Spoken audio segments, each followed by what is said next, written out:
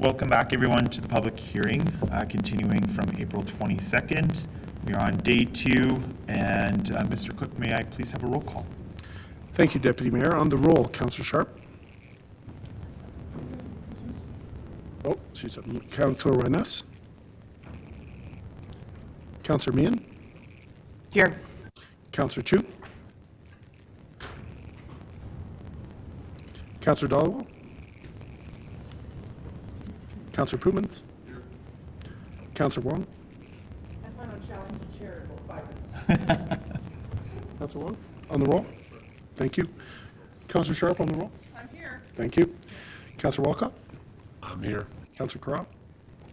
I'm here. Councillor Chabot. Present. Councillor Penner. Here. Councillor McLean. Here. Councillor Demong. Mayor Gondek. And Deputy Mayor Spencer. I'm here. Thank you very much. We'll do a land acknowledgement as we begin. The city of Calgary, where the Bow and Elbow rivers meet, was historically a place of confluence where the sharing of resources, ideas, opportunities naturally come together. Long before the Scottish settlers named it Calgary, the original Indigenous nations of this area had their own names for the land. The Blackfoot name language called it Mokinstis. The Ayithka Nakota Wiskatabi First Nations referred to this place as Wichisba Oyade, and the people of the Tsuut'ina called it Gootstis. The Métis called Calgary Otuskawani. We would like to take this opportunity to appreciate and acknowledge that we are gathered on the ancestral and traditional territory of the Blackfoot Confederacy made up of the Siksika, Piikani, Amskabigani, the Kainai First Nations, the Ayithka Nakota Wiskatabi First Nations comprised of the Chiniki, Bearspaw, and Goodstoney First Nations, and the Tsuut'ina First Nation. The city of Calgary is the homeland to the historic Northwest Métis and the Otipemisewa Métis government, Métis Nation Battle River Territory, Nose Hill Métis District 5, and Elbow Métis District 6. And we acknowledge all Indigenous people who have made Calgary their home. All right, we are going to launch right into the continuation of the public hearing. The first panel is panel 16. I'm looking for Joe Calnan. Joel, are you here or online? Sounds like maybe we have Joe online. Okay, Adam Fife. Adam Fife, are you here? Or online?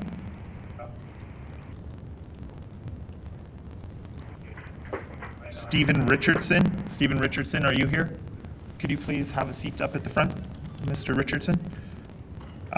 Frank Frey. Frank Frey, if you could have a seat as well, sir. Thank you. And Ariana Kippers. Ariana, are you here? Ariana is approaching up front. Okay. We will go first then to Mr. Richardson. Whenever you are ready, sir, you have 5 minutes. Good morning. Thank you for having me. Good morning, Deputy Mayor and esteemed members of Calgary City Council. My name is Stephen Richardson, and I'm here today representing the Alexandria Community Health Centre to express our full support of the citywide rezoning proposal. As the Chief Operating Officer of Housing at the Alex and a homeowner residing in Ward 4, I bring a perspective deeply rooted in both professional and personal interest in our city's well-being. For over 5 decades, the Alex has been an integral part of Calgary's social fabric, originating as a grassroots initiative in the Inglewood community and evolving into a vital support system for over 12,000 of Calgary's most vulnerable individuals annually. Our clients face a host of challenges, including homelessness, poverty, trauma, social isolation, and various physical and mental health issues. Within the 5 programs I oversee, we employ a continuum of care model that assists 400 individuals annually in transitioning from chronic homelessness to stability through access to rental units in Calgary. This recovery-oriented approach emphasizes the swift attainment of independent or permanent housing as the cornerstone for addressing other complex issues. Currently, Calgary grapples with a 1.4 vacancy rate, the lowest since 2014, with affordable housing options for low-income earners standing at less than 1%. This scarcity poses a significant hurdle for organizations like ours, making it increasingly challenging to provide adequate housing with the necessary support services. As our city's population continues to grow, it becomes imperative to take swift and decisive action to facilitate the construction of diverse housing options. The ramifications of failing to address the issues are profound, leading to an increase in homelessness and further strains on healthcare and justice systems, thereby impeding the city's efforts towards fostering safe, inclusive, and supportive communities. Citywide rezoning reform holds the promise of expediting the construction of all types of homes, including affordable and accessible units. This not only tackles the root cause of poverty, but also alleviates the burden on our overstretched social service sector. Moreover, embracing zoning reform positions Calgary to access federal funding through initiatives like the Housing Accelerating Fund, representing a significant opportunity to bolster the well-being of our citizens and the sustainability of our city. While rezoning alone may not single-handedly resolve our housing crisis, it undeniably constitutes a crucial piece of the puzzle. By augmenting the housing supply, we mitigate shortages and reduce competition for existing units, thereby affording relief to our clients and fortifying the resiliency of our city for generations to come. In closing, I extend my gratitude to Council for allowing me to address this crucial matter and for considering the perspective of the ALEX, representing both our dedicated staff and the clients we serve daily. Thank you very much. Thank you, Mr. Richardson. Next up, we have Mr. Frey. Mr. Frey, when you are ready, you have 5 minutes. Thank you, Deputy Mayor and members of Council. My name is Frank Fry, as in French fry, even though it's spelled Frey. I reside in Park Hill. I live in Calgary. I was born in the blowed-up hospital. That means I've been around for a while, but it confers no special rights or insights. Just sometimes long-timers understand that change is necessary and good. The vagaries of scheduling allowed me to listen to others last evening. I hope I can live up to the quality of the presentations from a couple of 20-year-olds on panel 13. It was amazing. Plus, I also visited the city website last night, and a tip of the hat to administration for posting supporting information of some radical theories presented on some of those panels last night. Great work. I strongly support the blanket upzoning to RCG as part of the larger housing strategy. This is fine. I have heard no speaker say we don't need more housing. This proposal is a reasonable start to increasing the possibility of more types of housing in all areas of the city.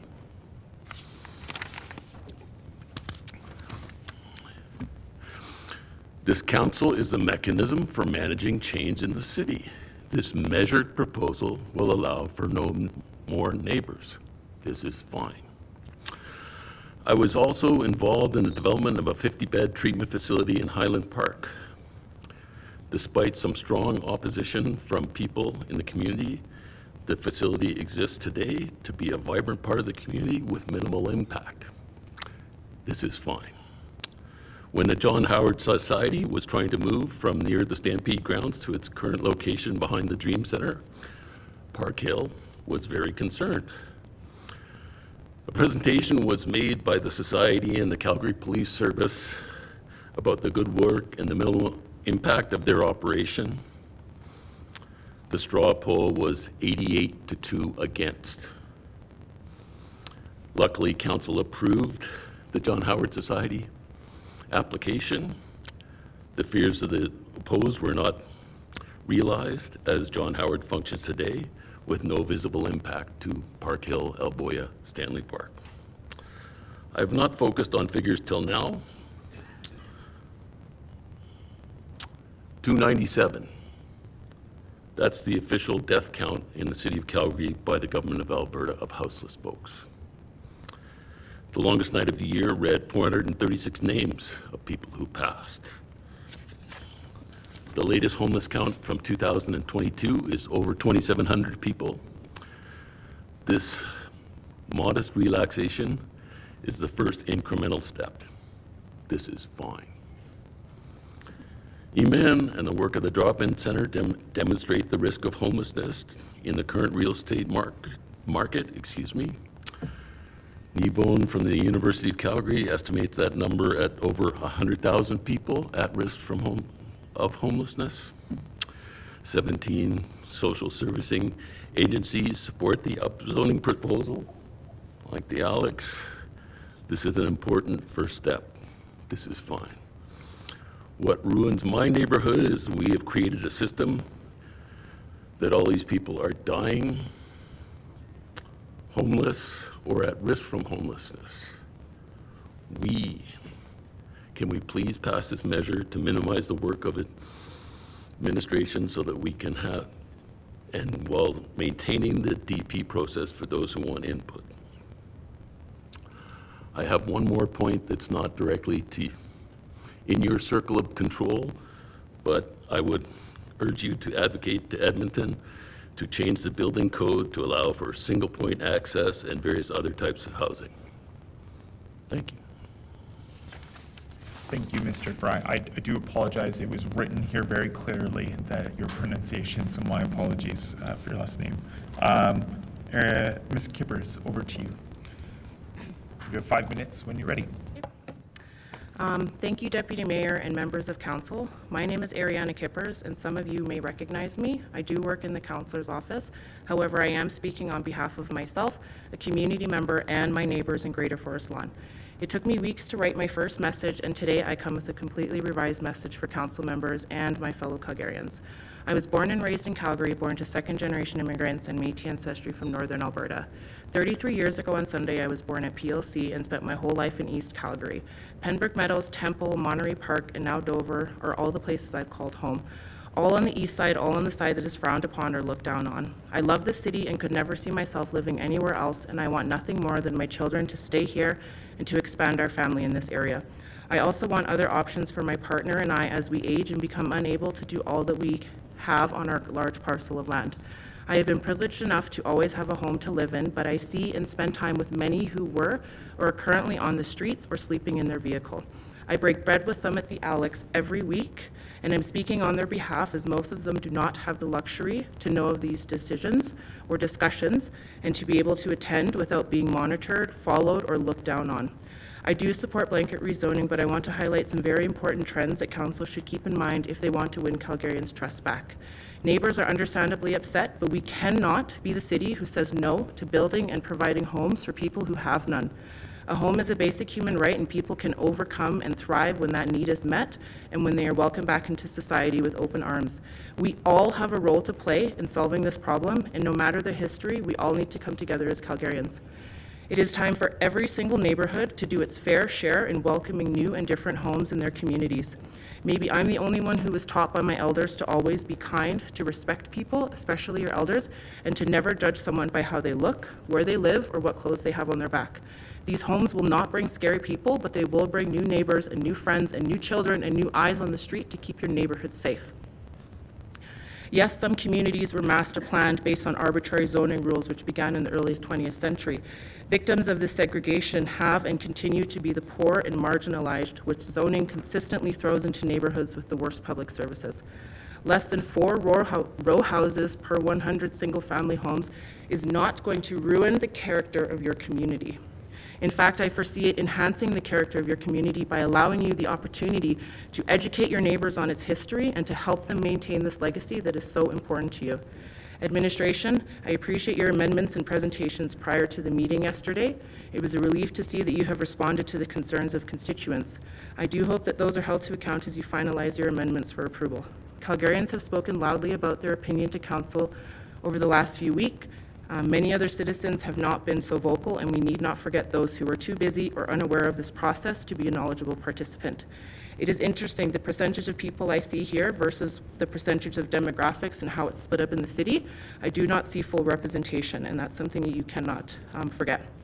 There are thousands more who know nothing of this. This doesn't mean they don't deserve to own a home, and going forward, the city and developers must be thoughtful and inclusive with new developments to also support aging in place and the accessibility needs on individuals over time. We are in a housing crisis. Most are visible and frowned upon or feared, such as encampments, while others are unknown, such as having too many people and not enough bedrooms. There should never be a but After those statements, however, a call to Calgarians to step back and see the other side. At any point in every single person's life, they could go through that life-changing moment that spirals out of control and winds up with them on the street. Being homeless is being lonely, which then leads to depression, substance abuse, mental health conditions, or sexual assault from living in an unsafe environment. These disadvantages begin to pile on, which leads to a huge gap in wealth. Throw in additional layers such as language, gender, sexual orientation, and the Canadian right and goal of home ownership is inaccessible and unfathomable to many. This was not the city I was proud to grow up in, and I'm disappointed at where we are, but I know we can get back to a good place because I know we do care about each other. Respectfully, Council, I urge you to vote yes on rezoning to provide fair and equitable policies that support affordable housing and sustainable community development, so it is recognized as a human right. With that in mind, please keep these very important notes tucked into your amygdala. Unhoused people are demanding housing now. This home is here strategy means nothing to them if they can't work towards a home now. Find different ways to use vacant land to build tiny self-sufficient communities and do it quickly, please. With this increase in housing, the City and Council need to advocate to provincial government with more urgency to review and update facilities providing electricity, heat, and water. If amendments are made, let's aim to include any changes without wasting more time in building these houses quickly. Look at requiring the build of co-housing similar to the Ogden Hub 29, which is housing 29 families this month. If we remove government funding invisible and restrictive and segregating zone lines and start remembering that these are human beings, these are our seniors, families with mental or physical disabilities, newcomers, children, imagine how your life or your grandchildren's life would look if they couldn't shelter in the safety of four walls. Let's truly invest in affordable housing and support. You're at time. Are you almost done? I have one last sentence. Read that last sentence, please. Let's truly invest in affordable housing and supports to build a strong economy for our future. Let's build a future for our children where lessons we teach them are visible all around. We take care of each other and we take care of the land. Thank you. Thank you very much. Before we move to questions of this panel, I'm just going to ask if Mr. Calnan or Mr. Fife are online or in the room. Not? Okay. I'd like to take one of their spots if I might. I don't believe you can do that. Yeah, sorry, sir. We will come back to you at your current in your current panel. Apologies, sir. Yeah. Well, my problem is that I'm going to be leaving town, and I will never be able to make a presentation. Okay, I'm sorry to hear that. Why don't you reach out to clerks? But we need to move on with this panel. Okay. All right. Thank you. You bet. Questions for this panel. We have up first, Councillor Wong. Over to you, sir. Thank you, Deputy Mayor. Mr. Richardson, please. Thank you. Morning. Thank you. Thank you for the service you do with the Alex. Just a quick question. In terms of the, I'm going to say customers or patrons that you come there, do you find that they come from all parts of Calgary? Yes, absolutely, and so quite a large population from outside of the city as well. So, I think the joys of the city is that we have a transient population. The homeless population can be, especially with the Canadian winter being so fierce, oftentimes people moving from east to west or vice versa. So and then also a lot of our Indigenous population moving from the nation into the city, depending on the city or depending on the season or workflow.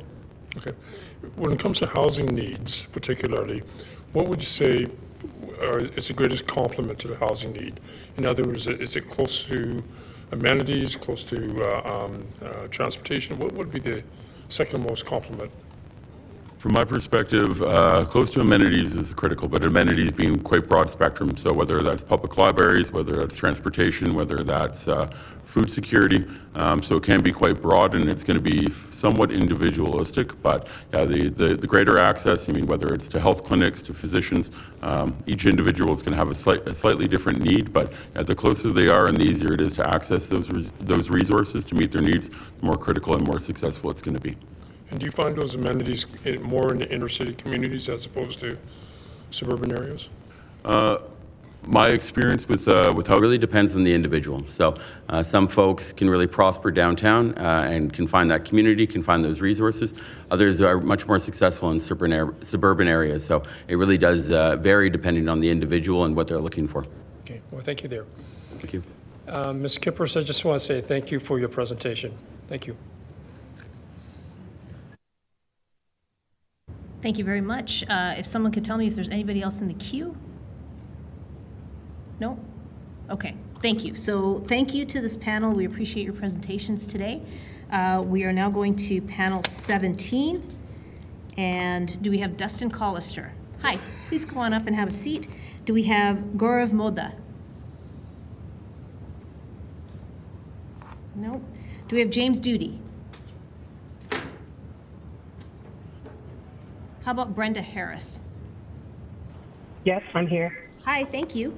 And do we have Jim Romero? Yes. Perfect.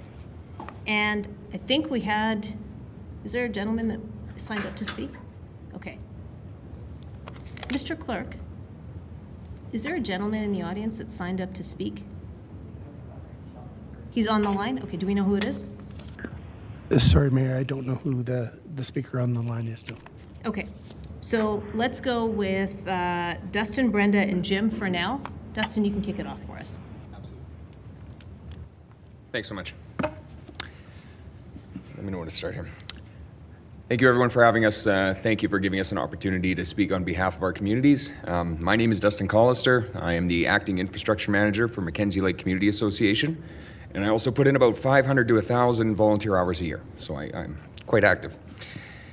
Let me first confirm my elation and our elation at the recent confirmation that federal funding is not affected by any carve-outs or exceptions to the proposed blanket rezoning. Great job, Mayor Gondek. Great job, Council. Thank you for getting and signing these this agreement requirement or these requirements before this agreement before the requirements and securing this much-needed funding for our city and most importantly those in need of housing affordability. We fully acknowledge the concerns surrounding housing affordability, but we believe the solutions need to consider the diversity of each community's needs. Much like personal choices in haircuts or shoes, where one style does not fit all, urban planning requires consideration of the unique needs of our unique communities. It's unlikely that standardizing something as unique as Councillor DeMong's haircut or Councillor McLean's shoe size for everyone in Council would be effective or rational simply because it might provide a more efficient timeline or hopefully provides more affordability for them. This sort of one-size-fits-all approach will no doubt lead to significant drawbacks in your life, impacting your personal well-being, including your mental and physical health, while your fundamental pursuits of life, liberty, love, and happiness are highly degraded. With this perspective in mind, I will now proceed further with my statement. Calgary's lake communities, unlike 95% of Calgary's communities, face unique challenges that will substantially increase the negative impacts of proposed blanket rezoning in our communities. Given their unique contributions and benefits offered to residents and the quality of life, along with the special appeal to our many visitors, these areas deserve the same considerations and protections and measures as the other unique areas such as the recent heritage sites and North Mount Royal. Lake communities constitute less than 5% of Calgary's neighborhoods, yet they stand as some of the most distinctive and socially valuable assets for both the city and its residents that they serve. Lake communities serve up to 1 million visits year over year, with half of that 1 million being comprised of outside visitors from other parts of Calgary and far beyond. This unparalleled use, affordability, and irreplaceable value that they bring to our city underscores the importance of preserving such environmentally sensitive and socially rewarding assets for the benefits of everyone living in and coming to our vibrant city. These unique environments offer recreational experiences that are difficult to replicate anywhere else in Alberta, let alone Calgary. They provide professionally maintained areas and safe spaces for swimming, fishing, boating, and more, free from concerns like blue algae blooms or hazardous debris. The secure sandy beaches of our lake communities create cherished memories for Calgarians of all ages, from children to seniors, and further to the many out-of-town visitors we receive. Without these lakes, or with their degradation, vast swaths of residents, visitors, and their children would fail to have these valuable life experiences, or it would force them to pay high travel and accommodation costs to simply achieve what is currently very affordable and fully attainable at their own doorstep. However, property ownership in lake communities comes with specific legal responsibilities. Each property carries an additional encumbrance registered on its title, mandating an annual fee to residents associations for the upkeep of the lake amenities and the other community features for the benefit of everyone. This agreement not only grants access to these amenities, but also introduces complexities that will directly be in conflict with blanket rezoning and adding additional pressures that are not present in other communities. These complications of these encumbrances, which are governed by provincial jurisdiction, mean that the proposed citywide rezoning could disrupt our community structures and property rights significantly. This poses unique challenges for both current and future residents that would look to benefit from them. Subdividing properties within lake communities will lead to legal ambiguities and disputes over encumbrance transfers, undermining any potential time, cost, and efficiency benefits that the Council aims to achieve for the at-risk populations with blanket rezoning in our areas. Such multiplication of titles, memberships, and encumbrances would detract from the marketability of these properties, diminish property values, and adversely affect the livability and appeal of our neighborhoods and the lakes themselves for all Calgarians and beyond. It is crucial that citywide rezoning plans consider these specific issues to ensure that they do not compromise the integrity and enjoyment of our lake communities. Few communities offer as much joy or cater to as many visitors from outside as these neighborhoods do. By threatening their existence, citywide rezoning risks degrading the quality of life for all Calgarians, their visitors who are highly benefited by their existence and upkeep. In light of these considerations, or these considered outlying factors and challenges, and in consideration of the unique benefits that only we can offer to the population, or they can offer to the population and social fabric, we urge the Council to vote no on blanket rezoning at a minimum, blanket rezoning, or at a minimum, exclude lake communities from the rezoning proposal to protect and respect these unique assets and the additional benefits they offer. A value that I believe matches or exceeds the needs of the existing approved carve-outs for North Mount Royal or any recent heritage homes. Thank you very much, Mr. Collister. Yeah, your 5 minutes was up a couple of seconds ago. Well, that's very nice of you. Thank you very much. Let's go to Brenda Harris, please. Brenda Harris? Brenda, do we still have you? Can you hear me? Yeah, yes, we can now. Okay. Good morning. Mayor and councillors, first, thank you for the opportunity to speak to you on the blanket zoning proposal. My name is Brenda Harris. I live in Lake Bonavista, the original planned lake community located in Councillor Demong's Ward 14 area. I'm very supportive of the comments that I just heard from the previous speaker, who's also in a lake community. I'd like to put forward my position, which is I'm not in support of the citywide blanket upzoning proposal made by the City of Calgary, because I think there's better ways to get at the affordability and availability issue.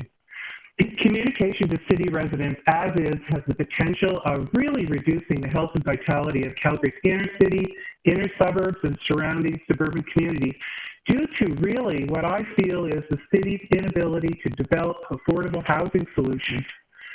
Communities really should have the democratic right to comment on the development of their community, and that meaningful right would be taken away with this blanket provision that's not really transparent or predictable, and the rules are just not very clear. Let me give you an example. The city has provided a lot of information to Calgarians, and I feel that there's a lot of misinformation there. The notice of public hearing on planning matters sent to Calgarians this spring had a lot of misinformation on what could be expected under certain scenarios. For example, property is in a neighborhood built before 1985. The document states an RCG property could have a maximum of 4 units on a typical 50-foot lot, with the potential for each unit to have a secondary suite and a backyard suite, and they'll typically be located on quarter lots or mid-block lots. I asked this question of city planners present at the Peter Demong information session at the Lake Bonavista Recreation Center. The planners said that that was not quite right. You could have 4 units, 4 secondary suites, and probably only 1 backyard suite.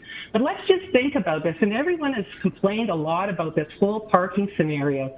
With 9 different households, you could potentially have 18 cars that are going to be parking on the street. I live within, 400 meters of a transit stop, and that means developers can also request an exemption. So that could mean that they're going to be parking all over the place. So I don't find that appealing. I don't think a lot of Calgarians find that appealing. It's unacceptable. From a safety, snow, service perspective, it just really destroys the community character. Oh, and on top of this, you could have approximately 27 green, black, and blue bins. And also, where is everybody going to charge their cars? Oh, and also air conditioners. So that whole piece around just, clogging up areas is not, I think, in everyone's best interest. I don't think the blanket provisions are affordable. If this happens in my neighborhood, I can't see that there's going to be more affordable units built. They're probably going to cost at least $750,000 per unit, probably more. So I don't think this really creates communities that are more livable from a cost perspective. The overall purpose of the housing strategy is unclear. If we really are out to create affordable housing, then let's do that. And the only way that I can think of doing that is if the city really moved to focusing on that. We need to grow to be healthy. We need to make sure that there's different price points, and the way to do that through affordable housing is really to have the city collate, review all the municipal and provincial owned lands that you have, and immediately focus building efforts on those existing solutions and properties. Don't punish Calgarians for the city's inability to build affordable housing. Focus on those lands and make it happen. Same thing with greenfield developments. I understand in 2020 there were 11 business cases that were not approved, and at the time council said that there was plenty of land supply. These greenfield developments need to go forward. It's a combination of approaches. Affordable housing that the city can help create, greenfield developments that have different price points, and let zoning just happen the way that it was before. So, you know, I don't think that, you know, in conjunction with the very recent provincial announcement around legislation stopping the federal government from dealing directly with municipalities, that suggests to me that we need to pause. You know, I don't think that, you know, Calgarians are pretty angry about this proposal. They don't feel that it's well thought out. It doesn't represent their wishes, and it has no long-term vision. Do a three-prong approach. Focus on affordability and non-market housing by the city or provincial-owned land. Let normal planning process help provide more available housing in greenfield development, and then use existing planning process to address city densification with emphasis on corridor, transit, node development as identified in the municipal development plan. Thank you, Ms. Harris. Thank you. Appreciate your time. Thank you. Do we have Jim Romerell? Yes, can you hear me? Yes, we can. Good morning. My name is Jim Romerell. I'm a property owner from the Charleswood community of Ward 4.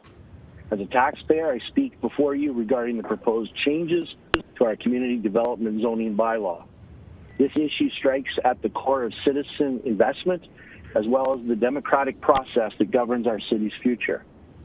The first 10 years as a citizen of Calgary, my residence would be described as high density, living with noise, smells, garbage, vandalism, assaults with deadly weapons, and theft. While we would file complaints to both the City of Calgary and City Police, both these groups seem to have little concern for victims unless there was bodily harm. My family's decision to seek calmer living arrangements eventually led us to purchase and significantly upgrade a property in Charleswood. We chose Charleswood for location, neighborhood characteristics, population density, infrastructure, noise levels, and perception of safety. And those decisions were well thought and calculated. We valued the front yard and the backyard. We valued trees, grass, and parking. We valued schools, parks, and privacy. And we took a gamble that our fellow citizens on the street all valued the same things, and within short order, we were not disappointed. In February of this year, I was shocked that the City of Calgary was going to take that away, and it appeared to me the City of Calgary was attempting to keep their information process as quiet as possible, hoping to get this past the radar of Calgary citizens. I want to express my concern over the lack of transparency and public discourse surrounding this matter. With respect to the single largest decision before council that I have seen in my 37 years living in Calgary, it's disheartening to witness such a significant decision being made with limited involvement and input from every citizen this decision will impact. To my knowledge, during the last municipal election, not a single member of this council addressed their position on this crucial topic. As taxpayers and stakeholders, we deserve better. And people working at the City of Calgary and those representing citizens on council should feel obligated to be better. Changing zoning bylaws can have far-reaching consequences, affecting property values, neighborhood character, and the overall quality of life for residents. These decisions should not be made lightly, nor should they be made without the direct involvement of those who will be absolutely affected, the taxpaying people of Calgary. While it appears that council is focusing on making people's lives better that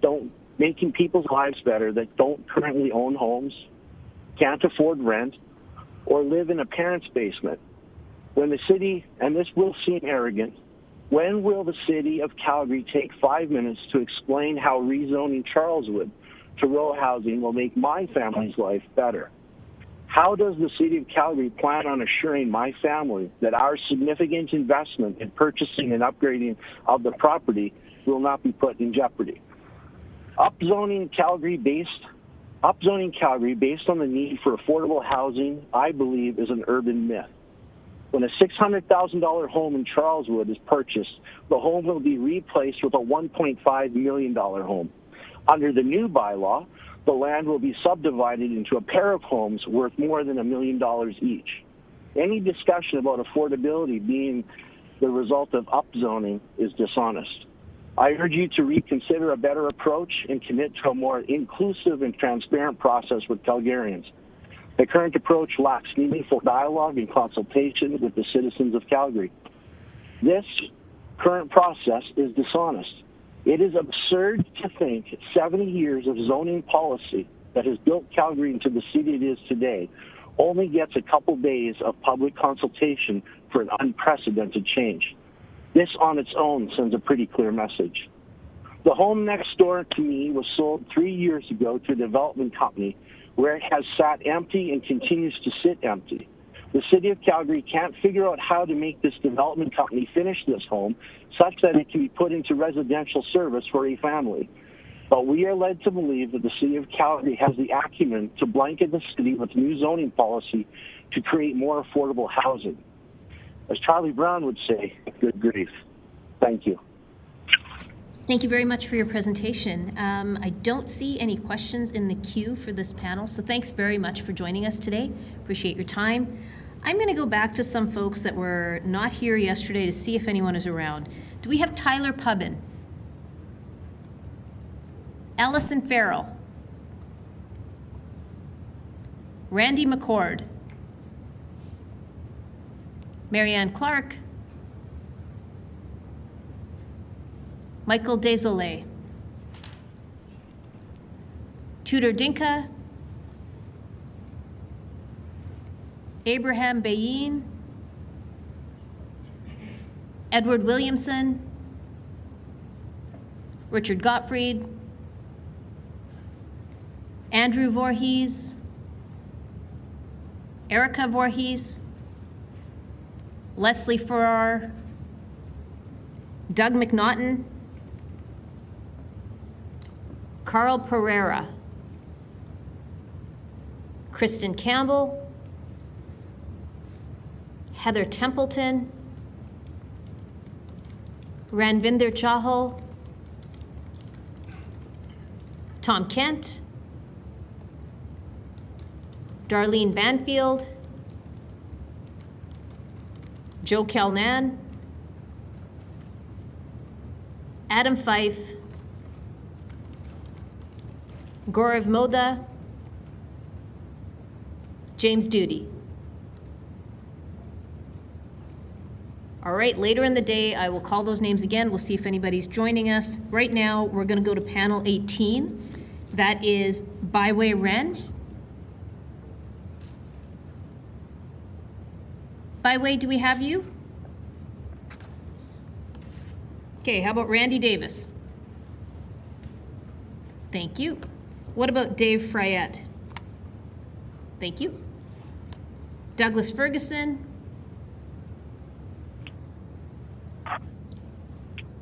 Natalie Winkler? Natalie is here. Thank you, Natalie. I'm going to go for a couple people that are on panel 19 so we can keep things moving along. Do we have Sonia Johnson? Do we have James Logan? Jim McPhail? Speaking. Thank you. Willem Klumpenhauer? Great. Do we have Chloe Chan? Okay, we'll put her into the next panel. So for this panel, let's start things off with Randy Davis, please.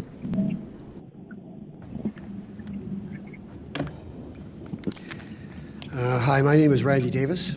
I started coming to Alberta in 1976 to work in the oil patch in seismic. I stayed until about 1980, where I went back to Saskatchewan I became a cabinet maker and I took my journeyman carpentry. I also went back to university and I took a degree in psychology and geography. I then came back to Alberta and I took my master's from EDVS and got a degree in architecture. Hello, G-Man. Yes, indeed, used to eat lots of chili in my house. I want to say that I am very much in favor of the densification of the city of Calgary. I think that being able to reuse the system, to be able to use the transit that's available, to be able to walk to shopping and all the other things that are there, although my daughter, who's a teacher, has told me, forget about putting more students into the schools because they're absolutely packed. So I don't know what would happen there when you bring all this other densification to the inner city. My problem is that I do not like the way that you're going to densify the city. I have spent 35 years here in the city of Calgary being just doing a design build company that does renovations. Yeah. There's no renovations being done in Calgary anymore. There has been a complete decision to try to exnate that part of the building industry. That part of the building industry has been denigrated for the last 35 years to where there's hardly anybody left that does that. I work for individual Calgarians to build the houses that they want to have. Right? Their motives are not the same as the developers that are you doing all of this for with this blanket redevelopment. They want to make sure that their houses have extra insulation in them. They want the best windows that they can have. They're concerned about the environment. They want to think about the heat pumps, which, by the way, don't work. But they do all of this stuff to try to make it better. That's not what is the motivation behind the developers that are building these properties. They're there to make a profit. Right? And that's fair. But if you're going to make a profit, then you're going to have to give something back to the community for that. And where is, you guys, congratulations. One of the first things you did was say we're going to have a climate crisis. But there's not any of the policies in place that I see that should be involved with that. Why are we not seeing solar panels on the top of all these roofs that are being done? Solar heat pumps. Where's the gray water systems that allow us to use the water from our sinks and our showers to flush our toilets so we don't use so much water?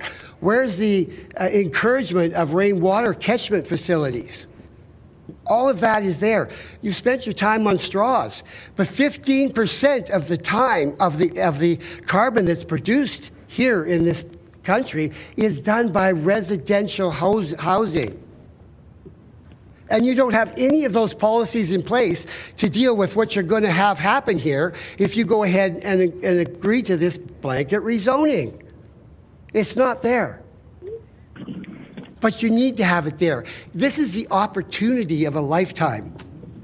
This is the opportunity to make sure that not only do we help out the City of Calgary get more housing, but that housing actually helps the people that buy it. They get to have their utilities reduced. They get to use less water.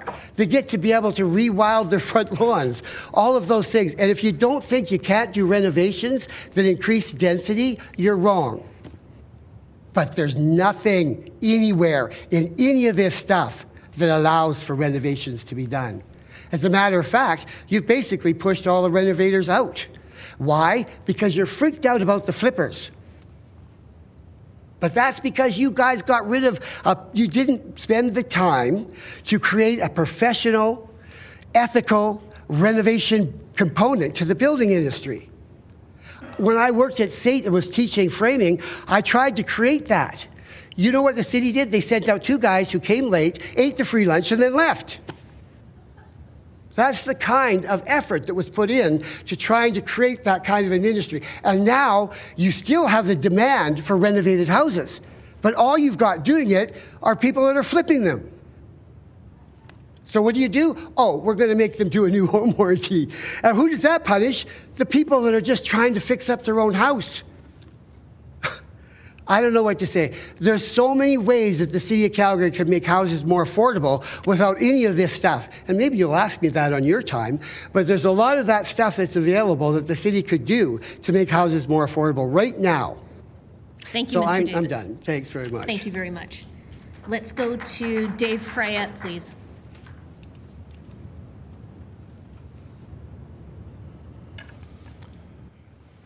Good morning, Your Worship, members of council. My name's Dave Fryatt, and I'm going to speak to you as a longtime volunteer. I think you're the 5th mayor that I've presented to. It goes way back several decades. I'm going to start off with saying I don't think I've ever seen an issue where the council and the administration seem so completely out of touch with what the citizens are thinking. I don't know what it is. When I used to come here in the 80s, it wasn't Fort Knox. I could walk in and out of this door and go to it. I could go to the engineering room down the city. Everything's now behind security. I wonder if you guys now are in a bubble and you're out of touch. This issue should be decided by a referendum. It is obviously so major and got so many people worked up. When you have hundreds of speakers coming to an issue, I've never seen that before. This is the kind of an issue that's too big to be decided and rushed through like this. Now, first, I want to say that in all my years of volunteering, I have never done NIMBY. I have strictly avoided it. I am for the densification of the city. However, it should be evolutionary, not revolutionary. We have to do changes and take into account what's going on and the negative ramifications of those changes. This to me, like when you're going from R1 to RSG, that's basically people have spoken before me about the fact you're in a district with a 50-foot lot where you could go from one house to 4 row houses. That's a pretty extreme change to accept people to take it. I think if you were going from something like an R1 to an R2, that would be far more reasonable. I went through this issue in Edmonton with my parents. They passed away. They had a very old house on a very big lot that they lived through the Depression. They didn't want to maintain it, so it was basically a knockdown. I looked at that and I said, this could be knocked down and 2 houses put up. That's the kind of densification I think people would be willing to accept. But when you're talking about going from R1 to row houses, the other issue, which is I'm sure you've already had people speak to, is the parking. When you're saying that certain communities are going to go from 1 car per unit to 0.5, that again is a revolutionary kind of a change. The community that I live in, I've lived in Shaughnessy, I've lived in Sundance. Just across the roads, Bridlewood and Chaparral. Well, guess what? They're excluded from this. They maintain that 1 parking stall per unit reservation. Why should it be that when I walk 100 meters across a road, we get a completely different parking thing? That just isn't right. There's just no planning in this. You need to do more consultation. Alderman DeMong, I give you credit for having 2 open houses. Unfortunately, I was out of town, so I was unable to attain either one of those.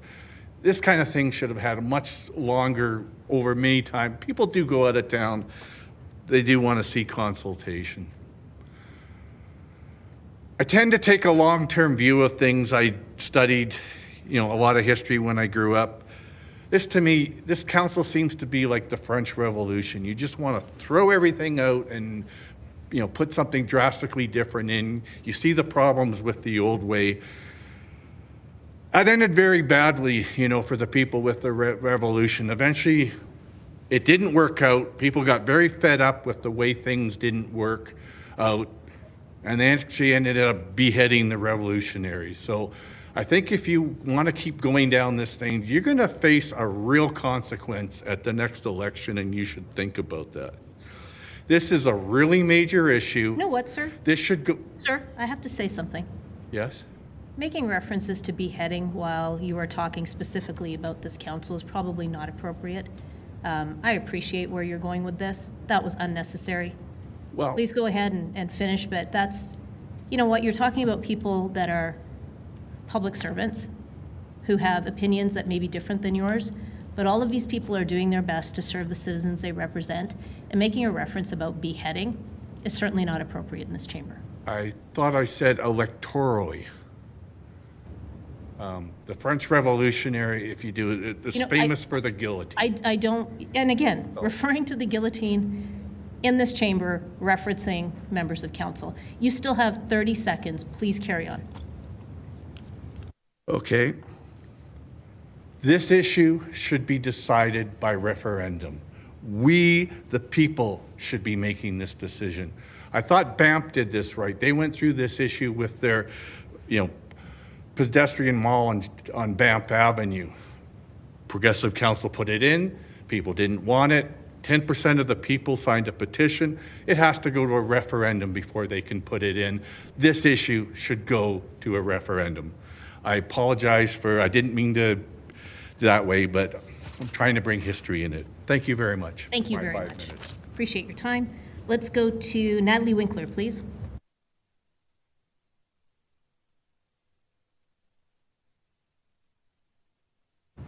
Hi, Natalie, are you still on the line?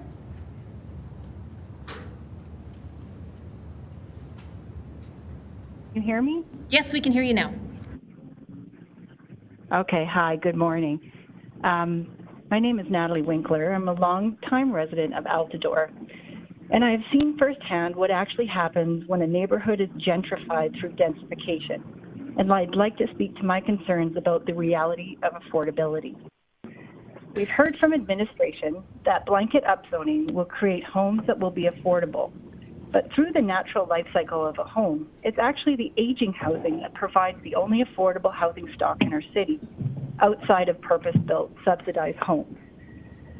What has actually happened over the last 25 years in Altadore is that this older, affordable rental stock, much of which still has decades of viable life in it, is now being incentivized to be torn down for redevelopment far sooner than it otherwise would have been due to rezoning. And this is what blanket upzoning will invariably do throughout the city if this land use change takes place. My community has dealt with easily predicted problems, one of which is now having overcrowded schools, resulting in lotteries to attend within our catchment area. We're also losing long-term residents and their children who can no longer afford to live in our community, as they have been displaced from their rental, so would be bulldozed for redevelopment. I personally know of 2 separate single parents that were renting 1960s bungalows with 3 bedrooms, 1 bathroom, 2 bedrooms for the kids for $1,600 and $1,800 per month before being evicted for demolition. They each struggled, but they found places to rent a couple years ago, one here in Altadore, one a bit further in Killarney. But that allowed their kids to continue at the same school. But within the last 6 months, both have been evicted when their leases came up for renewal. They can no longer find housing in their budget anywhere in the area. They've both had to move much further to more affordable communities on the east side of the city, and their children have had to change schools due to the distance. Their children are having difficulty settling in with all their new friends being at their old school. With upzoning, affordable rentals are being replaced with luxury units that rent for upwards of $3,500 per month, plus utilities, and below-grade basement units are renting for $1,800 a month. It should be noted that these below-grade units have no egress window in the bedroom for fire safety. So the developers work around the fire code by not putting a door on the bedroom and call it a den. These units will never be suitable for families. This new blanket bylaw will have the effect of pouring gasoline on a fire. It will hyper-incentivize developers to destroy all the older rental stock that still has life left in it. This upzoning policy will reduce diversity in our communities by displacing so many of our residents. The only parties that benefit from this blanket upzoning are the city and developers. The developers are incentivized to sell or rent the highest price the market will bear to maximize their profits and move on. The city is incentivized to get the highest taxable revenue per hectare, regardless of the negative externalities introduced to the existing neighborhoods. Where do these displaced renters go? These former residents that have been displaced are now competing with each other for a shrinking number of aging housing units elsewhere in the city. It's not a stretch to assume that this will cause a domino effect towards the bottom of the housing ladder. A portion of those displaced will either experience or be at risk of experiencing homelessness as they compete for fewer and fewer affordable choices, which leaves a growing number of Calgarians without a chair when the music stops. 3 years ago, the Guidebook for Great Communities failed to address affordability in any meaningful way, and it's unforgivable that this factor has once again been left out. Council, administration, and their chosen consultants who have constructed this base land use change have clearly made a decision not to mandate the placement of below-market units. Every council member who votes for this land use change, knowing full well it will hurt some of Calgary's most vulnerable residents, are simply derelict in their duties. Thank you for your time. Thank you very much for your presentation. If you can mute yourself and hang on the line in case there's any questions for you, that would be great. Let's go to Jim McPhail, please.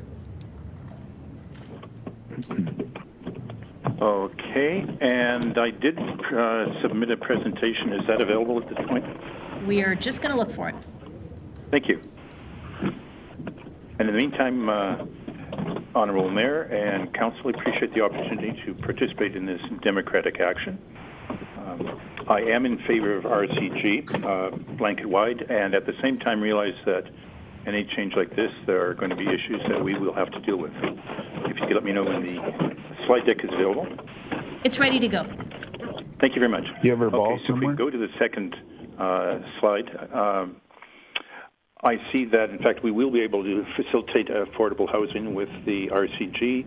As already been pointed out many times yesterday, the expedited development process will be able to save approximately, well, several $1,000s, which, at least according to one set of developers, should end up being passed on to the purchasers. Right. Also, when we have multiple units per property, that will allow a lower cost per unit, whether it's rental or people, as I've seen previously in other cities, coming together to purchase. And so I think we will be doing aspects for affordable housing. Next slide, please. Can I just, sorry, Mr. McPhail, can you hang on a second? Yep. Are you moving around? No. Okay, then hang on. Anybody else that's on the line, especially if you're moving around, could you please mute yourself? We've got a lot of background noise. All right, Mr. McPhail, we're going to try that again, and if you could just tell us when you would like the slide advanced, we can do that too. You're right, yep. Thank you. Thank you. If we go to the third slide on economic value. Is that available? Yep, we're there. Thank you. I also believe that we will see that for the communities that do have RCG zoning, that there will be more financial stability for the communities. In fact, there will be more people coming in, and I'll explain some of the details, and also for the city doing this. It has been mentioned again yesterday that with increased number of people within areas, we'll be able to have more frequent transit lines. That will, in fact, speed up because they'll be able to go to, say, for instance, 10, 15 minutes between buses showing up. It'll also be more effective transit. We'll be able to cover wider areas and focus the transit money so that people will be able to get to their destinations and switch over to transit away from cars more. The community infrastructure will be less costly for the city overall and for communities in terms of the water, electricity, et cetera. And we'll also see more effective use of our public services in terms of the police force and firemen and so on. Ambulances will not be needing to drive well outside the areas that they can cover within the mandated time limits they have. Next slide, please. I also see and have, by the way, I've been a member of Strong Towns down in the States for quite a long time and seen cities that are well ahead of us in using the RCG type of concept. Some of the aspects that will be coming in for that type of zoning will allow for more local commerce for local businesses. I'm not too sure who it was. It might have been Councillor McLean yesterday that mentioned about the 15-minute cities. I'm in Ward 14 with Councillor DeMong, and I have seen a few blocks away that we have a mall that has a large number of rotating retail spaces where people the owners could not make it. Because we, frankly, in the area, I'm down in Deerfoot, Queensland area, there aren't enough people to support a number of the businesses. So they come in, they get started, they go bankrupt. If they're lucky, they have enough money to run somewhere else. So the local businesses, the small businesses whom you've supported quite strongly in the past, would be very happy to have more people who will be their customers. Another aspect, I've heard a number of people mention about the full schools, but speaking with one of the superintendents with the CBE this last week, we all know the number of schools that in fact have had to shut down with the flight, as I call it, out to the suburbs. A number of more inner city established areas, schools have in fact either had to shut down because there weren't enough kids anymore, or they're operating under less than full capacity, which means they don't have the same programs, they won't necessarily have the same number of students, capability to support the students. Interestingly, we've had a number of volunteers with communities who have been speaking, and one of the aspects to community recreation centers, and I'm seeing it here, for instance, with Queensland, is that the recreation centers do not have the same number of programs they used to, nor the number of residents. The community itself is aging, and we haven't had full uptick of a number of younger families coming in. So community recreation centers in a number, especially in the established areas, will find that they're bringing back more participants and becoming more alive that way. Also, there have been people who mentioned that they're concerned that parks and community green space will be attacked and taken away and so on with this. And as I understand it, so in fact, those are specifically protected within the RCG zoning aspect details. Next slide, please. It's also been mentioned by some of the people for and against about RCG and effects with climate and the greenhouse gas emissions. Mr. McPhail, I'm sorry to stop you. You're past your 5 minutes. Thank you. Apologies. Thank you very much for your presentation. Take care. Please stay on the line in case there's any questions for you, but you can mute yourself. Let's go to Willem Klumpenhauer, please. I have slides. I did see them pop up. There we go. Good morning, Mayor and Councillors. My name is Willem Klumpenhauer. I'm here as one of the co-founders of More Neighbours Calgary, which is a grassroots volunteer-run organization dedicated to bringing an evidence-driven voice to the conversation around housing, affordability, and supply. My day job involves a lot of data analysis and map making, so today I'd like to bring you a sort of data-driven perspective that emphasizes what this whole rezoning for housing thing really is, which is it's really just fine. Next slide, please. You see, I've been hearing, I can't believe I'm making another Peanuts reference, but I've been hearing a lot of various forms of panic about this change to the base zone, fueled often by misinformation or misinterpretations of data. And a lot of people out there, and you've heard and we'll hear from many of them, remind me a bit of Sally in this Peanuts cartoon yelling panic in the streets, and I'm, I guess, Charlie Brown in this one, scratching my head. So I did what I often do when confusion abounds, and I looked for a way to visualize and understand what this might actually look like in communities. Next slide. Before we get to the data, it's important to remind you we're talking about at most a set of cute row houses being built on a typical lot. I live near Altadore. I've seen lots of these. They're very nice. They're not towers or even substantially bigger building envelopes than the duplexes that get built or even some of the single family homes. So when you see the maps I'm going to show you, keep this in mind. Next slide. So here's what I did. I took every single dwelling or duplex parcel from the city's open data on land use and parcel locations, and I gave it a score. Score is based on a few things that I think are probably going to make it more likely to be converted into a row house. Proximity to downtown, quality of transit access, community age. So this map you're seeing here shows likelihood of conversion score, so to speak, and as you might expect, it lines up pretty well with where existing applications are starting to come through, even in our current constrained situation. So lighter colors, yeah, sorry, the maps might not be easy to see on these screens. Lighter colors means higher likelihood. Next slide. I then estimated roughly how many lots the cities might expect to be converted to row houses based on numbers I've been hearing. You have a bit of a slow ramp up over the first couple years, and then a pretty consistent 500 parcels a year. You can visually multiply that if you'd like to. If you don't believe those numbers, that's fine. This shows an estimate of the cumulative number of conversions we're talking about 2 row houses for the next 10 years. So with the number of lots and the score of how likely a lot might be to change, we can sort of simulate 10 years of change and see what it looks like. I picked from the pool of low-density lots in the city at random, but I weighted that picking based on the score I just showed you of likelihood of conversion. Next slide. Here's two examples of what communities might look like. So there's a central neighborhood, Mount Pleasant. This might be very hard to see for you, but there's a lot of orange dots that show parcels that haven't changed or have stayed R1 or have stayed single family. And then there's a few purple dots showing changes that have been converted to row houses. So they are there. You can see them. They're a little bit darker. I think these slides are probably in their submission anyway, so you can look there. And then a curvy neighborhood like Shaughnessy is another example. It means, especially with curvy roads, you can see that there's just not a lot of parcels that are going to be converted. And if you live in one of these houses, those roads mean you're likely not even going to see one from your front window. So what does this mean for each of your wards? Next slide, please. So here's a chart showing the total percent of all lots that get changed in this simulation that I did, and some of the existing ones in blue. I invite you to find your ward on this chart. But actually, this chart's a little bit misleading because the x-axis only goes up to 3.5%. Next slide, please. So this is the actual sort of impact in terms of 100% of what your ward might look like in terms of the amount of change that we're talking about here realistically. Next slide. So for those who are fiscal hawks on council, or really anybody, I'm very excited for you about this because there's sort of a fundamental law of the math of cities that says you can't have good services and low taxes without some density.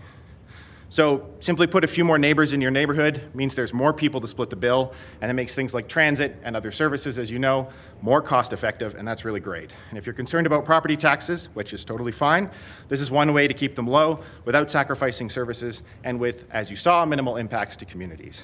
I'd be more than happy to accompany you to any of your CA meetings to explain this if you'd like, or make you maps for your community. Happy to do that. Next slide. In summary, the zoning change is fine. It's not a silver bullet. It's not the solution to the housing problem. It is one of the things we need to do. It's a pretty boring change. Honestly, it can help move us in the right direction on housing affordability and supply. And crucially, when you share this impact across the city, it's minimal for each community and each ward. You can save money to boot. Thank you. Thank you for your presentation. There are questions for this panel, so let's first go to Councillor Wong. Thank you, Mayor. Our first speaker, Mr. Davies, please. Hi, Terry. How you doing, sir? Good to see you again. Thank you. Just a quick question. You talked about the renovation marketplace, right? And just two questions. What drove out the renovation marketplace as opposed to, you made reference to the city drove it out. Can you just be more specific as why? Sure. First of all, the city, I don't even know where to start there. To begin with, the city uses technology against people who do not know how to do it. So when you send in your plans, and when it first started 20 years or 30 years ago, they did skinny houses, right? That's what they did. They took the 50-foot lots, they put them into skinny houses. They would come to me and say, you need to do skinny houses. I'm like, no, I've got a market and I'm doing houses for people. Okay, that's fine. I still got my permits through in a reasonable amount of time. Then when they went to duplexes in the 90s and they come to me and said, you need to do duplexes, I'm like, no, I've got a market. I'm still doing houses for people in the city. And then all of a sudden my permits started to take 2 or 3 months. And then when it started to be row houses, then they come to me and say, you should do row houses. And I'm like, I've still got a market, and I'm 68 years old. I still have a market, and I'm building houses for people. And then they lost my drawings for the next 3 projects in a row. That's how they do it. Or when you would send them a memo, they say, oh, it doesn't come from your IP address. We don't know what it is. Oh, it got put into the junk mail. So that's how they start the process of beating down the renovators. And then they make it extremely difficult to put a renovation through. It used to be able to be affordable. In other words, we were able to use the existing services to be able to make it more affordable for people to do a renovation. They don't allow that anymore. If you try to put in a new sink or a new toilet, oh, guess what? You have to upgrade your water and sewer. Well, a renovation that was going to be $100,000 is now $130,000. How does that make it affordable for people? So then people just quit doing it. And all they do is just buy a renovated house already, which is all got a built-in profit for the developer or the flipper who did it. That's how they do it. Okay. Okay, I'm going to move on from okay, that. I'm sorry. No, that's fine. That's fine. I think you walked into territory I don't want to get into. The second question I've got is right now, as you know, a few years ago we moved into secondary suites for single-family detached and duplexes, right? And the what's in front of us today is the permission of both secondary suites and a backyard suite on a property. Do you feel that that would help on our housing challenge? I think that any additional housing is going to be great. I just know that there's lots of ways to do renovations on existing housing. If you took a 1,200 square foot bungalow in Radisson Heights, let's not pick a nice Northwest neighborhood, in Radisson Heights, you could build a second story on that place as a totally functioning unit. You could build a courtyard at the front, dig out the basement, allow to have nice air and everything to a nice suite in there, and you could put a garage out back with a suite on top of it, and you probably wouldn't touch one tree on the property. And you probably wouldn't hardly touch any grass. And you could actually design it so that you've got the roof in the right direction so you can have solar panels and solar water heaters. But the building department and the planning department don't want any of that. All they want is new build. And so they push the renovators to do new builds. And so they say to you, oh, and then they say, well, if you do too much renovation, it's not a renovation anymore, it's a new build. They don't even have a category for renovations anymore. It's absolutely bizarre. So you have to then do a new build, which means you have to upgrade all that stuff and everything, and it becomes non-affordable for regular people. Okay, well, that was exactly what I was trying to get at, is finding affordability, in that renovation market. And then you get people that can actually do that, not developers, but regular folks that can take their house and be part of this system to actually make it work for them. But the way you've got it set up, it's only the developers that are going to do it. And by the way, who pays for that embedded carbon that I see them hauling out every single day from the houses that they tear down in the city? Us, the taxpayer, that's who, because it's not the developer. Every other jurisdiction in the country understands that, and they make people pay for that. They make the developers pay for the embedded carbon that's inside of there because they're reproducing it again when they build those new things. And they have places where you can take stuff and recycle it. What an idea. Okay. Let's have places where you can recycle that brand new insulation that they put in the roof in the house they're tearing down across the street from me right now. Okay, thank you. Thank you, sorry. Appreciate it, no problem. No, I'm passionate about this. No, we understand that, thank you. Mr. Klumpenhauer, thank you. Hi. Thank you for the slides and the data extractions. The question I have is, when you extrapolate that, did you put another layer in, which is the cost layer, to see exactly where affordability is? Because again, when you take a look at geographically, a lot of it's also land value that gets in there. Have you done absolutely. I had to work with the open data that I have and the quality of data I have, and like market type data is very hard to get, and it's not published really on the open data. So there is no affordability layer. This was just sort of an idea of, if you really let it be a free-for-all, as some people have mentioned, what would that actually look like? And so you're right, there's extra layers there. There's layers there that aren't accounted for. So I picked some ones that I thought were the most appropriate. And obviously, I think there's some correlations between these things. Hopefully, we can get you that data, because that'd be an interesting scenario. Sure. Thank you. Yeah. All right, let's go to Councillor Carra, please. Mr. Klumpenhauer, while you're up there, I was invited by More Neighbors, who you represent, to come and present how to speak to City Council and do presentations. It was a free and open workshop. I have been accused of being a shill for the development industry for doing that, and your organization has been. I just want to take the opportunity to publicly state, can you tell us a little bit about who More Neighbors are and how much funding you receive from the development industry? Sure, thanks. Yeah, we're a grassroots volunteer organization for sure. I like to say that we're a bunch of nerds in a trench coat. It's okay. We get no money. We actually have made a very big point of avoiding having any developers on our board or influence the conversation with money at all. We've just sort of done it with our own donations, buying pizza and renting rooms when appropriate. So thanks for the question. Thanks for being able to clarify that. Yeah. I don't have any further questions for the presenters. Thank you. I would say if we need to ask a question of a presenter to clarify the organization they're representing, that's acceptable. I have confirmed that with legal. I would suggest that we refrain from making personal references just because some people are feeling that that's not an appropriate question. Also, when we are posing questions, if you feel that the person that you are posing the question to has gone down a different track than what you expected, then please feel free to say to that person, let me just ask the question differently. You don't have to let it go on if it's not the question that you asked. Okay, with that, let's go to Councillor I just need a little bit of clarification from that. What do you mean by personal references? Councillor Carrad, there are members of council who feel that your personal reference question was inappropriate. I have decided that your question was appropriate in the sense that you were asking about a particular organization that's being represented by the presenter. So I'm simply saying to council, if we don't need to make a personal reference, let's please not make it. Okay, I'm not, okay. Thank you. Councillor Sharp. Thank you. Mr. Davis. Yes. Thank you for being here. Thanks for your passion. I actually appreciate you bringing that side of the industry here. I don't think we've heard from folks that are doing renos on existing homes. Councillor Wong actually asked my secondary suite question, but do you do secondary suites? Like, is that something that within your renos you've been seeing that people are putting into the existing homes that you're speaking of? Yeah, they are, and they're wanting to do that. And they're also wanting to do the garden suites as well.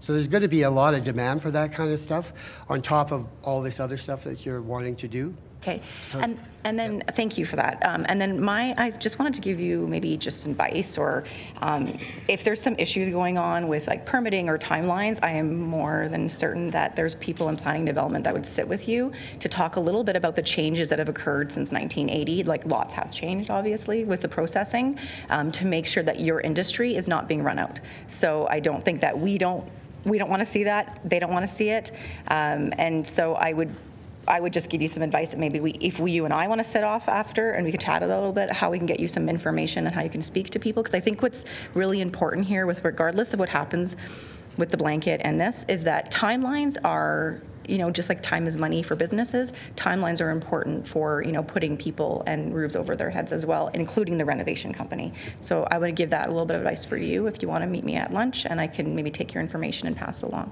Yeah, well, thank you for that. You're welcome. Councillor McLean, please. Thank you, Mayor. My first question is to Ms. Winkler, if she's still on the line. Yes, I'm here. Great. Yes, I'm here. Yeah, okay. My question, you'd mentioned, sadly, that there's a lot of people you knew that got evicted in Altadore.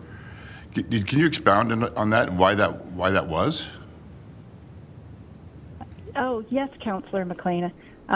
They were both evicted, not just for the standard rent increase we've been hearing so much about. They've been evicted for redevelopment. So the developers purchased the land actually privately from the homeowners, and then they were evicted for luxury semi-detached homes is what they're building, and the price is about $1.25 million for each side. And another family on 49th Ave in Altadore, they put in 2 skinny detached homes, and they are selling for $1.399, so just under $1.4 million each, and they put 2 of those on the lot. So these are very luxurious infills, and they displace the residents, and there's really fast turnaround time frames. So within the last 6 months, they've already broken ground and framed things, and they're on the market. So I hope that helps everyone, that the affordable units that they were paying $1,600 or $1,800 a month for a house where they could have children are now luxury infills, semi-detached or detached skinny homes. Yeah, thanks for that, because I think that's kind of one of our, our key points that we're hearing here with affordability houses are adding more density, which we've seen, obviously, you've seen a lot in your neighborhood. I've seen it driving through in the parking problems, but I guess what you're saying is by adding a whole bunch more density, what we're trying to do is achieve more affordable rents and home prices, and you're saying this is the opposite that's happening? That's exactly right. And if you look at Altadore, we've gone through what the rest of the city would go through, and none of it has been affordable. Okay. All right. I just wanted clarification on that, and sorry to hear about if any of your friends were evicted, but thank you for that. And I did have one question for Mr. Klempenhauer. Hi. Hey, hi. Thanks for all the number crunching. I've got a bunch of friends that love doing that, putting things together. I think looking at all the charts, a lot of that is opinions and numbers that you put together. And the one that I wanted to kind of zero in on, it was you kind of ended with adding a whole bunch more growth and density would drive down our property taxes. So my question is, because we've seen a whole bunch of growth and a whole bunch of density in Toronto, huge 10% tax increase there. Edmonton, big tax increase. We're having a lot of growth here in density in Calgary over the last several years. We just raised taxes almost 8% last year. I just haven't seen it.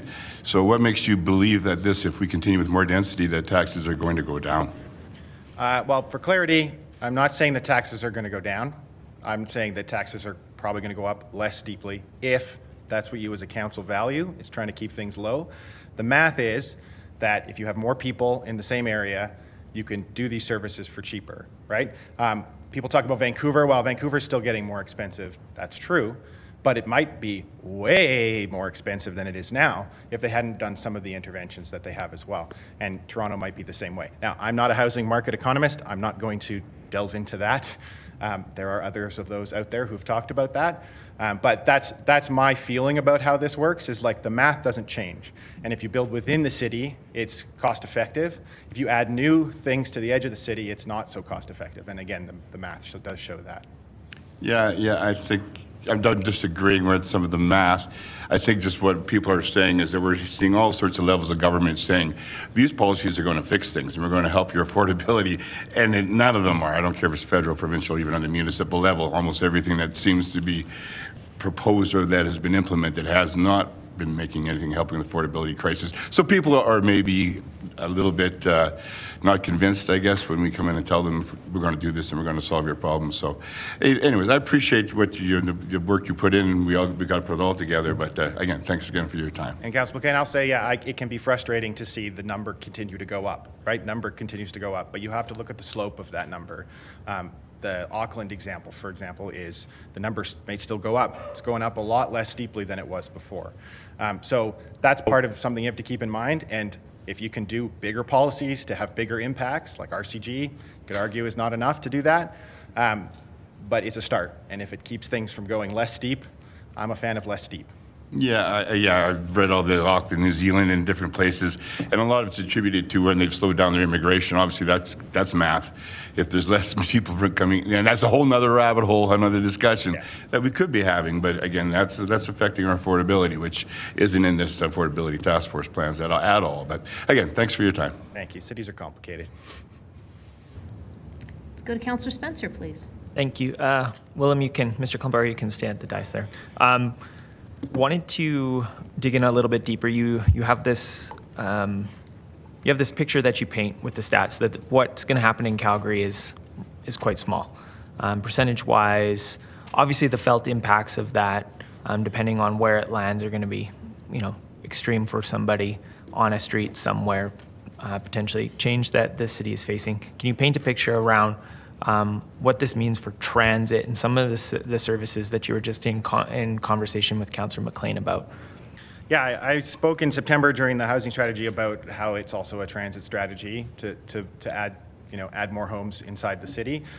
This is a perfect example of that as well. Like, what makes transit tick is having many people trying to reach many places rather than concentrating all of your movement at one time and to one place. That's kind of an inefficient way to have transit work. And so if you have more people in a smaller area, you put a stop down, there's more people near that stop all of a sudden, and more people can take transit, right? So it does create a more cost-effective transit system to have people nearby. And of course, we're talking a very gentle change here, right?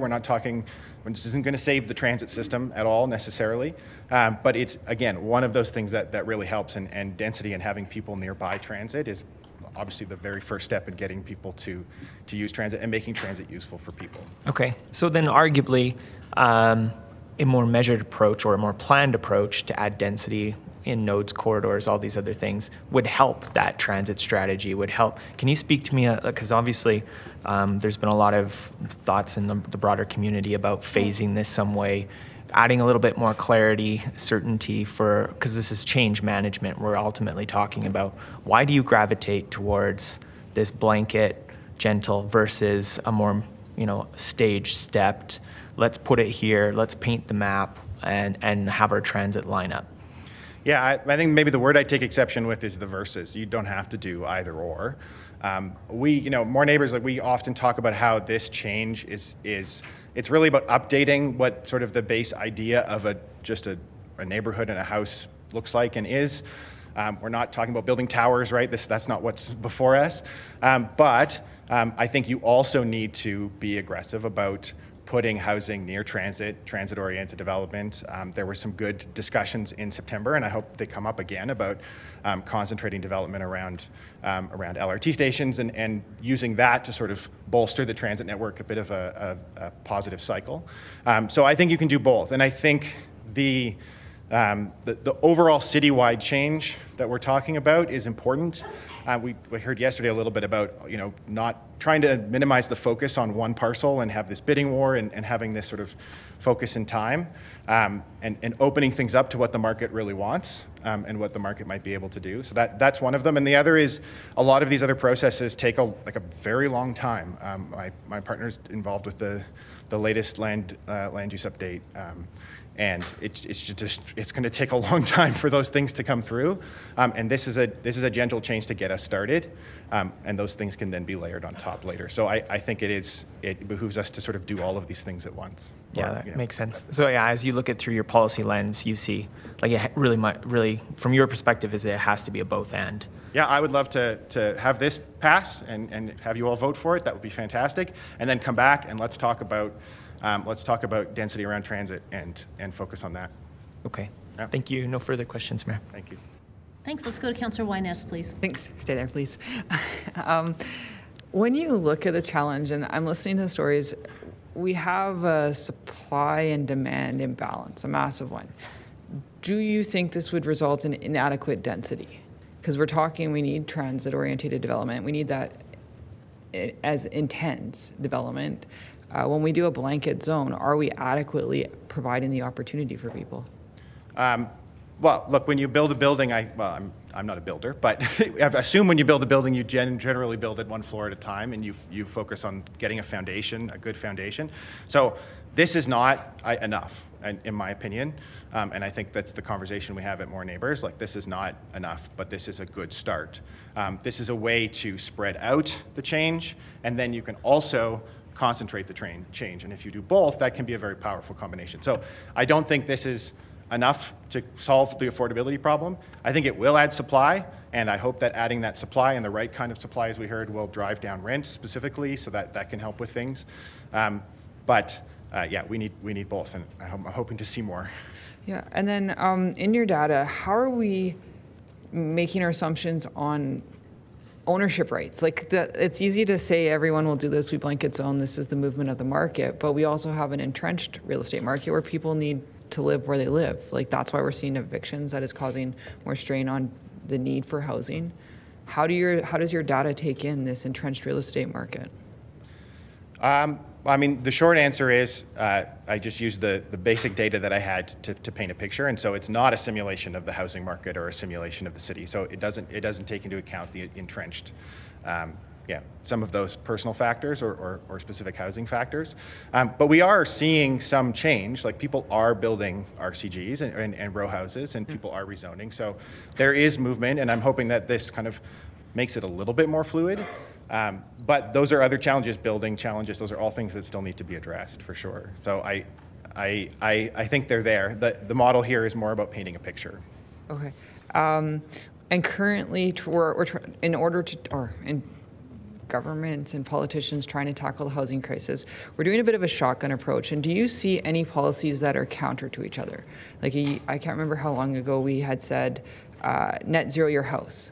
you get loans, you get kind of attached to this built form. And so we're trying to say blanket zone, but will there be a clash of previous policy with this policy if passed? Well, I think what we're seeing right now is a clash of decades of previous policies that were counterproductive, right? Like kind of the focus on sprawl and things. So I think there will always be places where policy intersects. I hope governments can work together to make sure those don't happen. But I think it doesn't behoove us to say, well, this is too hard or things bump into each other too much, so we should just keep things as they are. I think you take the good, you take the bad, you kind of take them both. But I think if you can reasonably feel like we're getting a net positive out of this, then I think it's worth moving forward. And then last question, hopefully. Have we factored in the current changes that the financial institutions are under, such as OSFI, lending regulations, interest rates, to actually make built form happen in your data? Yeah, I'm not an economist and I'm definitely not a banker, so no. Thank you. Yeah. Thanks. Let's go to Councillor Putmans, please. Thank you, Mayor. Thank you, Mr. Kloppenhauer. Back again, I'm afraid, sir. Some water. Getting some water. Hi. Thank you for your presentation and lots of incredible insight. I'll ask you for some more insight, if I may.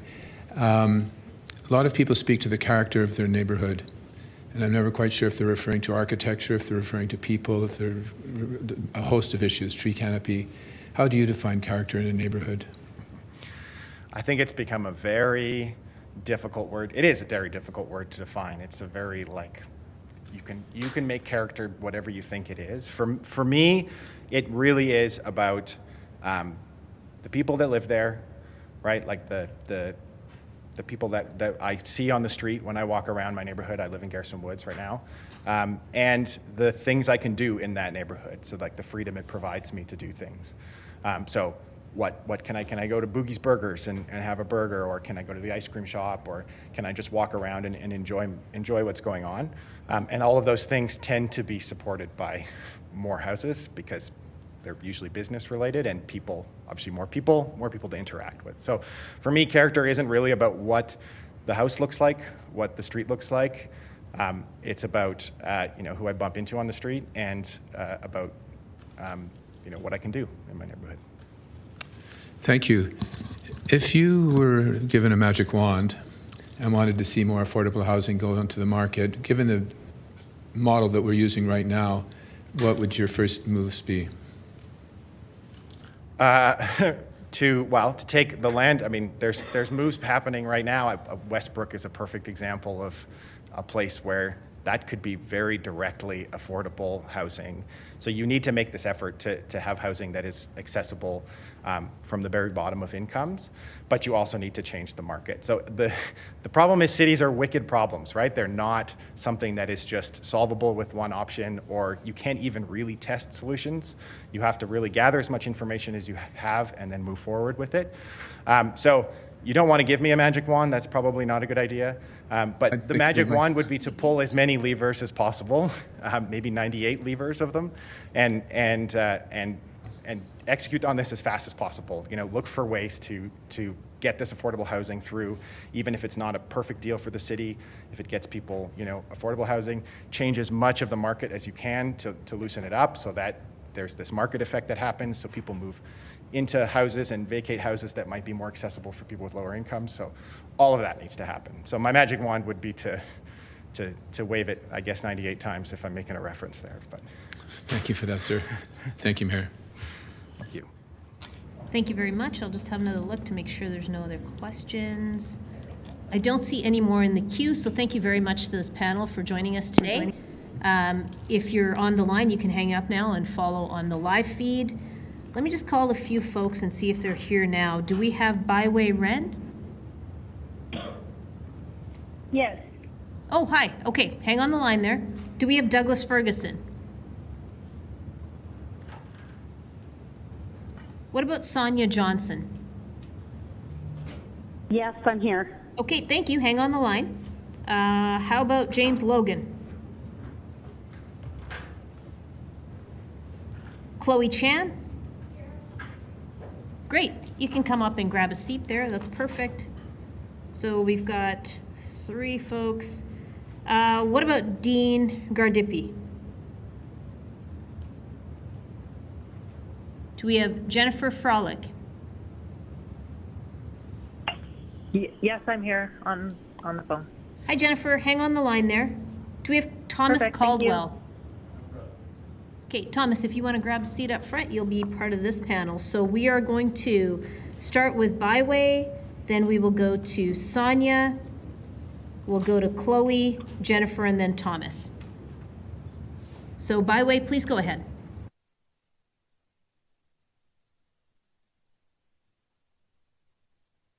Good morning, Mayor and Councillor. I'm Byway's husband, and I'm going to speak on behalf of Byway today. And we are here today to represent my parents-in-law who reside in the Westbrook community. As a family, we do support the city's RCG zoning initiative. We believe that it could provide temporary solution to our city's current housing crisis. The Westbrook community is approximately 50 minutes away from downtown Calgary. The fact that it's next to Boat Trail provides current and future residents with flexibility in their daily commute. And by implementing the rezoning initiative in the Westbrook community would further revitalize directly the Westbrook community and indirectly the downtown and its surrounding area. Although we are in support of the initiative, we do have some recommendation for the city to consider to add on the current implementation. First of all, the current Westbrook community plan has indicated that several areas, including my parent-in-law's residence, should be designated as low modified, quote unquote, which could be categorized as MCG zoning. However, the recent correspondence we received from the city suggested that the RCG zoning was assigned. It's a little bit inconsistent between the document, and we believe that this inconsistency certainly created confusion, and we further believe that that's caused by perhaps lack of communication among the parties involved. And secondly, the city should consider implementing the initiative by permitting residents to elect whether they are willing to convert their property into different zoning, in our belief. For the owners who wish not to convert, then they may consider simply opt out for conversion. And although this exercise could be costly and time-consuming, we believe that it will provide the city with the most accurate information on what the individual resident would prefer.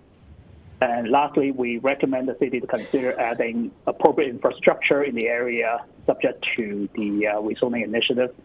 For example, currently there are limited crosswalks along Boat Trail, so things like infrastructure such as pedestrian bridge and similar infrastructure may be viable option as the city continue to fulfill its rezoning initiative. And thank you for your time for listening to our comments, and that's the end of comments. Thank you very much for your presentation. Please hang on the line, but you can mute yourself. There might be questions for you. Let's go to Sonia Johnson, please. Thank you, Mayor and Councillors. First, let me say I had 5 different presentations for today, but I've chosen to go with this one. I have called Calgary home during 2 significant chapters of my life. I moved here as a child from Montreal in 1980 and then moved back here to raise my 2 children in 2007. This puts me firmly into Gen X. As a child, I lived in Lake Bonavista. My house was huge compared to my home in Montreal.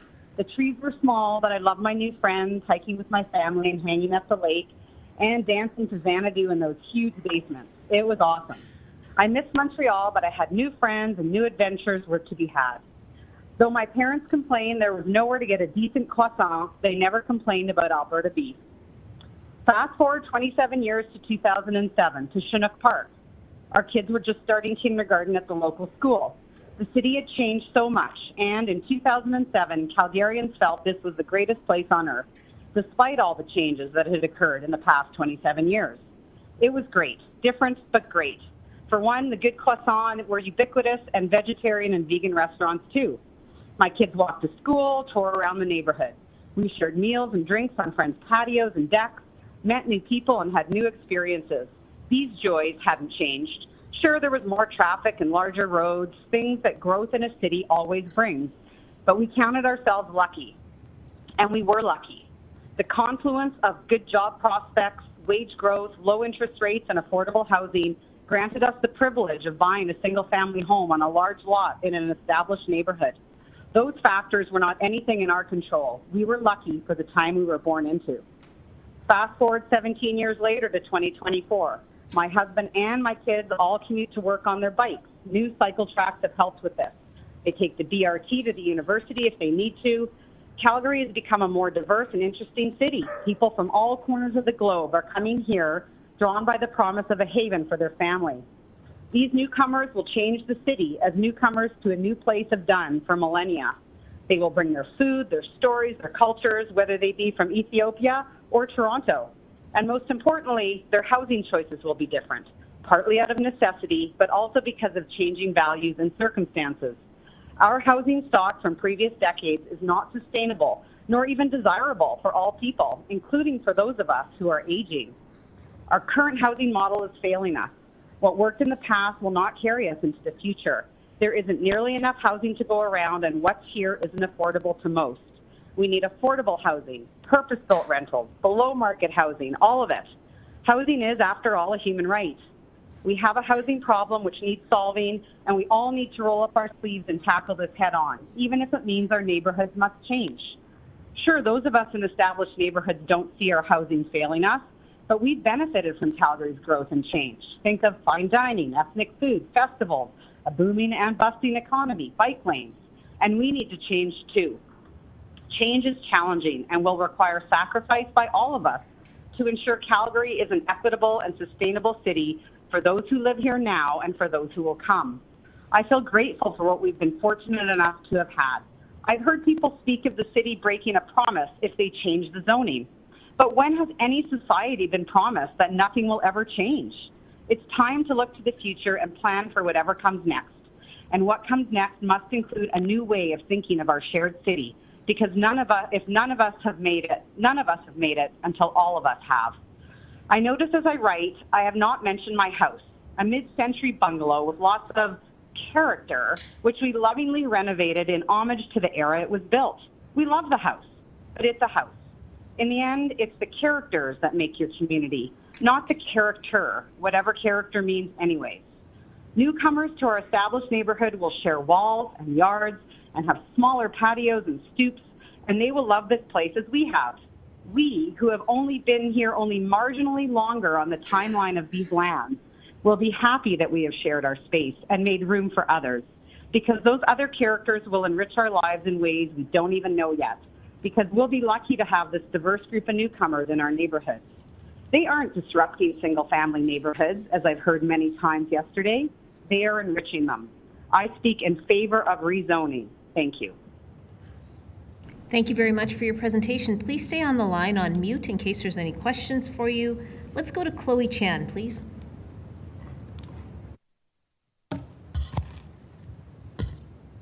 Good morning, Council. Do I sound clear? Wonderful. Today, I want to speak in favor of blanket rezoning. As we have it, our current restrictive zoning bylaws create an unnecessary choke point in our ability to build homes. This hampers Calgarians in our ability to choose where and how we want to live and puts many increasingly precarious situations. When my parents immigrated to Calgary in the 90s, they easily found housing that fit their needs and budget. My father, along with his 3 sisters, all in their 20s, and his middle-aged parents lived in a 4-plex in Thorncliffe. While my parents were dating, they lived in a basement suite by Queen's Park Cemetery. When they married, they found a perfectly small house in Hillhurst that was wonderful for their young family to grow in. Even with their meager, single-digit wages, they managed not only to save up for a down payment, but they paid off that house in 5 years. Their reality reads like a fairy tale to me. I'm not sure if Council has poked through Rent Faster Remax recently, but the market is a bloodbath. The cost of rents and utilities has risen spectacularly. I'm afraid of what will happen to me when it's time to renew my lease. In the past few years, I've toured many barely legal, barely livable, dungeon-esque basement units. This housing anxiety, the feeling that you'll never be able to own and never find another decent place with half-decent rent simply compounds with the other stressors young people like me face: cuts to post-secondary funding, increasing grocery costs, and a highly competitive job market. I've been lucky in my rental search, and I'm privileged enough to be able to rely on my family if times get rough, but there are many Calgarians who cannot say the same. We cannot continue acting as if nothing in the past 30 years has changed. Our population is growing, and we must build on the land we already inhabit. Until now, we've managed to have our cake and eat it too, maintaining our addiction to cheap, single-family homes through a relentless sprawl. Like a weed, we have crept further and further outwards, destroying forests and wetlands as we build homes that need to be connected by increasingly expensive roads and pipes. This is completely unsustainable, environmentally, economically, and socially. As Council is well aware, the overwhelming majority of rezoning applications are reasonable and uncontested. In practice, we have already rezoned Calgary. This Council approves over 95% of RCG applications. Our current bylaw is nothing but a time suck, a waste of taxpayer money, and a hindrance to building the type of housing Calgary most desperately needs. After all, why does a simple duplex, townhouse, or backyard suite have to jump through these bureaucratic hoops when a wasteful, ugly mega mansion can go through without anyone batting an eye? We need neighborhoods to be populated with a mix of housing, budget-friendly apartments, luxury townhomes, single-family homes, and so on. This allows people to upsize and downsize their housing to fit their changing needs as their families grow and shrink and as budgets fluctuate, all while staying in the communities they love. Rezoning to RCG and HGO is not the solution to all of Calgary's problems, and it won't solve the post-secondary cuts, but it is the first and most basic step this council can take to achieve our goals and set Calgary up for success. I've spoken largely from the perspective of a young person who rents, but I know that the housing crunch affects homeowners and the elderly as well. While living in Capitol Hill, I would spend my free time clearing storm drains and ice. As I was chipping away at a particularly bad sidewalk with 3 inches of ice and melt on it, the homeowner came out to talk to me. She was an older woman and was deeply apologetic at the state of her sidewalk. She tried her best to maintain it, but due to her age, she couldn't do much more than throw salt on it. Her husband was usually responsible for these things, but just that past week, he'd been moved to an assisted care facility. When I think about her and my aging parents, me and my friends, my conviction in ensuring that this bylaw passes is strengthened. I know that this bylaw change will open up avenues for people across the spectrum, whether they're in their 20s or 80s, to find the housing that suits them in the neighborhoods they call home.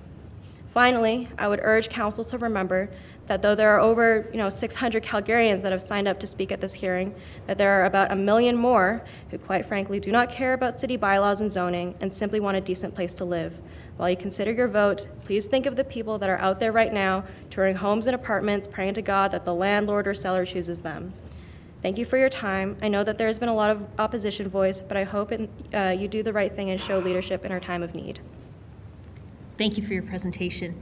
Let's go to Jennifer Froelich, please. Oh, hello. Can you hear me okay? Yes, we can. Perfect. Great. Okay.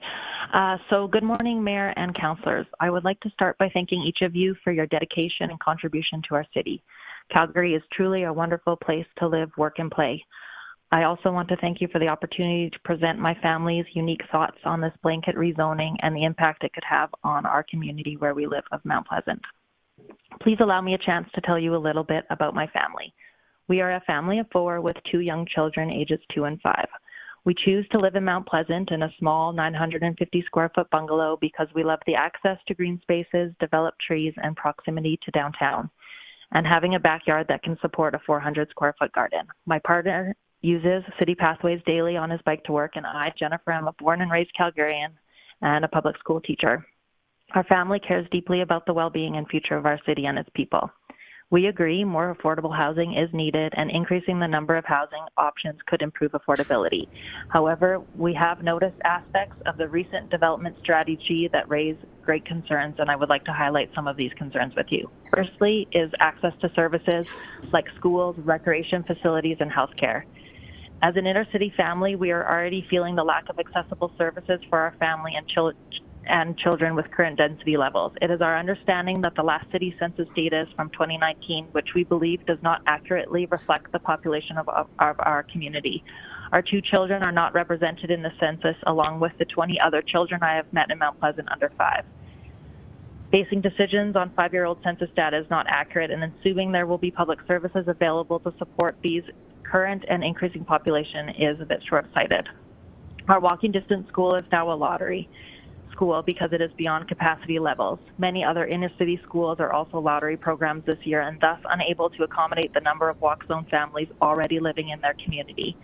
The scale of development proposed in your plan means significantly more population growth, especially in the inner city. More families will move into the inner city and there will be no community school for them to attend. As a public school teacher, I find this a bit disheartening. Additionally, we are aware of 2 inner-city schools, Tuxedo Park School and R.B. Bennett in Bowness, that have been purchased by the city for housing development. These areas will never be a school again. With increased density, how do we know that there will be recreation facilities in these areas? Along the same lines, where is the zoning for new hospitals, doctor's offices, and health clinics? All of these services are also needed to support a growing mixed-age population and access to essential services being missed in these blanket rezoning, and I believe it should be considered in this discussion. Our other main concern is on mid-block townhouse development. Our main concern in this RCG zoning is the mid-block townhouse orientation, and I hope I'm referring to this orientation correctly. If not, I am speaking to the idea of a 50-foot lot having a front townhouse with basement suites and a back townhouse with basement suites mid-block. I understand this is not a new idea. However, if the blanket rezoning goes forward, the approval process will be changed. Currently, neighbors and local residents have the chance to submit feedback if a front and back mid-block townhouse were proposed. With this blanket rezoning, neighbors do not have a voice in what could be built beside them. This type of orientation has significant impact on neighbors' properties. It restricts both the view of the front and backyard. And as a gardener, that's important to us. Your front yard and backyard are now a wall of housing beside you. Mental and physical health are improved in nature, and having a backyard and green space improves mental and physical health. A mid-block front-back orientation impacts this green space and the biodiversity of the land being developed and the land beside it. So I would encourage you to not increase density to a mid-block townhouse with a front and back orientation on RCG land. We are in favor with secondary suites and basement suites, corner lot row housing, HGO, but not the mid-block front-back townhouse orientation. In this case, neighbors should have the option to voice their opinions on what is being built beside them. And I urge you to consider this adaptation when you are coming to vote. So in conclusion, we feel these changes are taking away a citizen's voice in how things are, how their community adapts and grows over time. And we feel that rezoning is forgetting about space needed to support public services that are needed to support a growing and mixed age population. Thanks very much. Thanks very much for your presentation. You can just mute and hang on the line in case there's any questions for you. Let's go to Thomas Caldwell, please. Morning, Council. First thing I'm going to tell you, well, the first thing I'll tell you is my name is Thomas Caldwell. I'm not feeling very well this morning, so you're going to get a abbreviated version of myself and not my best form. I've lived in Calgary for 62 years, since I was 5. Growing up here, my parents were low income, working class. I've lived in what we now broadly call the inner city for 95% of that time, in Wildwood for the last 26 years. I've lived in several other communities, but I would highlight Parkdale, South Cal, Altadore, Englewood, Cap Hill, North Haven, Windsor Park, Southwood, and Acadia as being formative places while I've lived here. For the record, I am opposed to blanket rezoning. I am not anti-development. And you know, I'm opposed for all the reasons that I heard articulated really well yesterday. And I'm not going to rehash those reasons because I think the arguments were so good that some of mine might even be dilutive. I just don't think that one size fits all is the solution. And I really believe that council has to abandon blanket zoning, get on the ground and work with communities on a bespoke basis. And I really think that's your mandate to begin with, is to work closely with your communities. After listening yesterday, I've tried to distill my discussion today to a few things that are a real conundrum for me, and maybe at the end of the panel, some of the councillors can help me out. Number one, affordability. I heard a lot about that yesterday. I heard it as soon as I walked in the doors here today, how Calgary is desperately lacking it. I've got a soundtrack, it's awesome. Actually, you know, can you hang on just 1 second? Sorry. Whose music is that?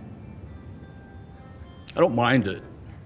Okay. It's, you know, I'm not feeling well, it's soothing. It's okay. Thanks. Pretend it's still on. That is better. Okay, thanks.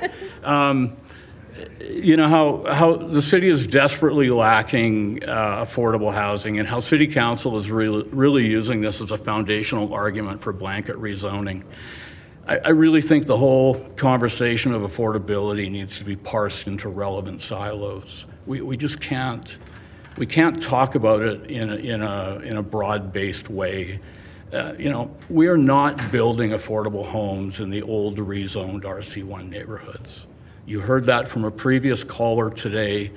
We're just not. And that's really market conditions. Why? I mean, the core of most North American and European cities are expensive. That's just a fact. And when we go to replace older homes here, notionally, in our, you know, under your new RC2 zoning that was recently implemented in a bunch of these neighborhoods, notionally we could have hundreds of good homes removed. The homes that are going to replace them are not affordable. And we're seeing this demonstrated. We see it demonstrated every week. So affordability is really fluid. I mean, what's affordable for me isn't necessarily affordable for you. But I think what we're talking about is affordable for most individual and groups. I mean, I'd like one of you up there to explain to me the relationship between the buying pool of who can afford a $1.5 million condo or infill rather, and people who are range bound by $300,000. The linear relationship of how they compete with each other. They don't. And so we're building all these very expensive homes. Who are we building them for? It sounds like we're not building them for where the needs are greatest.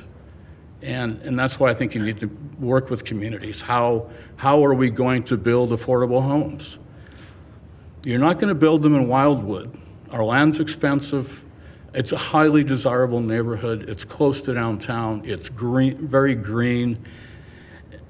You know, we need to find solutions how we could put affordable housing in Wildwood, but it's not going to be market and developer based. Not going to happen.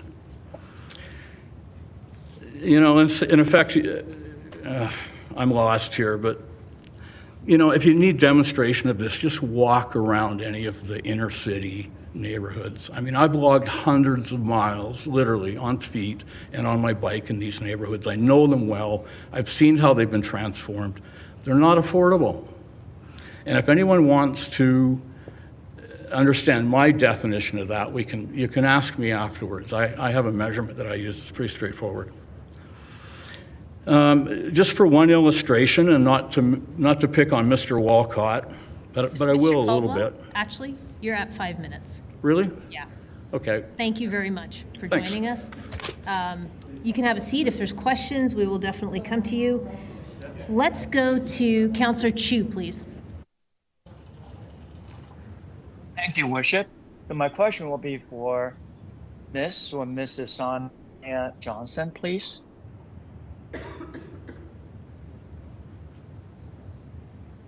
Ms. Johnson, are you still on the line? Huh? Hi. Can you hear me? Yes, we can. Councillor Chu has a question for you. Okay. Thank you. Okay, first, thank you so much for attending the meeting, and also thanks to everyone attending the meeting. So my question to you is, what does it mean when you said housing is a human right? I mean, as a human being, I feel like every human being on the planet should have its basic needs met. And shelter is one of those basic needs. And I expect my government to provide the very minimum of basic needs to all its residents. Okay, so that was the actually second question I was going to ask you, because to me, when we mentioned about any rights, including human rights, means that we as government of all level have to provide. So in that sense, who's going to pay for it, and how are we going to do it? Yeah, well, I mean, I'm not an economist, but that's what the part of my speech where I said we all are going to have to sacrifice to make sure that everybody is housed. What I mean by that is we all of us will have to sacrifice, whether it means, I know it's blasphemous, but higher taxes, because if just because some of us are doing well, like in the neighborhood that I live in, here's what I see. I see that we are able to put ourselves in a bit of a bubble and not see what's going on outside the neighborhood until it kind of creeps in, right? We have somebody at our community hall who spent the night there. Like all those things that are happening around us eventually are going to creep in. But if those people their basic rights and their dignity is restored, then it stops impacting a whole neighborhood. But what that means is we might have to give up a little bit. We might have to sacrifice a little bit for our children, for our children's children, and for new people who come. We have to think out, like, far generations. We can't just think of ourselves in the here and now. Okay. Because to me, my understanding of any government providing housing to the people, the countries, for example, Cuba, and the biggest country, China. I'm from Taiwan. I'm not from. It's democratic, and China is communist, as we know. So is Cuba, and Cuba. If you want to see vehicles and all that stuff, from like really old vehicle 50s, that's where you go because they stay there at that age. And China right now, as my understanding, is more free enterprise or business going than any other country. And my understanding is that before they started open up to outside, I understood a bit more in China, obviously I'm Chinese. And before then, people don't, but government provide housing. But like you said, very bare minimum. You can hardly make a living. That's what I heard. And so is Cuba. Is that what you... Sure. So I'm not quite sure what you're getting at, but I understand. Old cars in Cuba? That. Hold on, everyone. Everyone, hang on. Yeah, sorry. Sorry. I'm not... Sorry, Sonia, hang on 1 second. Councillor Chu, hang on. There's someone on the line that's unmuted. Could you please make sure you're muted? The only two people with mics on right now should be Councillor Chu and Sonia Johnson. So, sorry to interrupt you, Sonia. Please go ahead. That's all right. So I think, Councillor Chu, what you're getting at is you're comparing sort of what I'm saying as providing our residents in our country as something that communist countries do. And I visited China and traveled there for a month. I did not live there, but back in 2000. And I've also traveled in Cuba quite extensively. And so I understand, what you're talking about there. And I'm not advocating for putting up gray towers for everybody. All I'm saying is that there are so many of us in this country who have so much, and you cannot say the same in Cuba, right?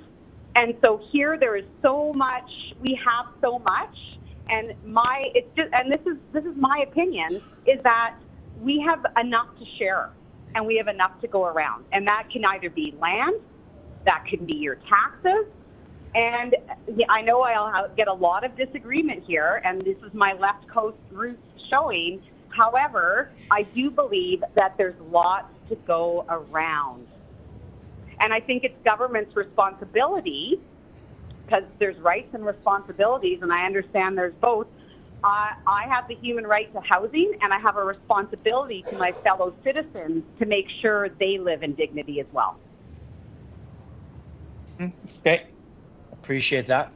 Thank you for your time again. Thank you for being here. Thank you. Thank you. All right, let's go to Councillor Spencer, please. Thank you, Mayor. My question is for Ms. Froelich, if she's still online. Yes, I'm still here. Thank you. Listening to you talk about your experience I really felt like I was listening to somebody in my ward. And I think part of the issue of this conversation at times is just we come at it from our little slivers and experiences of this city. So I really resonated with your comments around the school situation and other things that families in my ward are walking through right now. Your comments about amenity and the service levels that you would like to see. I'm curious how the argument of including gentle density in your neighborhood as being a part of the pathway to realize some improved service levels. I'm curious how that sits on you when you hear that and what your reaction is to that. So I guess I think my concern is with the blanket zoning is that the density will just increase so drastically and the services won't follow suit with that. And I guess if it was more of a gentler approach, maybe not as significant of a density, then I think the services would increase to match that. But when I was in a meeting in February about this issue, I asked that question specifically about our ward, is where is the zoning going to be for services? And I was told this white zone. And when I looked at the white zone, it's already the Foothills Hospital.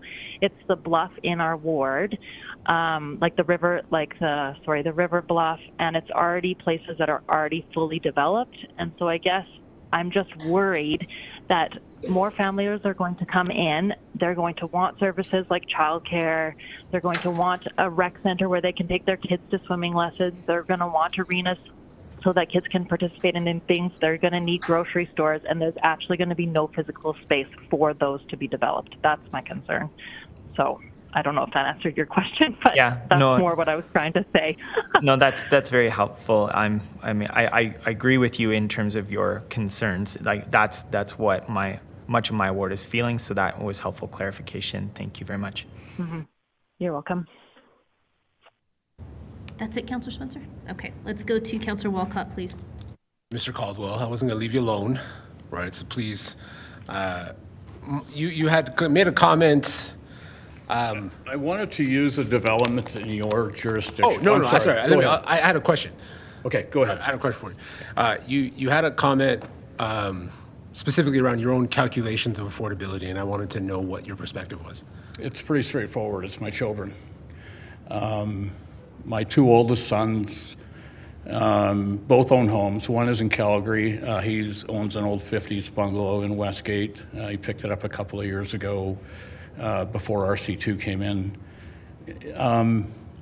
Affordable for him, but he had the benefit of he had lived in Kelowna for a number of years, and so he got into that market at an appropriate time, and he had benefit of selling that townhouse for a bunch of money, came into our market and really wanted to live pretty close to his parents, so he lives about 4 blocks from us. It's a great little bungalow, a fixer-upper. I think he's a bit of an anomaly in terms of the equity he was able to put into it.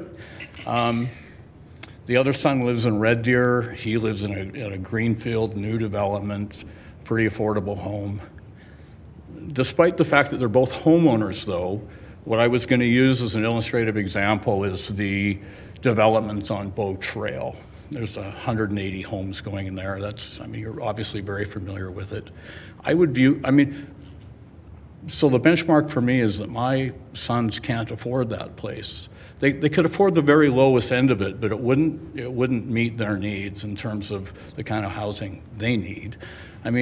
Sure, they could afford a $300,000 smallish condo, but anything larger than that, they certainly couldn't jump up into the $800,000 or $1 million townhomes that are kind of proliferated or I think represent a large piece of that development. And so that's really and I should really talk about the characteristics of the two kids. They're well educated, they have good jobs, they make a lot more money than what I heard thrown out yesterday as kind of a median income. So they do very well, they work very hard, and there's not a chance that they could afford much of what we're building in our inner city neighborhoods in terms of infills or townhomes. They just can't. And I look at those, if I look at their situations, and if they can't afford it, okay, well, who are we building these things for? It's a really good question, because to be honest, that's actually part of my follow-up question to you, is to suggest or to ask the question of, do you think that the housing that we're building under our current zoning structure is appropriate for your kids?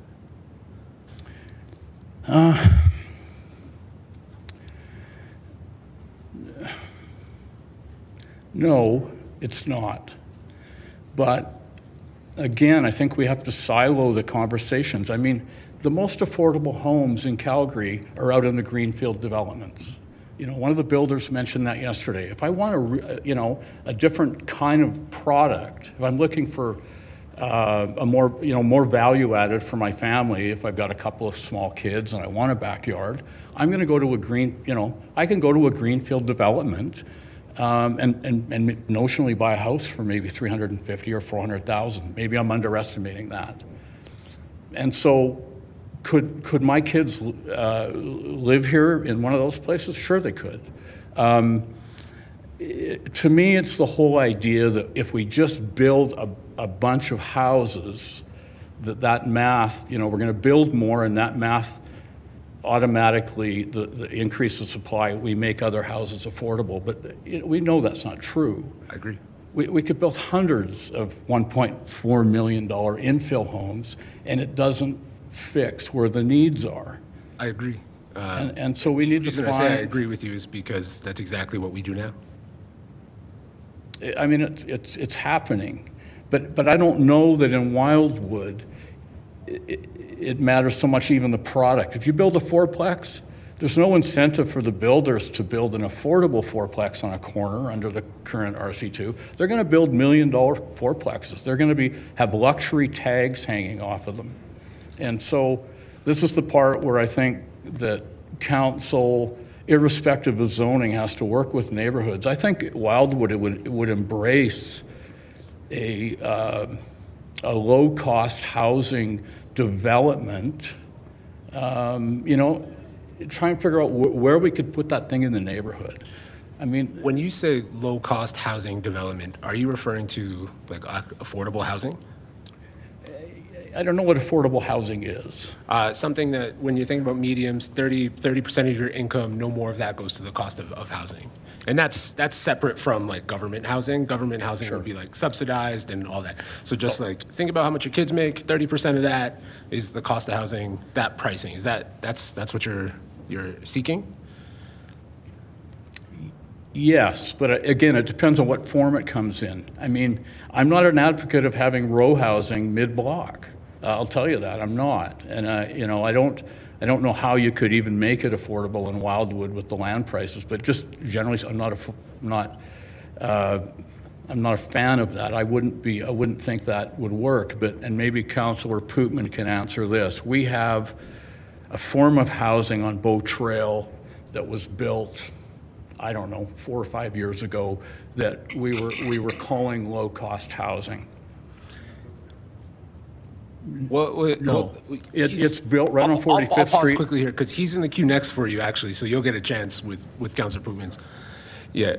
I just wanted, so I want to keep just take this a little bit further because I haven't had an opportunity to really have this type of conversation here yet. When especially with the example of your children, and I want to focus on those sons and the amount of money they make and the position that they're in. So we agree that your sons can't buy inner city right now, the way that the market is. Well, they can in places like Westgate and Wildwood that have preserved mid-century homes that you can still buy for $600,000. Is that generally affordable? I think it's still quite expensive, but in a relative sense, it's a hell of a lot more affordable than a $1.4 million infill that will take its place. 2 of them. Absolutely. So we agree that your kids aren't in a place to pay for an infill when redevelopment happens. Not a chance.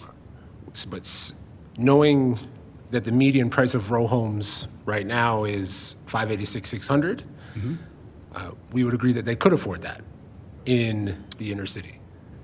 One of them could, one of them just given his circumstances, he's got 3 kids. I mean, he's got a lot of expenses. No, he probably couldn't even afford 600. One of them can because he did. And so the system, when you're thinking about restricting where these different types of housing can go, would you agree that further restrictions is going to actually, like when redevelopment happens, right, it's going to continue to drive that $1 million to $1.5 million infill? Barring, of course, because this is individual people's choices. So if they choose to renovate, everyone has that choice. People don't have to redevelop. But if someone redevelops, we agree that if that in our current system, that will produce a house that is out of reach for both of your children.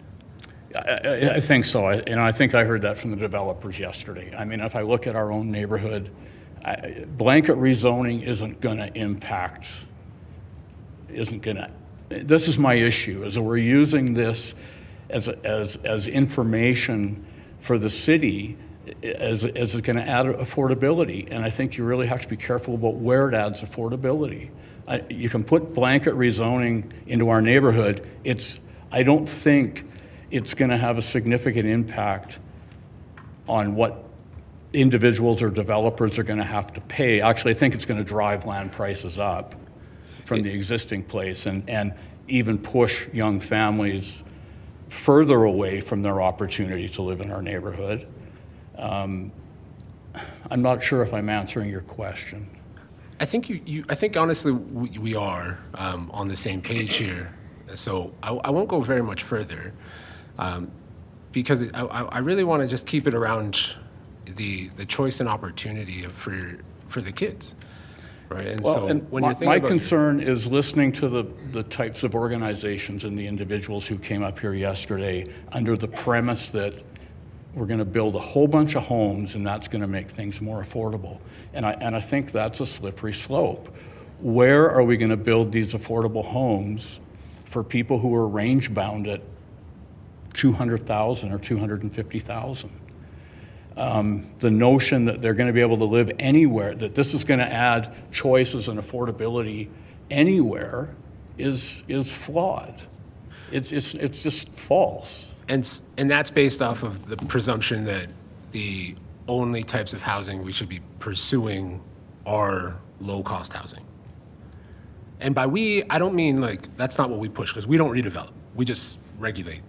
And so if it's not low-cost housing, it's not worth doing. I'm just very clear we have needs. It's somewhere there has to be this purpose-built housing.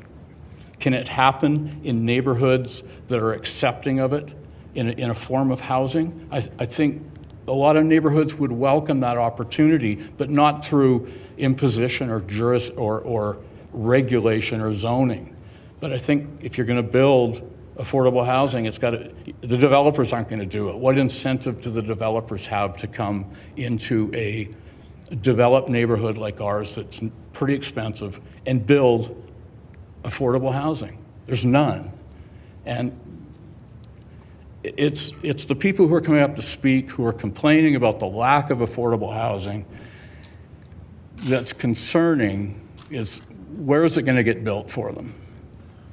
And that would be the low-cost housing. I guess I'm not a planning expert. I don't know the terminology or the nomenclature, but something that's not $1.4 million. I think we can agree that is the goal of this, is to not see more $1.4 million homes being built.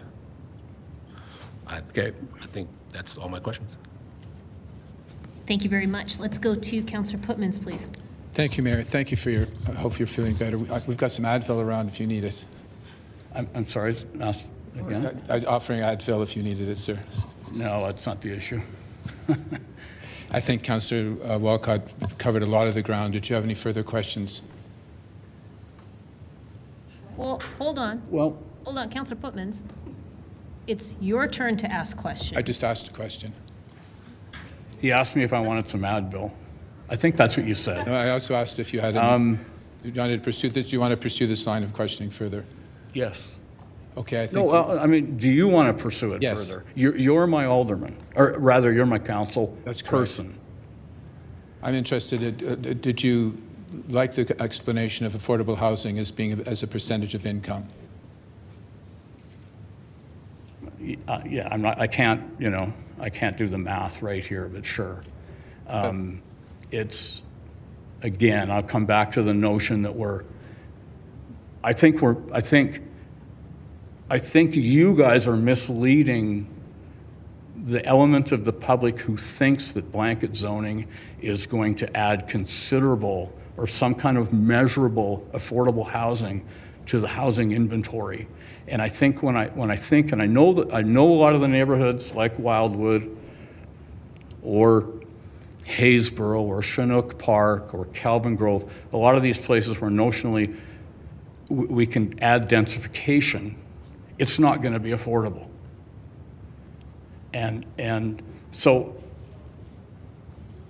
it just can't be a platform for passing this thing, because I just think it's not true. It's false advertising. But as a citizen, I would say that there's obviously a need, and that we need to figure out, where we're going to build this stuff. It just seems to me that the greenfield developments, which the current zoning supports, there's a variety of housing, and it's quite a bit farther away, which obviously adds all kinds of costs and logistics to infrastructure and everything else. But you can build affordable housing out there. Okay. You mentioned in passing, was I familiar with the development where there was high-density, low-income housing? On Boat Trail? Yeah, about a few blocks west of 45th Street. The black and brown one. Yeah. So when that was put in, interestingly, there was neighborhood opposition to it, but the opposition wasn't for the building itself. It's where it was. Interestingly, most of us, including myself, thought it was, we wanted to move it into the interior of our neighborhood, where there was more access to green space, and it was, so that complex, that development could actually be more part of our neighborhood, rather than shunted out to the periphery of the neighborhood, facing Bow Trail. It's just not a great place for families and kids to be hanging effectively on Bow Trail. So there was support for that. It came in a kind of a convoluted form. We opposed it, but not the concept of it. It's rather where it was. I think it works really well. It looks good. I don't know how it functions. I don't know anyone that lives there. Are you familiar with the Westbrook LAP local area plan? Yeah, I'm quite familiar with it, and it makes me wonder why I'm standing here now. How so? How so? Because we just went through this process. We moved our neighborhoods from RC1 to RC2, which allows for, should allow for sufficient densification. Okay, thank you. It's more of a policy document than a statutory document. Okay. Okay. I don't know the genesis of your question. I am familiar with it. Okay, because it contemplates where the commercial could be, where higher density would be as well. Okay. So it resolves some of the concerns you have. Okay, so if we have that in place, what we're doing now is actually changing the zoning. Why do we have to change the zoning if we already have that in place and we can execute on it? It's because zoning would still have to happen. If you wanted to build something, you'd have to apply for land use. Okay. So we're doing that job now. Ostensibly, that's what's on the table. And in a place like Wildwood, why couldn't we do that on a circumstantial and on a specific, as-needed, bespoke basis? That's not a bad question, and I think the short answer is it's deemed to be more efficient to do it on a blanket situation, blanket circumstance. Yeah, I don't agree, but we'll perhaps see you at the AGM this coming weekend. Sure. Take care. Thank you. Thank you. Thank you, Your Worship. Thank you for the opportunity to speak again. You might be speaking some more, sir. Councillor Chabot, I think, has a question for you.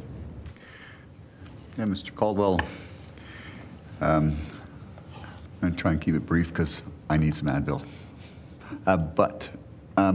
In relations to the information that's been put out by the city, and so when we talk about 75 units per hectare, which converts to 30 units per acre, it's in reference to 4 units on a 50-foot by 120-foot lot. In reality, it could be 4 units with secondary suites, which... So 8. So 8. Depending on how you define a unit. And potentially more on the basis of that. The rules currently, and there's some proposed amendments to this, that would also allow you to put a backyard suite in addition to. So arguably, potentially more. Do you think the city's information has been transparent and well understood by the majority? I don't know that I can accurately comment on that, but I do have a question to throw back at you. Where does the title reside? Is the title in the 4 units, and then the suites underneath, they also have the... So what I want to understand is it 4 homeowners with say a carriage home in the back that they also own and a suite underneath that they also own? Yes, it would. Is that what it is? Because or the other entities, the other that would aggregate to the 8, are they separate title? No, each unit with their secondary unit would be under one title. It couldn't separate the titles between the primary unit and the secondary unit. So it's 4 primary units. 4 primary units with potential, like I say, secondary suite. But I guess my question to you is, because many of the communities that we're talking about here were designed around 3 to 4 units per acre, this proposal could potentially upzone those to 30 units per acre, but that's not including secondary suites, because back in the day, secondary suites weren't even contemplated under the 3 to 4 units per acre sort of type of densities. Mm-hmm. But now we're looking at 30 units per acre plus secondary suites. So I guess my question is, do you think that's an appropriate increase in density in light of the fact that it's proposed as blanket wide? No, categorically no, because for a long list of reasons. I mean, you've packed everything so tight in the building envelope. Where are people going to park, for one thing? Just that would be one thing. That's a lot of people on a small piece of land. It's very dense. And are you going to allow parkades drive-unders on these things? It's interesting. I think somebody did suggest that, actually, underground parking. I'm just curious at your thoughts on how it was communicated and whether or not you fully understood what was being proposed by the city in light of what you've learned in the last day. I think that's too dense, but what I do like, and what I liked what the city did a few years ago, was they made suites legal. When I renovated my home 10 years ago, in hindsight, I really wish I had made a side access into the basement. We're like I'm not quite an empty nester yet. I've still got a daughter going to university, but we'd like to age in place in our home. It's a 50s bungalow. I can tell you that the property taxes every month are pretty expensive. I'm paying $1,000 a month. For the privilege of living there. I'd like to have a suite. The problem now is the capital to kind of put a side entrance in and build it. And am I going to get return of capital before I'm dead? Probably not. But the whole concept of carriage homes sort of built as permitted and suites, I think it's a great idea. It gives homeowners an opportunity to, I can't imagine that those are going to be inexpensive, but it gives homeowners an opportunity to generate cash flow, help pay their mortgage, and at the same time, kill 2 birds with 1 stone, allow, modest increase in density. modest increase in density. I think it really comes to question then is how dense are those? I think if they're reasonable, I think it makes sense for the homeowner and the neighborhood. Okay, thanks for your submission today and for sticking around. Appreciate it. No further questions. Thank you very much. I don't see any other questions for this panel, so thank you all for being here today. Very much appreciate your time. I'm going to now make sure that everyone's aware of what's happening after the lunch break. We are kind of into panel 20. There's a few people that I'm going to call to see if they'll be available after lunch. Zainab El-Kadi. Hi, thank you. Do we have Robert Richardson? Thank you. Do we have William Tufts? How about Ronald Popowich? Do we have Jonathan Werner? Diane Stopforth? Leslie Evans? Thank you. All right, I'm looking at panel 22 now to see if people are going to be available. Do we have Peter Oliver? Lorraine Moulding? Thank you. Mike Pasma? Thank you. Rajdeep Kandola? Yes. Perfect. And do we have Amit Dand? Okay, so when we get back from lunch, we have, looks like, Leslie Evans, Lorraine Moulding, Mike Pasma, and Rajdeep Kandola ready to go. I will call out those other names again to see if those people are available, but we will start with this 20 to 22 mix of people.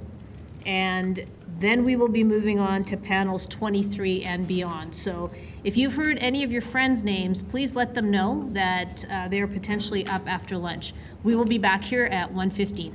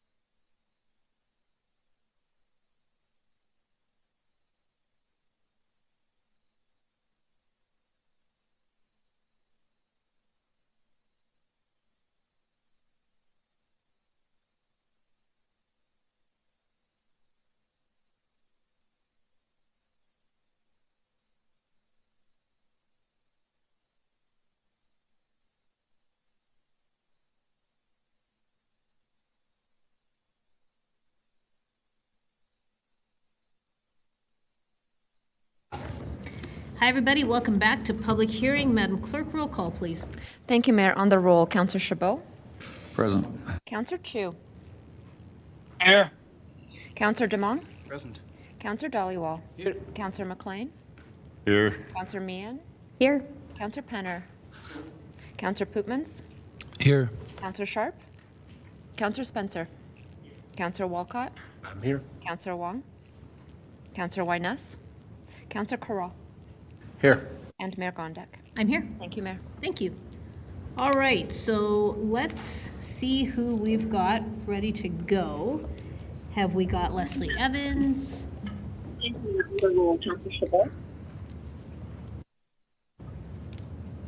Okay. We've got Lorraine Molding. Hi. You can grab a seat there at one of those 5 seats. And Mike Pasma. Hi, you can grab a seat over there too. And Rajdeep Kandola. Yeah, I'm on the line. Okay, perfect.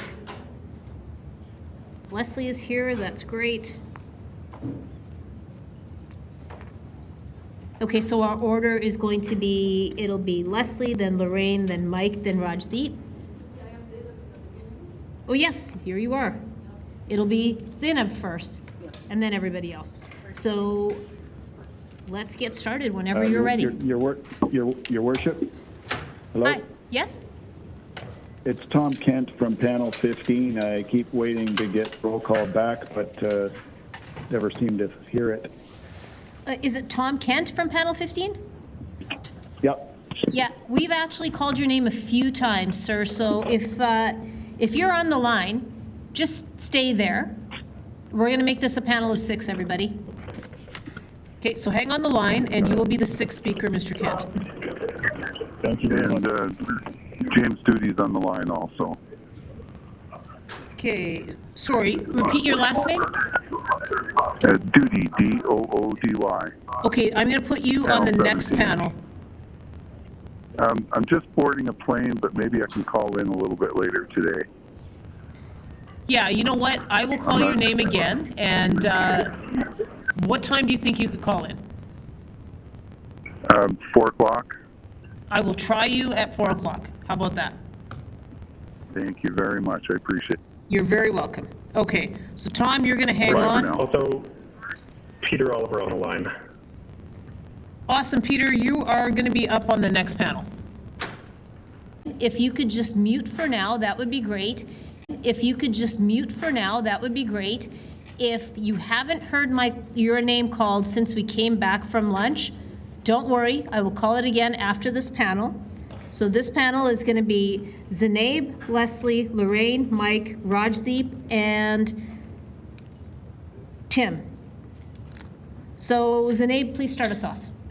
My name is Zina Belkadi. I'm a retired professional engineer. I am a member of a board of directors of Shawnee Evergreen Estate, and also I'm a board member for South Fish Creek Recreation Center.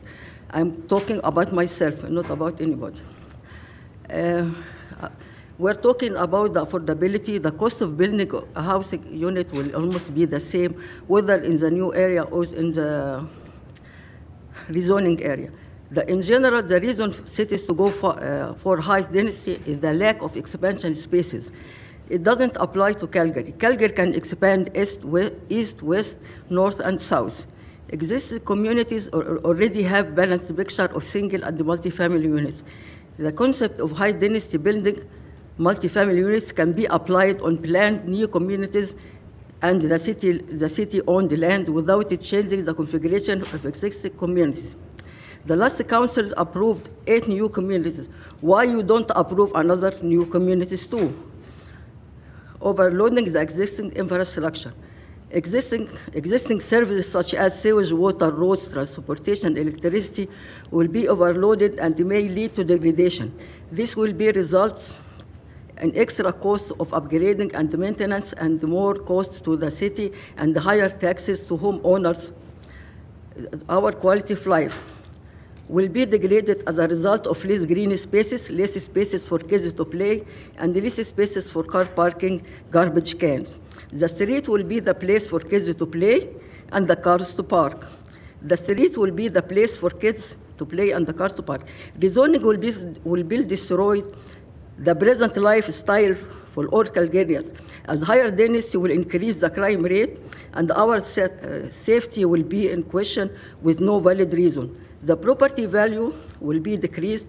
We selected to live in this area with existing zoning.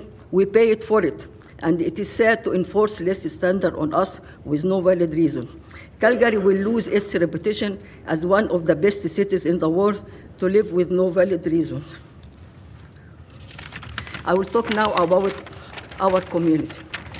Shawny Slope, we are a small community, only 890 units. We have 520 single family, 115 semi-detached units, row housing unit 55, and the apartment 200. The multifamily to the single family is 41.6%. This is the old one. Now we have in the middle of our community, Shawny Park. This Shawny Park, it will be 1,400 mixer of single and multifamily, and the majority will be multifamily units. And you have also planned a new multi-planned unit on the city-owned land on front of LRT station. And also we have two new towers, senior towers. They have 160 units, eight senior unit for assisted living and 8 senior units for independent living. Why more do you need to do for us? We have a lot of multifamily home. Why do you need to do that for our community? Why? And you planned this multifamily home in the front of the LRT station. It's supposed to plan 6. It used to be planned 6 towers for TOD stuff. You change it. You are the one who changes the plan, not us.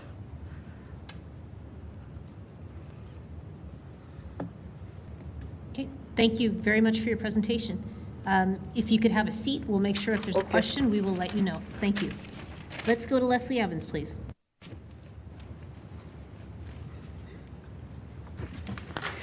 Well, good afternoon, members of council, your worship. The Federation serves as a support organization for the 156 community associations and about 80 other community-based not-for-profits. We're a member-based organization responsible for advocating for their voice, reflecting on what we are hearing and offering solutions.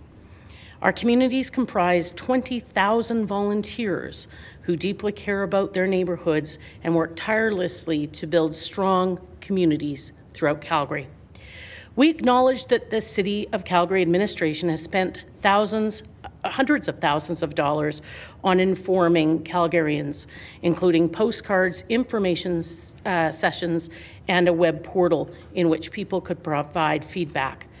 This feedback was collected to form a What We Heard report. In engagements we hosted, there was no meaningful two-way conversations with planners responsible for putting their recommendations forward to you. I specifically asked administration if any feedback would be considered or if recommendations would result in change before coming to council. The administration suggested they would likely not change based on anything they heard, and that further, we and citizens were told that the public hearings are the only way to present their thoughts to influence policy. This leaves you to make sense of all the input before you can do your job, which is to decide. This is mixed up and only leads to unintended consequences and hampers good planning outcomes. This underscores why the Federation, for more than a decade, has expressed concerns about the entire engagement process. In our written submission, we highlighted examples of a deteriorating relationship between the City of Calgary and communities, along with broken and siloed city processes. The lack of transparency, evidence-based research, and meaningful two-way conversations with citizens only makes the feelings of mistrust towards the city all that greater. In the case of rezoning, the city has conflated growth and change with housing affordability and the need for affordable housing. Further, it is presented alongside concurrent planning engagements, which adds to citizen confusion. Further, it is presented we have repeatedly heard requests for evidence-based research on how rezoning might help housing affordability. The Federation tried to help people understand the difference between affordable housing and housing affordability, and we created an infographic to do so. After our event was cancelled, we began hearing from all communities all over the city and from residents who were referred to us by 311. We compiled what we heard and put forward 5 recommendations that were in our letter. Preserve our green spaces. Honor the municipal development plan. Take a holistic approach to planning, which would include having talks about tree canopy, preservation, snow removal, parking, and drainage while we're talking about rezoning. Citizens see planning as a system, not as a siloed piece of work. Revitalize community engagement. Collaborate with community associations and residents to prioritize their active involvement in the planning process, fostering a culture of inclusivity and transparency. Develop transparent engagement models. Ensure clarity and fairness in engagement processes, adhering to best practices outlined in the IAP2 standards. Effective planning necessitates inclusive dialogue and transparent processes. Residents are experts in the communities in which they live. Their voices should be valued and not overlooked. Residents want to be heard, and community associations want to be valued. In fact, on the weekend, the mayor met with 42 community leaders, and what she heard was that they are not opposed to density. They have concerns around the blanket rezoning. They want to be part of the solution, as does the Federation of Calgary Communities. We know staff desire robust conversations, and we recognize that community engagement is foundational to their respective responsibilities. We can all do better. Thank you, Ms. We need to do better. Thank you. Appreciate your time. Let's go to Lorraine Moulding, please. Hi. Thanks for the opportunity. I'm Lorraine Moulding, and I am a home owner in North Haven, Ward 4. And I want to clarify for me that home ownership is a privilege. It is not a right. However, safe, affordable housing is a right. And I think that we sometimes think they're opposites, that they're not on a continuum. And housing is on a continuum. I want to speak first about, and I know it's not on topic today, about non-market housing, because I think there's a perception that non-market housing is only for poor people. And in my mind, it's for everyone. It talks about affordability, and I think the definition of affordability that I've heard today is 30% of your income. So that's a huge range. You've got people who are making $10,000, you've got people who are making over $100,000. They could all be part of non-market housing, and we have plenty of examples of that in the city. And I want to speak specifically about Sunnyside Housing Co-op. I had 3 friends who started their housing in Sunnyside Co-op. They are now all homeowners, one in Ottawa, one in Victoria, one in Sunnyside. So I think we need to think about housing as a continuum. And I am in favor of the blanket rezoning for reasons that lots of people have talked about. So for me personally, it has to do with livability. I don't like the idea of 20-story housing buildings around transit stations. I think everyone has the right to a livable community, and I'm not sure those are livable communities. I'm not saying we shouldn't have any, but that's not, I think, a solution to how we deal with housing. And I've heard people here talking about that. For me, I also want to talk about gender and racialized communities and Indigenous communities. I've worked in employment services all my life. I'm retired now. And what was really clear to me, and is evidence-based, is there is a gender, racialized, and Indigenous difference in wages. And it applies in Alberta, it applies in Calgary, and so housing affordability is not equal. There are certain populations for whom it is more problematic. And in my mind, the city's job is to work for all of us, regardless of our income, regardless of whether we own homes or not. And I'm hoping that as you're sitting there thinking about how you're going to vote, that you're thinking about all Calgarians, regardless of where they live, if they have a home at all, or if they own homes. And I went to Vancouver in 2019, just before the pandemic, to help my sister look for senior housing. And I was amazed at the choices she had in non-market housing. The United Church had them. The Scandinavian Club had them. The Lions Club had them. The United Church had them. Big, beautiful places for seniors to live, and they were affordable. They were not low income. So it was based on 30% of your income. How did that happen?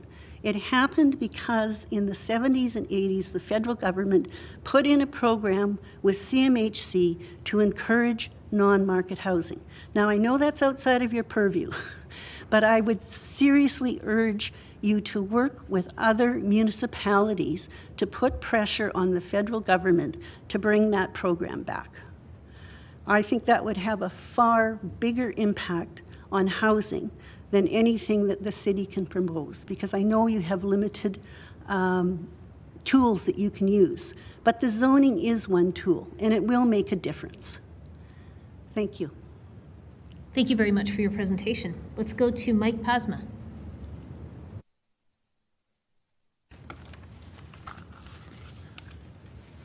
Thank you. To start off, I would like to thank Council and the Mayor for the opportunity to speak and for making that opportunity available to all Calgarians. I am speaking on behalf of myself as a resident. I believe this proposal is a conservative, small c, conservative idea, and thus I support it. It allows for more freedom for owners to choose what they want to do with their property without having to get caught up in red tape. It should as well open the market to more opportunities at different levels.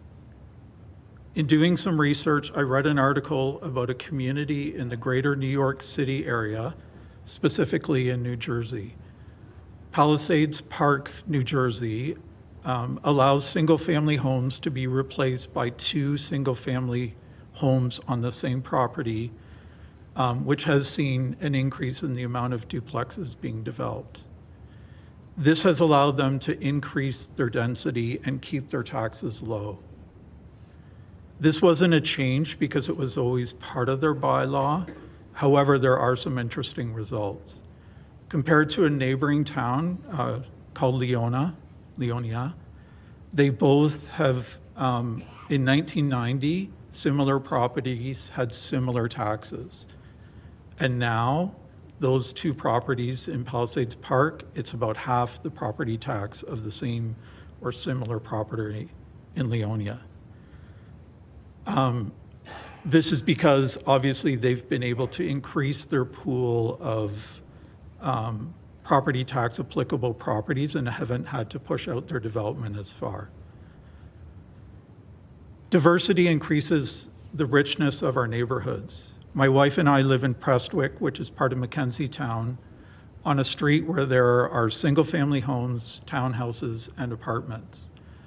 That allows for a diverse set of people, both cultural and economic diversity. I heard the mayor speak at the Military Museum a couple of weeks back at an event honoring the Sikh contributions to the military, and part of the remarks she shared touched on diversity and how Calgary is the third most diverse city in Canada. I know that having diversity of all types makes a city and a community better. This proposal will allow for more diversity. My two sets of grandparents came to Canada during the period following the Second World War. My father's family lived in a converted tobacco barn for the first years of their time here, and I'm not sure exactly how that was zoned. While the rules at the time were different to how they are now, this is what they could afford, or what the farmer who employed my grandfather was willing to provide. Eventually, they moved to rented property and then rented a farm where they could work the land themselves. I share that story to underline the presentation which was done by administration, where there needs to be a variety of options for all people who live here or might want to live here, but also to emphasize that progression along these lines is gradual. So the case is not for, in this proposal, is not for affordable housing, but more and varied housing options. We do need to be honest that part of the way we solve the housing crisis is through home values that do not increase at a rate that is greater than the rate of inflation. While there were presentations that stated, and I believe it to be true, that land values will go up with the proposal, because the potential of the value of the land is higher. However, it's also possible that a single home's resale value is affected by the property beside it. It may be the case that some home prices might not meet the assessed value of the home. I've had that experience in a house I owned in another city. The fear of falling home prices for those who are counting on their home to fund their retirement is real. I believe that we need to acknowledge this fear and to be open to help those who could be hurt if home prices fall. But we also need to be clear that using home ownership as a retirement strategy does come with risk. Since I'm running short on time here, I don't want to leave without acknowledging that this decision will be a tough one, and that as a council, ratifying this decision may come with consequences at the next election. In the current political environment, I thank each and every one of you who has chosen to serve. Thank you very much for your presentation. Let's go to Rajdeep Kandola.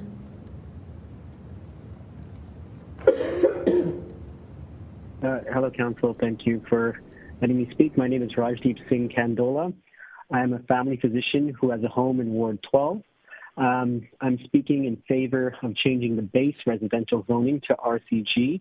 This change is necessary for those aspiring to have a home, but it is also necessary for those who already have a home, including those who have decided to speak out against these changes. The benefits of density flow to all of us.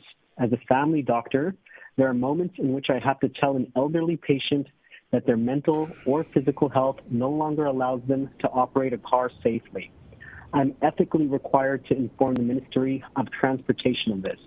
These conversations between family physicians and patients result in intense disagreement and frustration. Surveys show over half the time the patient will never come back to see that doctor again.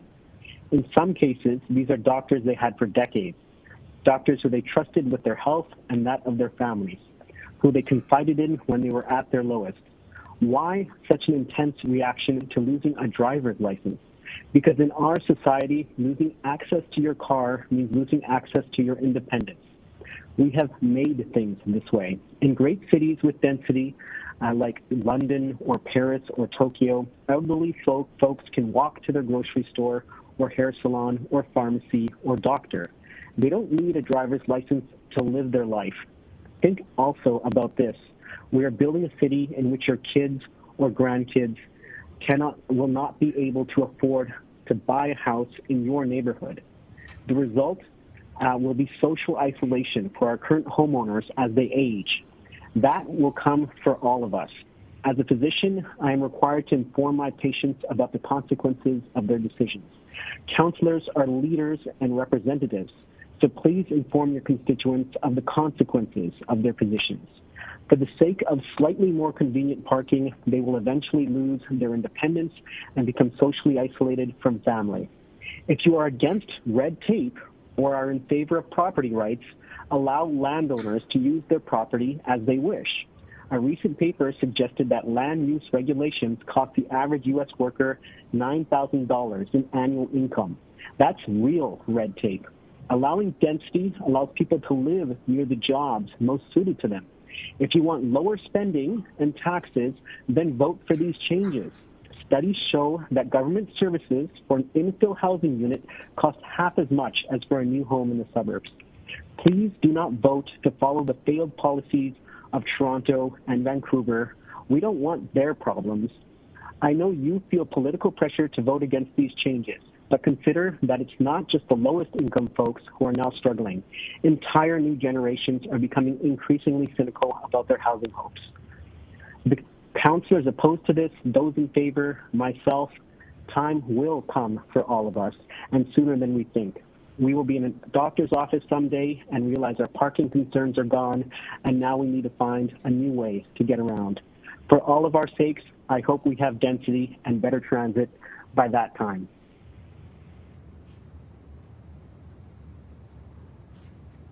Thank you. Is that it for you, Dr. Condola? Thank you, yes. Okay, perfect. Thank you very much. Let's go to Tom Kent, please. Thank you, Your Worship. Can you hear me? It's pretty good. A little louder would be great. Okay. Not sure how I turn up my microphone. Is that better? Yep, it's clear. Thank you, Your Worship, and good day to the Council and all the members of the public listening and watching. Taking up on Dr. Condola's statement there, if you look at Paris as a perfect example, lots of 5 stories along main avenues with commercial retail on the ground floor, creates communities, you have your cleaners, your bistros, et cetera, so something to look at on places like 4th Street, Southwest. I'm in Ward 11, I guess technically Elbow Park, although we're kind of on the fringe. I wanted to just say that the market is something that, especially in Calgary with the history of boom-bust, we shouldn't ignore. And that I was called to the bar in Ontario and started practicing law in 1986. Already resigned to the fact that at whatever age I was, 25 or 6, I would never own a home in Toronto. And I would rent, hopefully a half-decent place, and someday have a vacation property, perhaps in cottage country or something. And then the long recession in Ontario through the early 90s to 96 or 7 occurred.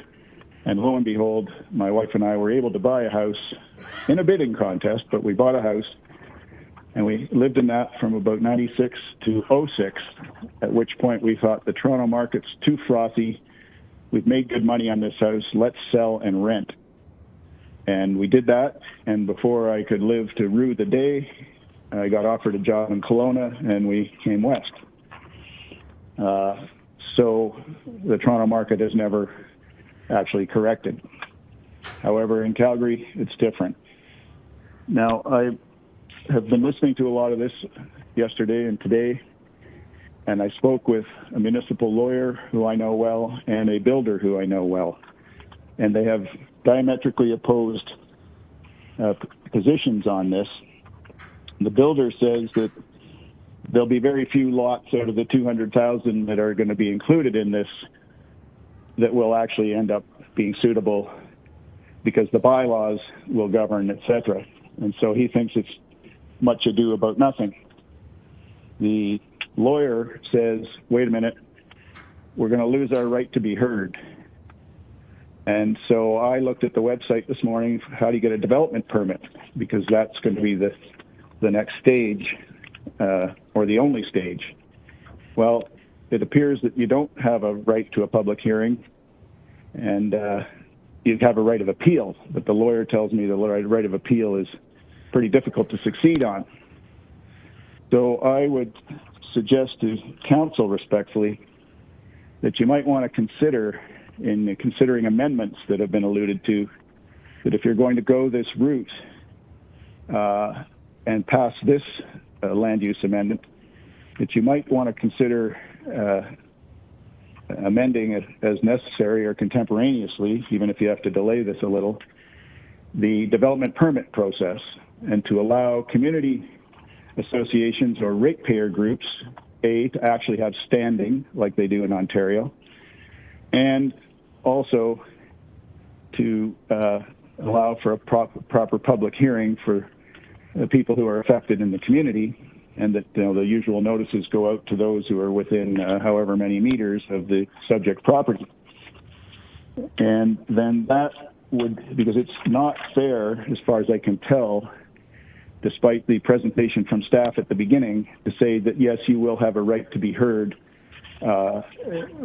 when we take away this right to be heard in a zoning amendment. I'm getting the sense that that's not true, and I would invite councillors to make sure they understand whether there really is or isn't a right to be heard during the development permit process. And I think, just let me check my notes here. Affordability, it's pretty clear from everything I've heard that this is not going to help affordability. And Ms. Winkler gave you the Altador summary after living there for 20-something years. It's the laboratory. The planning department should have seen that, know it. And I noticed in the presentation at the beginning that there were pictures of developments in Altador, and I've been there knocking on doors during elections, and they cherry-picked the best ones that had 4 garages with 4 townhomes on a laneway, garbage boxes. Thank you, Mr. Kent. You're just at time, so I'm going to have to stop you there. All right. Thank you for fitting me in, Your Worship. You're welcome, and please stay on the line in case there's questions for you. So we are going to go to questions of this panel. Start with Councillor McLean. Thank you, Mayor. And Ms. Al-Kadi? Was it Al-Kadi? Al-Kadi. Got it right the first time. First question, have we met before? Yes. Thought so. Try to meet everybody in the ward. It's kind of tough to do, but especially Shawnee Slopes. There's a lot that's gone on, so I sympathize. With a lot of green space being taken down and a lot of density being put up. Like you stated, they're 41+%. So I guess my question is maybe 2 or 3-fold. Are you suggesting that maybe there should be an exemptions, maybe say for communities that have maybe done their share, like you said, that have got to a point of density that maybe... Against the blanket, supposed to be community by community or place by place or open. Why blanket community for the whole city, you know? Yeah. And also, I feel that Calgary can expand, and the greenfield development will be cheaper than the other one, than the infills. We have this one. I saw this one in Killarney and a lot of places, because I used to live in Killarney, and the one it comes the townhouse gave up more than price of the house itself when it was there. It was double the price of the house, and the two townhouses, and one of them 750. This is from 20 years. It was 750 from 20 years. The townhouse from the house. It does mean the two townhouses will be 1.5 million. You know. It is not affordable. It is not. I don't know why this one. And I'm saying we Canada, our land is 1.2% from U.S. and we are 10% from U.S. Population, and we want to make dynasty in our cities. Why? Yeah, I think Why? so. We have a lot of land around. Why to do that? Why to? I'm really sad because what is happening when we came here from 40 years ago or 50 years ago, we came here and we accept to be here to have in a bigger city and a bigger place and quiet areas and all this stuff. We came from a very loud areas and all this stuff. The problem that now the people comes, they get their culture with them here. This is not right. Yeah. I did think that was my question. Just was if you thought there was maybe some amendments or there's some maybe changes. But what I'm getting from you is the whole idea of the blanket up zoning. You'd rather just see that gone. I get what you're saying, that maybe you bought a home in an area and you expected it to stay the same. Yes, but we bought a home. First, we bought a home on the golf course, and they took the golf course out of us. Yeah. We paid for that one. And now we're having in front of us 1,400 units. Most of them is apartments and townhomes. And we have now another one, you know about it, the row of housing. Transitional housing, temporary housing. And what we're gonna do? And we also we were having that 4.1%. 41.6% from our units was multifamily. What do you need more than that? Yeah, I understand, and I sympathize. 41.6%, and yeah, we've reached our density goals there. I'll just thank you for coming to take your time, and I think people have heard what you've said. I don't think you're alone. So again, thanks for coming. Thank you very much. Actually, nobody was here because I'm just getting out from hip replacement operation, you know. Well, get well soon, please. Quick question for Tom Kent, if you're still on the line. I am. You got off the. Hey, Tom. No, I'm here. Good. Just quick question, because I couldn't quite understand at the end. You were talking about maybe having the public hearings on the development permit, because right now, as you know, we're having this public hearing to end public hearings on land use, and if the development permit, I know you're pretty aware of this, that doesn't really require a public hearing. There'll be some public input or an appeals process. But is that what you're suggesting, is that maybe you'd rather see like a public hearing, or maybe more emphasis put on the development permit, and so that these land use public hearings aren't necessary? Or would you say that the land use public hearings are still really important?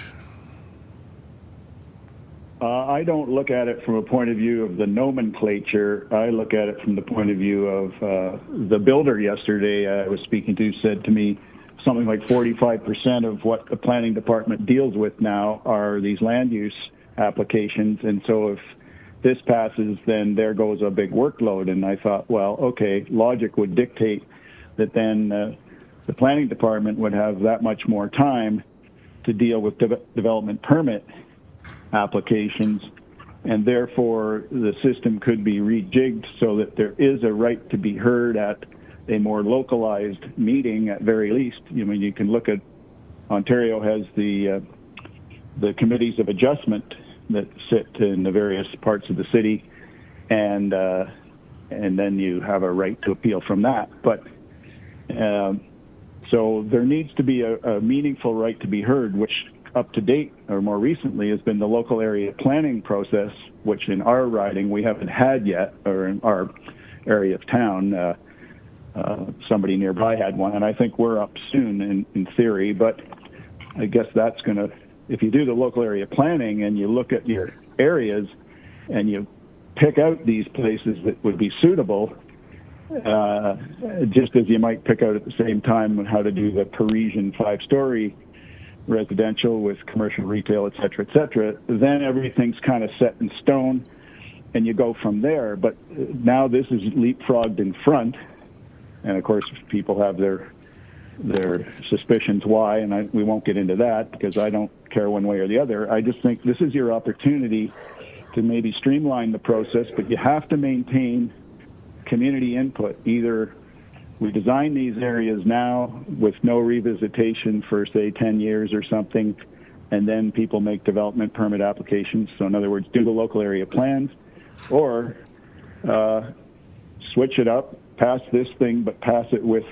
creating new rights to be heard, not for people coming from all over the city, but just in the communities and ratepayer or community associations to have standing to appear, because there will always be situations where some developer comes along with really bad ideas, but and maybe asking for minor variances. So you say it's a 50-foot lot. Yeah, well, we don't have to go to that, Tom.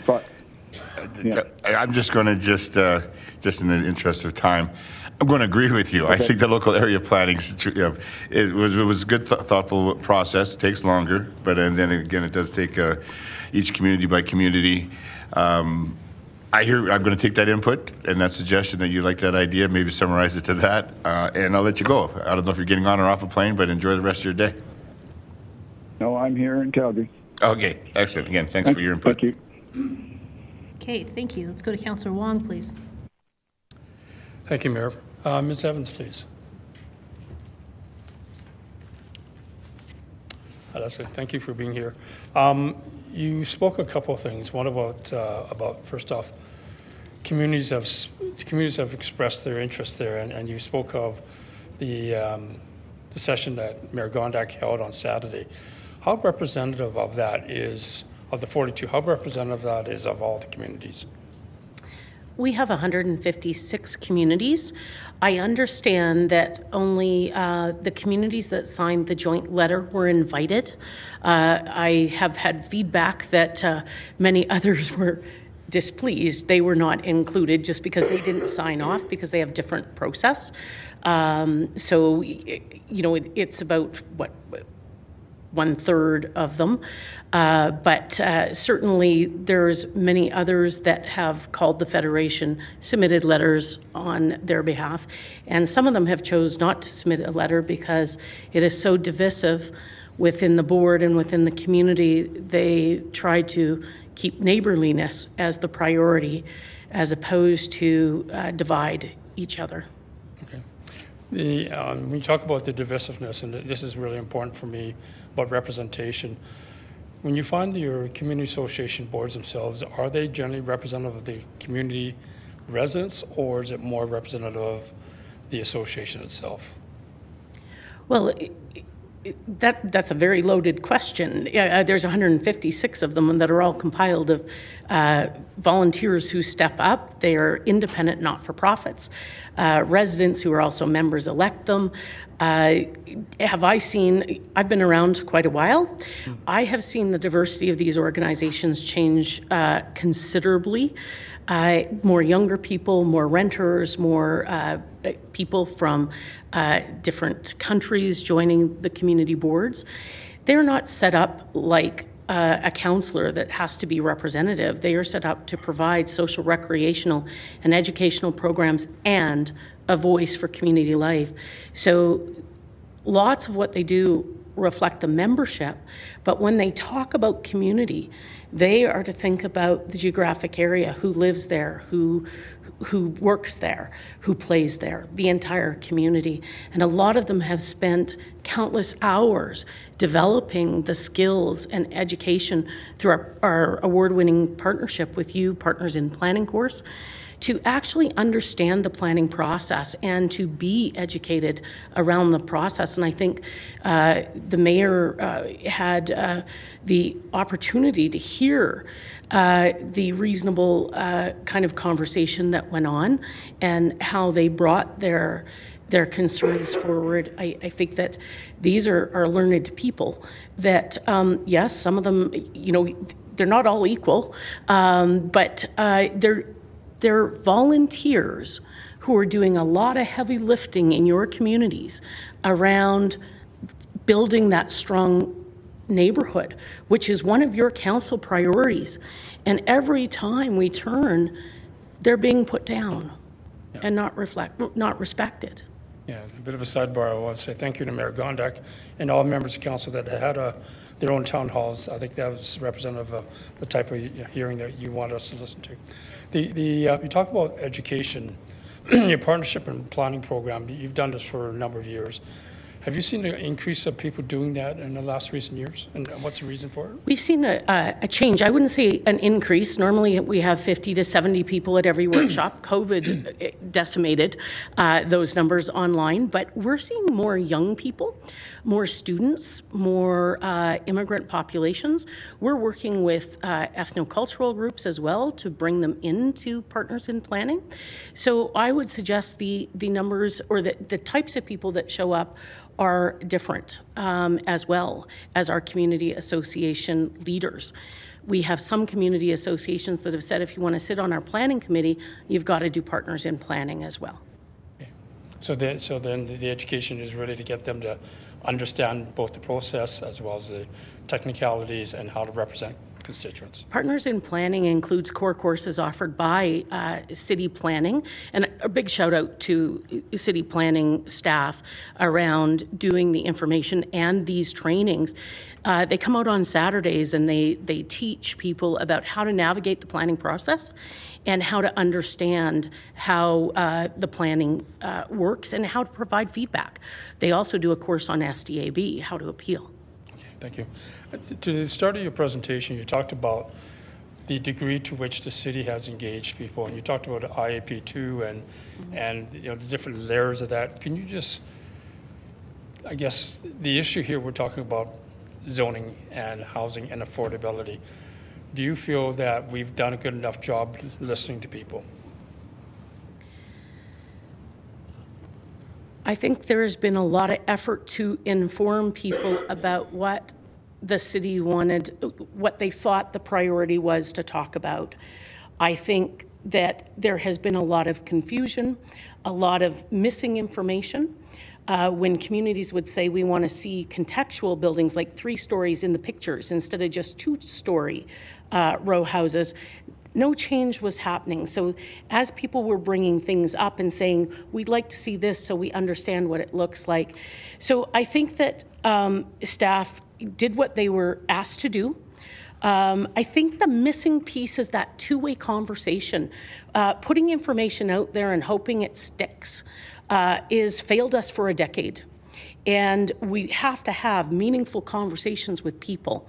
It doesn't mean that you have to change everything or they have to, conform, but you have to understand where they're coming from.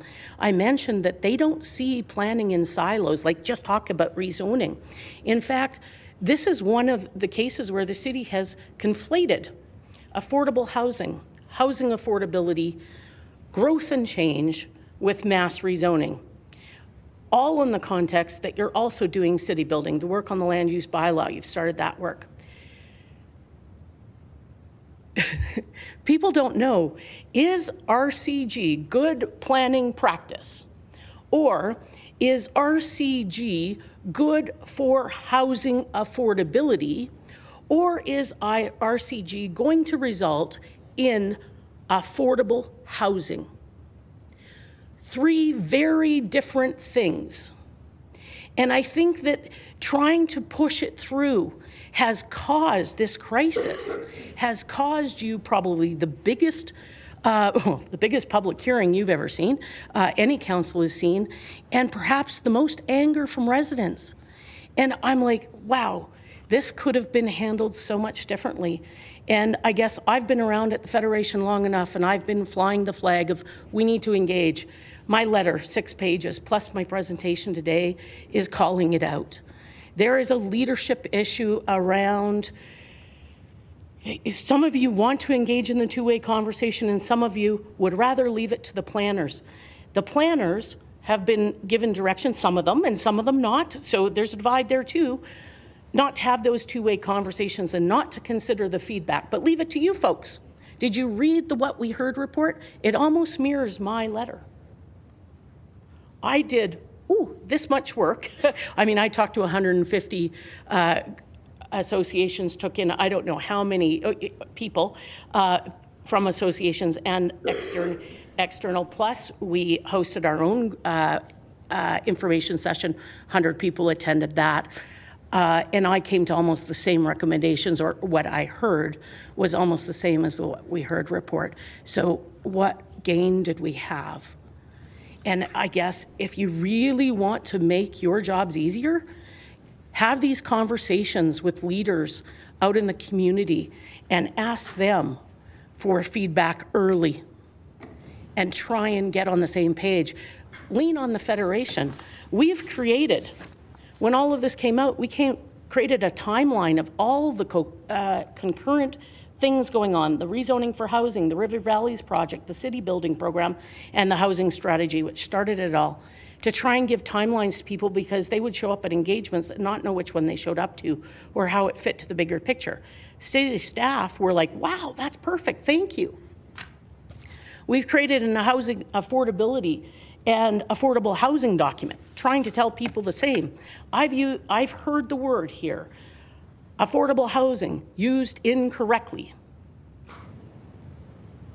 We've used information from your city's website to define these terms. I don't know what to say. I think that we all need to step up. We are facing a crisis. There's no two ways about it. We have a crisis on our hands. And it's not just housing. It's about listening. It's about allowing people the time to adapt. It's allowing people to make their suggestions be heard. Your timelines you're giving administration are deeply unfair and unprofessional to your professional planners. I actually feel for them. I think they've been given bad information, bad advice, and timelines that are absolutely setting them up for failure. I'm glad they're not here in the room to hear how unhappy people are. It must be devastating for them. Be devastating to my staff. Thank you. Just my last question to you. We have a housing crisis. We have people who obviously need housing. We have a process problem that you just outlined. In your words, what would be the next step for us? Well, your next step is you have to get through this hearing and make a decision. Yep. I think we do have to get together and certainly look at revitalizing community engagement, figuring out how developers, community, and city can be at the table on equal fronts. We have to define the engagement process. What does it mean to have transparency? And when, and we've asked this question for a decade, when do you engage? When do you inform? When do you actually, what actual planning projects are we supposed to be engaged in as community? And I think that we have to define those. We have to work on that. Ms. Evans, thank you for being here. Thank you. Thank you, Councillor Wong. I'm done. Thank you. Thank you. Let's go to Councillor Penner, please. Ms. Evans, we've known each other a long time. Yes, we have, Councillor. And we've walked through planning matters on multiple fronts. When I was a citizen, when I was a community association president. And so you know my love of community associations and the work that they can do. Yes. And the work that I continue to try to build on this side. One of the comments you made really struck me. Mm-hmm. You said that some communities were choosing neighborliness over divisiveness. That's correct. Is divisiveness in and of itself, and maybe just, in the sense of non-agreement, not in the nasty sense, is that a bad thing for communities to hold tension amongst themselves on a board or in a community? Is consensus possible, or is divisiveness going to naturally arise? I think that if that is your plan from day one, that you're not going to engage in these dialogues because potentially they could cause a difference in how you think about things, then fine. But if you're engaged in the planning process and you've been through these things and you've been able to work out differences, to all of a sudden stop because it gets divisive. And when I'm talking divisive, people are losing sleep. They're angry. They're not receptive of people's opinions. You cannot mitigate that, or the business of the association, the everyday programming gets compromised. So people have chose that. So I also don't think that having,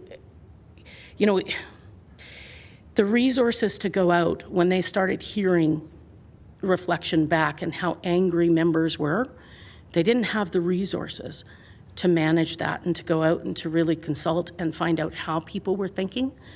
So they decided to try and be neighborly and inform people about how they can have their say.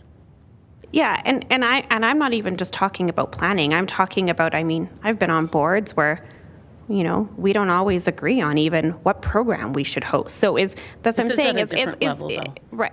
I'm not saying it's not at a different level, but I'm saying is consensus within any community association board or with any community actually even realistic in a city? Is it even realistic? Because I think what I'm hearing you say is because so many communities are feeling divided about this was not good engagement. And I'm not sure that is actually the truth. That's not what I'm saying. I am saying it's not good engagement because there was no two-way conversation. It was fill out the feedback card. We hosted an engagement online. It was through Q&A and chat only because I feel this was after the staff had received some negative feedback, so I understand. There was 2 good ideas that came. The staff said to the people on the other end of the chat, why don't you take that and upload it to the Engage portal? Those are really great ideas. If those were really great ideas, why aren't they included? Why aren't they talked about further? Why does a resident have to go after they're sitting in a meeting with planners and go upload it to an Engage portal so it can be somehow captured into a what were heard report that's not even presented to you? You got it last week as I did. So, I want to be respectful, but it's getting hard. It's getting hard to listen. So I'm going to pivot a little bit. You talked about an education approach and you talked about how community associations didn't have the resource. And I think that's a fair comment that maybe we did not equip community associations with the resources. However, there was a website that was open and available to all Calgarians. What responsibility does the Federation have or hold, if any, and you may have none, to ensuring that community associations are spreading accurate information? With respect, Councillor Penner, we do not have oversight on those independent not-for-profits. They will fill in the blanks to what they do not have information for. We try to capture their questions and fill in the answers from our online discussion. The answers, and I've heard some of you question speakers' administration yesterday morning, and then you would say, is that a yes or a no? Those are the kinds of answers they're given at the inform sessions, non-answers. So they're going to fill in the blanks. We drive them to the Engage portal. We take information and try and create infographics that we run through the city. And we got blasted for one because it had city speak on it and it was missing some of the details they needed and we didn't fill in the holes for them. This is on a previous thing. So we're constantly trying to provide information. We gave input on how to simplify things. Our input isn't necessarily heard until you direct it. We're a civic partner. We're trying to help. We want to help our communities understand. We want residents to be part of a solution. And no, not all residents are going to agree. This is something that touches the heart of every taxpayer citizen. It also touches the heart of people that can't afford housing. You heard from one of my staff just earlier, Chloe. She gave quite an articulate speech about why she believed in this. I have other staff, immigrant staff, that believe that this isn't the right thing because they came here to buy a family home to bring over their multi-generational family. They need a yard, they need a big house. Like, they're beside themselves because they see that going away. We've tried to talk to them. We've tried to educate them that this helps get into the housing market. This helps you move up. I have one last question for you. You teach partners in planning. In the partners in planning course for land use, if a resident were to bring forward a suggestion and it comes through, does administration bring that recommendation to council with the change, or does council have to hear that recommendation from the public member to make the change on any land use? What do we teach? What do we teach in partners in planning? I think that depends, Councillor Penner. I'll take this one for example. We have heard a lot about the the backyard suites on top of RCG.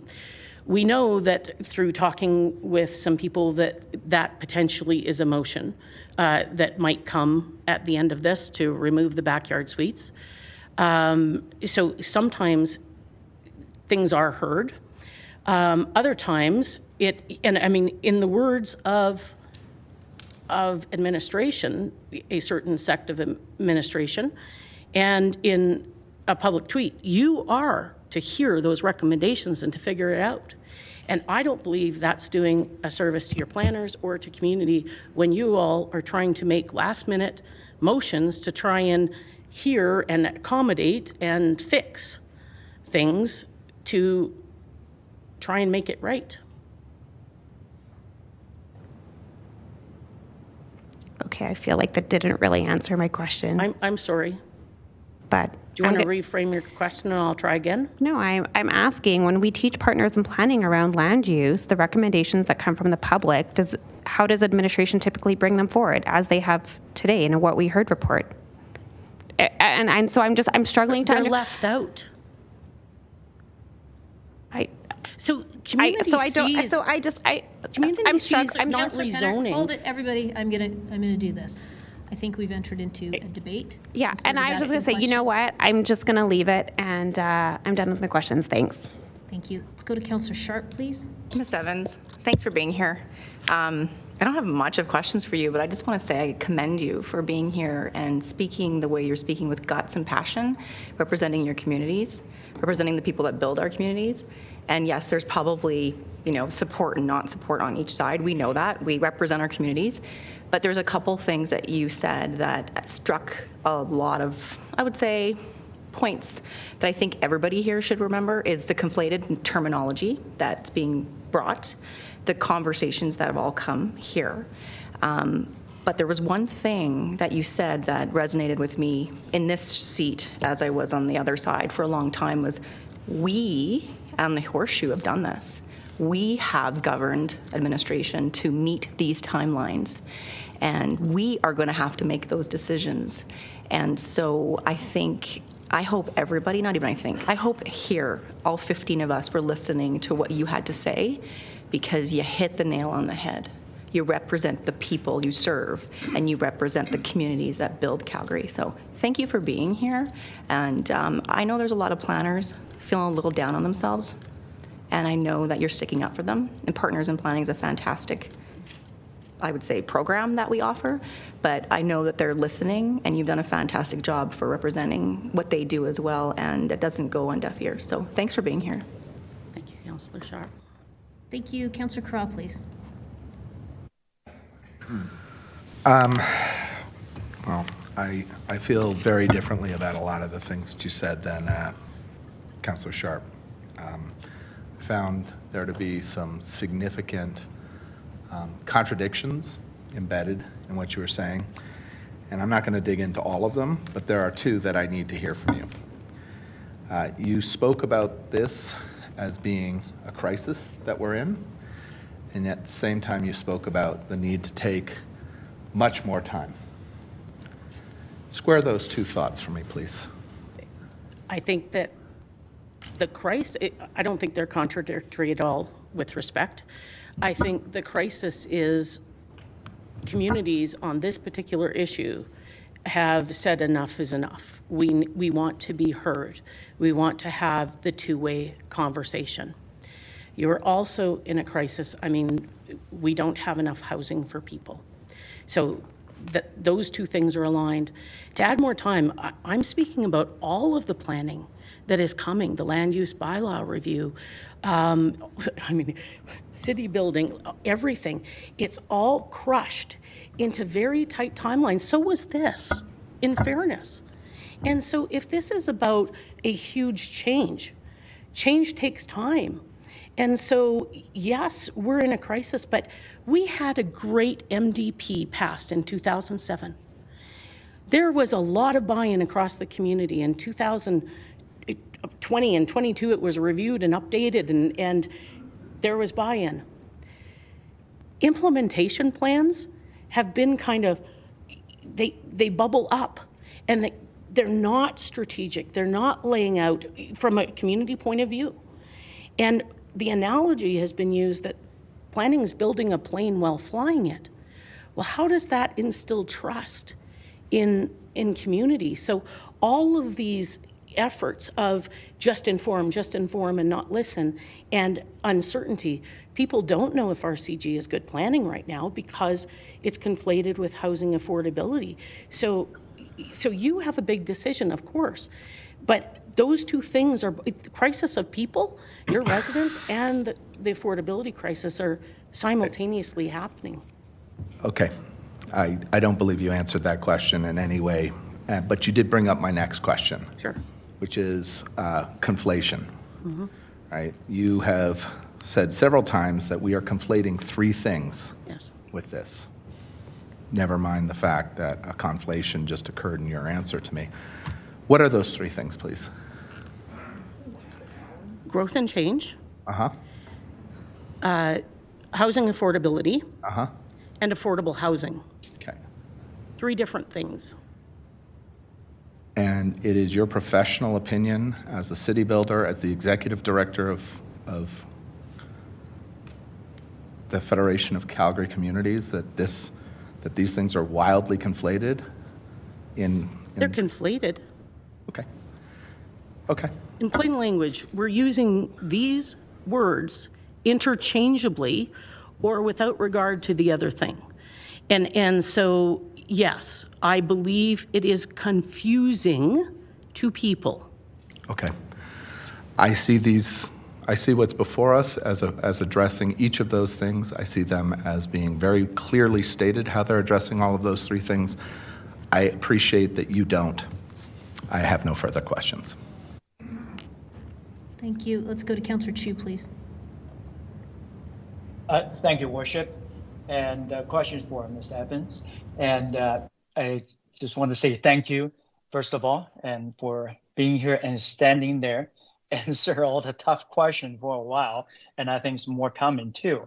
And you and I, we have known each other for a very long time. I think ever since I was a director at your organization, FCC. And even though we don't always see eye to eye with each other, however, you are always passionate of what you do, and always try to do the right thing and do whatever is the best for the community. And that's all I want to say. Thank you. Thank you, Councillor Chu. Thank you. I'm going to go to Councillor Chabot, and I'm going to say something before we do that. Firstly, everyone, members of the public are here to express their positions to us. Would serve us well to make sure that we limit the debates that we get into and watch our tone. I also realize that sometimes you want to say thank you and you want to explain yourself as you're doing your thank yous. It's supposed to be questions of presenters. So if we could try to stay on track with what we're supposed to do, we'll get through the 750 people. So go ahead, Councillor Chabot. Thank you, Ms. Evans, and thank you for that letter that you provided to members of council. Very comprehensive, very well written.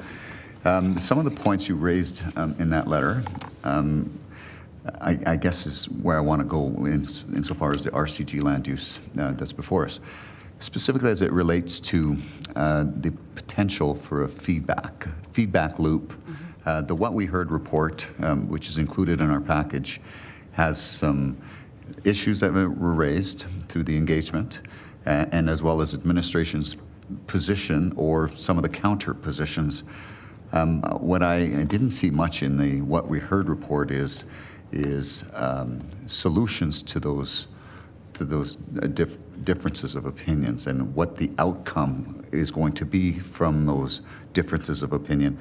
And I've heard this from other citizens as well. And I'd like to hear from you what you think would be the best way forward as we continue to move forward on the whole housing continuum and the planning initiatives on how we can incorporate community feedback and to ensure that those citizens feel as though they've been heard or represented. Well, I think the first part is they need an opportunity for a democratic process. So I think I've heard that. I heard that with the mayor on Saturday. And I think that as part of the solution, the local area plans have provided, and I realize not everybody has a local area plan yet, so this is kind of one of those things. The local area plans involved all kinds of different community representatives, developers, city people, businesses, to come together to really think about the broader area and think about where density goes and how their communities would grow and change. And I think that that's a real tool that has some answers, and rezoning along, which follow the MDP as well, those densification or intensification zones really follow the nodes and corridors as the MDP says. So I think that that is a real kind of place to focus, is maybe rezoning those areas where the densification was chosen in those LAPs. So that provides certainty to developers, but also provides certainty to homeowners, which is what they also are looking for. And that potentially could then further migrate further out into the community over time? Yes, I think, and you know, I'm not a planner, as you well know, but we've got RC2 and in incentivizing people to do backyard suites and secondary suites. If that goes through, that's 3 units on an inner city, like mid-block, if people were to redevelop that way. And if you had RCG and greater along the corridors and nodes, you would reach that 4 dwellings per lot on those bigger communities, I would think. Okay, so while I was away, I participated in some I guess, activities that took place on other initiatives similar to this. And some of the concerns I heard from folks is that they felt like they were receiving information from administration and their input wasn't necessarily taken into consideration, but rather that they were informed by some folks as to why their opinion wasn't valid. Have you heard that as well from some of the communities in relation to this issue? Yes. So from the fact that they're being protectionist to, you know, this is just the way it needs to be. Without facts, you know, no, you're fearing property value declines. There's no evidence to that, so they're being dismissed. And so, yes. And you mentioned something about 3-story RCGs, and all the pictures have been demonstrating a 2-story beside an infill, another 2-story infill, and you feel that that was not being fully transparent as part of the whole communications piece? Yes, because, I mean, they're allowed to go up to 3 stories. And remember, I'm reflecting what I'm hearing and what I've seen, not necessarily my personal or Federation position. Yeah. No, I think you've answered all my questions, and thank you for standing there and taking these questions. Appreciate it. Thank you. Thank you. I don't see any other questions for panelists. Thank you very much to this panel for being here with us. Thank you for your time today. I'm going to try to assemble another panel here, and I'm going to call a few names that I called earlier today, so bear with me, everyone. Do we have Joe Calnan? Do we have Adam Fife? You can come on up and have a seat. Do we have Gaurav Moda?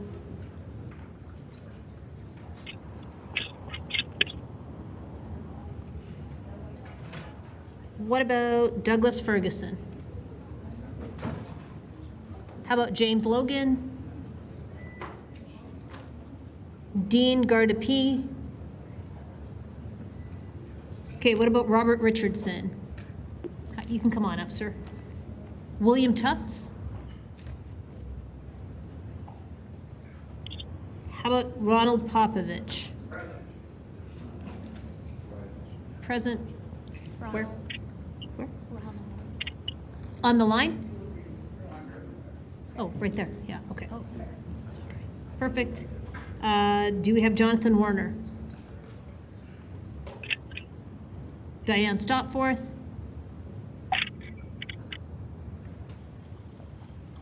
Peter Oliver, are you still on the line? Present.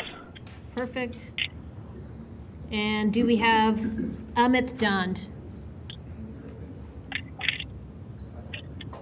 Council, if I can just possibly ask you to refrain while I'm trying to call out people's names, that would be awesome. Emily Fellers Robertson. Jeffrey Hodel? Okay, then we are going to go with Adam Fife, Robert Richardson, Ronald Popowich, and Peter Oliver. Okay, please go ahead, Adam.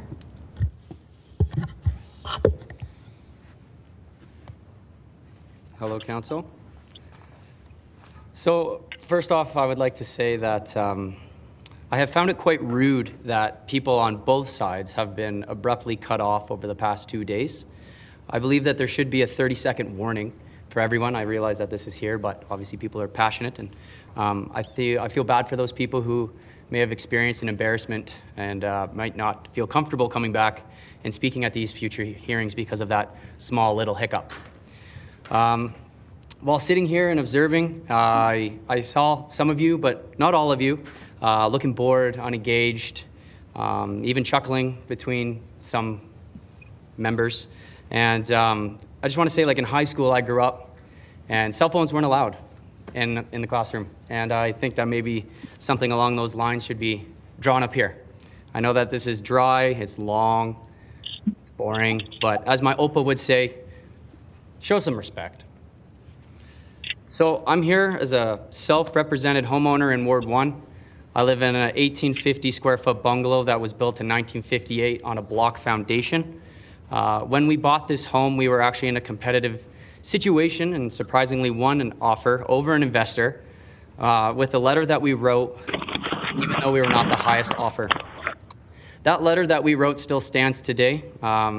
We will care for and fertilize the greenery within our dimensions and not redevelop it.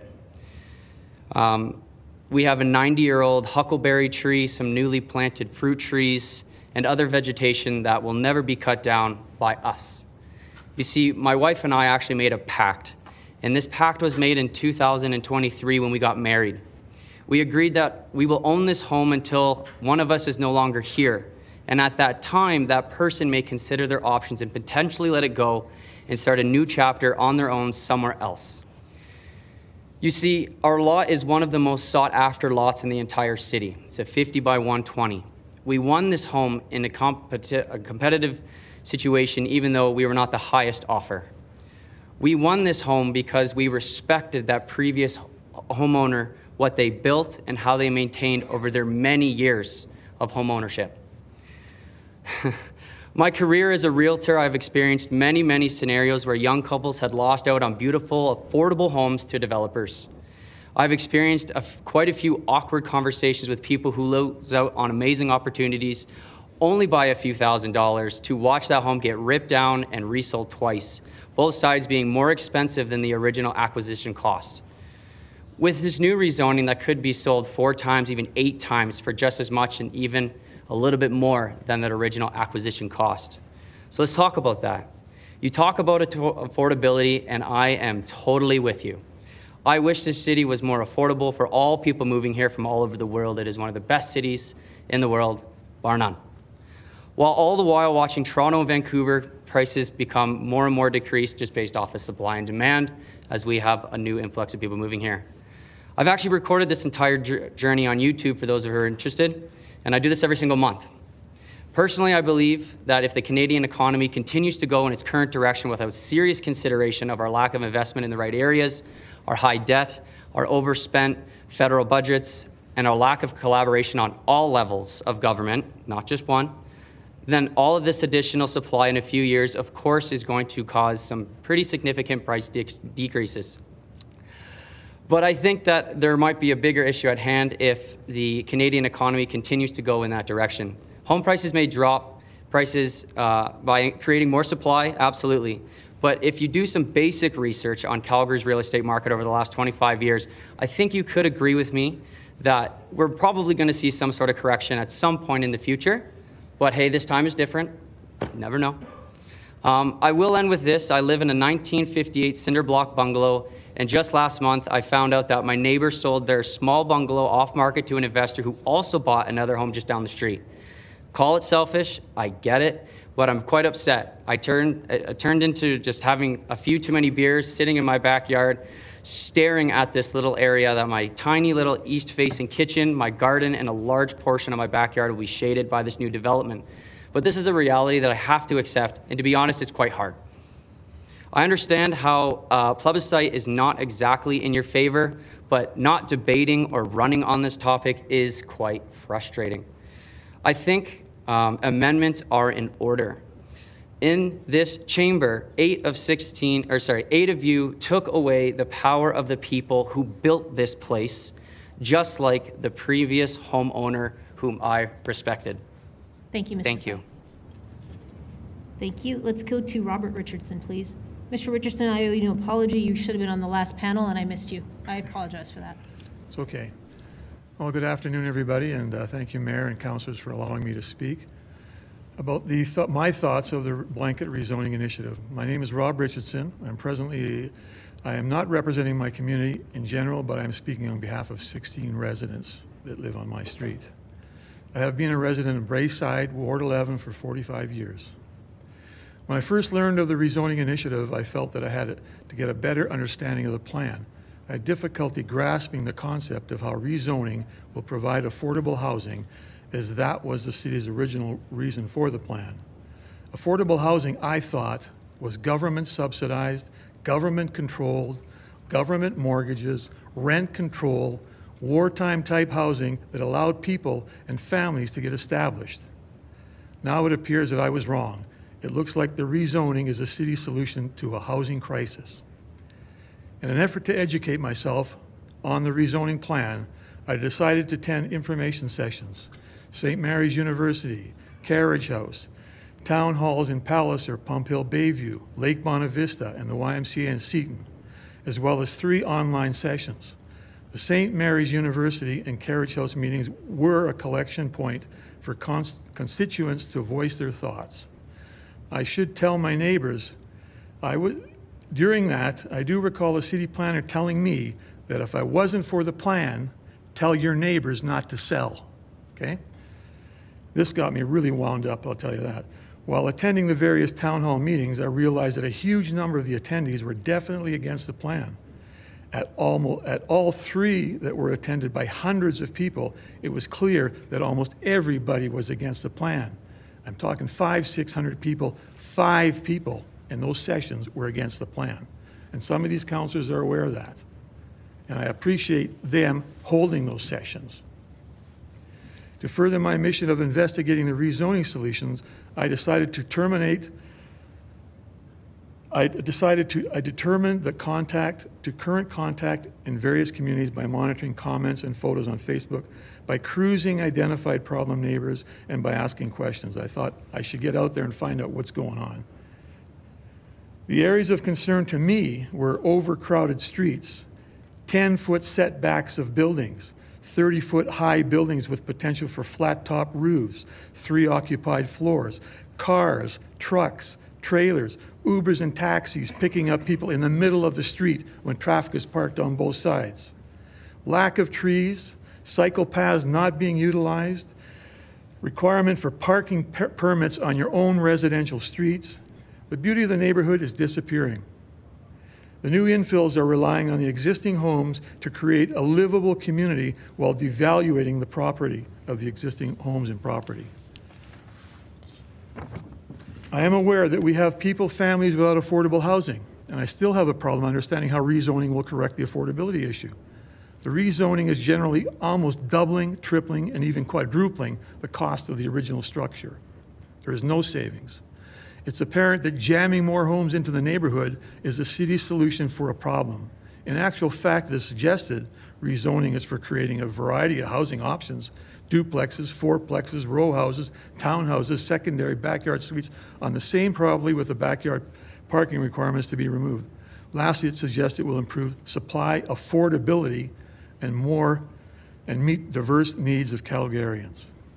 As I attended the various meetings, I could feel the anger of those around me, and admittedly, I could feel stress upon myself. City Council's aggressive position, and that's not everybody, that's some people, on the issue is tearing the city apart.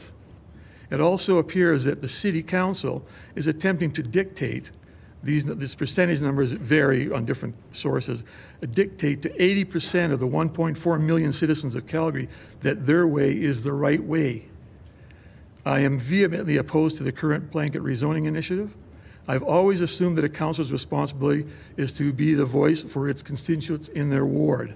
It is definitely not happening in my ward. We are raising our voices and being ignored. I realize there is a problem. Rezoning is not the answer.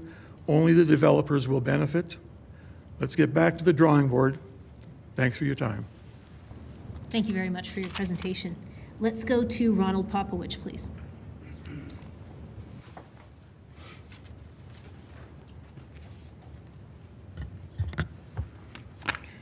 Ronald Popowich.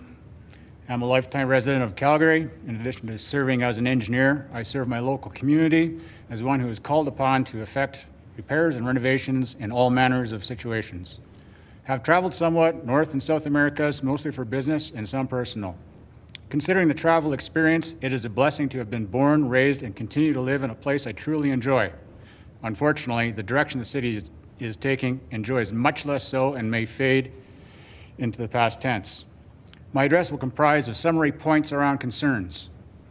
I used to reside for a while in Capitol Hill, a touted example of densification, and left due to crime, oppressive atmosphere, and most importantly, an unsuitable environment for raising children. My parents did the same, leaving Beltline. I am opposed to blanket rezoning.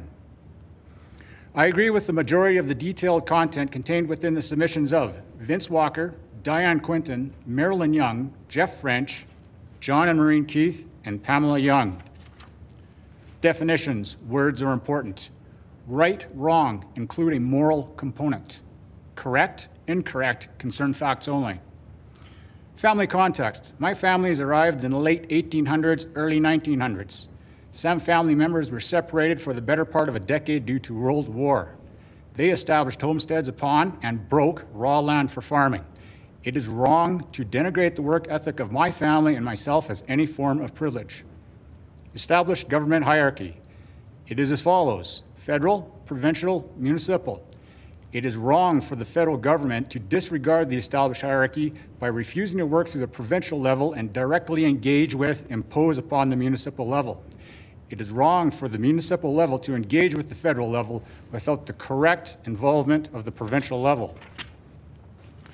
Data input to the planning process. The data is recent. It proves only that a trend fad is currently popular. It lacks substance pertaining to longevity. Data optics. Only favorable data is presented. While the data may be correct, it is wrong to manipulate, select, omit data to achieve an outcome. Taxation utilities. There will be disproportional artificial positive property value increase. There will be disproportional artificial requirement to increase capacity of utility services. The above will result in increased taxes, utility rates. This will result in negative financial pressure upon established homeowners who wish to remain. It is wrong to pressure residents to relocate due to undue tax utility-related affordability. Who benefits? Not established low-density homeowners, as quality of community will be confiscated from such owners to generate high-density housing. Not new high-density homeowners, as the result will likely prove out to be unsuitable for the majority of such owners. It is developers who receive the most benefit, as a major guardrail will be removed. It is wrong to sacrifice homeowners, both high and low density, for the benefit of developers. Respect. There are two practical forms: earned, where where reasonable parties achieve understanding and behave accordingly in a reasonable manner; commanded, where an unreasonable party is taken to task in defense of a reasonable party. It is incorrect to assume respect is only deserved. In summary, the rezoning plan is unreasonable in preparation, execution, unreasonable in scope, unreasonable in expected results, unreasonable in beneficiaries. In a word, unreasonable. Frankly, given the high degree of unreasonableness involved in this proposal, by experience I know that one cannot reason with a bully. In the early hours last morning, it occurred to me that I do not feel respected, but bullied by my own city council. Disappointing. The right, correct, and reasonable course of action is to put this matter to plebiscite. Thank you for your presentation. Let's go to Peter Oliver, please. Thanks to Council for taking the time today. My name is Peter Oliver. I am a volunteer with Project Calgary. Project Calgary was founded by a number of people who led Calgarians for Secondary Suites campaign, which started back in 2011 and continued until the eventual approval by Council of Secondary Suites in Calgary in 2018. And probably to no surprise, we are in support of removing exclusionary zoning that currently outlaws townhomes and row homes across Calgary today. And while much of the discussion around Calgary's housing strategy has really focused on affordability, we think that many of the benefits to homeowners have actually really been overlooked in this conversation. Thankfully, there have been a number of people, I believe, over the past 2 days of public hearing who have really drawn good attention to those. But if anyone wants to ask me more about that after, I'm happy to go further on that. But what I'd really like to share today is perspective. And what Council has today that the Council in 2018 didn't have was the perspective. Because the objections you're hearing to rezoning today are almost an exact copy and paste from what we heard during the 14 years of dithering by previous city councils to legalize secondary suites.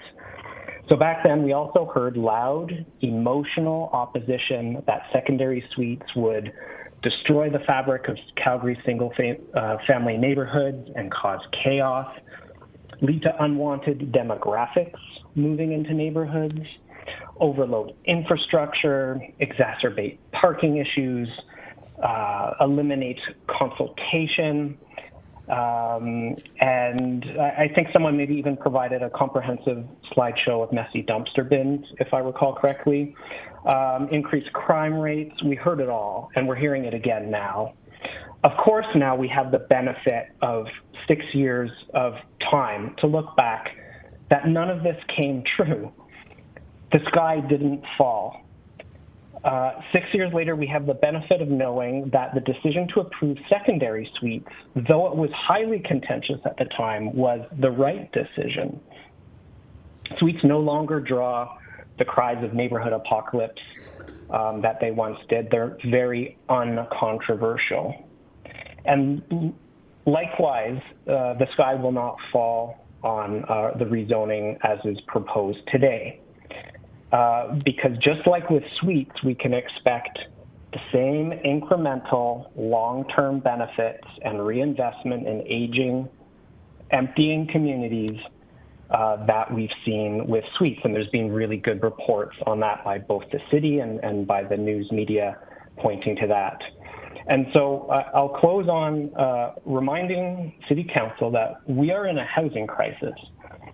And unlike past councils, which really didn't have the same market pressure we have today and the housing crisis we have today, we can't afford to dither for years. We can't afford to kick this down the road. And we have a very good proposal here in front of us today. And we can't afford to meet all the demand of new housing with everyone moving into the city simply through costly greenfield sprawl alone. So I'll leave it with that, and I want to thank everyone for your time and really encourage council to show the same leadership that the council showed in 2018 when they approved secondary suites, even though it was highly contentious at the time, but was the decision that put that council on the right side of history. Thank you very much. Thank you for your presentation. Bill Tufts is here. Hi. Sorry, say that again? My name is Bill Tufts. I'm just calling in, so I'll wait for my name. Okay, which panel are you on? 21, you called my name at the start of your introduction of speakers. William Tufts. William Tufts, okay. You know what? Since we've got you, go ahead. Hi.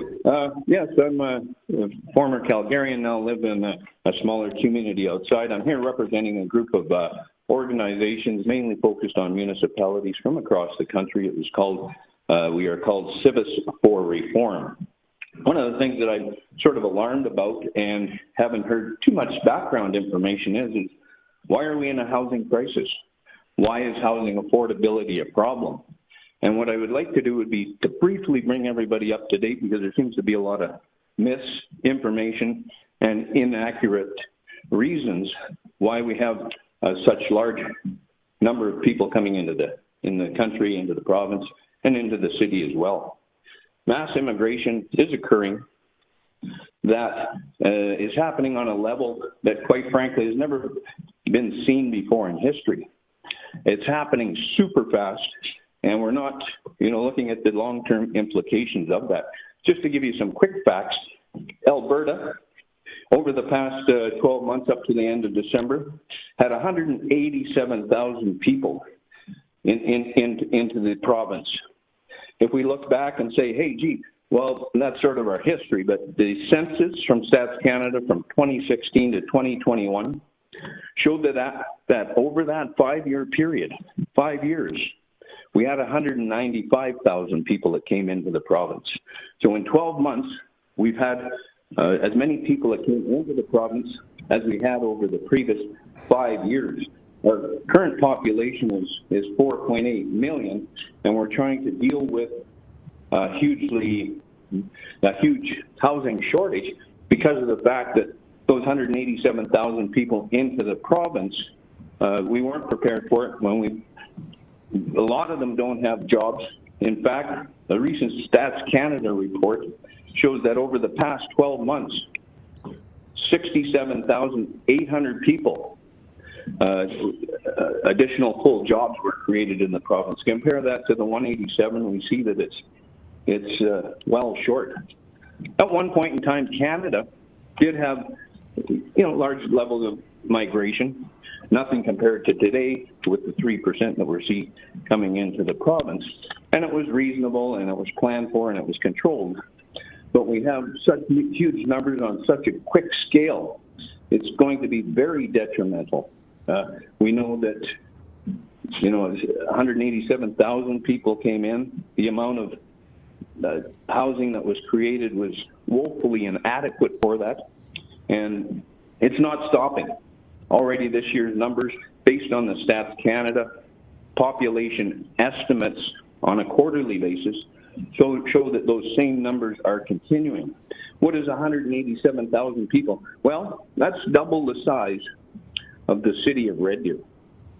How long has Red Deer been around for? How long did it take the infrastructure? We're only talking about housing here, but it's just the tip of the spear as we look at healthcare, education, crime, and a host of other social problems? What are we going to do with education? What are we going to do with healthcare? I know it's not a municipal priority, but those things are all going to have a major impact on our city.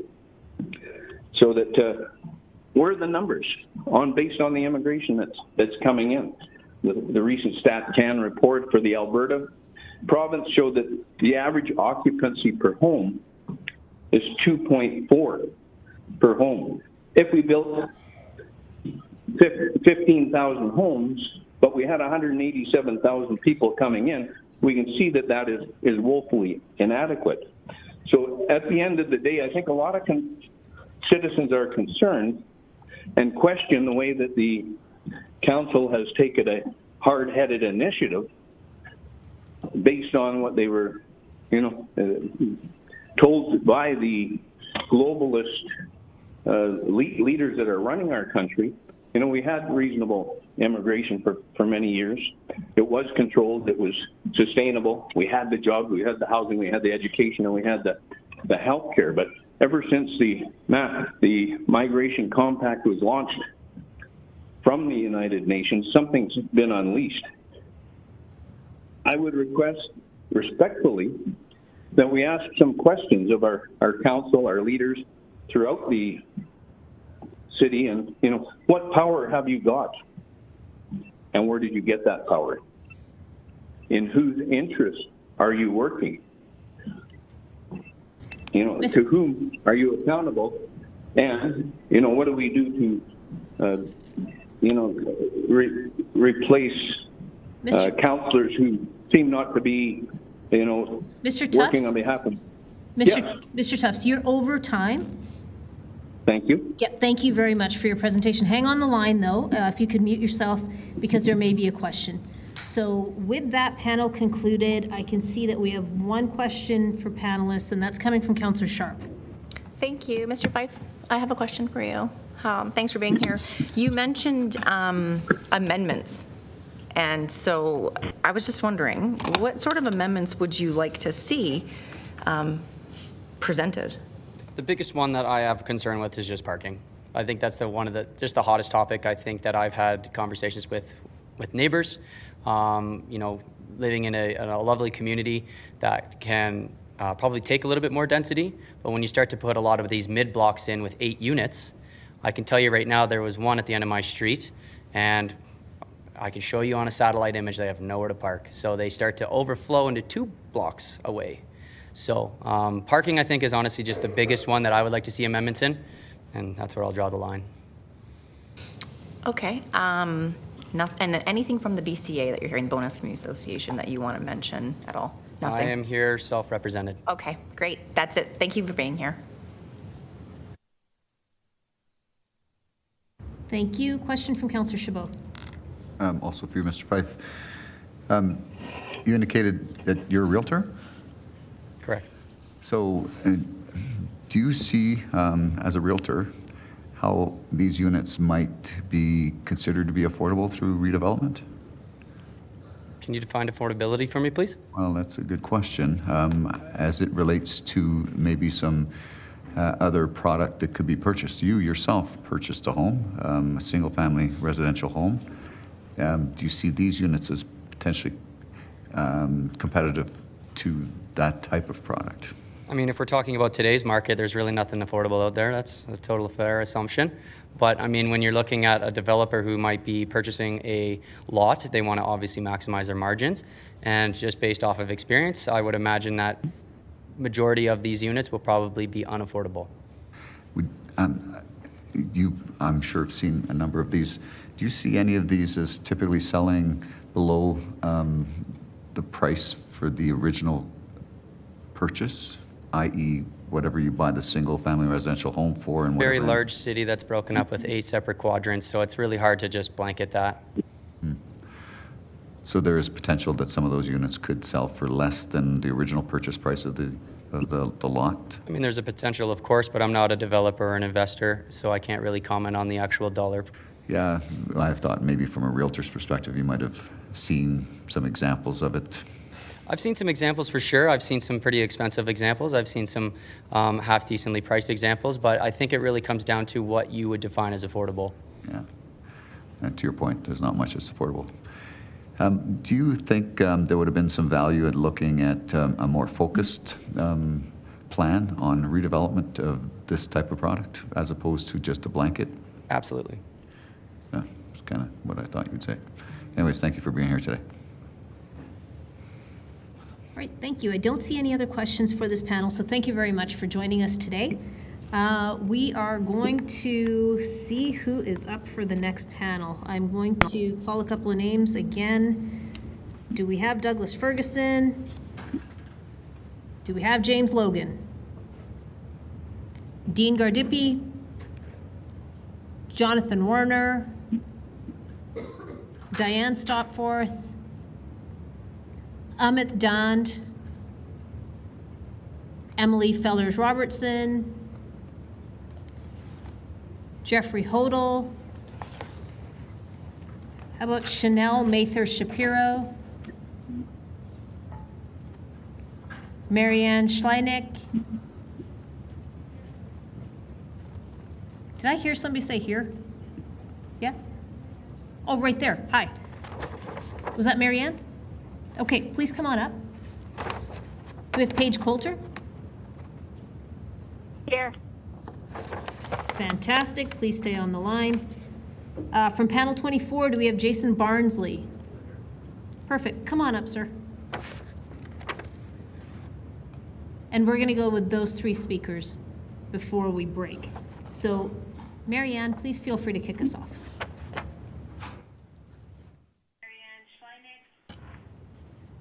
And before you do, someone's not muted. So if you could everybody just check your device and make sure you're muted, that would be great. With that, Ms. Schleineck, please go ahead. Thank you, Mayor Gondek and City Councilors, for this live engagement.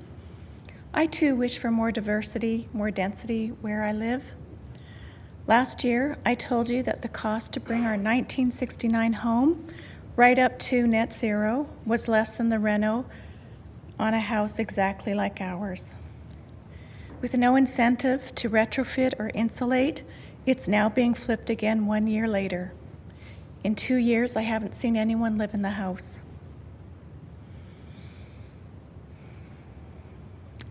You're likely aware that at 70% of house sales, Calgary has the highest rate of house flipping in Canada, where houses are used as commodities instead of homes.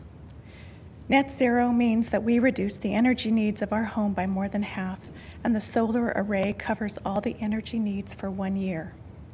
We've built in 25 years of affordability and amazing comfort, and did this for maybe the cost of one of the many trucks you see driving in the city. Investors and developers are skilled at the purpose of financial gain.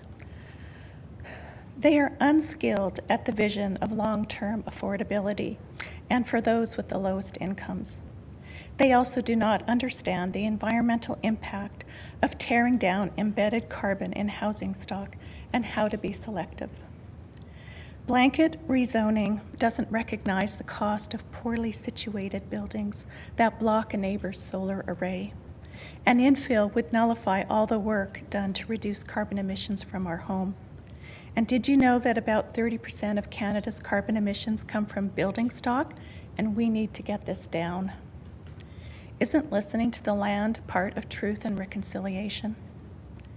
When a community 2 hours south of us has relied on hauling water for a whole year, and when we ourselves have been hit with severe climate events, and when we have architects in this province that lead in building with no need for air conditioning, then we need to commit to the best of climate adaptation and affordability to those with the lowest incomes.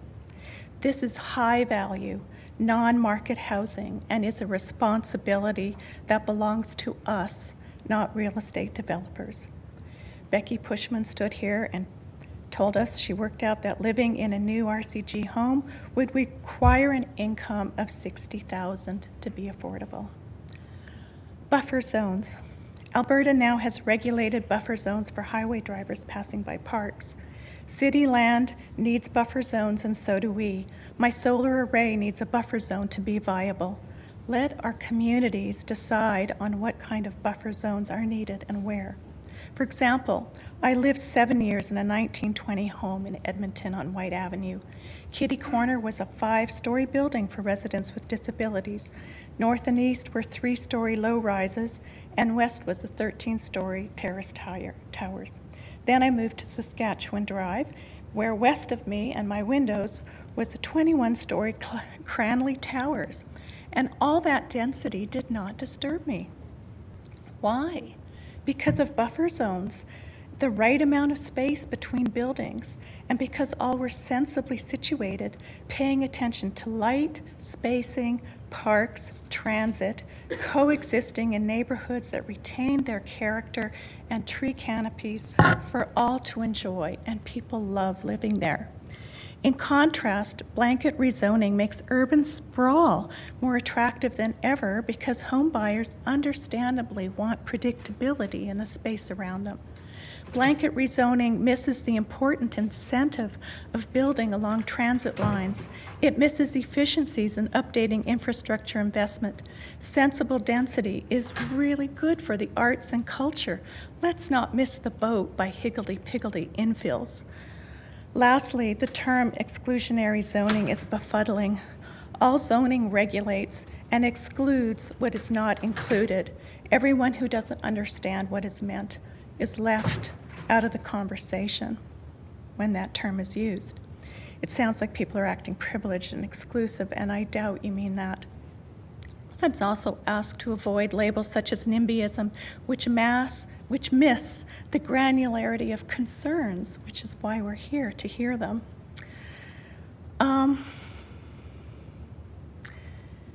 Real listening is open to change. It includes and respects all voices. Thank you very much.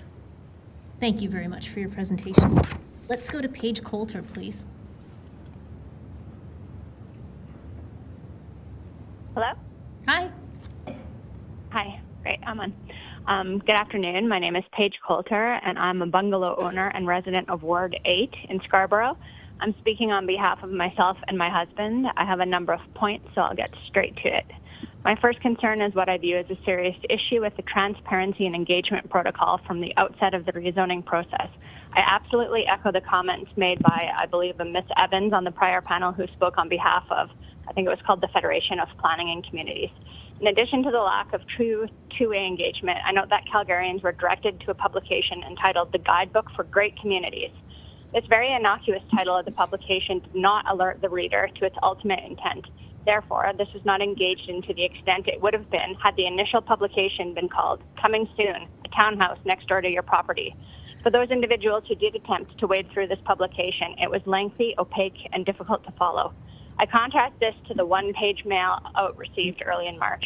It very clearly states that properties in my area will be changed from RC1 to RCG. I am now clearly informed that the home beside me can be rebuilt into a townhome style with 4 suites, including secondary suites. In my view, this type of after-the-fact clarity does not accord with the type of transparency required to make any earlier engagement in any way meaningful. The juxtaposition between the two documents is striking. Second, in my view, this entire process has presided like a fait accompli. In my view, persons expressing opinions to the contrary were not truly heard. When the rezoning proposal was first introduced, I wrote to my counselor expressing my concerns. Specifically, I outlined how when my husband and I decided to move back into the inner city, we spent a lot of time visiting a large number of different neighborhoods to get a sense of what exactly we wanted. We fell in love with Scarborough with its historic charm, diverse housing, and ample green spaces. It was also an area that worked for us as we have 2 young children and we liked the relative lack of street traffic, a benefit that we had previously enjoyed in the suburbs. When I expressed my concerns about the proposed changes to my counselor, I stated that we specifically avoided other inner city areas such as Marda Loop, given its higher density and greatly increased traffic. We also paid a premium to live in an area which checked all of our boxes. In response, I was told that my comments concerning higher density inner city areas such as Marda Loop were not, quote unquote, well received. And as Marda Loop is, quote, one of the most vibrant, walkable, and amenity-rich neighborhoods in the city, end quote. While I do not dispute this description, I found this reply to be non-responsive in the extreme. I'm well acquainted with Marda Loop. It is, however, immensely different from Scarborough. To suggest that children can play hockey or ball in the streets of Marda Loop is disingenuous. The above exchange, in my view, is a perfect example of council telling Calgarians what they want instead of respecting the choices made by homeowners. Council's approach was made clear to me during the Rezoning for Housing Ward 8 meeting on April 10th, where participants were repeatedly informed that the revisions would give us the freedom to choose what to build on our lots. It sounded like we were finally being freed from the shackles of RC1. Respectfully, I have already exercised my freedom of choice by moving into an area that is exclusively RC1. I chose to move into an area where I knew what would be built on my lot and on my neighbor's lot. I believe that revisiting zoning should still be done on either a case-by-case or at the very least on a community basis. This would ensure practical and evidence-based change as opposed to blanket change. Much was also made of polls taken that included Calgarians outside of affected zones, I note as an aside, with questionable sample sizes. Respectfully, I do not deign to tell individuals who have purchased properties in other communities what types of homes should be built in their area, nor do I feel they should be able to inform upon what should be done in my community. Third, I wish to touch upon the issue of housing crisis and affordability. Bare lots in my area are selling for over $1 million. In order to be profitable, I fail to see how future builds in Scarborough will be priced in a way that will address affordability in any meaningful way. The true beneficiaries of this rezoning scheme appears to be developers who can purchase multiple lots for row housing. This leads to a concern about amenities. Unless one believes that $1 million duplex is the answer to the housing crisis, one of the chief remaining options for lower cost housing in this area would be row homes. However, row homes would drastically change the character of the community and greatly impact density. My children's grade 2 class already has 30 students. Local inner city schools are taxed to capacity. Their middle school is now on a lottery system. There is one walkable community center with a pool in my area, and the line is literally out the door if you're attempting to get in for swimming lessons. Greatly increasing density, absent providing for facilities and support structure, is not sustainable. Certain options, such as secondary suiting, may actually provide for more affordable housing options in the inner city. This must be visited on a community-by-community basis. Blanket rezoning is not the answer here. While I am in favor of scrapping this proposal, should it proceed? Ms. Coulter, sorry, you're at time. But if you just hang on and mute yourself if there's any questions, I'll let you know. Okay, thank you. Thank you. Let's go to Jason Barnsley, please.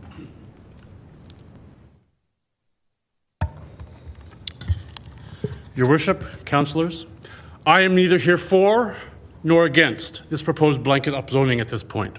Why I am here is because I am suspicious that both the council and the ensconced, unelected, unaccountable city bureaucrats have once again not done their full due diligence on this matter. The reason I'm highly suspicious about this is because of where this upzoning idea comes from. It is directly out of UN and WEF globalist agendas. These globalist elites want to dictate how we here in Calgary live by pushing through bylaws like this, designed to collapse our system into the open arms of whatever hellscape that they have designed for us. The great African-American economist Thomas Sowell has articulated a great truth. There are no solutions, only trade-offs. There is no such thing as a panacea perfect solution wherein, even by the most careful adjustments in one area, you cannot have the potential to create unseen deleterious effects down the line. And these globalist elites cannot see, nor do they care about any unseen consequences down the line of their agendas in any given jurisdiction, including ours. They simply want compliance. Why else would Trudeau, a globalist if ever there was one, attach funding to whether this passes or not? Blanket laws that purport to create an ease of process can be very easily run amok, creating a positive feedback loop. So what has this council and administration done to create checks in this process, should it move forward? For example, there's clear correlation between increased density and increased crime. Where has the city done its due diligence on that matter, and by what mechanism would you be able to pull back if that becomes a problem? We've heard from several people, including the CEO of the drop-in center, who agree that this is not going to solve an affordable housing crisis, and therein lies the rub. We are being distracted by a tangential issue, arguing over an issue of affordable housing that this blanket upzoning was not designed and is not designed to address. Why? Because it does not address entry-level housing, like manufactured housing developments, also known as trailer parks. It does not address tiny house developments. It does not wrest back valuable land utilized for the sole recreation of affluent white males, also known as city golf courses. It does not recognize that we have more land in Canada than we know what to do with, and that our ancestors came to Canada to escape the crowded, dirty, crime-ridden areas of the old world that they left behind. And it further ignores, and here I speak as someone who grew up on a farm, the fact that our cities could probably increase their sprawl by about 100% and not affect in any way our agricultural output. So if the fact is that this is not going to affect the immediate affordable housing crisis, what is the rush? But of most concern to me is that in the face of public outcry, it beggars the question as to why this council would want to take this issue solely upon themselves and not put it to a legally binding referendum. It almost seems like the ensconced, unelected, unaccountable city bureaucrats, along with the majority of this council, think that the electorate is too stupid to understand the nuances of this issue. They do not trust us to make the correct decision at the ballot box.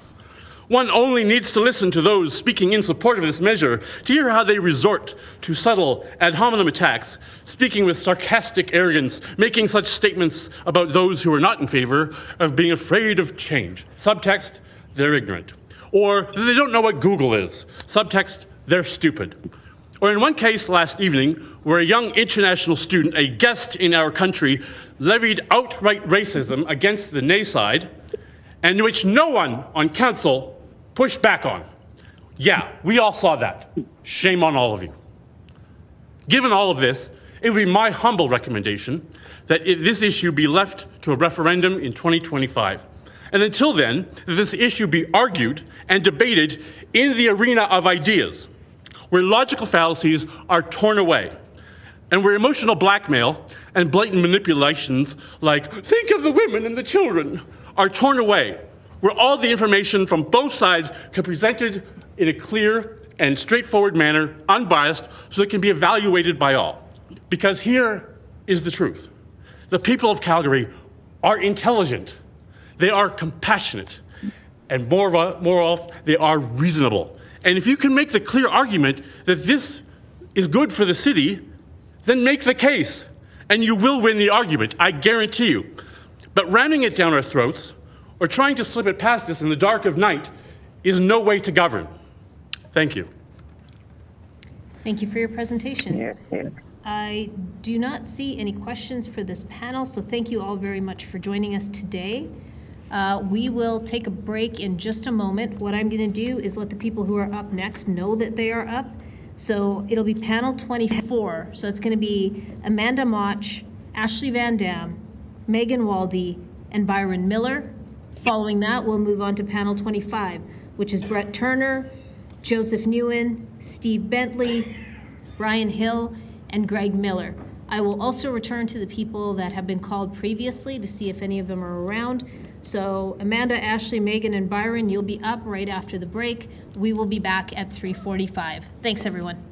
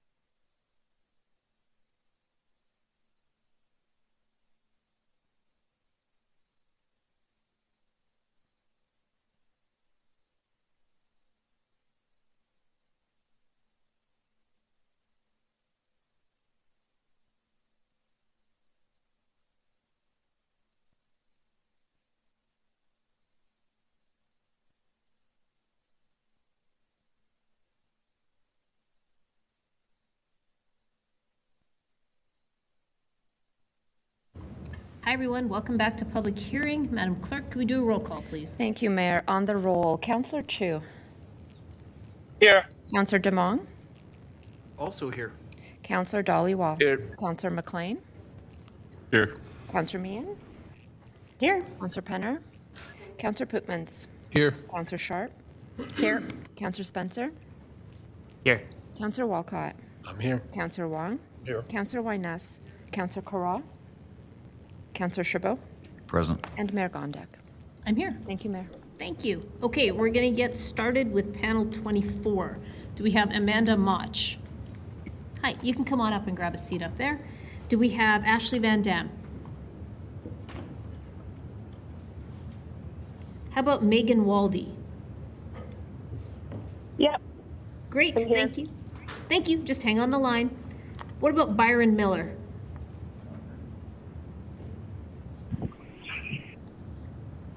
Okay, what about panel 25? Do we have Brett Turner? James Duty is on the line from panel 17. Okay, you're ahead of schedule. Perfect. I'll slot you in here. Thank you. Thank you. Okay, do we have Joseph Newen?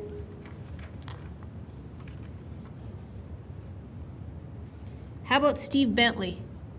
Steve, go on up and have a seat. So we have 1, 2, 3, 4. Brian Hill. Greg Miller. Great, go on up and have a seat. So our 5 folks will be Amanda Motch, Megan Waldy, James Duty, Steve Bentley, and Greg Miller. So let's kick things off with Amanda, please.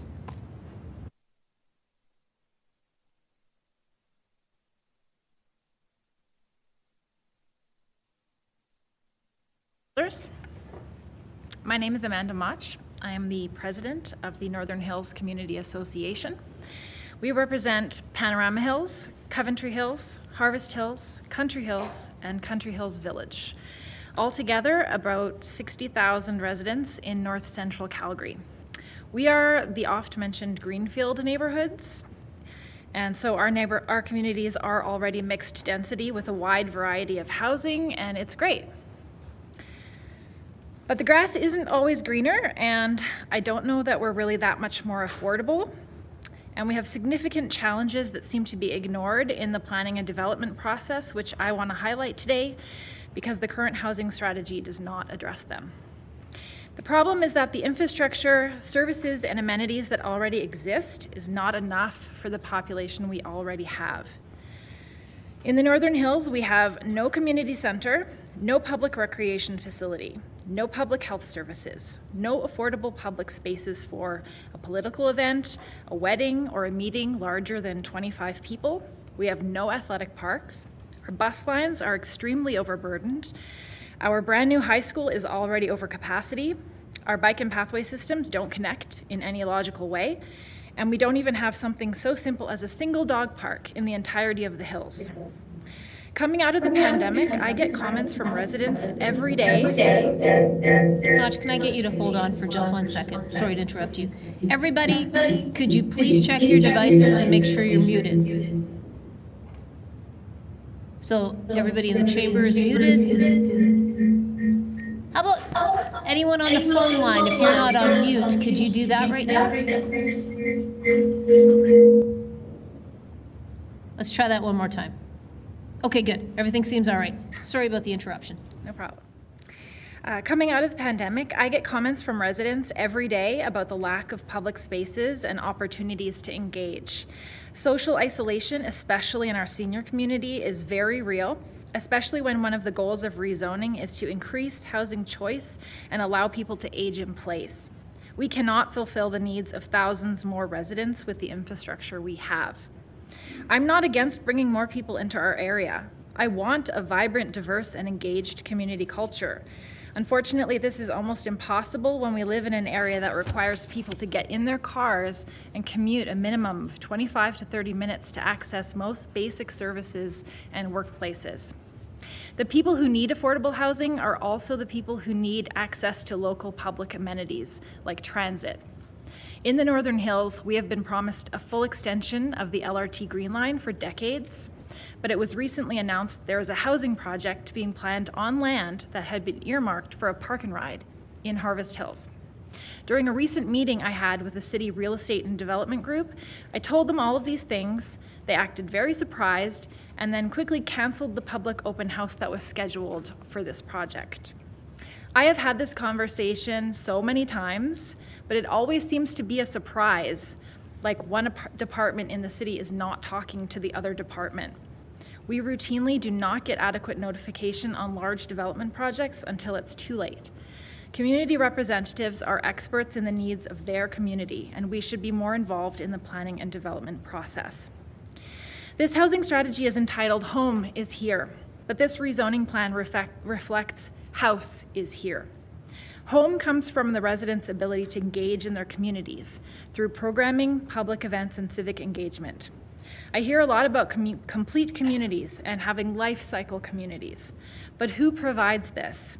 Simply increasing housing does not do this. Our planning committee has been advocating for years about the lack of amenities in the hills. We currently have many vacant pieces of land that have been earmarked for projects like the LRT, a regional health center, a community center, and multiple schools. Will all of these be turned into residential as well? We cannot support any further increase in population. The city says that we as community associations are an invaluable resource and relies on us to advocate and provide community engagement for our residents. But we do all of this with a skeleton crew of volunteers and no guaranteed funding. My concern, and the concern of many community associations, is that the city gives developers access to build, and rezoning will presumably make this process easier, but there's no attention paid to building the types of things people will want to access once they have a roof over their heads. Mayor Gondek, in 2017, when you were running for councillor of Ward 3, you said, quote, "We've got full-on residential in most pockets of North Central Calgary, and we need to be better at figuring out how to retrofit these communities. We've got a huge population with amazing people who are committed to the city. We're all taxpayers, and we deserve more amenities," end quote. I couldn't agree more. And I would happily support the proposed rezoning if it also included solid plans to provide the required community infrastructure that we are sorely lacking. Thank you. Thank you. Let's go to Megan Waldy, please. Hello. Thank you, Mayor Gondek and other councillors, for allowing myself and other community members to speak with you regarding this very important topic. I speak cautiously in favor of this proposal with several important caveats that I hope can be considered before moving forward. I am a young professional living in the inner city of Calgary, where this density is proposed, and so I am in favor of increasing the density. I do feel lucky to own my home in my wonderful neighborhood. I love the neighborhood, I love my neighbors, and I love this city. I do want to be transparent and say that I am someone who has been quite active with respect to planning considerations the past several years through the Guidebook for Great Communities and the North Hill Local Area Plan specifically. After listening to many council meetings through those experiences and seeing the gross waste of time that dozens of development applications took up in all of those meetings, I understand the usefulness of streamlining the process for approving these modest density increases from single detached to duplex, row house, townhouse level. I get it. And anyone who's listening to those meetings knows what I mean. I would prefer council spend far more time on the critical issues of safety, finances, social issues that we truly need to benefit this city. However, I think it is critical that administration and council better engage citizens on what this zoning change means, look at the specifics of these zoning types to ensure that the policies are strict and more clear for developers and that they can't just have their way with whatever they want to do on these parcels within general guidelines, and to ensure that they're focused on the preservation of green space and tree canopy, safety, privacy, land use percentages, shadowing, etc., in order to build trust with Calgarians right now, because there is none. Your ward constituents should be your priority, not your relationship with developers and corporations. If we're going to do this, let's do it right.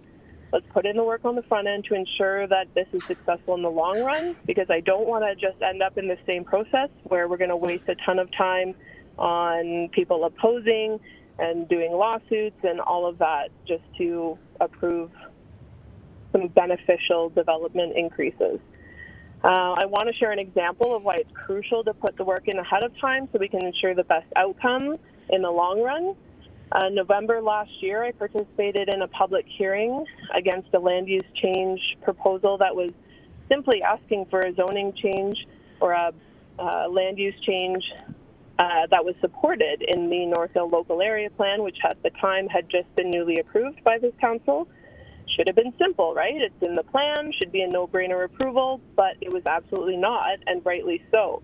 It was a part of the local area plan that myself and hundreds of neighbors had fought against since the creation of the local area plan just a year earlier, trying to get city planners and councilors alike to understand just how much the suggested density didn't make sense at all for that parcel and that it was an error in the plan that we wanted changed. It was a 6-story apartment building being proposed to be put on a current RC2 lot where there was just one dwelling there at the time. Fast forward months later, and at this public hearing, hundreds of citizens had to make presentations over days, again, wasting hours and days on time on the same things that we had done through the North Hill Local Area Plan. We're back here again opposing the development application. At that point, now the majority of the councillors agreed that it was completely inappropriate and way more density than was safe, respectful, or in line with any of the principles and policies of planning. So it was absolutely clear that there was not enough foresight put into the local area planning on the front end, and it wasted everyone's time on the back end opposing it and fighting it when it should have just been fixed in the first place. And in fact, someone even sold their house and moved in fear of that apartment building coming and upended their lives, and then it ended up not happening, and their life was forever changed. I fear that if this goes through now without more careful attention to details and engagement, we're going to be stuck in the exact same place with a bureaucratic mess of appeals and lawsuits and opposition down the line, and we won't be streamlining anything.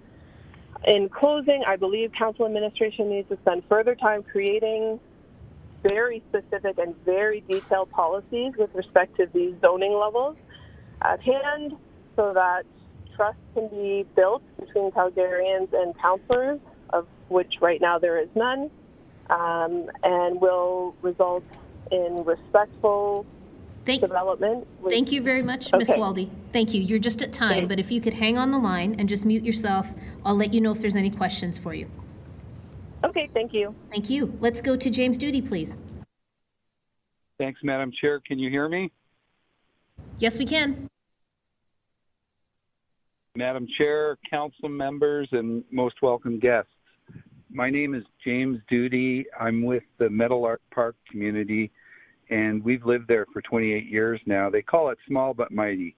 Small number of homes, about 250 homes. I'm in favor of development, but speaking against the blanket rezoning for a number of reasons. And the example I wanted to use was what was discussed yesterday with the electrician that had talked about development of an 8-unit building in an existing neighborhood that would have 8 units but 0.5 parking stalls per unit, which would give us 4 parking stalls. Now the question we ask is, where are we going to park all of our electric vehicles? But let's just say we have 4 electrical vehicles that we can park on the parking pad for the building. There's still potentially 8 vehicles that would be on the street, and that's using about 1.5 cars per unit on average. So we end up with a lot of vehicles on the street, and the problem we run into in the winter time is it gets really cold, and we're going to have block heater extension cords. So let's just say we have to run 8 different extension cords to those 8 cars that are on the street. Now we have 8 cords going across the sidewalk. And then if we get snow, the snowplow could plow in a number of the smaller cars, and they may have to get towed out. The other problem we have in Meadowlark Park is we have a lot of pets and we have a lot of dogs. And the dog community don't like to have to step over things on their sidewalks. And the dog community, they always insist on clean sidewalks, no salt. So it's just with those extra cords going over the sidewalk, it can be kind of difficult. There were a few other examples I wanted to mention. Brooklyn, New York is high density. If you drive down a street in Brooklyn, high density left and right and on-street parking. But the problem with Brooklyn is you have to go around the block a few times before you're going to find a spot. Manhattan is an exciting place, very high density, but it's designed in a different way where all the high density, for example, at Central Park, Fifth Avenue, it's built along the perimeter of Central Park. And the parking is limited, but you have those benefits. And you also have the subway system. We also lived in Rome, Italy, and Rome is a fabulous place for high density. And I encourage council to visit the Vigna Clara community of Rome just to see how it's laid out. Go to Manhattan, check it out. But it's a wonderful experience. The other issue is trees. We have a lot of trees in the community and on the lot. The benefits of the trees are small birds, squirrels, gardens, and the beauty of the birds is they wake you up in the morning with all the chirping. And if we put a bigger house building on the property, a number of those trees would go. There's also, my third point is there's a lot of talk about the homeless and finding homes, and I would encourage council to look at tiny homes and to provide a tiny home community on industrial land that may be available. And that would help the people that are homeless. Single homeless people could live in a tiny home, wouldn't take up too much land, and they're very, very cost effective. So just to summarize, I really want to encourage everyone to look at parking and possibly visit Manhattan in New York, visit Rome, have a look, learn from the way that they do the high density, which is wonderful. I encourage you to be cautious about cutting down trees, because when we lose the trees, we lose the wildlife, squirrels and gardens. And tiny homes as well should be considered. Madam Chair. Thank you. Is that it for your presentation? And that is everything. Okay, thank you. Let's go to Steve Bentley.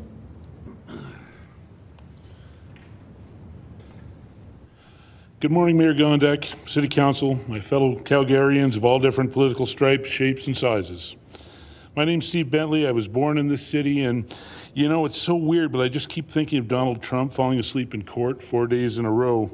And it's actually the first time I've ever felt anything like empathy for that man. And in that spirit, I'm going to speak concisely about this important issue because I plan to leave time on the clock.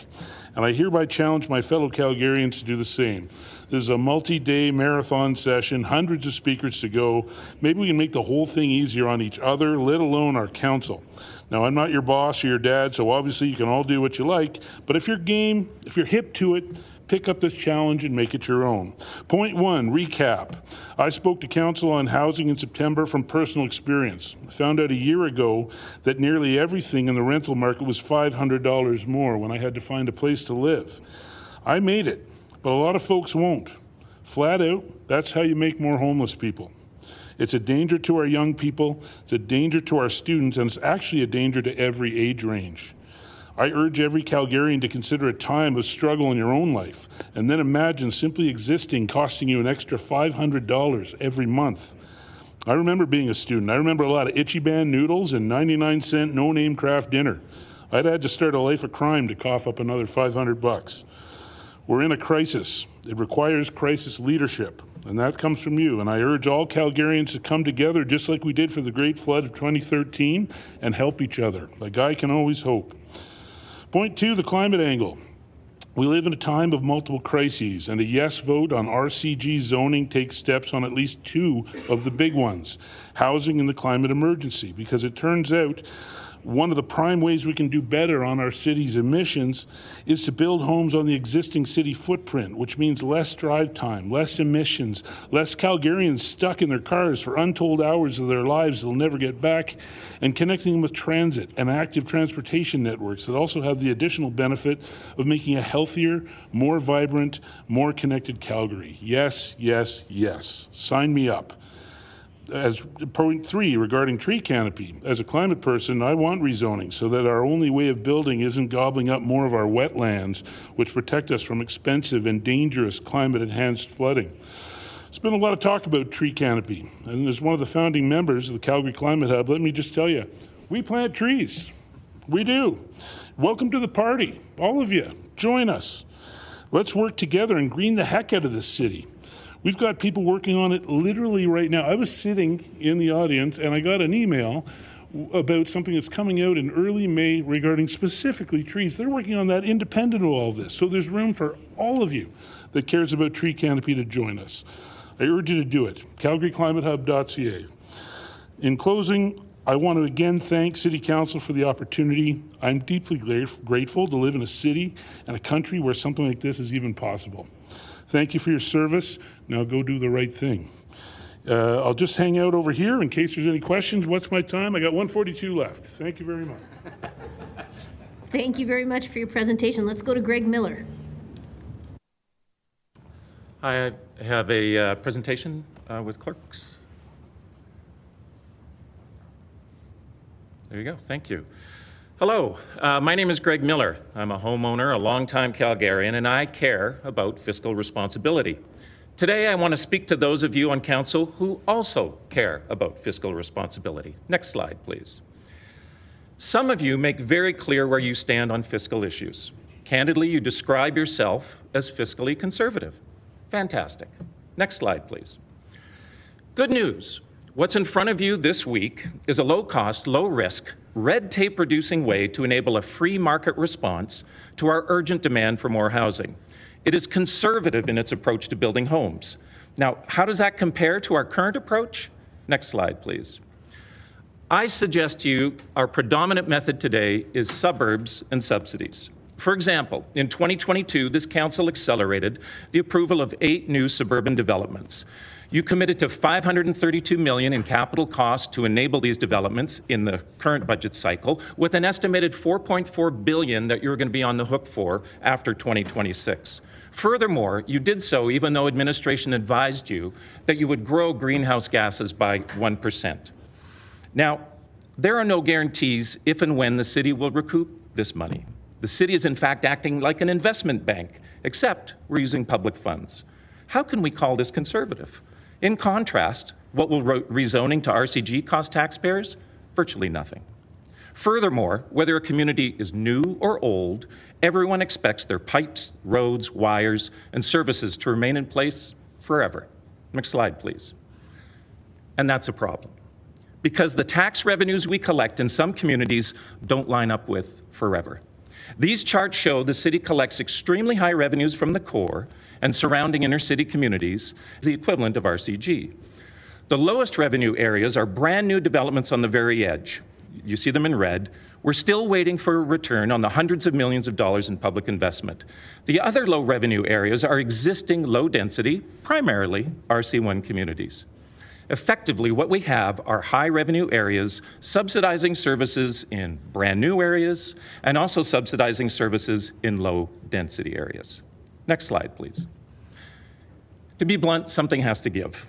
If you want low density and stable services, there is only one answer: more revenues, more taxes.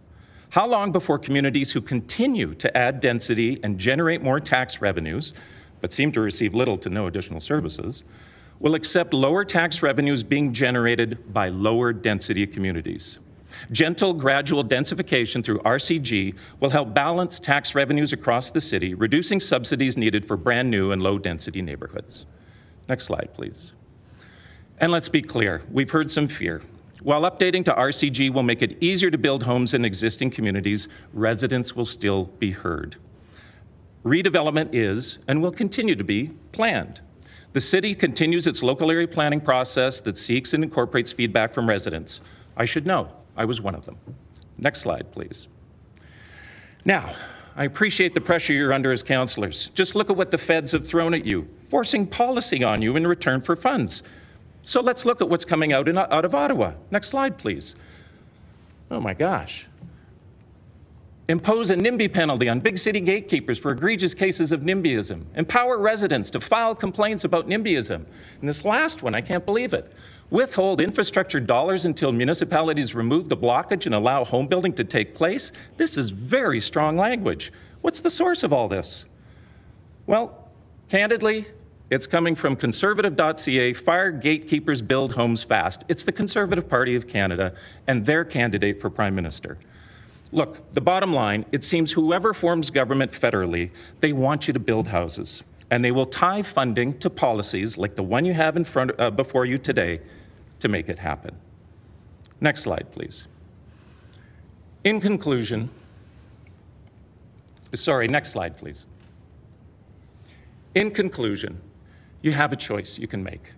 I urge you to vote yes to conservative incrementing housing choice that's before you. Reduce the sprawl subsidy, balance revenues across Calgary, take common sense use of existing infrastructure, reduce red tape while you're at it, enable a market mechanism to meet demand, and most importantly, respond now to our urgent housing crisis. Or vote no, and frankly, we'll consider your claim to be fiscally conservative. Thank you very much. Thank you very much for your presentation. I'm just looking to see if there's any questions of this panel. And I don't see any, so thank you all very much for joining us today. Appreciate you being here. Is there still time? Hello? Hi. Hi, my name is Brian Hill. I was slated to speak in panel number 25. Is there still a possibility to do that? There is. I'm going to make you the first speaker in the new panel. I just heard somebody else on the line. Who's that? Okay, Brian, hang tight. I'm going to try to assemble some more people. Sure. Do we have Chanel Mather Shapiro? Have we got Ashley Van Dam? Byron Miller? Brett Turner? Yes, I'm here. Great. Okay. What about Joseph Newen? David Wharton? Colin Finn? Adam DeVelter? Kathleen Fox? I'm here. Thank you. What about William Norval Horner? Okay, we're going to proceed with three people. We'll go with Brett Turner, then Brian Hill, and then Kathleen Fox. So Brett, please start us off. Thanks, guys. Hello, Council. My name is Brett Turner, co-founder of Redline Real Estate Group, a real estate sales and management company here in Calgary. And I'm here to speak to you today in support of blanket rezoning for two key reasons: upward class mobility for young people, and also for the benefits it will bring to our local economy. I started my business in 2005 when I moved here from my hometown of Fort McMurray. I came to Calgary because I was priced out of that market in early adulthood. The mid-2000s oil boom created so much demand that I had a tough choice: rent with roommates with no foreseeable hope of home ownership, or take a risk and move to a new city to start a new life here. So I came to Calgary where it was more affordable and opened up shop, which is why I sympathize with young adults on the outside looking in, seeking their chance at moving up, because I think that is better for our city than avoiding change in established communities. So let's get down to business. Our real estate firm sells about 1,000 units a year. We also manage approximately 700 rental units across the city. So altogether, we are on the front lines of the housing affordability crisis to the tune of about 4.5 families served per day, helping them rent, buy, or sell. So I know better than most what people are going through out there, and let me tell you this: the stories that you hear about people having a hard time finding housing are 100% legit. You have already heard from representatives of organizations that do the very tough work of looking after highly vulnerable segments of our society, but I'm here to tell you that our housing shortage is also affecting stable, employed young people, the exact kind we want as the foundation of our city, the kind that over time give our communities the character we've heard so much about. These people are entering 10-way bidding wars for properties to buy with no conditions allowed after seeing a house for only 15 minutes sometimes. Tenants find their rental applications stacked with a dozen others, and they're all great applicants we'd love to say yes to.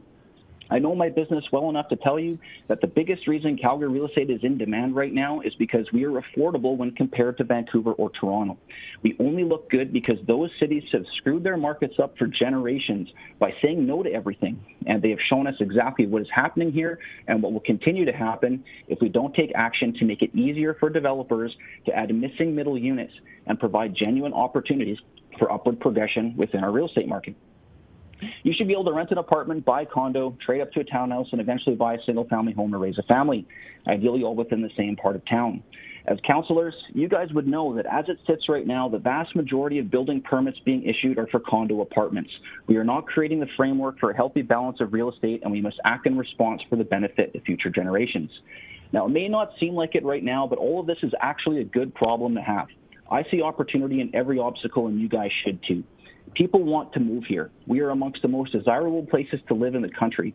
It is good for our city that we are attracting the young, bright people away from Vancouver and Toronto. It's good for Alberta that Calgary grows in size relative to these two cities. Easing the path to inner-city densification will not only add supply for housing units, but it will bring new life into communities that have been stagnant for decades. It will make it easier for small home builders to take market share from the greenfield giants and add competition and choice for consumers within the new home sector. It will make it easier for restaurants and light commercial retail enterprises to stay solvent when younger families and working professionals move in. This is all preferred to what we went through during the economic downturn not so long ago, when our undiversified economy took some serious slumps and the supply versus demand imbalance was skewed the other way, and our realtors were practically begging people to buy. I've read all of the news articles and heard the positions of people in opposition, and they all fall flat with me. When someone says they work hard to live in an R1 community, there's another voice that could say they are working equally as hard and can't crack the market. People say they don't want their character to change, but the character is subject and not a planning criterion. If we were here 70 years ago, I'm sure there would be residents telling council that everything outside of the Beltline should stay as farmers' fields to keep Calgary's rural, small-town character from changing. When opponents say their property values will be hurt, I'm here as an expert to tell you that they won't, because if the zoning change is applied everywhere at the same time, then the potential for densification right next door to any property becomes ubiquitous. It will be possible everywhere, giving no one a market advantage or disadvantage. In closing, I'd like to say that the city did the right thing by convening a task force on housing affordability. Comprised of objective professionals, this task force recommended blanket rezoning. You councillors came in on a Saturday afternoon, I was there, to debate the findings and then voted in acceptance of the recommendations, all very professional and democratic. So don't stop now. Please finish the job and approve blanket rezoning. Thank you. Thank you very much for your presentation. Let's, and before we keep going, so we've got Brian Hill, then Kathleen Fox. I understand that Joseph Newen is with us, so we will have 4 people on this panel, but let's go to Brian Hill. Madam Mayor, it's Dave Wharton calling. I was just a little slow on the button there. Sorry, could you say your name one more time? Dave Wharton. Dave, I will put you at the end of this panel. Where were you supposed to be? In panel 26. Okay, good. I'll add you at the end of this one. Thank you. So Thanks very much. We're going to Brian Hill. Thanks a lot. Good afternoon, Mayor and Council. Thanks for the opportunity to speak today. My name is Brian Hill. I'm speaking as a citizen. I'm an entrepreneur and a leader in the social service sector that works a lot with folks in Calgary who are living on lower incomes. My family is living the classic, comfortable, middle-class life in a charming, single detached home in Northwest Calgary. My street is a cul-de-sac. It's quiet. It's got nice trees. Very few cars pass by. When I had my 40th birthday party last year, it was all the neighbors on my street who I partied with, and they're now my closest friends. My street's centrally located with easy access to transit and schools. I love where I live so much, no word of a lie. When I'm riding my bike up the cul-de-sac to the top where my house is, I think there's not another street in the city where I'd rather live. So as we think about rezoning, it's easy for my initial thoughts to go to what I have at stake or what I might lose.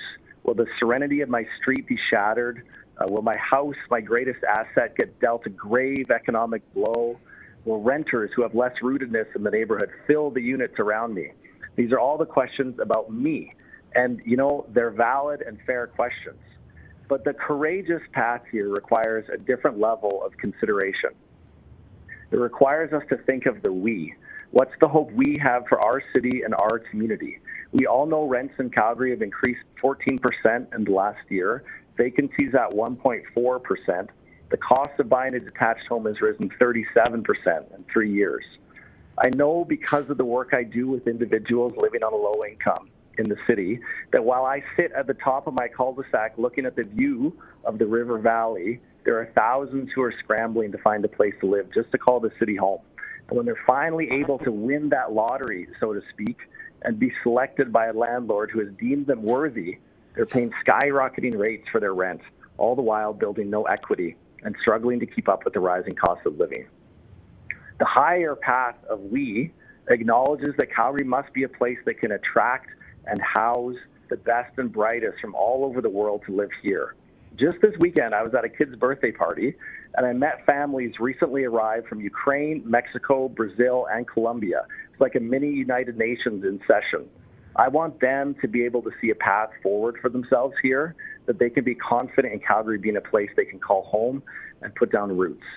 So I vote yes to rezoning because I believe Also, this Norval strategy... Horner calling in. Hi there. You know what? I'll just finish. Can we hang on for 1 second? Brian, we're going to let you finish. Anybody else that's on the line, please don't interrupt a speaker. I will come back and ask if there's anyone else, so hang tight. Brian, I'm sorry about that. Please keep going. All good, no problem. So I'm gonna say, so I vote yes to rezoning because I believe this strategy will lead to a meaningful but manageable growth in housing supply that will help thousands of families access housing over the next decade. Community by community rezoning sounds nice, but I can't imagine how unbelievably long that process would take. Maybe my grandchildren would live to see the fruit of that kind of a process. The current rezoning plan is definitely not the only solution, but it must be part of the solution. It at least puts a dent in the issue. And I know that on my cul-de-sac, 20 years from now, and I'm riding my bike up the hill at the end of the day, if there are a few more duplexes and maybe even some, dare I say it, renters on my street, I'll be content knowing that a few other folks get to have the joy of living on this street just like I do, and knowing that Calgary decided it was going to be a city that values the collective we over the individual me. So thank you for hearing my perspective. Thank you very much for your presentation. Let's go to Kathleen Fox, please. Hello, my name is Kathleen Fox. I came to this beautiful city more than 45 years ago, started in the rental apartments, and then we put roots down. I raised a family and worked as an engineer until my retirement 6 years ago. I love this city and desperately wanted to move forward in a way that makes a better place for all of our citizens. I want affordability for the next generation. I want beautiful and vibrant city. We chose the inner city for just those reasons, walkability. With 2 dogs at the time, we've walked probably every tree-canopied street and regularly hoof it downtown or over to Marda Loop. We purchased a 1935 one-bedroom bungalow and renovated it in Ward 8. I have to say that blanket rezoning, while appearing to be well-intentioned, does not address the issue of affordability. Our market is not strictly Calgary. As was previously stated, investors from across Canada have recognized not only the beauty of the city and the gorgeous mountains, but the relative vastly underpriced housing environment of this years ago. It is a correction of sorts and a leveling of the large opportunity gap between major cities. Additionally, out-of-country investment has come into play in the demand side. That is not going to change. We cannot stop other people from seeing what we see. There is little interest in the smaller, more affordable stepping stone units that I started out on. And so the developers who are understandably interested in profit won't build them. You must get more creative. Non-market housing, co-op, non-profit, etc., is one of the routes to go. I referred to the developers panel yesterday. They want to streamline their process. I understand this. But this is an opportunity for us to require them to adhere to building codes that will enhance the community. We must take experience of other places. I have children that live in Ireland, and the access to getting upgrading or new housing takes years. That's a little extreme. But we need to listen to the communities. They best know what is required in their area. In close, I'd like to preserve or enhance the areas, honor setbacks. In our area, it's 25 feet. Understand the infrastructure needs, keep green spaces, and enhance our building codes. There's a holistic approach that's needed to look at the environment. We need the tree canopies remained kept, and we need collaborative grassroots, LAP, community volunteers have made available to you. A meaningful two-way dialogue. We had our community association meeting, and our ward commissioner did not want to attend. We need the non-market, i.e. co-op or city-managed housing for all the vulnerable, all the vulnerabilities, inclusive of seniors, new Calgarians, and younger generations. I do not appreciate the blanket nature of this blanket upzoning. Thank you very much. Thank you very much for joining us. Please stay on the line, muted, in case we need to ask you any questions. Let's go to Joseph now, please. Good morning, everyone. Good afternoon, esteemed members of City Council. My name is Joseph Nguyen, and I am representing the students at Mount Royal University. I'm currently the president of the Representation Executive Council. Today, I stand before you representing the voices of approximately 15,000 students, post-secondary students in our city. We wholeheartedly are in favor of the proposed zoning bylaw changes. We urge City Council to pass these changes swiftly and move forward with their implementation. These bylaw changes are a crucial step in addressing the housing crisis facing our city, an issue that is deeply felt by students across Calgary. As students, we understand firsthand the importance of improving access, affordability, and safety in housing. Over the years, student leaders have been consistently supporting initiatives aimed at these goals. Whether it was advocating for secondary suite reforms in 2018 or endorsing the Guidebook for Greater Homes in 2021, we've always championed measures that promote affordable and vibrant living spaces. The current housing crisis, as you folks may know, is disproportionately affecting several folks, including students. This has caused financial challenges with rising rents and low vacancy rates and inadequate housing options, which are forcing students to make difficult choices. I want to share some comments and real-life stories from Mount Royal University students who have faced hardships due to the lack of affordable and safe housing. Comments from students. I work a full-time job and I can't afford to move out. Our city should be walkable. We need spaces for kids to learn how to ride a bike. Our communities should be more than middle-aged people walking their dogs. We need different kinds of housing, not just single-family housing.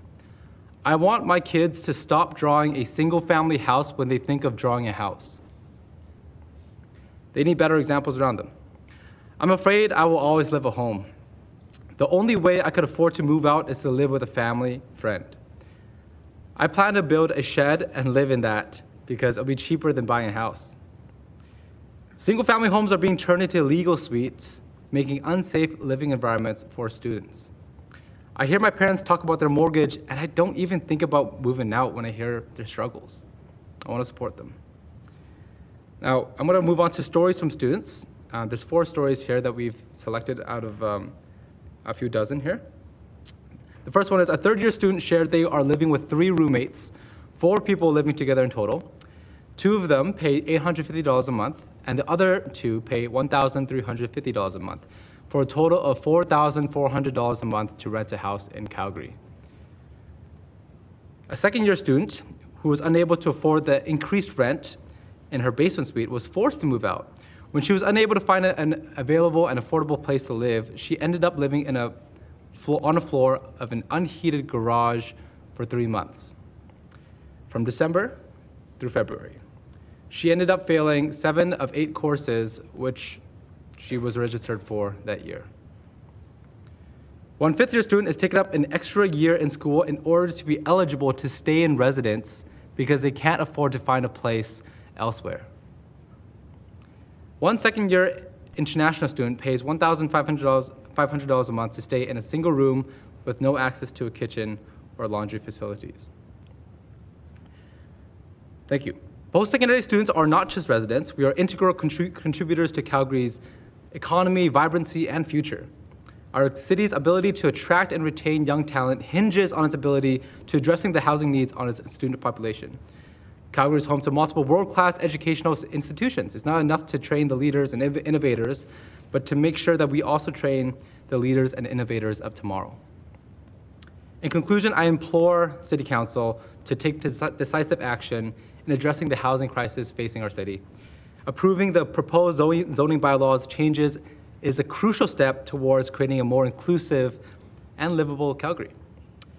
The Students Association of Mount Royal University stands ready to work collaboratively with City Council to ensure that our city remains a welcoming and vibrant place for students to study, live, thrive, and of course, stay here to contribute to the economy. Thank you for your time and attention. Thank you very much for your presentation. Let's go to David Wharton. Thank you very much. Good afternoon, and thank you for the opportunity to speak on this issue. My name is David Wharton. I'm a 60-year resident of the city of Calgary. I've owned 2 properties in the city, and I'm currently a 7-year resident in the community of Upper Mount Royal. It is my opinion and that of my neighbors that the blanket upzoning, as proposed, would negatively affect my family, the property that I own, and that of my community in general. I submit that blanket rezoning has no merit from a planning perspective. The citizens of Calgary did not ask for this significant change to our property structure, and the current council did not campaign on this issue, and you were not elected to do so. Therefore, until such time as the majority of the electorate can get behind blanket rezoning, either through a plebiscite or a civic election, it should be rejected. Blanket upzoning disproportionately impacts older inner-city neighborhoods without recognizing or protecting their unique nature. I believe that blanket upzoning represents a backward environmental step. Upzoning permits 60% lot coverage, replacing green areas with hard surfaces. Most of Calgary's mature trees are in areas that will be disproportionately impacted by blanket upzoning. Increasing dwelling units, including both the permitted main houses, secondary units, backyard suites, and driveways, will squeeze out vegetation on lots that once only had 1 dwelling. Because 70% of the urban canopy is on private land, that the adverse effect will be significantly magnified and accelerates the threat to the environment in inner-city neighborhoods. Citizens of many Calgary neighborhoods, including Mount Royal, are rightly proud of their local environment, including a lush urban tree canopy. Through existing planning and development review process at the community level, these characteristics are actively defended and preserved for future residents. One would expect these efforts to resonate in a city which is facing an existential climate crisis. RCG zoning will increase densification, which by its very nature will increase lot coverage, further threatening the already fragile tree population. As an example, should my lot be redeveloped under this zoning process, here's what I could expect, or what the city could expect. I have more than 18 to 20 large and mature trees on my property. Under upzoning, dwelling coverage is increased from 40%, which I'm assuming that's what I am now, to 60%. This would result in a loss of 8 or more large mature trees. And now if you multiply this across all available affected communities, under this proposal, it would be very significant and not the outcome the city should be striving for. This is one of those unintended consequences. The blanket upzoning proposal does not adequately consider the necessary infrastructure and does not allow for timely and strategic improvement of infrastructure necessary to accommodate future density, increased density. The older core neighborhoods have aging infrastructure, including sewers that are too small for proposed housing density increases, which contemplate the increase in loads from 1 kitchen to 4 up to 12 kitchens, 2 bathrooms to 8 or 16 bathrooms. Carefully planned spot zoning, not blanket upzoning, is needed to target specific areas while economically feasible improvements in infrastructure can be made. More schools will be required to address density, but there is no coordinated plan in place. Without targeted pre-planning, there will be significant lag times in providing services. Our community schools are at capacity at the moment. Western Canada High is now using a lottery system to allocate spaces. Our community meets today's standards of a 15-minute neighborhood, provides a choice in housing, has stable population, has significant tree cover, and combines a blend of historic and modern designs. Our community, like the others in Calgary, is unique. These important infrastructure issues have not been addressed. By implementing blanket rezoning, the city would abdicate its rightful control over planning decisions to developers. I believe the unintended consequences of blanket rezoning will pull an irreversible strain on city parks, utilities, waste and recycling, on-street parking, and other services. Blanket upzoning will reduce certainty as to investment decision in housing by individuals and family. For most citizens, their home is their biggest investment they will make in their lifetime. Current homeowners who purchase their homes based on under our current zoning and have accepted the upsides and downsides that were in place at the time, these changes come without citizen input to the rules. The rules are being changed. I recognize the needs of individuals and families will change as they progress. Thank you, Mr. Wharton. Lives. Thank you. I'm sorry, your time is up. Thank you for your presentation. Just hang on the line for a quick minute. Let me confirm whether there's any questions. And I am not seeing any questions in the queue for any of our panelists, so thank you all for joining us today. You can hang up from the phone line and follow along on the live feed. I'm going to attempt to assemble another panel of people from panels 19 to 26 who were previously unavailable. Do we have William Norval Horner? Yes, I'm on. Thank you. Do we have Adam DeVelter? Do we have Colin Finn? Yes, I'm on. Colin Finn, that's you? Correct. Great. We're just having a little bit of trouble hearing you, so we will come to you in a minute, but maybe let's try to see what we can do with your mic. Okay, is this better? That's a little bit better. Yeah, hang on the line. We'll come back to you. Do we have Byron Miller? How about Ashley Van Dam? Do we have Chanel Mather Shapiro?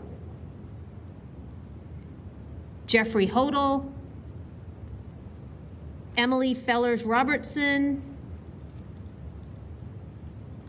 Amit Dand? Diane Stopforth? Jonathan Werner? Dean Gardipi?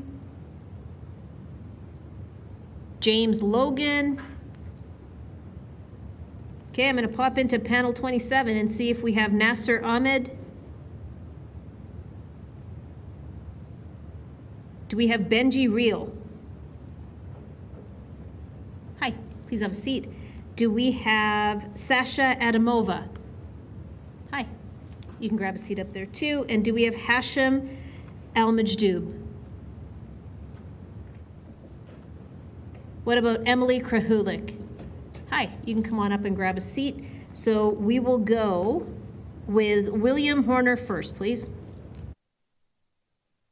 Can you hear me okay? Sure can.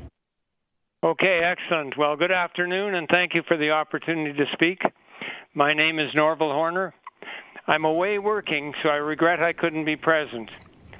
I'm a 75-year-old engineer who should be retired, but I have lived in Scarborough for over 40 years, and I volunteered for many years to help keep that community strong. My old home is my most valuable and my most valued possession. I see this council gambling with that home in an experiment. It's a major sudden change to systems in place for nearly a century. I have some experience that suggests this experiment may not go well. During my working career, I formerly lived in Dallas, Texas, on the edge of a lovely old district that had recently been upzoned by their council, and I witnessed firsthand how it was ruthlessly blockbusted by developers. You know what creates the conditions for blockbusting. It occurs when large lots are suddenly made available. Your Worship, for I'm going to rise on a point of privilege. This is something that we've addressed before. Sir, blockbusting is an abhorrent term. I encourage you to educate yourself about its incredibly racist origins before you bring that to a public hearing here in the city of Calgary. Actually, it's experience that I had of what happened in Dallas, and I think it's relevant experience because what happened is is that the people would buy the house. When it was rezoned, developers would buy a house in the middle of the block, and then they would move the scariest people they could find into that house. And then the houses on both sides rapidly come up. Mr. Horner, I'm going to stop you for just a moment, and I'm going to assume you perhaps don't know the origins of the terminology, and I don't want you to carry on if this is not what you intended, but it's an incredibly racist term and concept. So if you want to talk about it in different language, be happy to hear your experience with it, but just watch what you're doing, please. Okay, well, I'm unaware of the racist connotation that he apparently takes from it, but what happens is... Sir. So, you know what? Hang on. Okay. Sir, it's not what somebody... Okay. Mr. Horner, it's not what somebody is taking from it. It is known to be a terminology that is rated racist in its origin. So we are just trying to save you from using a term that you may not know the origin of. So if you would like to talk about the example in a different way, please do. Okay, well, what happens when a developer moves people in? He has an incentive to lower the values of the properties on that block. So he moves people in who don't care about it. You tend to get old cars on the block, and pretty soon the owners on both sides wish to sell. And I saw that happen in Dallas to a gorgeous old neighborhood. It was a spectacular neighborhood. And it only took 6 months before it was basically destroyed. And there was a lot of controversy in the press about it at the time. And so I see that what you create is you created an incentive for developers to do that in Calgary. And generations of work to maintain a healthy community can go down the drain very quickly. And in Dallas, that neighborhood turned derelict very fast, and it was a big loss to the community. The problem with blanket rezoning proposal is that every lot would be subject to that kind of sudden change and loss in value. But it would hit the inner city the hardest, and what are currently vibrant areas would be permanently damaged, like the cores of so many U.S. cities. What should be happening is the City Council should make decisions about what neighborhoods are ripe for rezoning based on transportation, infrastructure, employment, and extensions of previous multifamily areas. Once council rezones an area for greater density, then the residents in that area are usually able to enjoy some uptick in property value, which provides some counterbalance to the loss of security of single-family zoning. In fact, I've been involved with neighborhoods where people actively campaign for upzoning. Now, I realize these are difficult decisions for council to make, but they should be made, and it gives some control over development. However, that uptick in value will not occur where the whole city is upzoned, and every neighborhood will suffer from the lack of security. It seems like a large price to pay in order to create housing when there are so many other approaches that would accomplish the same thing. With blanket rezoning, no one will benefit except the developers that buy lots cheap, and that process will have no respect for our historical aspects. It's funny, we have developed zoning over 100 years because it provides protection for people so they can feel comfortable with their largest single investment, having some sense of security and expectations for the future. The other problem you create is that you annoy many of the movers and shakers in the city who live in the neighborhoods that are likely to be targeted. It seems to me that this council is gambling with all of our homes and proposing something that none of you ran on in the election campaign. I believe consequences are likely to be negative and far-reaching, and I ask that you vote against blanket rezoning. Thank you for your presentation. Let's go on to Colin Finn. Good afternoon.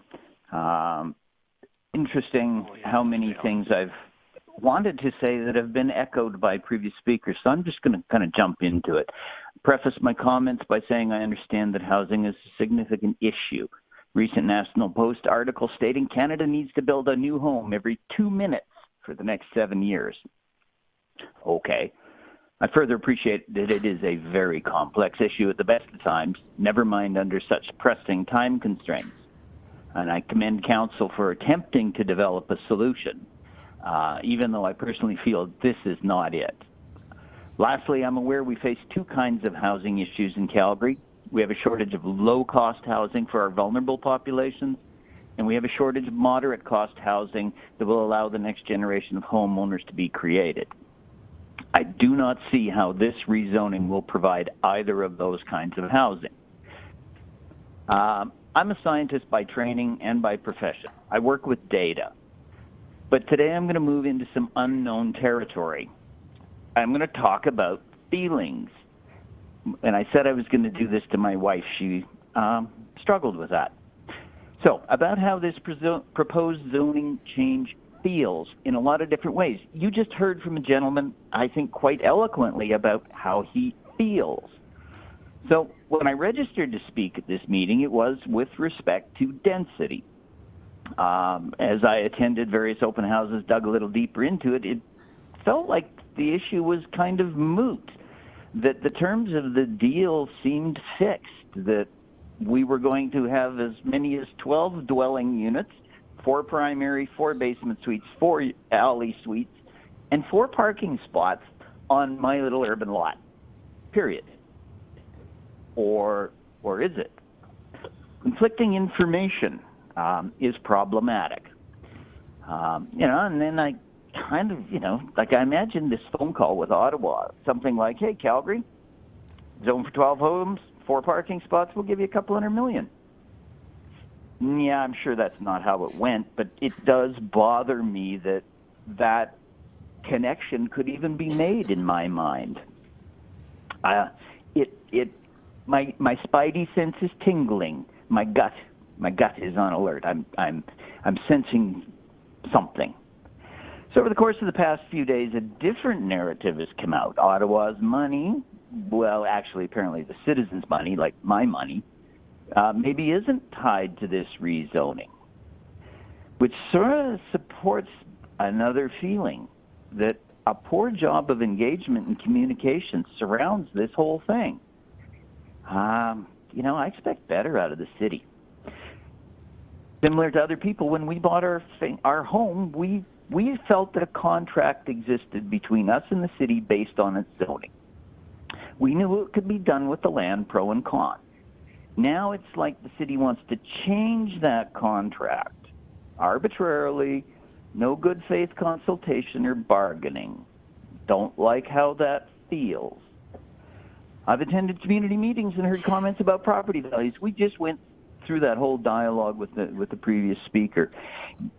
It feels like you're messing with the largest asset people may own, that their potential retirement plan is suddenly at risk because their elected officials are messing with it. And they don't feel like they're heard, or worse, they feel like they're dismissed. So, I'm going to encourage council to slow down a little bit. Put this issue on hold while we look at some other things. I don't want to just show up here and complain today. I'd like to talk about some other things. Now, of course, it's my idea. I think they're better. I don't think you can force high-density development onto a low-density plan. If we're talking 3, 4, is that high density? No, I want to go back to the numbers that I was given at the public meeting, which was 12 and 4. And if that's a problem of bad data, so be it. But you can't force that kind of density into a low-density plan. It works better where there's space and services, where roads are wide enough, where transit's close.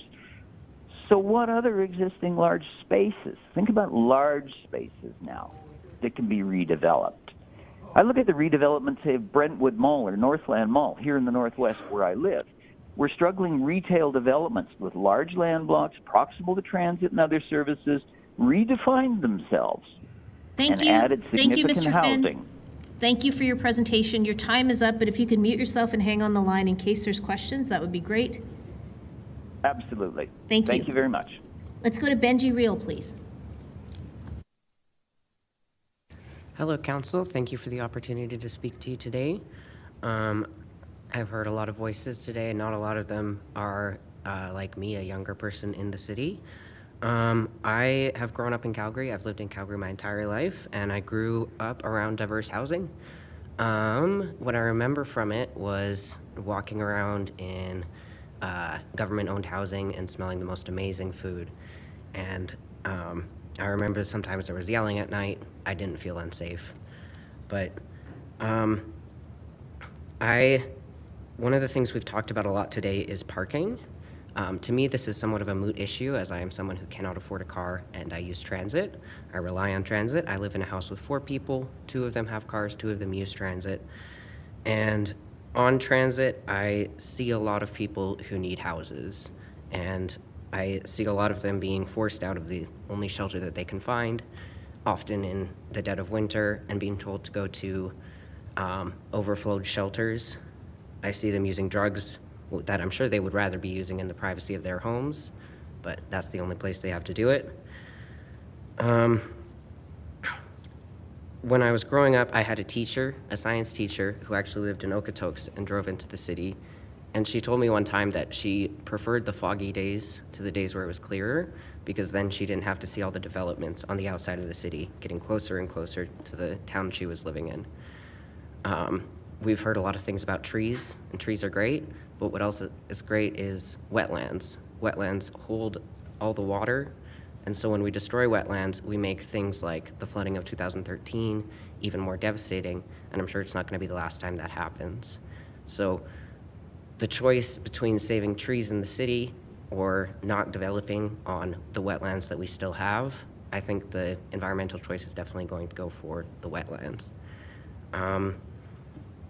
Another thing that you should consider is that the environmental impact of having such a sprawled out city and having all of those cars, that creates a lot of greenhouse gases that could be mitigated if there was more transit options, if the city was a bit closer together. I spend a lot of time on transit every day, and it definitely needs to be a better system. There's definitely problems with it, and especially in the winter, but the solution isn't making a bigger city. I want to thank you all for your time, and please think less about the people who own homes when you're deciding this and more about the people who are struggling to pay rent and people like me who I don't know if I'll ever own a home.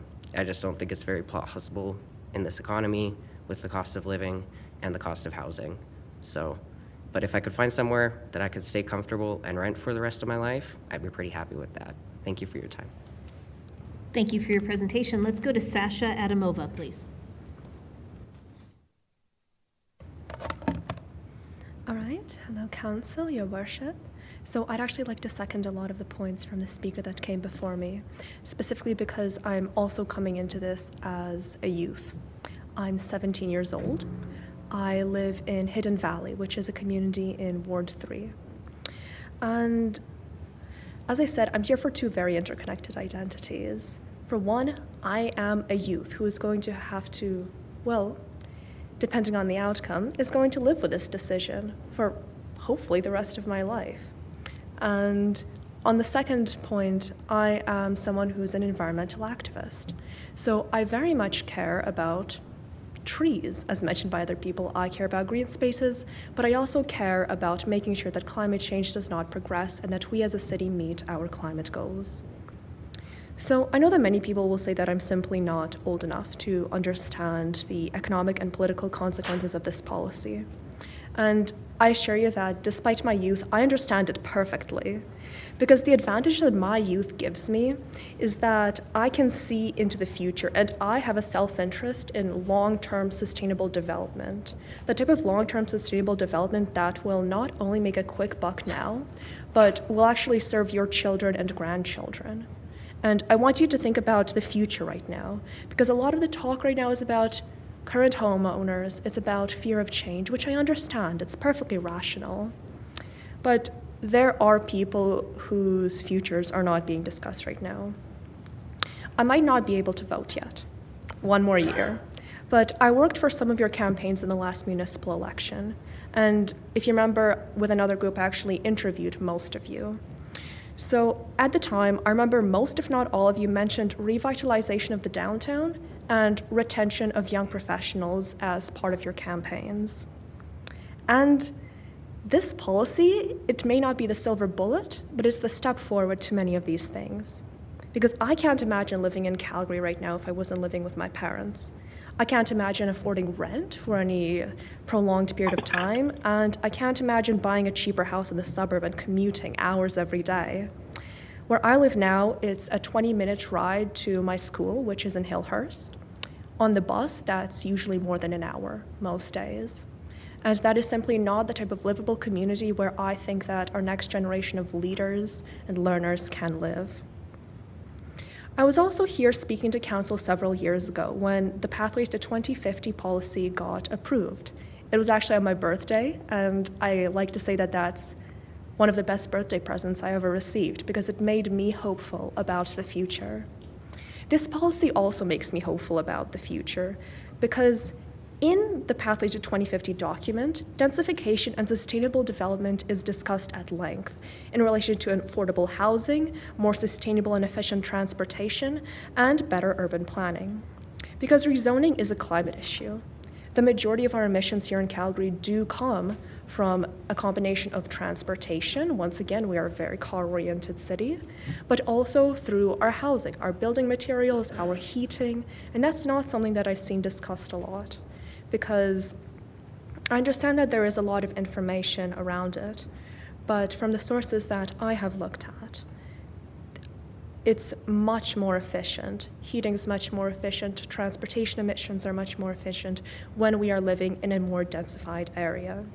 Because densification lowers these emissions. It lowers costs for every Calgarian, and it gives them more freedom. Another almost aspect of my opinion on this policy is that my family moved to Canada in 2011, and for the first 5 or 6 years, we lived in an affordable housing unit in Neven Place, which is in Ward 4. And that is largely what allowed us to save up and to buy a house, the house that we have right now. Today, with record immigration to Calgary, those affordable houses are missing. And I understand that blanket rezoning is not the be-all, end-all solution, but it is the step in the right direction to make sure that more of those houses are available. I try to sympathize with the people that have concerns about immigration, about RCG housing ruining these established neighborhoods, but I've been at both sides of the issue. And I can also recognize that it's a sensitive issue to people. It's a decision about families, about their children. It's a decision about maybe the house that they were planning to retire on. But when I think about, you think about your families, consider my family 10 years ago, and consider many of the low-income people today and the youth who would like to make a home in Calgary tomorrow. Thank you so much for your presentation. All right, let's go to Emily Krahulik, please. Hello, everyone. Thank you so much for the time that you're spending listening to us. I really appreciate living in a place where everyone, our politicians, take the time to listen to us. I live between Ward 6 and Ward 1, Coach Hill and Varsity, which is obviously not an ideal situation, but I cannot afford to live in an apartment by myself. One of the homes in which I live is with family, and we would be well served by this rezoning, the blanket rezoning. With blanket rezoning, you have so many options. to do what works for you and your family. So many of my friends talk about, even if they have their own homes, which many of them don't, everyone talks about wanting to live in co-housing, but everyone has a completely different idea of what that looks like. And if we were able to streamline this process and not waste your time every time someone wants to make a non-single family home, people would be able to make solutions that work for them. As our population ages, we are worried about our parents. Right now, they love their houses. We've moved out. They have the whole house to themselves. They love it. They've been there for 30 years. They know the neighborhood. They love it. And they don't want to move. They don't want to move. Change is hard. I know it. But also, they see congregate settings as a place that's not for them. I want our parents to be able to stay in their neighborhoods as they age. And I want their caregivers, whether it's me as a daughter, as a sister, as a niece, or their paid caregivers who make minimum wage, I want us to all be able to live in the same neighborhood. And I want my friends with kids to be able to live close to their parents. And you better bet those parents want to be close to the grandchildren. If we have these options that are freely available, we are allowing the market to decide where we want Calgary to go. And let's remember that even if we say no to this now, it'll happen. It'll happen eventually. But things are going to get worse. Rent's not going to be twice as much as it was 3 years ago. It's going to be 4 times as much. And maybe we'll be forced to leave Calgary. And I don't want that. I want to stay in Calgary. My family's here, my people are here, my parks are here. I love Calgary so much. And I want it to be for everyone. I want housing to be accessible. I want it to be diverse. I want it to work for everyone, which means that it has to be different. What we've had so far has worked in the past, but we all know that things are changing. The economy changes, what people want changes, people aren't happy commuting in the ways that they were pre-pandemic. And by increasing density, in this very incremental way, I think that it's a good way for Calgary to think about the future and to think about making a place where people can say, I'm going to stay here for university because I know I want to stay here and I want to build relationships in my industry so that I can have a family and stay in Calgary forever, rather than I have to move. I have to live somewhere else. I can't afford a basement suite. I can't even afford to live with 5 people. And that's the reality for people who are my age. I'm 35. And my parents' generation, that was not their experience. It's a completely different experience. And so I know everyone truly has the same values here. We all want to be happy. We love diversity. We love our trees. We want to feel engaged. But I think that we really need to think about the future and what we can do now to make things better in the future, and also to accept the change that is going to come. Thank you so much. Thank you. All right, we've got one person in the queue with questions. Let's go to Councillor Sharp. I just have a quick question for Emily. What are you knitting?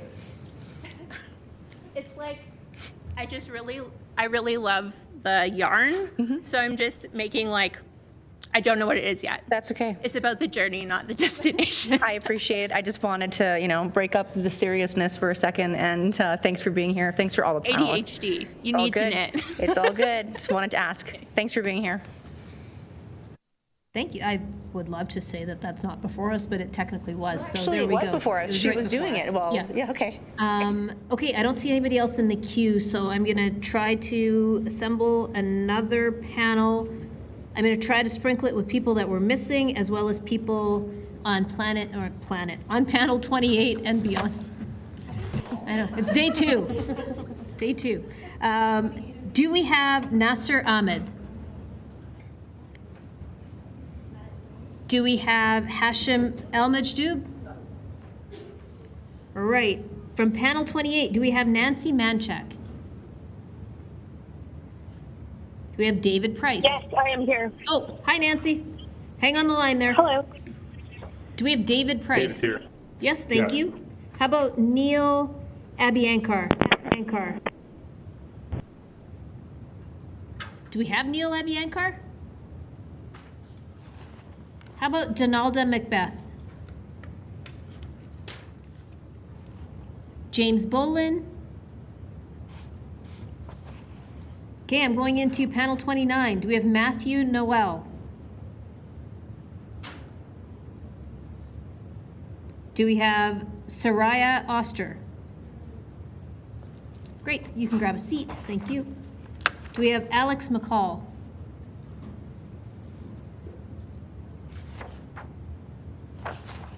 How about Ryan Anderson?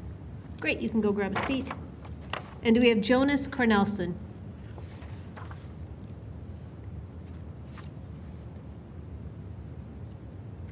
All right, we're going to move forward with 4 people. Let's start with Nancy Manchak, please. Hello, just want to check you can hear me okay? Yes, we can. Perfect. Good afternoon. My name is Nancy Manchak, and today I represent myself as a young professional and property owner in Calgary. Like many before, and I know many more to come during this hearing process, I join you today to express my deep opposition to the blanket rezoning proposed for the City of Calgary. I am a new Calgarian, relocating to the city just 1 year ago. My husband and I are in our early 30s, which is an important consideration today, as much of the feedback we have heard is that this is an age issue. Last year, we carefully selected the neighborhood for which we would plan to call home for our long-term future. I'm here, if you can hear me.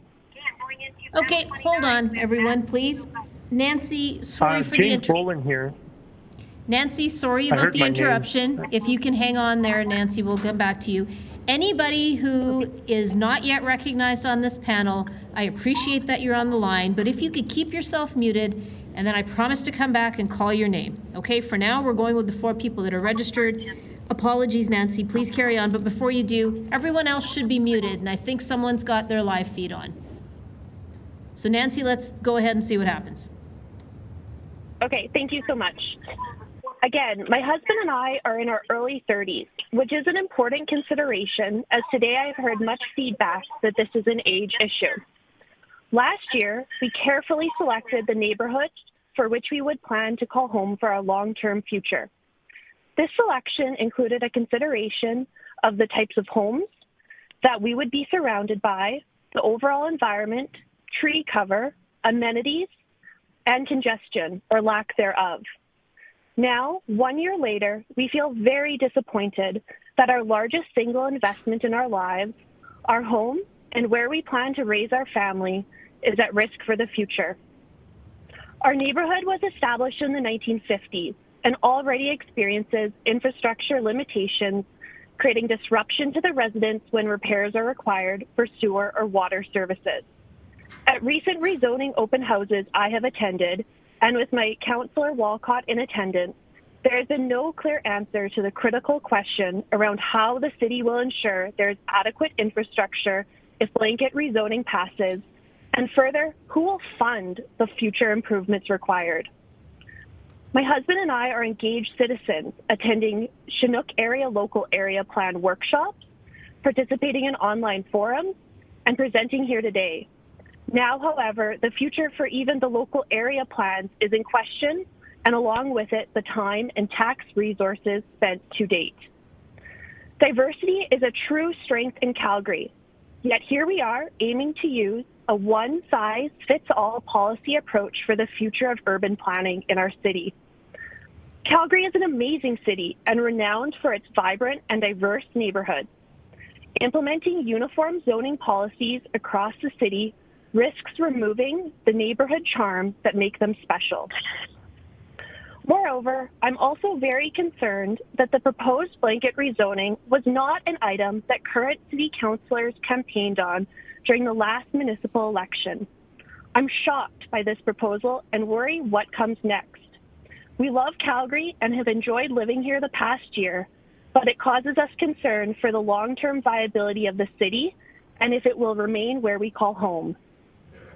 I'm also concerned that the blanket rezoning process will remove the ability for citizens to engage on matters that impact them, as is currently available through the development hearing process.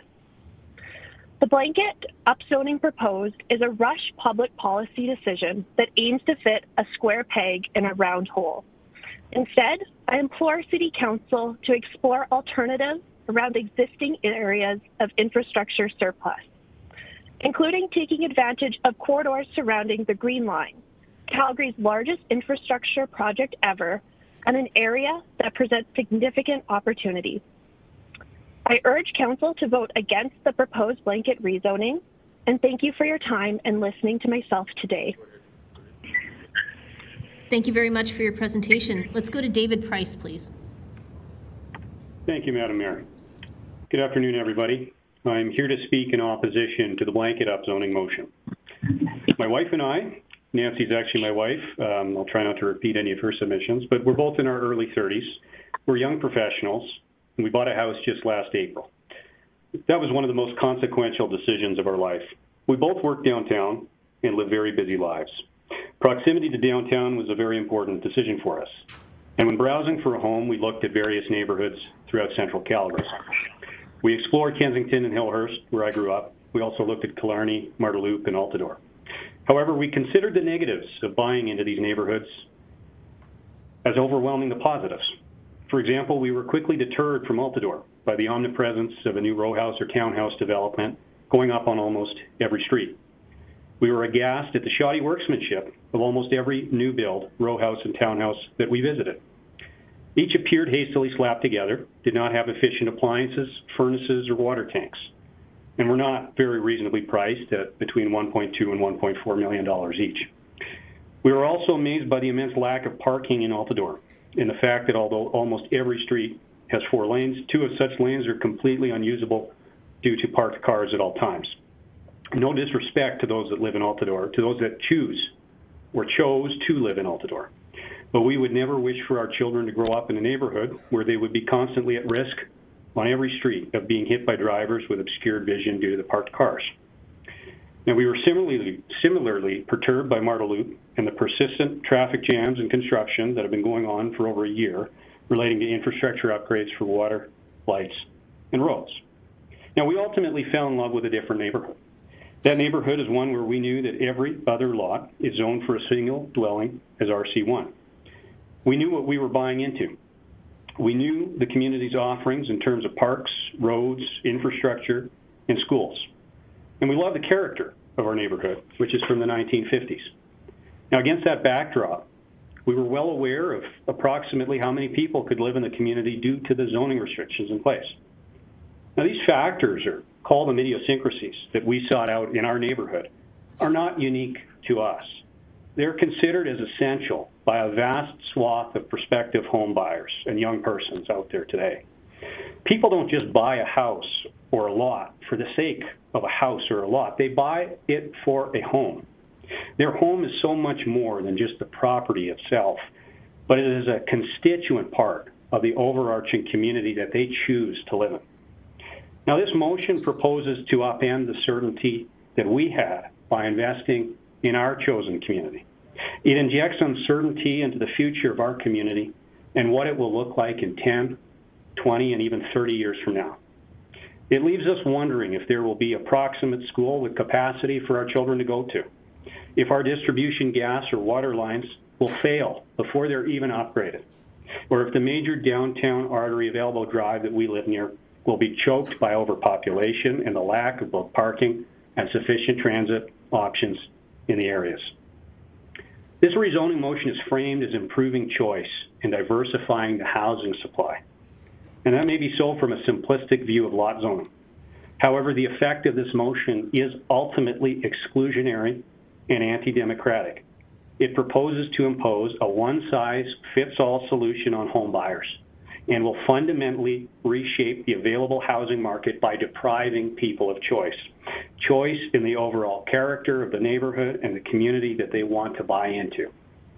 If this passes, all Calgarians, regardless of neighborhood, except for DC neighborhoods, where lots will be in the same boat from here on out, living in a wild west of development chaos no matter what community they chose as their home. This proposal also isn't going to solve housing supply issues, as there aren't even enough construction workers in the province available to meet today's demands. This will simply push a swath of prospective purchasers to either the deep suburbs of the city or into satellite communities and out of the city entirely, as those purchasers search for an actual community to call their home. With certainty, if housing affordability and greater supply are the goal of this council, then it would be misguided to use this proposal to solve those issues. In my submission, it is more efficient to guide development and densification through local area planning that targets transit hubs and transit-oriented development. Use the green line or existing stations along the red and blue lines. As council well knows, there are various private partners willing and able to assist with this, and even assist with the creation of new transit stations, as was the case with the proposed Midtown station that's going to bring on nearly 7,000 new homes. Thank you so much for your presentation. Thank you. Thank you. Hang on the line, just mute yourself. I'll let you know if there's any questions. Let's go to Soraya Oster, please. Hello, can anyone hear me? Hi, who's this? It's James Boland. Just the delay caught me when you were calling up my name. I was on delay. So. Yeah, don't worry. I will come back to you. Okay. Yeah, Thanks. Just want to let you know I'm here. Okay, appreciate it. Hello, my name is Soraya Oster, and I wanted to take a moment to say that I am in favor of the RCG upzoning. I'm a student at the University of Calgary, and I work 2 jobs in order to make enough to live here and attend school. And I know others who are in similar situations. Housing is a human right that has become too expensive for many people in Calgary. I believe that one way to help with that is by going forward with the blanket RCG upzoning. Thank you for your time. Thank you very much for your presentation. Let's go to Ryan Anderson, please.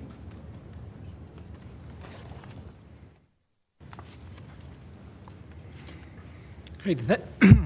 Thank you. My name is Ryan Anderson. I am the lead organizer for the Calgary Alliance for the Common Good, which is an alliance of 28 organizations that represent approximately 35,000 Calgarians and is made up of faith, labor, nonprofit, ethnocultural, and educational institutions.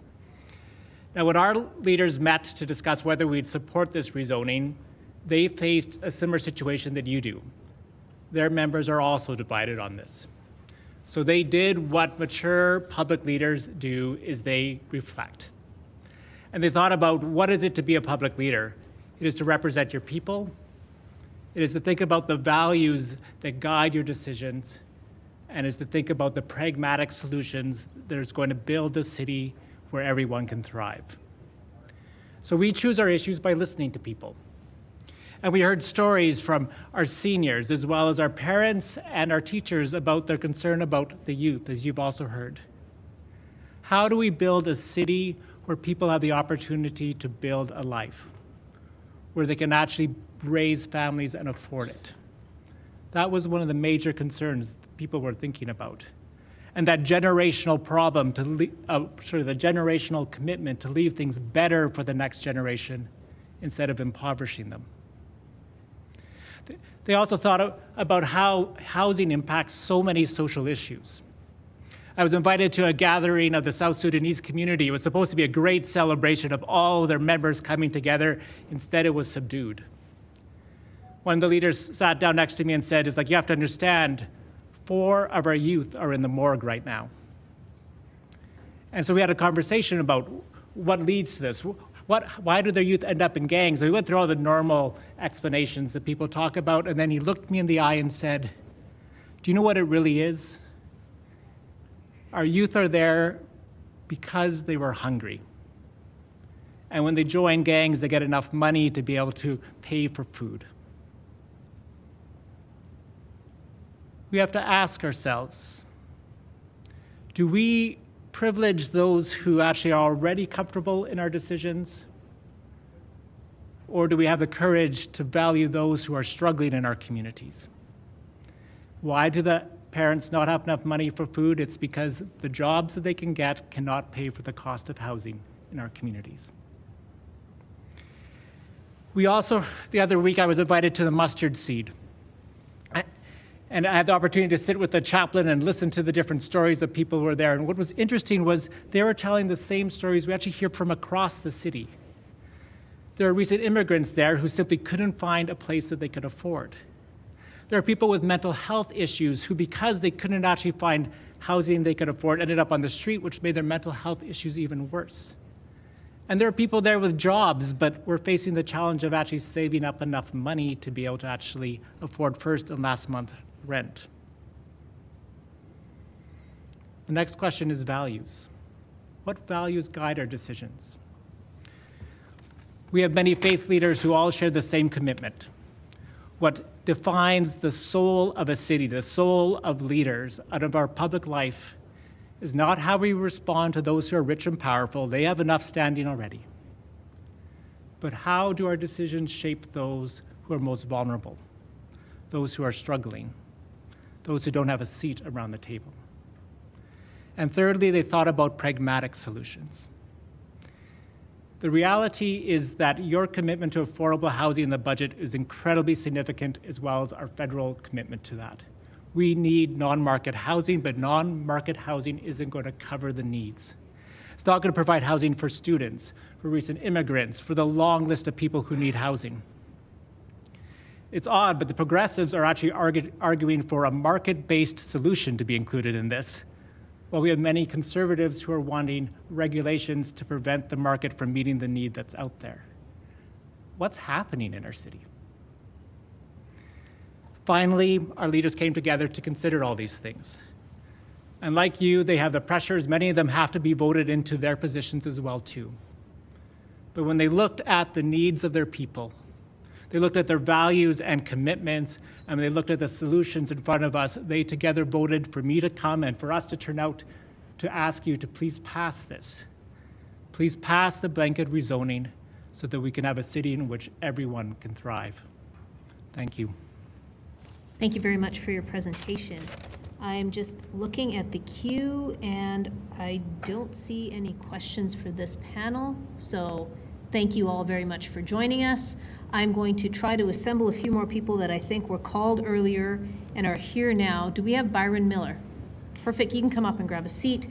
Do we have James Bolin? Yes. Perfect, do we have Alex McCall? I am here, thank you. Perfect, do we have Jonas Cornelson? Oh, right there, perfect, thank you. And do we have Matthew Knoll? How about Donalda McBeath? Neil Abiyankar? How about this? Is there anyone on the phone line that missed their earlier turn that's just waiting?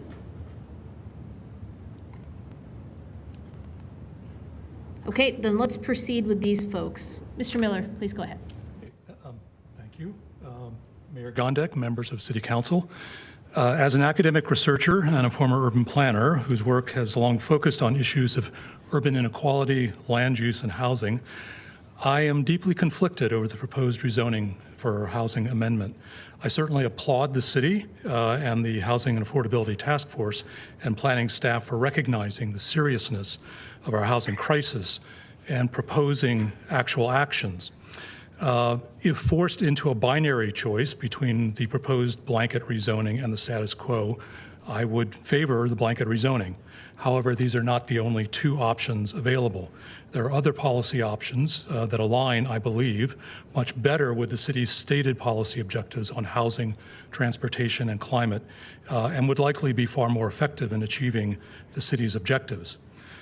The topic of blanket rezoning is hotly debated in the urban studies and urban planning literature, with no strong consensus on the best path forward suitable for all cities. The effects of upzoning policies are highly context dependent, which makes extrapolation from one city's experiences to others very difficult. There is, however, general agreement on some of the basic processes that shape market-based housing systems in North American cities. Some important takeaways include more housing does not necessarily equal more affordable housing. Professor Diana Mock, who specializes in real estate finance at Western University, reminds us in a recent article that it is critically important that we focus on how housing markets actually work. The North American market-based housing policies emphasize housing construction at the upper end of the market, as opposed to many European and Asian Pacific countries that build non-market housing to offer at affordable prices. Both the theoretical and moral justification for these policies is that older, good quality housing will filter down to lower income households, thereby benefiting people who cannot afford pricey new housing. This form of trickle-down economics presumes that new construction will create vacancy chains in which the benefits work through ongoing vacancies. I won't have time to get into this. This account is accurate to a degree, but depending upon the variety of city-specific factors, it can vary greatly. From the standpoint of filtering affordable housing, filtering down may actually flip to filtering up, such as when affordable housing is demolished to build one or more expensive houses. Astoundingly, this latter scenario is now common across Canada. According to recent research by Steve Pomeroy at the Centre for Urban Research and Education at Carleton University, Canada lost 11 affordable rental units for every one it added between 2011 and 2021. While Calgary's record has been substantially better than the national average, all indications are that we are now converging on national trends.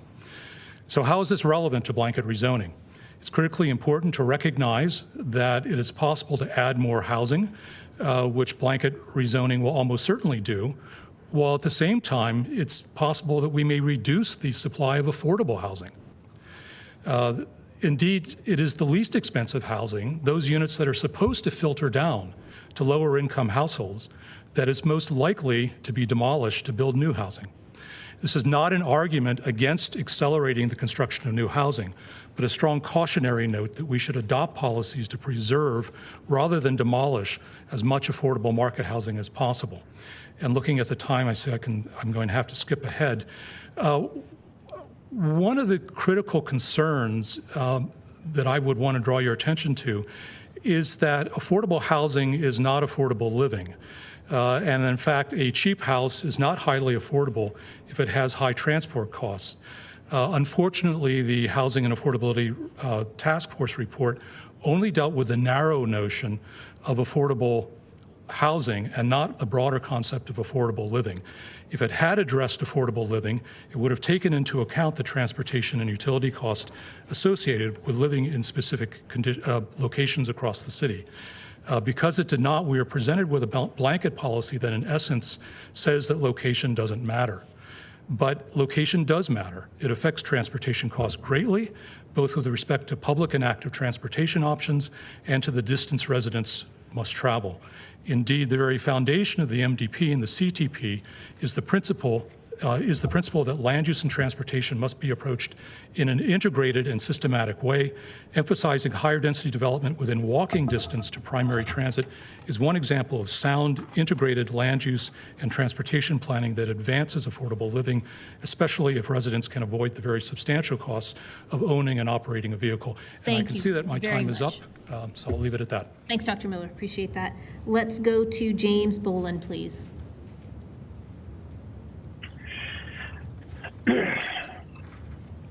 Yeah, James Bowen here. I'm strongly opposed to the rezoning policy as proposed. Not against smart, targeted rezoning, not against densification, but against blanket rezoning specifically. No fear of change here, but certainly of bad ideas. The one-size-fits-all policy is a win-lose. All the benefits that RCG zoning presents can be achieved without the blanket approach, without the downside. It would take engagement, critical thinking, and use of advanced analytical tools. My opening message to council is listen and then get back to work. I hear the passion, need, and urgency to solve the housing problem for those with less wherewithal, but it's a totally flawed leap of logic to jump straight to blanket rezoning as the answer. Many here have tried to characterize a vote against this policy as a vote for doing nothing or for denial of a problem. This is categorically false and counterproductive. A no in this case simply allows the opportunity to create more effective solutions to the problem. Given this council's record, I'm justified in coming here with skepticism, feeling like this decision was made long ago and this is an optics exercise. So I urge you to prove me wrong and vote this down simply because the majority of Calgarians don't want it and it doesn't make sense. There are many technical flaws and I'm going to highlight a few. Blanket upzoning will actually eliminate choices. For example, the result will be a virtual elimination of traditional single home communities, even if some sinful people were to want that. And by design, it will silence dissent in the approval process. In most city zones, the objective of creating low-cost housing will not be met. The math doesn't work. I just asked my young professional daughter, but they will see effective confiscation of essential value and potentially economic evictions. Only developers will do well in those areas. For many, the family home is a pillar of a retirement reserve and the preservation of their hard-earned lifestyle for aging in place. So in the spirit of equity, will the city and the developers legally indemnify those homeowners against consequential financial and health damages? It's a gross breach of trust. Next, application of RCG to greenfield developments is entirely different than established areas. Your developer friends yesterday conveniently ignored the most pertinent fact that in greenfield developments, everybody knows pre-investment exactly what to expect, and they're designed for that mixed zoning.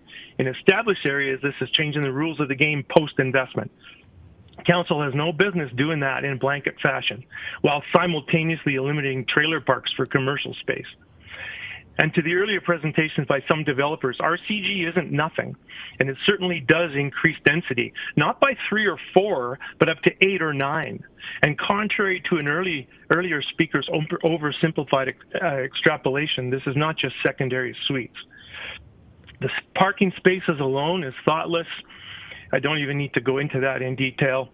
Would like to talk a bit about process, though. I believe the mayor and council have discerned the right to make a decision of such consequence on their own. You blew it. You started by playing the Justin Trudeau, please give me back a pittance of my own money with strings attached card, which is obtuse. This housing problem was primarily caused by Trudeau and most certainly not by ordinary Calgarians. So don't you dare put this on me and my community, especially not in the name of Trudeau. There's no conscionable way to deploy that tactic to bypass good process. You even went ahead and hired the blanket rezoning mercenary before the policy was even tabled and debated. What says ramrodding better than that? The process has lacked integrity, the built-in bias in the task force composition, no genuine stakeholder engagement, apparently no decision criterion, options analysis, or sharing of supporting data, even if quoted on the website. I can give you examples of that if you want. Your voting down the plebiscite demonstrated that you didn't want to risk having Calgarians' majority opinion be a problem for you. There's almost nothing gained by rushing into this, but a tremendous benefit from taking a serious time out here. Honestly, I'm tired of council doing things to us instead of for us. So to mayor and council, withdraw this proposal, cancel the vote, and demonstrate that you can do the hard work of representing Calgarians and thoughtfully acting on the will of the majority. Thank you for your presentation. Let's go to Alex McCall, please. Hi, can you hear me now? We can. Hi, thank you. Sorry for having to call in. I had a business trip to Toronto that I couldn't reschedule. I'm Alex McCall. I have a master's in public policy from the University of Calgary. I own my condo in the Beltline. I have served on my condo board for 6 years, and I'm a volunteer board member with More Neighbours Calgary, and I am a conservative. I am here today to speak as an individual who fully supports upzoning and to encourage council to reject any amendments that would water down RCG any further. Please keep townhouses as permitted use under RCG. I noticed during panel 10 that some members of council might have been a little confused between permitted and discretionary use. One of the reasons why corner lots are more valuable today is because under our current process, once upzoned to RCG, townhouses are a permitted use. If you do an RCG application mid-block, however, you do still have to go through a discretionary building permit process. As my former U of C econ professor, Dr. Kent Fellows, would say, and I checked with him for this quote, unnecessary regulatory barriers create scarcity rents that drive up prices. Those of us pushing for more housing by right, and by right means permitted use, are tired of asking for the bare minimum needed to help address the affordability crisis.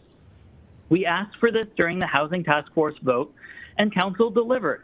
I'm asking you to be brave and deliver what you promised us on that day.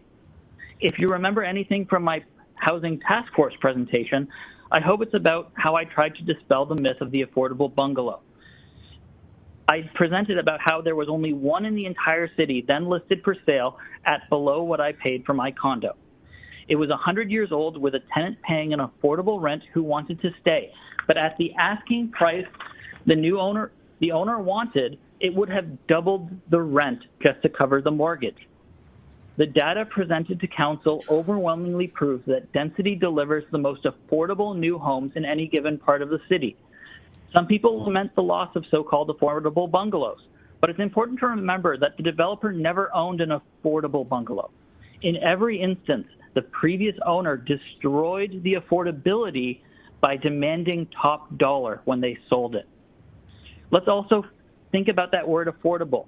It's another way of saying less expensive. After reviewing about 1,000 of the written submissions personally and talking with others who read the other submissions, there are some clear trends among people who mentioned price. First, almost everyone who wrote in support believes that new dense homes will help deliver affordable housing. And a clear majority of those who wrote in opposition to upzoning believe it will make homes like theirs less expensive and harm their equity. I don't blame them. As a Beltline condo owner, part of me is irritated that this council and previous council approved so many new condos and apartments like mine that my unit went down in value. It's only now coming back up due to the housing shortage. How can opponents claim they'll lose equity while homes stay expensive? Or how can admin claim that detached owners won't lose equity while homes become more affordable? The best research out of Chicago, Seattle, New Zealand, and Europe points to a simple supply and demand answer. The demand for land drives up the price of detached homes in desirable locations and is then developed into multiple new housing. The increase in supply of new dense homes drives down the prices of older dense homes in less desirable locations. People who can afford it move, and the resulting moving chains, if we had a healthy vacancy rate, would deliver affordable housing in the fourth or fifth move. Data from Seattle presented by administration shows that 4 units is the break-even point where a new unit costs about the same as the previous home. The data also showed how 8 units and more deliver considerable affordability. As a side note, Seattle legalized the construction of affordable single-stair point-access block apartment buildings that offer more than 8 units, and a family-sized Parisian single-stair apartment is my dream home, but it's illegal under our provincial building code. While I'd love to answer questions about single-stair reforms and applaud Councillor Winnes on her proposal to have no height limits near transit, this isn't about apartments. It's about bipartisan support for RCG. You have letters of support from both conservative housing critic and liberal housing minister. Both highlight the importance of allowing fourplex and townhouses permitted by right, not discretionary. Pierre Poilievre stood in front of a Vancouver 6+ and applauded it for its low price. Removing red tape only removes costs and fees. Don't gatekeep. Please don't move the goalposts with unnecessary amendments. And please vote yes for housing. McCall. My last 3 words were going to be bring it home. So Time's thank up. you. Thank you. Let's go to Jonas Cornelison, please. Well, I'll try to keep to my time. Hello. It's good to talk to you. My name is Jonas Cornelison. I'm a renter in a basement unit of a fourplex in an established area in Tuxedo Park, and I don't own a car, so spoiler alert, yes, I am in favor of citywide RCG zoning to gently increase density and provide more housing options across the city. We hear a lot about this community character being threatened by row houses, but we should also remember that communities are made of people, and the more people there are, the more opportunities to build and sustain community. I said I was a renter. That brings up certain images for some people. What I didn't say was I've been renting the same apartment for 6 years. I know my neighbors. I volunteer in the community, and I'm now excited to be raising my 3-month-old daughter in a neighborhood that feels like home. The fact that I don't own the building I live in doesn't mean I can't belong. You, council, do not only represent single-family homeowners. You represent the renters, students, downsizers, small families, the unhoused, etc., all of whom deserve a place to call home. I also support RCG zoning because though we all need homes, our tax base can't keep propping up endless sprawl. If you think infrastructure upgrades are expensive, I got news for you. We need to get more of the roads, pools, sewers, schools, and fire stations that we already have, and we have a lot of them for our population. Rezoning puts more people in developed areas and could even ultimately keep property taxes lower. The area where I live, Tuxedo Park, is a pretty good example. Lots of townhouses have been built within just a few blocks of me in the past 5 years, and they look really nice. I'm sure you're getting more property tax dollars for the same lots than you were when they were single family, even while each owner is likely paying less individually.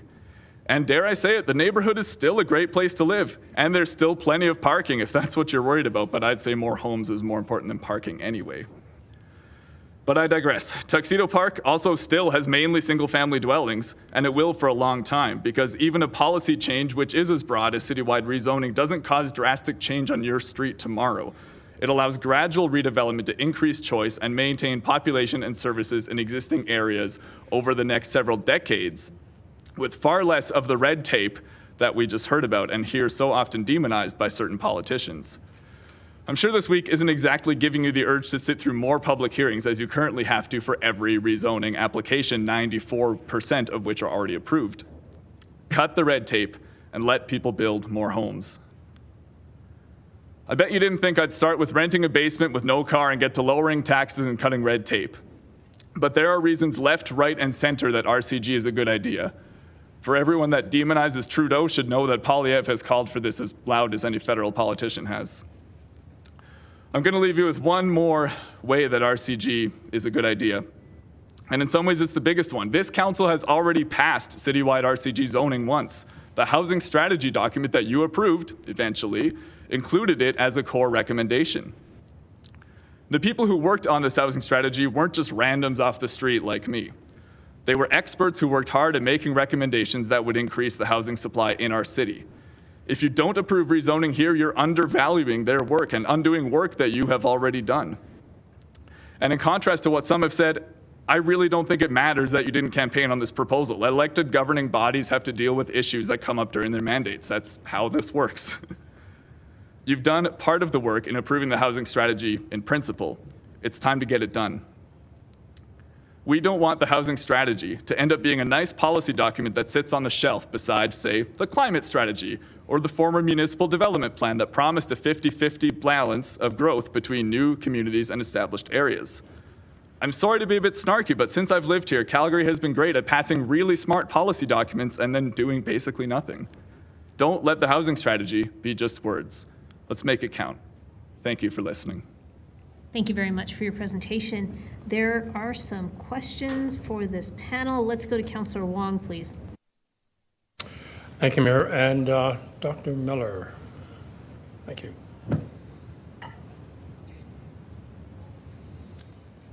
Yes. Yeah, Dr. Miller, thank you for being here. Two things. I noticed you kind of abbreviated your speech. Did you send a letter in or a written submission? I did. It's in the package. It's in the package. And it's a bit longer than what I had to say here today. Okay, I was just wondering about that because I'd love to follow up. Second question is, as an urban planner and one that does a lot with evidence and data, have you ever come across any evidence and data about quality of life and density? In other words, there's a correlation. That's a very complex topic, and I did hear one of the panelists earlier today make some comments about that, which I did not agree with. I think probably the most straightforward thing one can say about density is it tends to intensify the social relationships that are already there. So if you're dealing with a community that works well together, more neighbors is an even better thing. If you're dealing with a community where there's a lot of crime and poverty and problems, intensifying that can lead to more of the same. So one has to look at densification in context. I don't think it's either a good or an evil. Okay. Yesterday we had a speaker talk about dumpsters and mattresses and everything else and such, and he spoke about bylaw, which basically talked about services that the city offered. Would you agree that better city services will help distinguish that separation you're talking about? Better city services would certainly help. I guess I would, remind everyone that some of the most wealthy locations in the world are very dense cities. Park Avenue in New York, and nobody thinks of that as a crime-ridden, poverty-ridden place. Higher density it does generate more property tax revenue, which allows for the funding of more services. So there are certainly many benefits to density. And I hope no one misunderstood my comments earlier as anything contrary to that. Okay, appreciate it. That was it. Thank you. Okay. Thank you. Next in the queue is Councillor Chabot. Over to you. So don't go away. Is it Dr.? Dr. Miller. Sorry, you're listed here as Byron Miller, not Dr. Miller. I'm struggling to understand exactly what you were saying in your presentation. It sounded like you were saying targeted density is your preference. Thank you for asking that question, because the part of my statement that I didn't have time to get to would have kind of tied all this together. And it's in the letter that I submitted to council. But basically what I'm arguing for is that we can densify, we can create more housing options, greater variety, and do it within the framework of the municipal development plan. And I think the central problem that we've had so far, and I think this was alluded to by one of the previous speakers, is that we have a very good plan in the MDP, and this was widely discussed in one of the most significant public engagement processes in the history of planning in North America, and widely approved by the citizens of Calgary and by City Council. We have this wonderful plan, and we've done not a very good job in implementing it. And I would argue that the single biggest problem in the implementation of the plan is a lack of any sort of direct, quantitative, measurable linkage between the MDP and the local area planning process. So we are going forward with our local area plans and not hitting the targets of the MDP, as far as I can tell, although frankly, I've never seen numbers on this. And I really think that this is a preferable way to go forward, because we can achieve the goals that are stated in the Housing and Affordability Task Force recommendations, but we can do it with community input through the local area planning process. This is not an either-or question. We can do both, but we need to get the connection between the local area planning process and the MDP right. And you made reference to affordability as a component of all this by tying it in closer proximity to the primary transit network as one example, but other things such as local amenities, I assume, fall into that same realm of affordability, affordable living, I should say. Sure, yes.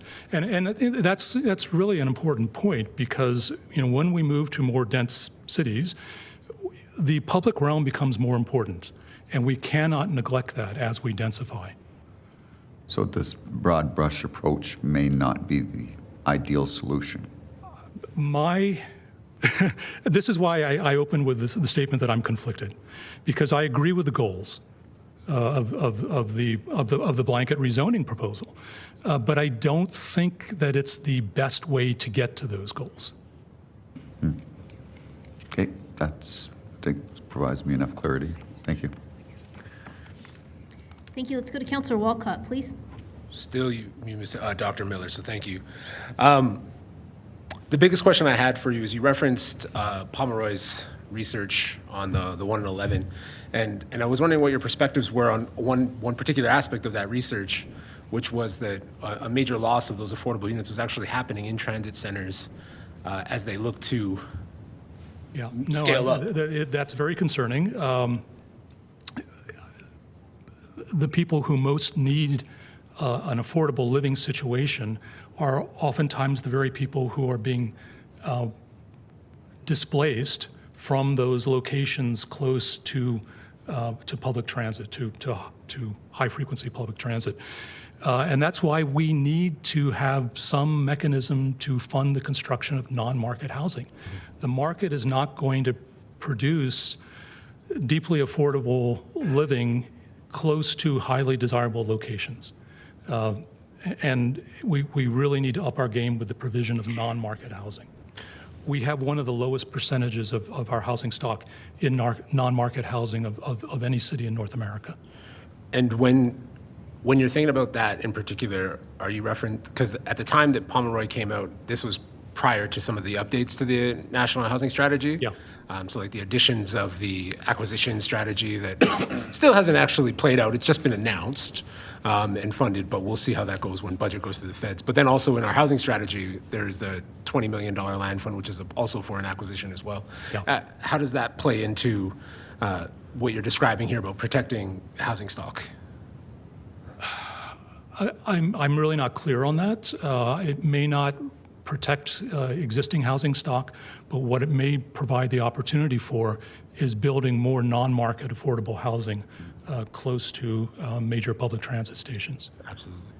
When you talk about filtering and reverse filtering in particular, both you described it as kind of as a byproduct of densification and redevelopment just because of the costs that's coming in. Would you equally kind of characterize that impact as a consequence of scarcity as well? Yes, and the market does a good job of providing housing for people who have the money to pay for it. And again, this comes back to our basic market model of housing provision. The idea is that we build housing primarily for those middle and upper middle and above households. We don't build a lot of housing for lower middle class or poor people simply because there's not a lot of money to be made in it. It doesn't fit with the logic of the market. We depend on this filtering mechanism, the notion that housing will filter down to lower income households, but what we're finding is that filtering mechanism is breaking down. And when you think about that filtering mechanism breaking down, this is why I brought up Pomeroy's article, because Pomeroy's article doesn't actually talk about the loss of the houses itself. It talks about the rent, the cost of those housing to occupy has escaped the $750 to $1,000 range. It's both. It's both. And so with that in mind, it's like you have housing that was once affordable being raised in rent to get to people who have higher incomes. Right. Do we build enough housing to satisfy people with middle to higher incomes so that they're not competing with low income earners? Well, at present, I would say no. And that's, I think I said that I'm in favor of building more housing and more market rate housing. I think it's important that we not set these as either or sort of questions. We need to do both and. Oh no, I'm with you. I just you as an expert in the market, the truncated nature of the 5 minutes. Clarity is important and significant. Right.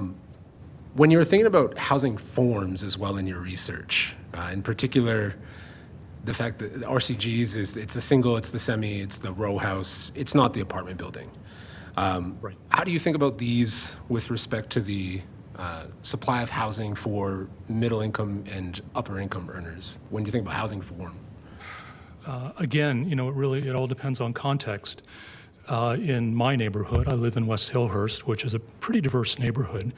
But what I typically see is when there's an old bungalow torn down that, for instance, might be occupied by 4 students, and then something new goes up in its place, and those new structures, whether they're townhouses or fourplexes or what have you, are considerably more expensive than that old bungalow.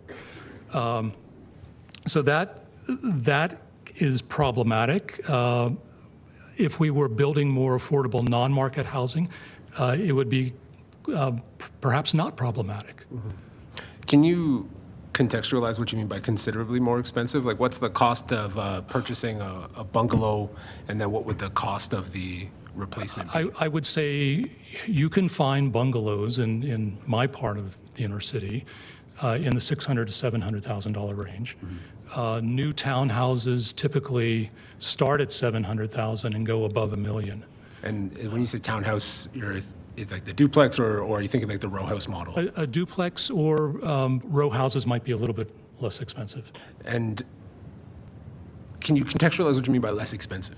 Because if you're saying a bungalow is $600,000 to $700,000, I hesitate to throw out numbers that I don't have in front of me. Obviously, all of the things being equal, fourplexes are going to be less expensive than duplexes. But that said, I'm hard pressed to think of new housing that has been built in West Hillhurst that is cheaper than the housing it replaced. Is that a common phenomenon for almost any housing in your research? It's not unusual. And again, I think, one of the things I alluded to early on was that I think we need to have policies that help us to preserve what affordable market housing we do have, while at the same time accelerating the construction of other forms of new housing. Okay, I think that's it. Thank you so much. Thank you. Let's go to Councillor Penner, please. Thanks, Mr. Byron. Please stay there, and I will just try to be really quick because I know we're getting close to the dinner break. You talked about the MDP and hitting the goals of the MDP through local area plans. So before I'm going to come back to that. RCG, so a townhome fourplex, in your research, would you consider that high density or low density? I would still consider it relatively low density. Okay. And I think it's a problem because so obviously it depends on location. In some locations, RCG is great. In some locations, what you actually may be doing is foreclosing the possibility of higher density development, which actually be appropriate in that location by redeveloping it at this lower RCG density. And I can think of certain parts of the city where that has already happened. Yeah, for sure. So you talk about meeting the goals of the MDP. I'm wondering through local area plan where we are identifying then where that higher density is going, nodes, corridors, and around transit. Yeah. And arguably a lot of that is private land, not necessarily publicly held land. Yeah. Can we only achieve MDP goals through high density, or is it, as you alluded to, a bit of that both and scenario? Yeah, no, I think it's always going to be a mix, and I think mix is good. And I think we'll get mixes that people are more comfortable with if we have citizen input on this. Yeah, don't disagree. And I want to just go back to something you and Councillor Walcott were talking about with respect to removing affordable market housing. Yeah. And I agree, right? It's a problem we could face. Now I wonder, with our projections of 1% to 2% a year property conversion, is that rate sort of insurmountable on the market?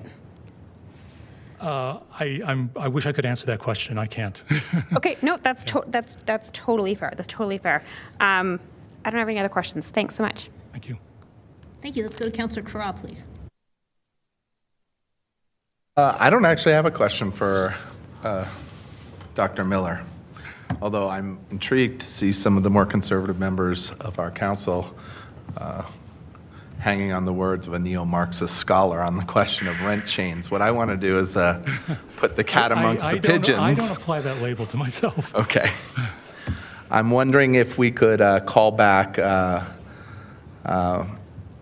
McCall, who I think probably represents some scholarship on a slightly different end of the political spectrum, and ask him what his research has shown us about rent chains when supply is increased. Hi, can you hear me? I can, sir. Would you like me to restate the question, or are you ready to go? I think I'm ready to go.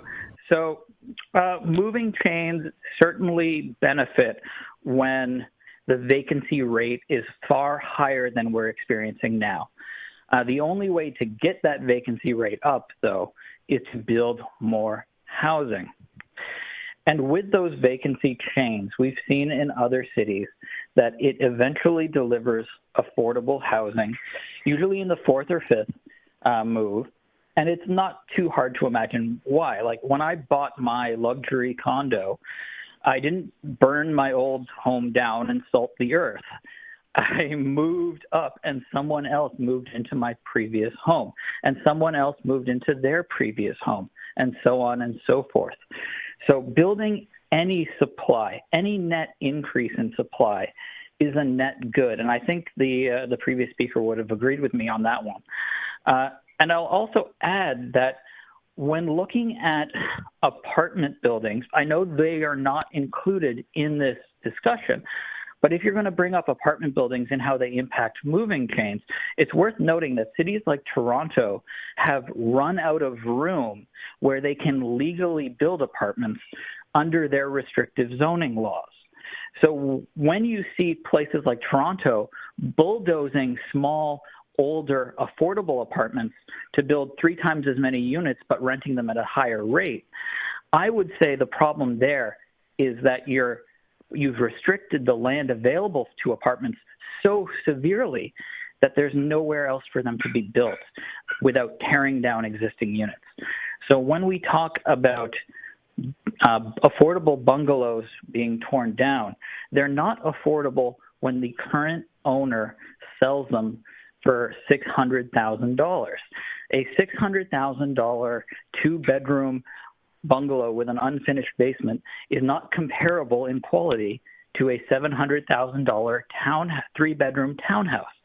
And it's certainly not comparable if that townhouse has a secondary suite in the basement, providing an additional home for a renter.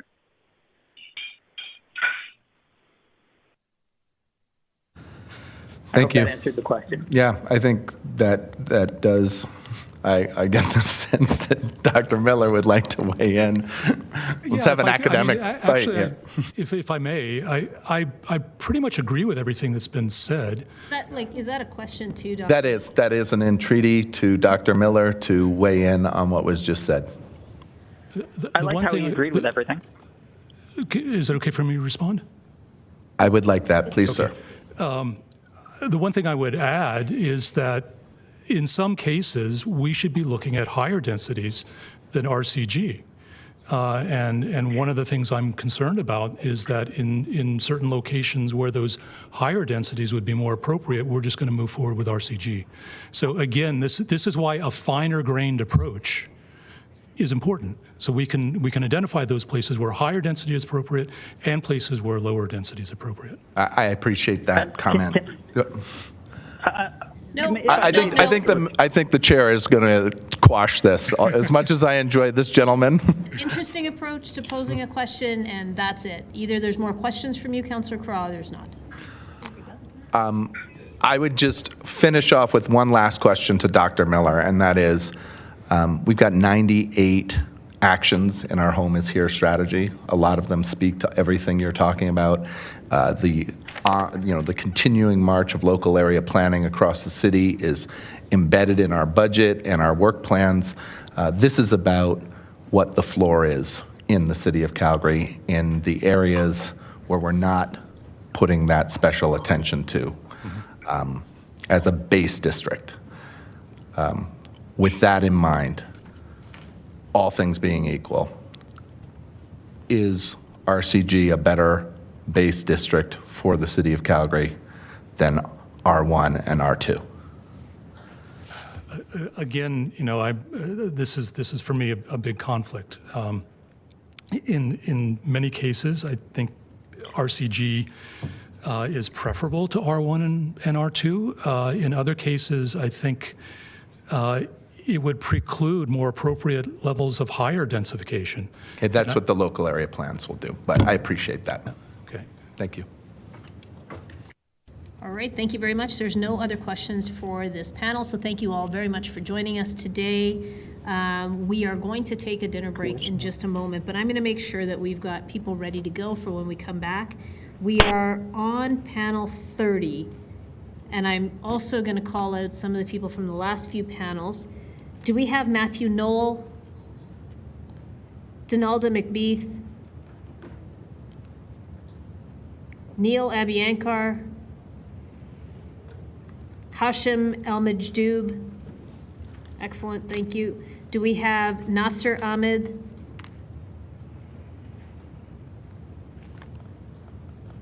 What about Ashley Van Dam? Okay, then I'm going to move this way onto panel 30. Do we have Joni Liu? Perfect. Do we have Richard Belzil? Thank you. Nancy Kearney? Do we have Richard Craig? Peter Guo? How about, from panel 31, Dylan Proctor? Do we have from panel 31, Kelsey Stevens? Thank you. What about Nicholas Bell? Kendra Wanamaker? Thank you. And what about Gus Hunt? Perfect. So when we come back, when we come back, and I'll tell you when it is in just a minute, first person we are going to go to is Hashim El-Majdoub. Then it'll be Johnny Liu, Richard Belzil, Kelsey Stevens, Kendra Wanamaker, and Gus Hunt. So that will be the order of speakers. We will be back at 7:15. Thank you.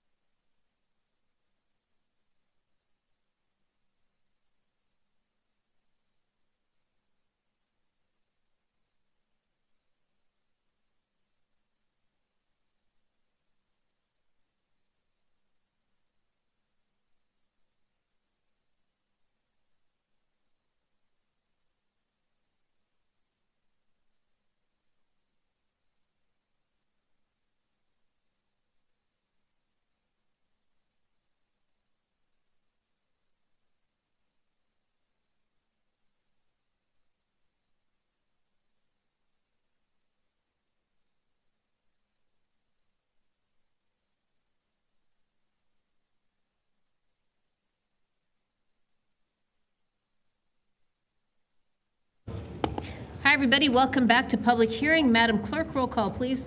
Thank you, Mayor. On the roll, Councillor Demong. Councillor Dhaliwal. Here. Councillor McLean. Here. Councillor Meehan. Here. Councillor Penner. Here. Councillor Pootmans. Here. Councillor Sharp. Here. Councillor Spencer.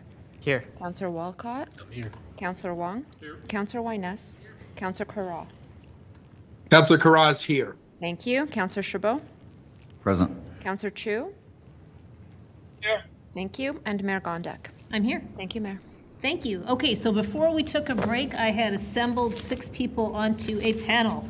So let's see if they're here. Do we have Hashem El Majdoub? Please come on up and have a seat. Do we have Joni Liu? You're already up there. Thank you very much. Richard Belzil. Thank you. Do we have Kelsey Stevens? Come on up. What about Kendra Wanamaker? Hi, you can come on up and grab a seat too. Somebody's got a device that's not muted. It's either someone who's on the phone line or someone in this room. If everybody could just check and mute, please, until it's your turn to speak, that would be great. And do we have Gus Hunt? Great. There might not be a seat for you right there, but come on up close to the front. So those are the 6 folks that we're going to go with right away. After that, do we have Nancy Kearney?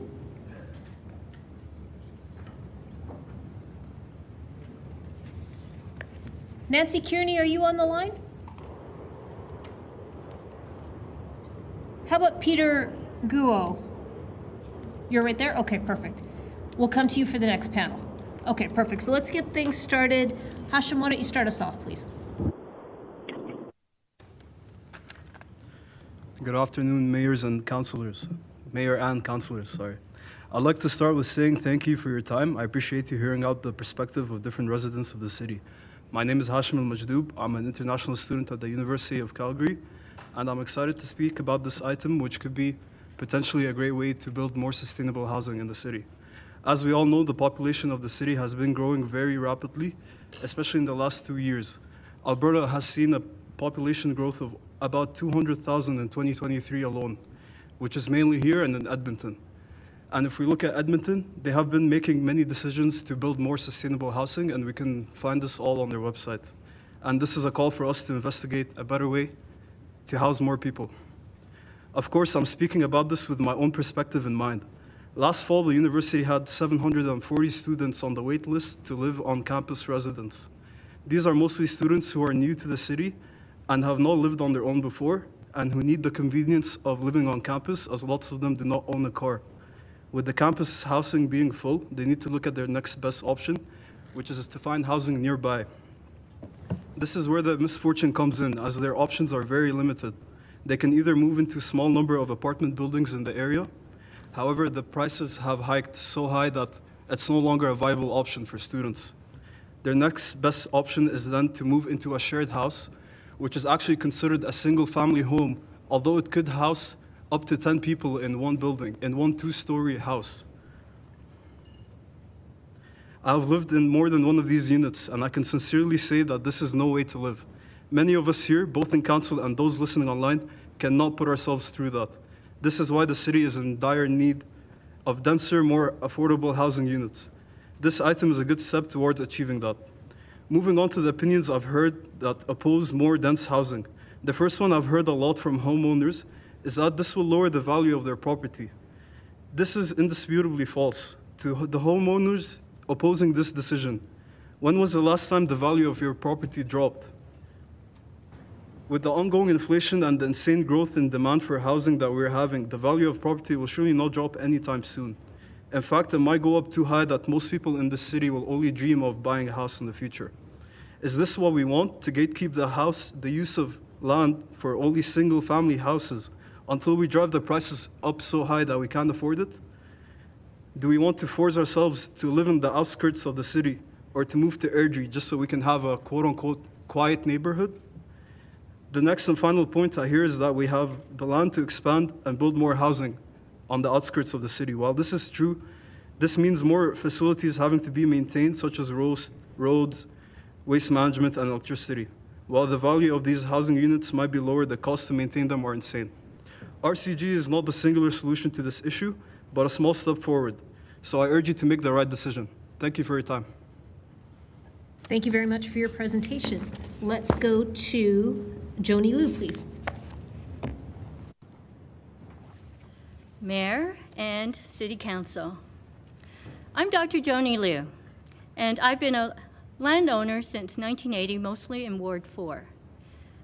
When was the last time home prices went down? 1981.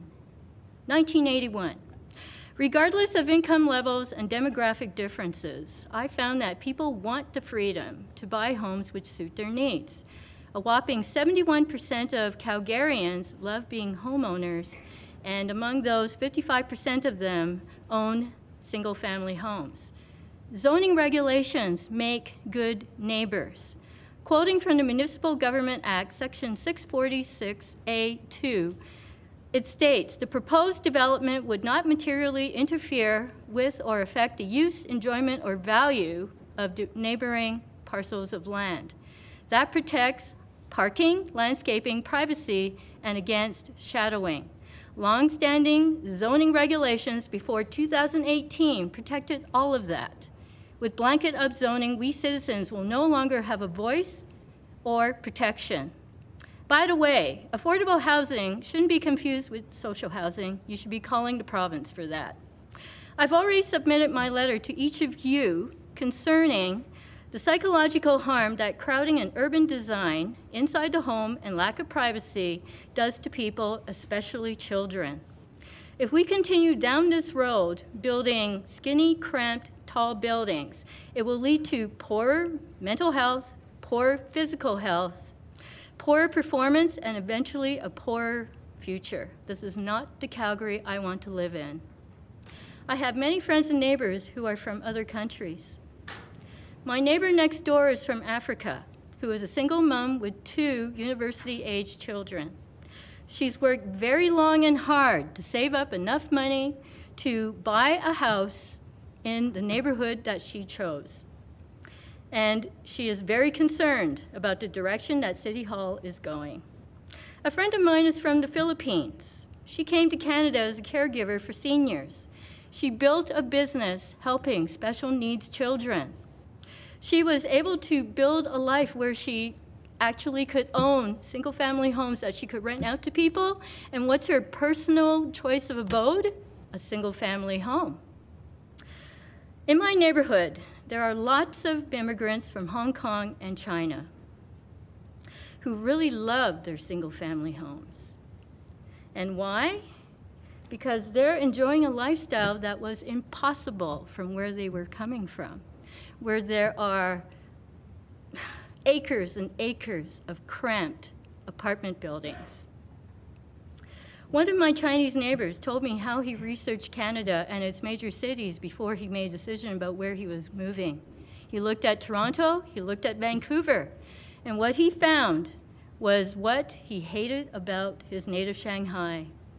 Cramped apartment buildings, lots of traffic, and lots of crowding. There was no way that he was going to go to places like that he disagreed with. So he picked Calgary. And now his family just loves living in their single-family home with a private backyard, with fruit trees and a garden. These are just 3 examples. Most people do not want to rent forever. Renting is a temporary housing option for most young people. When they move into different life events, like going from single to a relationship, a serious one, like marriage, and having kids, they want a place which is perfect for bringing up their kids. And that means home ownership. It's not a quaint idea from the 40s, 50s, and 60s. It's about hopes and dreams. It's human nature to want more. If you want more housing, this is what I suggest. Then use all of that city land that you have sitting empty and speed up the approval process. I found out that a mobile home park that was cleared out many years ago is still sitting empty. You haven't exhausted all the possibilities, City Council, so get to work. I want to remind you, Mayor Gondek and City Councilors, you work for me. a voter, a taxpayer. You work for the citizens of Calgary. You do not work for unelected city administrators or fly-by-night developers. You do not work for Justin Trudeau. Making amendments isn't good enough. Thank you, Ms. Liu. Thank you. We're just at time. Vote no to blanket upzoning. If you can have a seat, that would be great. Thank you very much. Let's go to Richard Belzo, please.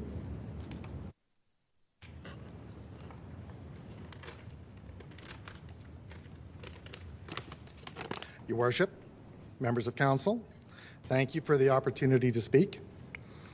I've been watching the proceedings from home, and I have learned a lot.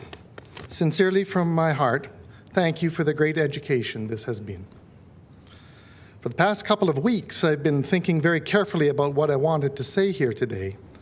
And even as recently as yesterday, I was drafting such sensible comments, so well-formed they couldn't help but make a weighty contribution. But let me instead give you my observations. So far, I've watched dozens and dozens of presenters, and I have noticed a clear pattern. In fact, once you've seen it, you can't unsee it. Speakers in favor of the proposal invite many cordial questions from the council, but speakers against usually get "thank you for your presentation" and a blank-faced row of councillors whose curiosity has all but abandoned them. And here's another thing I've noticed. With a few exceptions, those speaking in favor of the proposal aren't generally property holders. Some of them are little more than drifters, having made no material contribution to Calgary at all, except to grace us with their presence. I've heard more than one person say something like, "People should be able to live where they want." I wonder what planet such a person hails from. I would like to live in Buckingham Palace, but that isn't in my future, and I've accepted that. You might be interested to know that for the first 8 years we lived in Calgary, we lived in a small house so far south there was only one other house to the south of us. It was all we could afford. I rode the bus every day to Anderson Station and took the train into town. We were very happy, and never once did I lament that I ought to have the freedom to live where I wanted. So I listen to such people and say such things and feel that I have nothing in common with them. We don't think the same way. Moreover, I'm not prepared to lift so much as a finger to help them realize their delusion. I've also noticed that the people speaking against, who are so politely dismissed, are generally the property owners like me. So hold that thought, I'll come back to it. Now, I've spent my career building projects in a wide variety of industries, and I'm pretty good at getting things done. One of the things I like to do is keep a to-do list, and I like to prioritize the items on my list. But it's a truism that if I assign every item on my list as priority number one, I really haven't prioritized it at all. In fact, I've defeated the whole priority idea. This is what I realized about the proposal to rezone every residential property to the same zone. You're not engaged in a rezoning exercise at all. You're involved in a no-zoning exercise. You see, it dawned on me during these last 2 days that zoning isn't so much there to restrict what I can do with my property, so much as it restricts what my neighbor can do with theirs. My property rights are protected by restricting my neighbor a little bit, and my neighbor is protected by restraining me a little bit. The only reason the city exists, incorporated under provincial legislation, is to administer those reciprocal rights and to manage the common property we all share. It has become obvious to me that this City Council has wandered way outside that mandate. A few of my fellow citizens think it's about the city wanting more taxes and the builders wanting to build, but I think they're wrong. I think you imagine yourselves as the builders of a new city right on top of this one. A glistening city so green and dense you can almost hear the cheering crowds. You can almost feel the fawning adoration. But you want to build your new city on the property I own. And that is why you need first to erode my property rights. My property rights are in your way. So thank you for this wonderful education. You don't represent me. You don't represent us. We understand that now. You have betrayed the public trust. So now that we know that, we can start protecting ourselves from you. Thank you for your presentation. Let's go to Kelsey Stevens, please.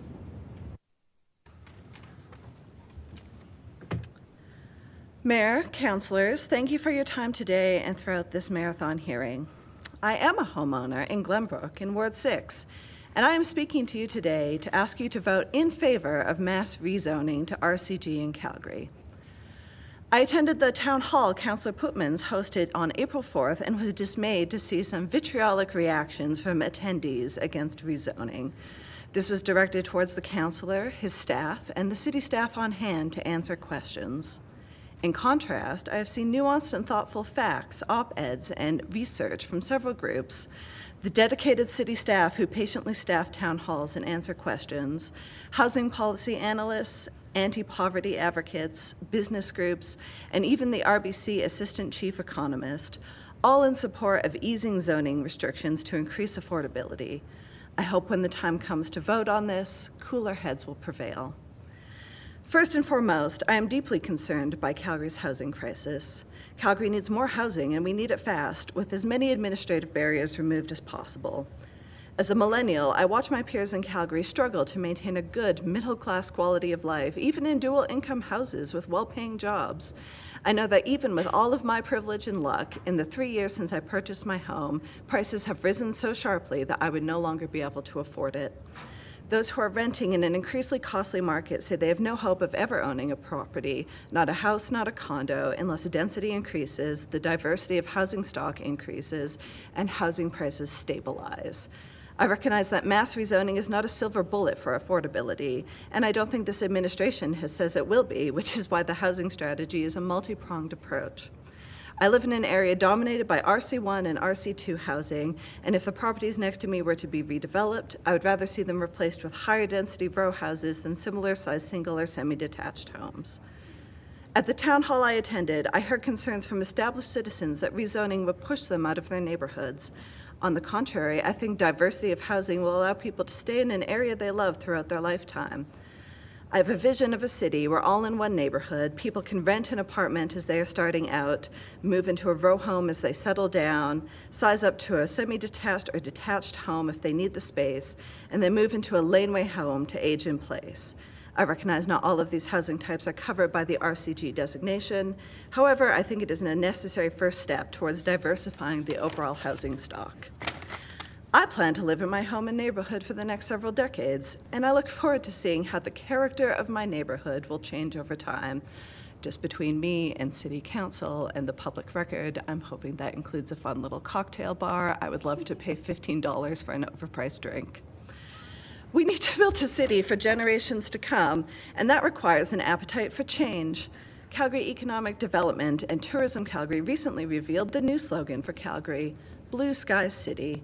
If Calgary wants to meet the lofty expectations of innovation, diversity, and inclusion implied in that slogan, they need a city council willing to make big changes supporting sustainable, affordable growth in the city. My fear is that if we pursue only perfection in our housing strategy, we will miss the opportunity to make progress. I expect this city council to be courageous enough to design a city not just for today's citizens, but for those citizens who will live here beyond our lifetimes. The rezoning initiative being considered in this hearing helps us do that. Thank you, and I look forward to seeing City Council vote to support mass RCG zoning. Thank you for your presentation. Let's go to Kendra Wanamaker, please.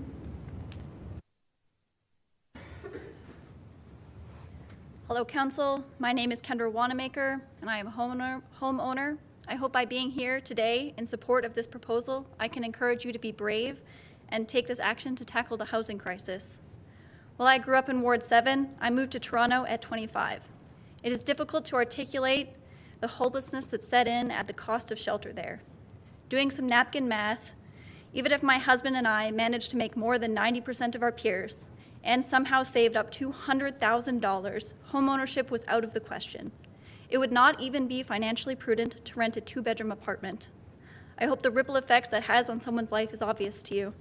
As soon as we could, my husband and I moved back to Calgary into a beautiful inner city row home that we love. Toronto felt like Calgary's future, all of the same policies and problems, but strained under many more people. So when I heard City Council had made this proposal, I felt incredibly hopeful. You saw the problem, and instead of saying it was someone else's job to fix, you came up with an extensive plan to tackle it. I have heard arguments against this proposal, both that it doesn't go far enough and that it goes too far. Strangely enough, I believe both these arguments misunderstand the scope of the housing crisis. This specific policy will likely not create homes for the poorest amongst us, and it will definitely not create them overnight. There has been questions raised about how rezoning will help people afford homes. I would like to explain my understanding, and perhaps council can correct me. With some napkin math, if you are under 30, you would need 2 people making in the top 10% of their age group to afford the mortgage of an average single-family home in Calgary, meaning that 90% of people under 30 will struggle to afford the housing type that makes up 90% of Calgary's existing dwellings. I've heard an argument that old homes people rent are cheaper than the new ones that replace them. It is the landowner's right to develop the property or to sell to someone who will. The only thing under debate today is what their default options are. The city has estimated that the average new single detached home is $1.64 million, a semi-detached $900,000, and a row home $586,000. While that may not sound affordable, consider if we only replace single-family homes with single-family homes, only the top 1% of Calgarians can afford those, young Calgarians, meaning that 90% of people will be competing for 10% of the housing. We need homes at every price point to spread out that demand. It is absurd to think that non-market housing alone can solve the problem for that many people. If people wanted to and can afford to live in a single-family home, they can. This policy simply allows other types of homes to exist alongside. Legally enforcing single-family homes creates a widening wealth gap and erodes the middle class. This policy is estimated to create 1,500 dwellings annually, short of the 50,000 we need, but a start. There's been a lot of questions about infrastructure and who's going to pay for it, but all infrastructure needs to be maintained and updated. It is my understanding, based on a Strong Towns article, that suburbs do not bring in enough tax revenue to support their aging infrastructure, meaning cities built with suburbs need infinite growth to avoid bankruptcy. There's something truly cruel about robbing future generations of the dignity and security of affordable homes while having them subsidize the aging communities they cannot afford to be a part of. I've heard accusations that this council is not listening to what the majority of people want. I'm not really sure that that's true, but regardless, I would suggest great democratic leaders can't always do what the majority of people want in the short term. This decision is a balance of wants and needs, of short-term political wins versus the long-term success of our city. The proposal the city has put forward is well-researched and backed by data, and while I feel passionate about this topic, ultimately, this is a boring, bureaucratic optimization. The current system of individually rezoning properties takes approximately 6 months and adds an additional $40,000 to development costs. Over a 9-year period, you have heard 290 RCG applications and only rejected 17, a strikingly low number given this process inherently favors neighbors who oppose the development. Councillors, when you vote on this policy, I hope that you're able to balance the wants of vocal property owners against the needs of a growing contingent of young Calgarians whose only mistake was being born too late. I anticipate that you will be yelled at a lot this week. It's honestly something I'm not sure I could handle. So I want to thank you for giving me hope, and I hope I have encouraged you to be bold. Thank you for your presentation. Let's go to Gus Hunt, please. Hi everyone, my name is Gus Hunt and I'm a student going into my 4th year of Broadcast Media Studies at Mount Earl University, and I support blanket rezoning. In my own neighborhood, Mount Pleasant, Ward 7, there are already newer townhouses and row homes, and they are absolutely not ruining the community's character. So what possible harm could there be in simply rezoning? No one's house is being bulldozed, current homeowners won't be evicted, it just makes it easier for more homes to be built using less space. Currently, I live with my parents, rent-free, which is on paper a good deal, but the reality of the situation is that our house is 1 bedroom and my room is a home office. My entire bedroom is effectively bunk bed on top, desk underneath. Calgary is in a major housing crisis, which means there aren't a whole lot of options if I want to stay in the city after I graduate, unless I learn to love my office bedroom. I've lived in this city for almost my entire life. I've gone to every single Calgary Comic and Entertainment Expo since 2007. I won't have any choice in whether or not I continue to live here, and I'll have to say bye-bye to obsessive and ritualistic Comic-Con attendance. Me, my friends, and my peers are being driven out en masse. If I want to keep calling this city home, it needs rezoning. Countless other people, whether they're already in the workforce or about to enter the workforce, are being rapidly priced out of their homes, which means Calgary is going to lose droves of skilled individuals who would have otherwise contributed to the betterment of our communities. On top of that, less people means less economic growth. For our city to thrive and flourish, it needs rezoning. There are so many people who want to call this place home, but they can't because there are simply not enough places to live. There are so many people who already live here and face homelessness because the dwindling supply is driving up prices at a staggering rate. It may cost them their lives. Our communities are becoming homogenized and insular because current zoning excludes and segregates Calgarians who aren't lucky enough to be homeowners. Future generations will suffer even more than us, your children, your grandchildren. By fighting this problem now, we save them from undue pain. Councillors, you have a responsibility to secure the safety and well-being of every single Calgarian. In order to do that, you must fight for housing. If nothing changes, the city will be a hollow shell of itself. This is just the first step in a long journey, but this step will begin the process of strengthening our communities, uplifting Calgary for decades to come, and quite literally saving lives. Calgary needs rezoning, people over parking spaces. Thank you. Thanks for your presentation. All right, we have a question for this panel. We're going to start with Councillor McLean. Please go ahead. Thank you, Mayor. My question is for Mr. Almajdoub. I hope I'm saying that right. It's not right. It's Almajdoub. Almajdoub. That's what I was going for.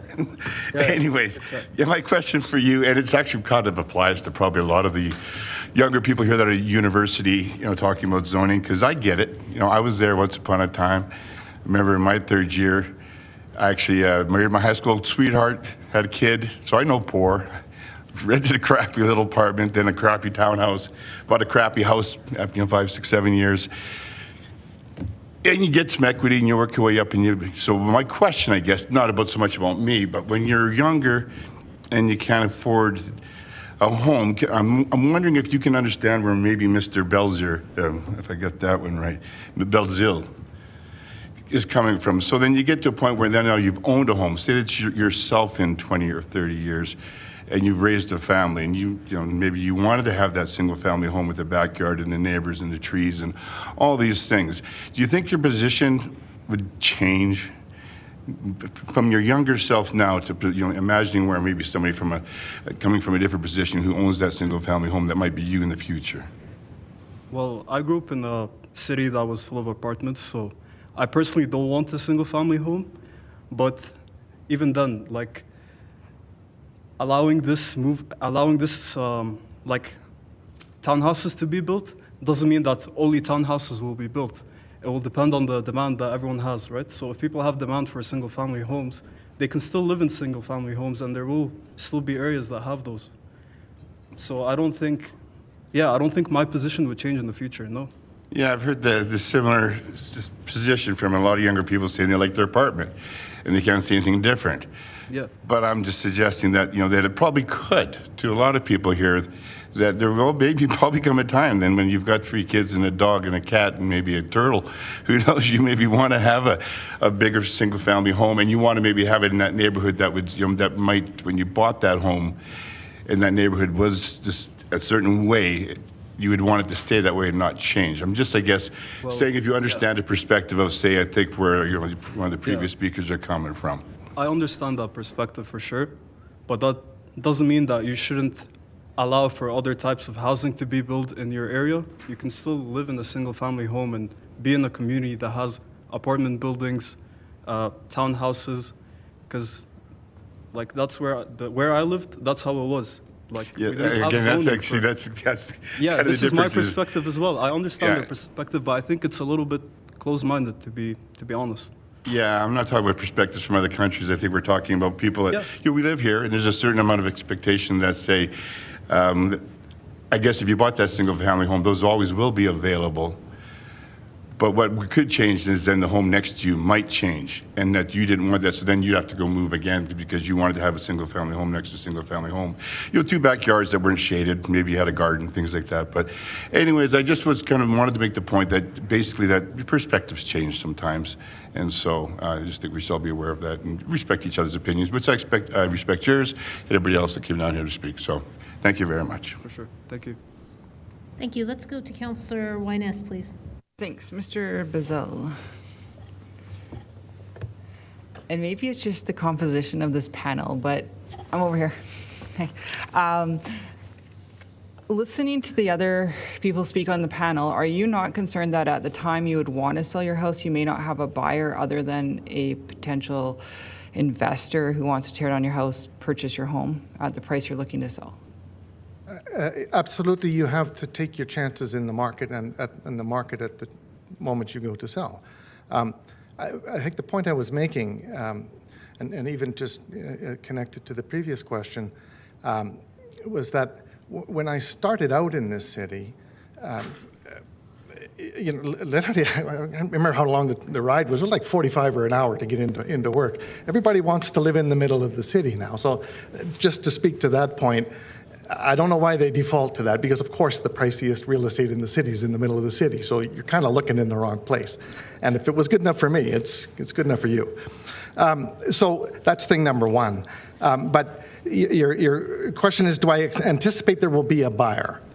I don't know that. There are forces for, there are factors in favor and factors against, right? Our birth rate is collapsing, so sometimes I'm concerned there won't be any buyer. But on the other hand, I hear that there's many people today looking for housing, so you never know. You never know if Calgary's economy will continue to thrive. You never know if it will tank, and there are certainly people trying to tank it. Yeah, and there's so many programs happening right now all at once. And the reason I was asking, because when you look at first-time home buyers have to purchase new homes to get the extended amortization. So we see other programs outside of the decision we're making kind of pushing all at once. And so I was just wondering if after you listen to everybody speak on your panel, if it changed anything. Do I have compassion for them? Certainly. I was in their shoes myself many, many years ago, back when, when dinosaurs still roamed the earth. So it's not that I don't have compassion for them, but just their expectations are out of line with where they are in life. And particularly if, for me, I do pay my taxes every year to the city to manage its business. And it is kind of my expectation that the city has my interests at heart.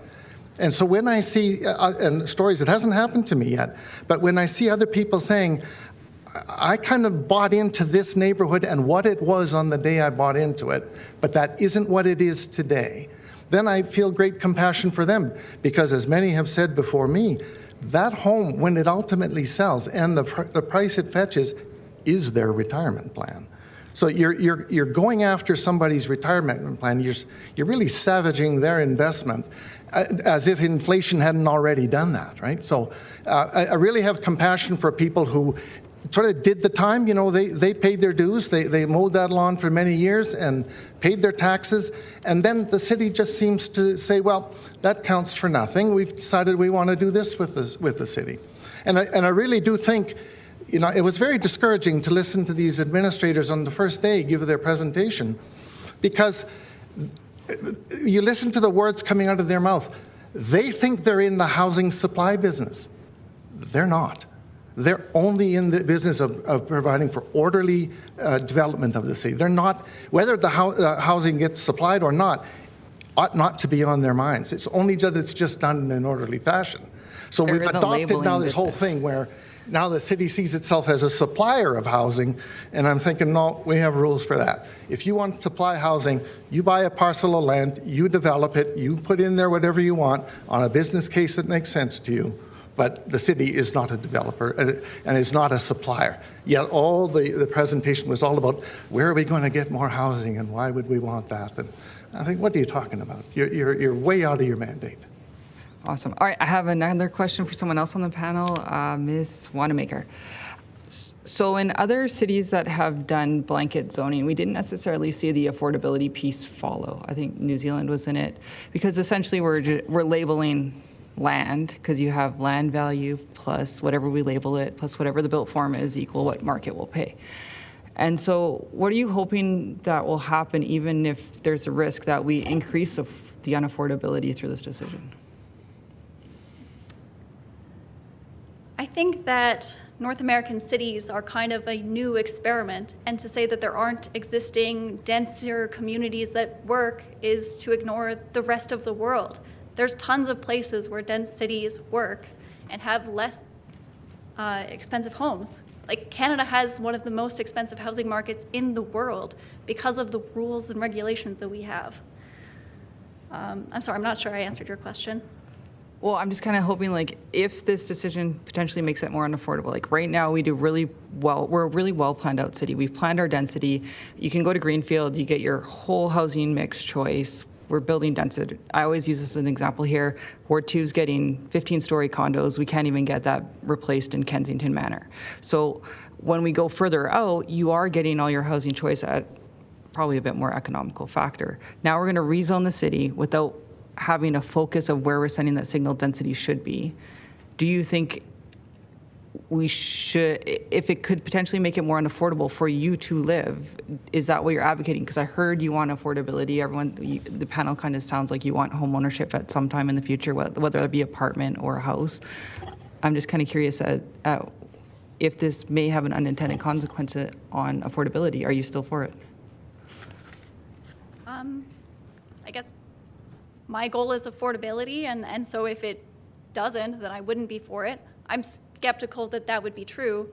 Just to be clear, when I lived in Toronto, I lived an hour and 40 minutes in a one-bedroom apartment, and it was $2,600 a month in rent, and we couldn't afford a second bedroom. I mean, when you think about having kids and you're talking about scraping and making it work, like, you know, there's no scraping, there's no making it work. Where are you going to put the second bedroom? That's another $1,000 a month, and I'm commuting an hour and 40 minutes. Like, that's insane, and that's what Toronto had this policy and has gotten into this mess. Yeah, so is Vancouver. I'm from Vancouver, so I've watched the housing there, so I get what you're putting down. Okay, thank you. Thank you. Let's go to Councillor Meehan, please. Oh, my question's for you as well, if you'd like to stay here. I thought some of your statistics that you said were interesting around how much money it would cost to be able to afford relative to your income for your age group. And there's been some statements made about that people have been in the shoes of you before.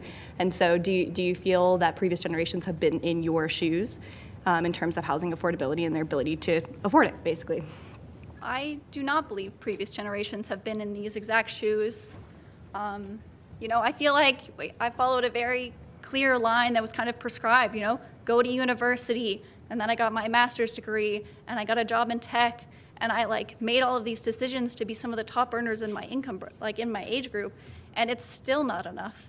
And so it's like, I understand that other people in previous generations worked hard and made do, but I'm saying that you know, I'm very fortunate and privileged and lucky, and there are people much worse off than me, and I'm struggling. And so that makes me really worried about the future. Thanks for that. And what was the statistic you did quote? I don't know if you can remember it. You said something about your income, you're in the top, what percentile?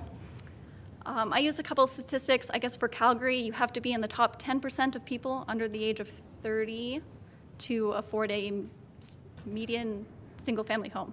Okay, thank you for that. That's all. Thank you. Thank you. Let's go to Councillor Wong, please. Thank you, Mayor. I lost my track. Ms. Menzel, please, sir. Richard? Yes. Thank you. You talked about having your first house south of Calgary, correct? Yeah, South of Anderson? at the time it was in Sundance, and there was literally one house further south. Yeah, and what year was that, if you don't mind? Say again? What year? We bought that house in 1987 and moved out of it in 96. Okay, thank you. I just want a relative comparison because I also moved to Calgary about 1980, bought my first house in 1983, and was in Edgemont. And similar sort of situation, I had to commute and bus to work, everything else as such. But I guess the fundamental question, you talk about the roles responsibility of council and the roles responsibility of our administrators here. Do you believe that it is their responsibility to do urban planning? I'm quite concerned, actually, at that very question. Because when I said I mean that it's all, the foundational concept here is property rights. That I have a right, property rights on my property, and so does my neighbor to their property. And I get the idea of zoning as a way of protecting each of us from each other, putting up, outrageously large buildings and all this kind of stuff. I do support all of that. Sort of the control of the development process. I think it's good, because your alternative, if you don't do that, is we have to sue each other in court all the time. Right? It's not unlike the reason why we have a land titles office, because it just settles all the land titles questions so neatly that we don't have to spend time and legal effort fighting over titles all the time, right? So it's the same concept that when I can rely on the zoning adjacent to me to say, well, I know that you can't put something untoward in that spot, and they know the same thing of me, then that zoning is acting to protect both of us, right? That's a great system, and it was hammered out over 130 years of this city council, people sitting in the same chairs you're sitting in, right? Mm-hmm. So it didn't come about by accident. It's not a mistake. That's the best compromise you can come to for controlling development like that. I was very discouraged when I saw this sort of corner-to-corner map of everything the same color of orange, because it really means you're actually going to a no zoning situation. Now, all the decisions get made by the city council and or by the city and its administration, maybe council, I don't know. But you've removed that reliance that it couldn't go outside these bounds. And that's a serious concern for people who've already made their investment in their property. They knew what they were investing in when they bought it, and they financed it that way, and they even committed to the purchase like that, right? Now you're impacting all of that. And that I understand. I understand. That's what you spoke about earlier. I just want to go back to the comment about the roles responsibility of administration planners versus the roles responsibility of council and our responsibility of service to you. Okay, so from that perspective, you've agreed that there is a requirement for zoning, as you say, to protect you from them from each other. There's also a responsibility of urban planning to ensure that we have an orderly development and growth of the city, correct? I can speak to that a little more finely than that, but maybe finish your question. There is a reason why we have a systematic plan growth of our city.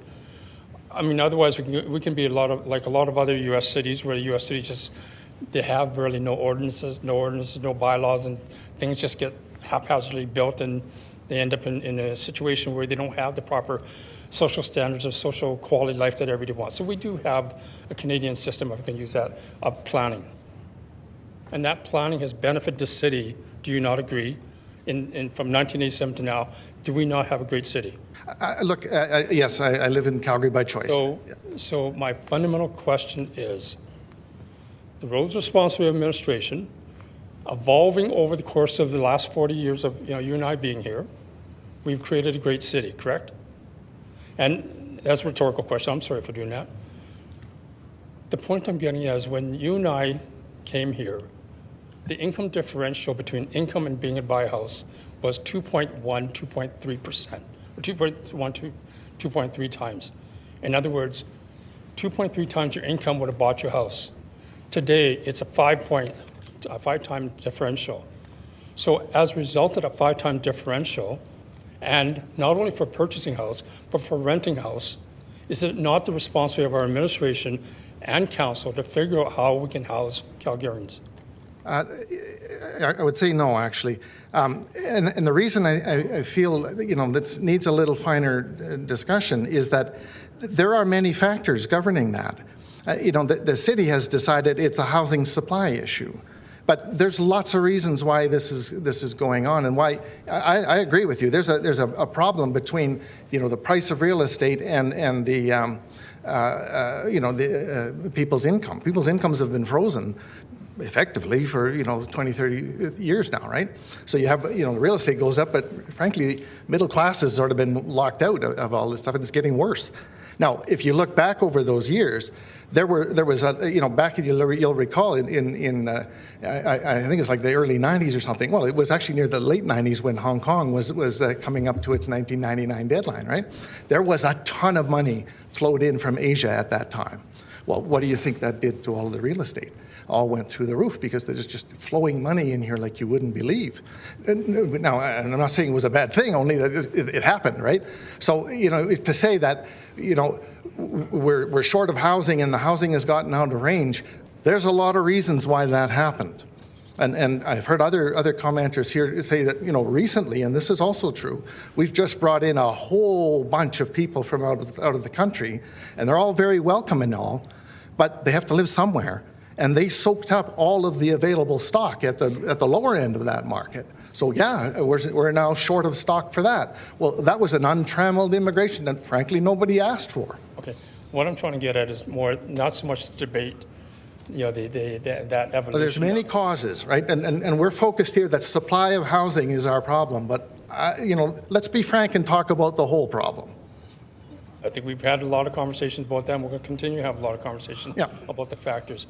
My point of asking the question is, do you not believe that the role of administration in urban planning, dealing with societal challenges? Councillor Wong, you've asked your question 3 different times in 3 different ways. You've received an answer each time. Okay. So if you want a different answer, sure. I'll go a different I would path. ask a different person. I'll go a different question, then I'll bring somebody else, if you don't mind. As long as it's on topic. It is. Okay. I think the fundamental question you've heard from the panel, beside you, behind you there, having challenges of getting into housing. How do we propose helping them get a place, given that the challenges that they've spoke about?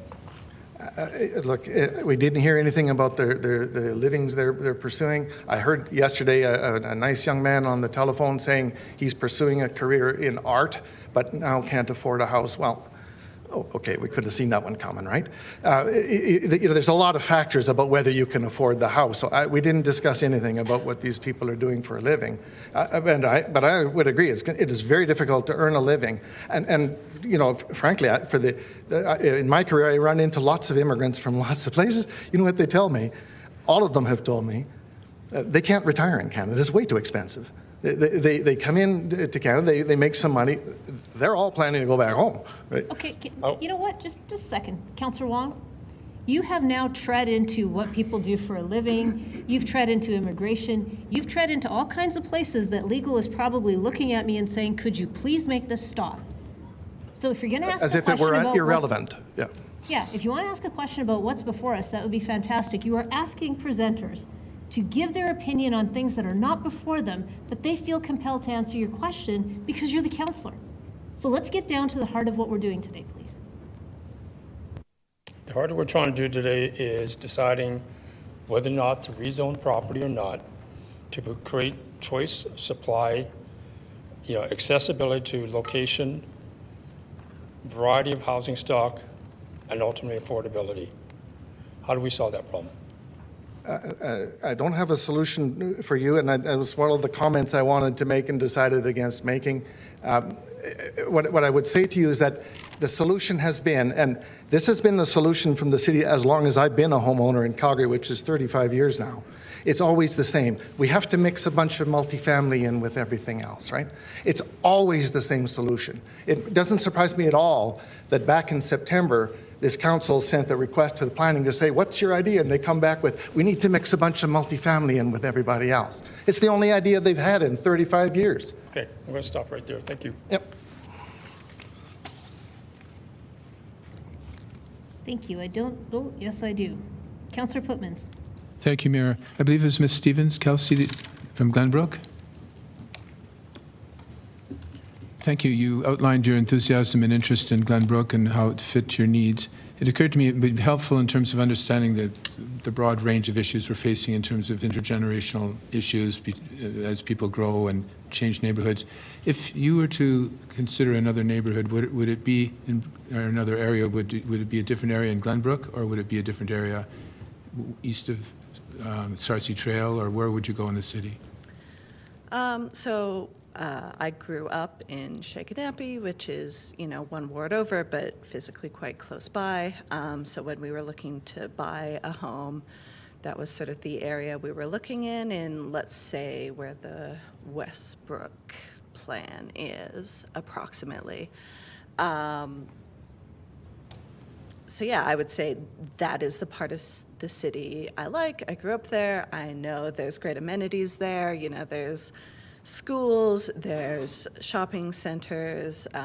It is close to the city center. There's great cycling infrastructure. I think it's a great place to live, and I would like other people coming up behind me, so to speak, who are younger than me or who are less privileged than me and have less access to capital, to also have the opportunity to live there in whatever type of housing they choose.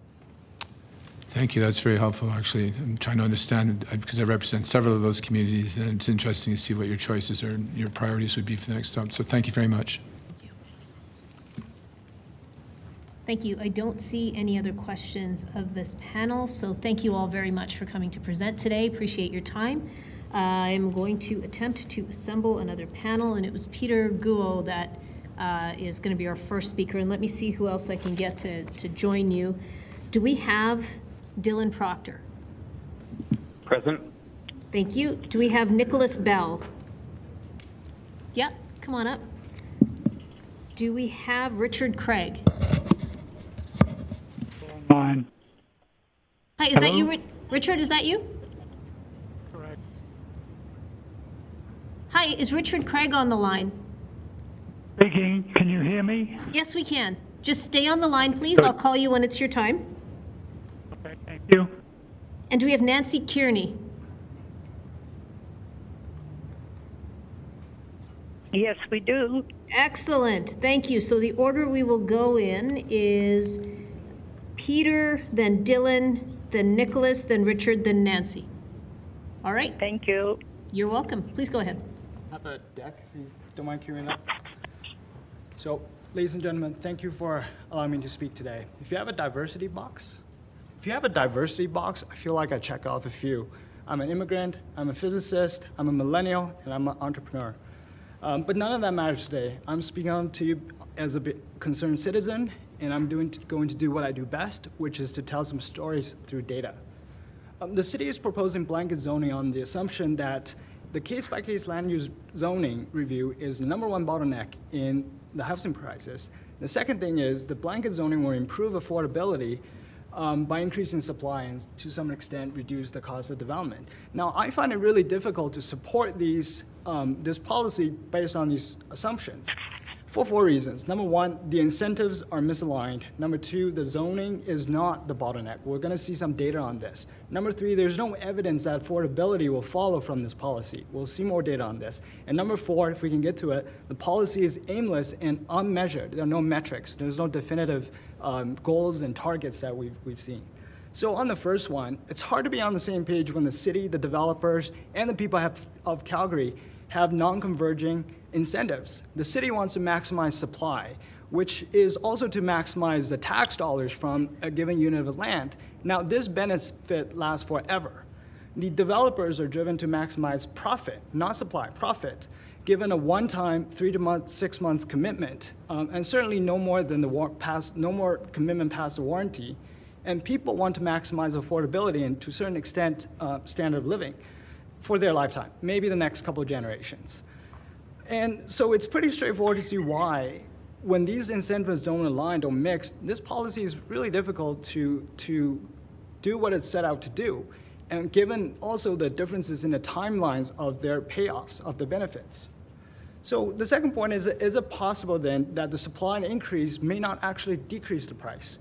So if you ever look for Taylor Swift concert tickets, Doesn't matter the size of arena, even if there are more tickets, doesn't make it any less cheaper. For students, don't be fooled. The number of enrollments in the university have increased, right? But when's the last time you've seen your tuitions go down? What about the quality of the education? Unemployment rate among the youth would suggest otherwise. Sometimes it's counterintuitive, but in mathematics we have this as a paradox. It's called the Braced paradox, where the networks, even when you expand the capacity, sometimes increases congestion. If you ever drive on the 401 in Toronto, you'll experience that. Certain sections are now 18 lanes, but congestion haven't gotten any better. Now, let's look at some data on the rental market. So here's the data on the, next slide please. Here's the data on the, from CMHC on the rental versus supply. You can see that around, the two are sort of going opposite directions until about 2017, where we see supply increased with prices, right? So what happens here? This is often the case when new supplies end up being under the control of smaller percentage of property owners, profiting from this arbitrage between buying and renting. Next slide, please. Despite this shortage, right now on Rent Faster, there are 4,000 units, 4,400 units available, but you can see some of the units are priced at $9,500 a month. This is not so much of a supply issue, but maybe something to do with the incentives behind these leasing practices. Next slide, please. So we see this sort of dynamic happening in the marketplace all the time. So even with conservation efforts, mining companies have increased the supply of gold by orders of magnitudes in the last few decades. But when's the last time you saw the price of gold actually becoming cheaper, more affordable? So developers are like miners, and they wanted the city to open up the mine. Where is that mine? It's in these properties. So what we have is the city tax data from 2023. It's all the properties that are labeled currently under RCG, and you can see two peaks, around 400 and around 700. So basically the mine is this. Developers are looking to acquire properties that are valued around 400 and move them and sell it at somewhere around 700 by building a duplex or townhome. Next slide, please. If you look at the properties that's built since 1999, these are the distributions. Again, 700 and up. These are not very affordable. I'm going to jump into the next slide, please. And keep going. So I think it'd be somewhat surprising to us that the housing construction actually peaked in 2007, and the last peak was in about 2015. Where we are today, we're at less than a quarter of where we were in 2007 and less than half of 2015. So until we get to those levels, I don't think this policy makes any sense. Thank you very much for your presentation. Okay. Let's go to Dylan Proctor, please. Thanks. Good evening, Mayor and councillors. Hello, my name is Dylan. I'm a homeowner in Calgary. I've lived here my entire life. Today I'm speaking in support of rezoning. Calgary is a changing city. This isn't new. All cities change all the time. It's my belief that blanket rezoning is simply a small step to allow this change to happen in a healthy and positive way, allowing the market to create gradual, gentle densification in the places where people want it and are willing to pay for it. This is what I think healthy change looks like in a city. In contrast, we're seeing right now unhealthy change. When we distort the housing market with overly restrictive zoning, the pressures that cause change will simply express themselves in other ways. I know many people who are on the wrong end of this type of change. I've seen people's rent increase from $1,500 to $2,200 in 2 years, nearly a 50% increase. I've had people close to me watch housing prices increase faster than they could ever conceivably hope to save, which is a sort of heartbreaking change to witness. And I've seen people graduate from university, start good professional careers with good salaries, and have no clear path moving out from their parents' houses. You know, I know Councillor McLean mentioned, you know, moving into a crappy apartment and moving up from there, and it's not clear to me that today, in today's market, that crappy starter apartment's really available. So I think that represents a negative change in our city. These rapid increases in rent and housing prices are the kind of negative change we experience in the absence of proactive, positive action. To me, upzoning represents this type of action. It's a small part of a vision for the future of Calgary. Perhaps it's not the best or the only vision. This is obviously a complicated issue. We've heard a lot about that over these past 2 days. But when I listen to the arguments against, I haven't heard anyone present an alternative vision for the future of Calgary. All I really heard is a fear of change and a nostalgia for a Calgary past that is behind us now. The city's changing, and let's make it positive. Thank you. Thank you. Let's go to Nicholas Bell, please. Good evening. I'm going to be saying a lot of the same points that a lot of my peers have been saying all night, so thank you for listening to me. Good evening. First, I'd like to thank Mayor Gondek and the rest of Council for conducting these hearings and listening to their constituents. My name is Nick Bell. I'm a resident of Ward 8, and I'm representing myself as a young person and renter. I moved to Calgary a couple years ago, and growing up in Airdrie, I always dreamed of moving into an apartment downtown. After searching for an apartment during the first summer of skyrocketing rents in 2022, I was finally able to find a place in the west end of downtown. When I moved in, I was surprised to find that a good number of my neighbors were not single people or couples with one child, but families of 4 or 5 fitting into 2-bedroom apartments. These were families that would have liked to live in a townhouse or row house, but they simply could not afford it as the supply was and is just not there.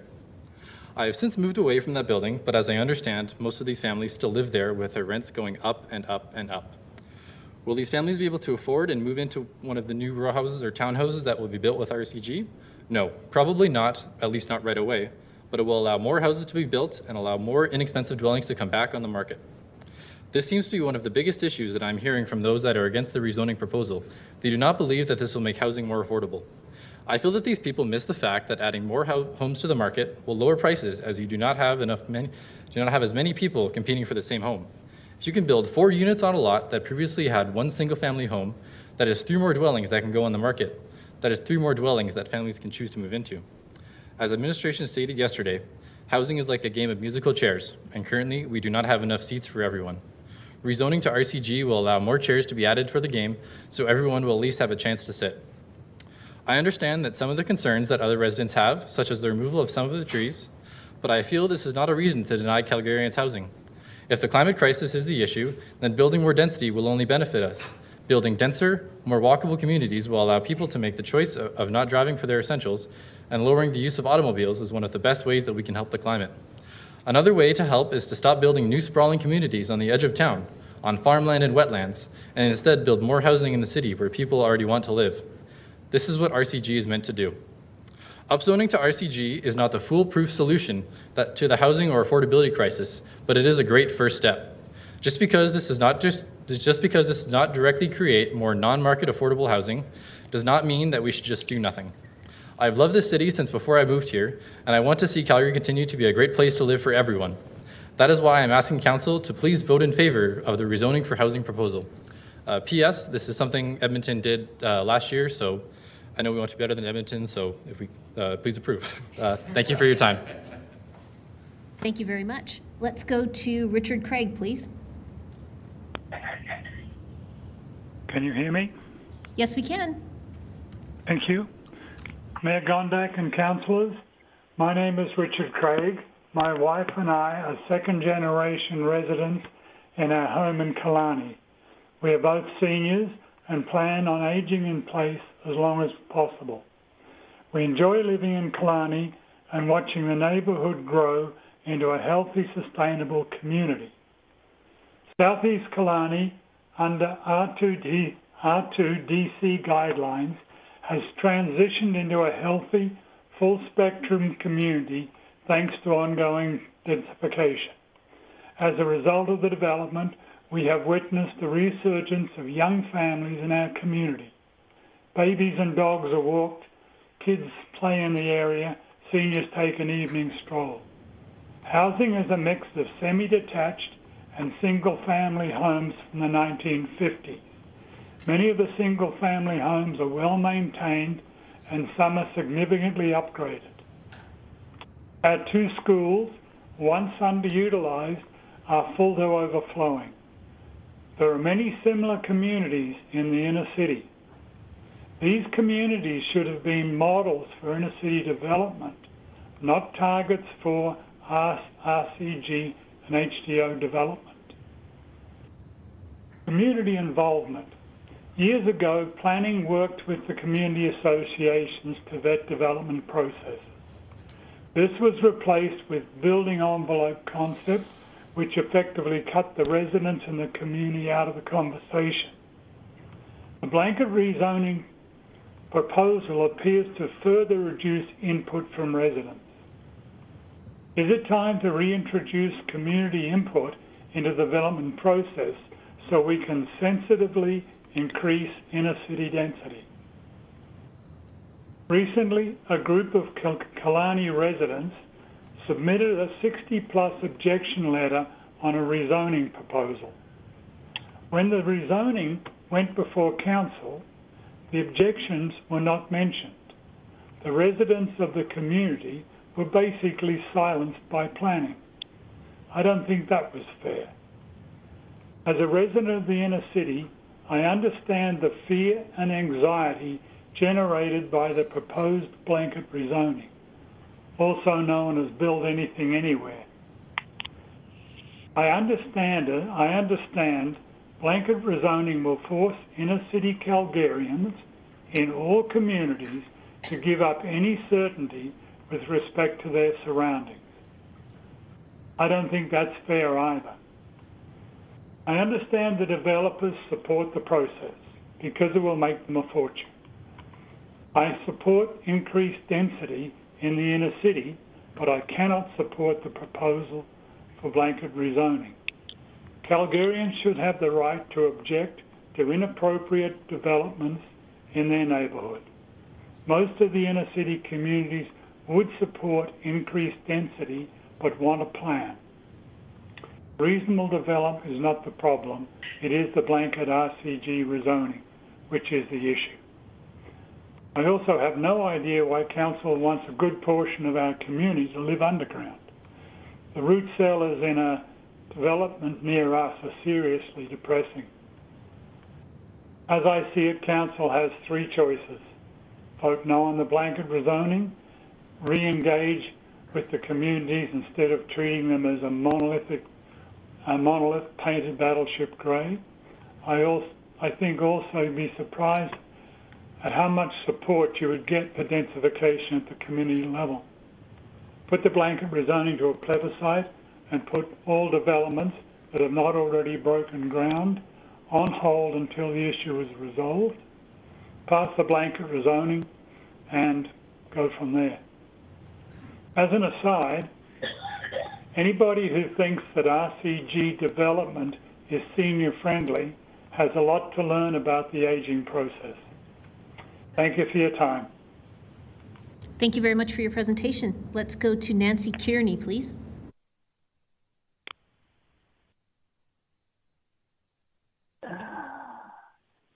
Where am I here? Hi, Nancy. Ms. Kearney, can you hear us? Can you hear me? Yep, we can hear you. Can you hear me? Yep, please go ahead. Okay. Well, my name is Nancy Kearney, and I represent myself plus my community. And I just want to give that last gentleman a whole bouquet of flowers when he touches on communities. I attended the meeting on April 9th, and I spoke, and I left so upset, so disappointed that we're nothing. Now, people who are listening, we are from Forest Lawn, Ward 9. There is a piece of land that was the school donated years ago. I've been in Calgary since 1959, and my children went to that school. However, it became dilapidated and had to be ripped down and closed, and this land has sat vacant. I have asked my alderman for Ward 9. We would like to have a new hall, as ours was destroyed due to mold. On that piece of land, there's approximately 9 acres. I would like to see a senior citizens high-rise. We have nothing in this area for Albert Park, Radisson Heights. And I would like to see some sports courts. I don't like our kids going downtown on the bus to play basketball, what have you. But however, you say Calgary's not in the housing business, and this is true. But the company who is to develop this David D. Outen site is Attainable Housing, and they are from the CMLC, which was the city of Calgary. And they want to put 230 of these attainable homes on this piece of property. Now figure that out. Just let's go 2 adults per. That's over 400 people. There is no parking. There is no playground. No schools. When you see these little 6, 7-year-olds standing out in the cold waiting for a bus to be bussed out to go to ECS or whatever, when we've got land sitting right there in Albert Park. Albert Park, Radisson Heights does not have a community association. We have no way of raising money. We are defunct. And I am so frustrated that with all this land that we have in this city, and that young lady was talking, when I moved to Calgary in 1959, do you think it wasn't tough? I rented a basement suite and I started, and I had 4 kids now and a house, and my God, my hands were my gift and taught me how to learn, to cook, to manage. It's too much of a fast pace for our people nowadays. Everything has to come from a grocery store. Talking about people coming into our city, don't blame Alberta, don't blame Calgary, blame Ottawa. You know, people, when it comes time to vote, we've got to start casing these people out. And I'm sure, Mayor Condick, you do not want a legacy like this left, that these shacks have been built up in to me, I'm from the farm, I call them a grain elevator. The poor people who move in there, they'll be lucky to afford it, let alone then try and raise children. It's not Europe. It's not New York. We've got the space. Go east, go west, go south. Have a look. Get some more land and make them a community of their own with these type of houses. The people along 34th Street, some of them are having mental issues because they're there to retire and they don't want to see this. But nobody's listening to us. If anybody would like to make a meeting with Albert Park, Radisson Heights community, come on out, because it's not the only place that these buildings are being popped up on corners or what have you. Thank you very much. Thank you for your presentation, Ms. Kearney. Just stay on the line in case there's questions, and I'll let you know when you can hang up. Thank you. Okay, all right. Perfect. So we have some questions in the queue. We'll start with Councillor Sharp. Thank you. Mr. Gua, or please tell me if I said that wrong. Peter? Gua. No, you're talking to Nat. Who do you want to talk to? Oh, Ms. Kearney, if you could just hang on. If there's a question for you, I'll let you know. Right now it's for another speaker. Okay then. Thank you. Thanks so much for being here. First of all, I didn't catch what you did for a living. I'm an entrepreneur. I'm a physicist. A physicist, that's what it was. With your presentation, did you have any other slides that you didn't get to, or anything? There were a couple, yes. Would you go through, because I have some questions. I knew that you kind of stopped because you ran out of time, but I'd like to see what you had left, because I have some questions if you didn't show it. I think the last two are on the RCG, what type of houses are actually being built in properties that were designated with RCG. And contrary to what we heard yesterday from the developers, it's 90% non-detached. Oh, go back one. Yeah, so you can see that the single detached are more or less built before 1960, and in the last couple of decades or so, it's mostly duplex and in the recent years townhouses, probably lining up with the 2014 changes. So when developers say you will see single detached, it's true, it's 10%. Let's put some actual numbers on there. Okay, thank you. Do you have any data, and maybe you don't have it today, but around just the cost of actual construction of what it costs to build a single family or a duplex today with when it cost, when we had a peak up in 1960? And do you think that is also creating the affordability issue that everyone's talking about? Certainly, there's lots of aspects that go into the cost of a development. I don't have reliable data on that. The closest we have are the industry standards. So based on my estimates of by square footage, the margins on one of those developments, and this is something I think the council should ask the industry when they come up, is what are their margins? Typically, by my estimates, it's about 15%, at least 15%. So that on a duplex, they're making about 200 to 250 by converting one of those single detached that are valued at 400 that they may pay 600 for, and then sell it with about a $250,000 profit. Thank you for that. I think that's really important. I think we're missing the mark on asking about the margins, even though we're sitting here talking about affordability. That's right. And it goes over to why the rents are going up so much and the cost of houses. The one thing that we're kind of not tackling is the reason for the public hearing is to remove future public hearings. We're already RCGing the city. We see that. How do you feel about the change in process of removing your voice from speaking at a public hearing opposed or for a development in your community? How do you feel about that? Typically, I wouldn't come out to these unless I have something that I feel like isn't being heard or brought up by the community.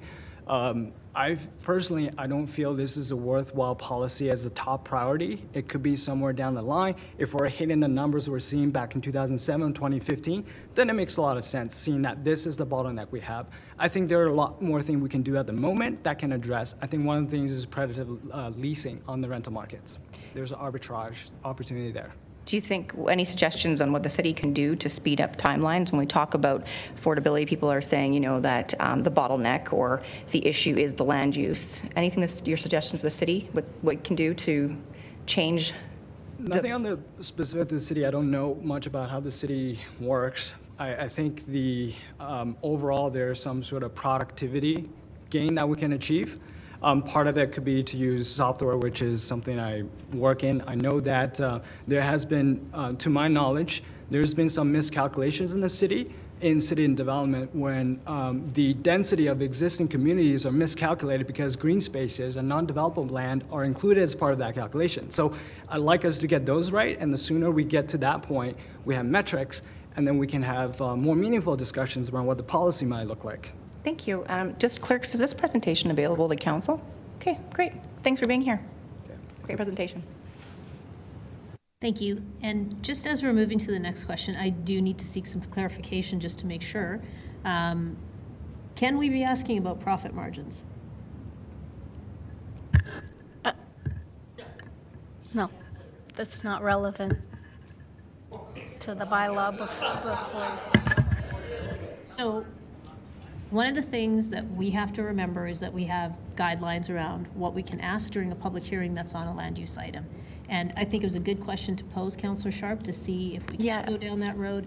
I understand where you were going with the question. We have been back and forth about the concept of affordability being brought into this process, and the concept of speed of approval being brought in is leading us to ask questions that are moving in that direction. So how do we... May I just clarify, though, because we did ask the inner city developers yesterday some cost questions, and so I just wanted, I'm just going to remind everybody in the audience, this is not me making up guidelines for you. There's a procedure bylaw that indicates when you can speak and when you can't. So I appreciate how long you've sat here, but outbursts are something that we can't have. So I appreciate you understanding that. Go ahead. I'm just saying, like, I know that we're treading on a fine line because we talk about affordability, but how can we not talk about affordability when, or ask those questions when we have students that say they can't live or they can't afford? And, you know, how can we not ask those questions of developers and builders? Like, I think either we ask it, or we don't, or we stop talking about affordability and we talk about what the public hearing is about, and public hearing is removing the public hearing from future process. So I think we've already gone down this road. I don't know, Ms. Wobbescheier, if you want to weigh in, but either we make a decision about continuing the affordability conversation, or we talk about the removal of public hearing, which is what this public hearing is for. Councillor Sharp, you're asking a fantastic question. I think we've been allowing a lot of flexibility for the public to respond to us in terms of what their thoughts are about how this is going to affect them, and we've given a lot of leeway. I think we need to start being really careful about the deep, precise money questions that we're asking them in relation to the issues that they've been raising. And then I think when you get to the stage where you as council move on to start deliberating and deciding on this issue, we're going to have to be much more tight in terms of ensuring that your decision is going to be based solely on relevant planning considerations. So early in this process, as we allow the public to speak, we've been more lenient. But once we get to the stage of you making your decision, I'll be happy to provide more advice again to ensure that you guys are staying really tight to what case law is suggesting is relevant for the decision before you. So then, is affordability relevant then in this conversation? I think affordability has, as many of the people today have spoken, has many definitions. And just as we're attempting to be respectful, and I'm trying not to intervene when you're coming up to do presentations unless your time is up, I would really ask that you please be respectful to members of the team who are trying to answer a question. So, Councillor Sharp, as I was saying, and I've talked about this, and some of my colleagues have in history as well, I think it depends in what sense you're talking about that. If we're talking about affordable housing in the terms of only specific people living there, I think we're creeping into discussion that is about users rather than use. Right now, we're talking about a lot of high-level concepts that are tied to this land use that you're considering, that touch on issues that really go at the heart of whether Calgary can develop in a beneficial and economic manner that the MGA in Part 17 talks about doing, and the high-level policy goals that you're all setting. And there's a lot of gray area in there. But I think we're just going to have to try and be sensitive and work our way through this. Okay, I think that's what we're going to have to do, is be sensitive and work our way through. But I think, you know, if we ask about costs, it's no different than understanding profits. And yesterday we had the conversation with Intercity. So I just wanted to pose it out there that if we're going to have to manage this very closely as we move forward the next 100 panels, because it's going to come up and people are going to know. So, and anyways, I'll park it. I mean, it was an important question. We've been treading on the dollars and cents of a land use item, and legal has been trying to manage it, so I thought it'd be important to weigh in. So thanks for raising the question, Councillor Sharp. Councillor Spencer, please. Thank you. My question is for Mr. Gu as well. You make graphs, you get questions.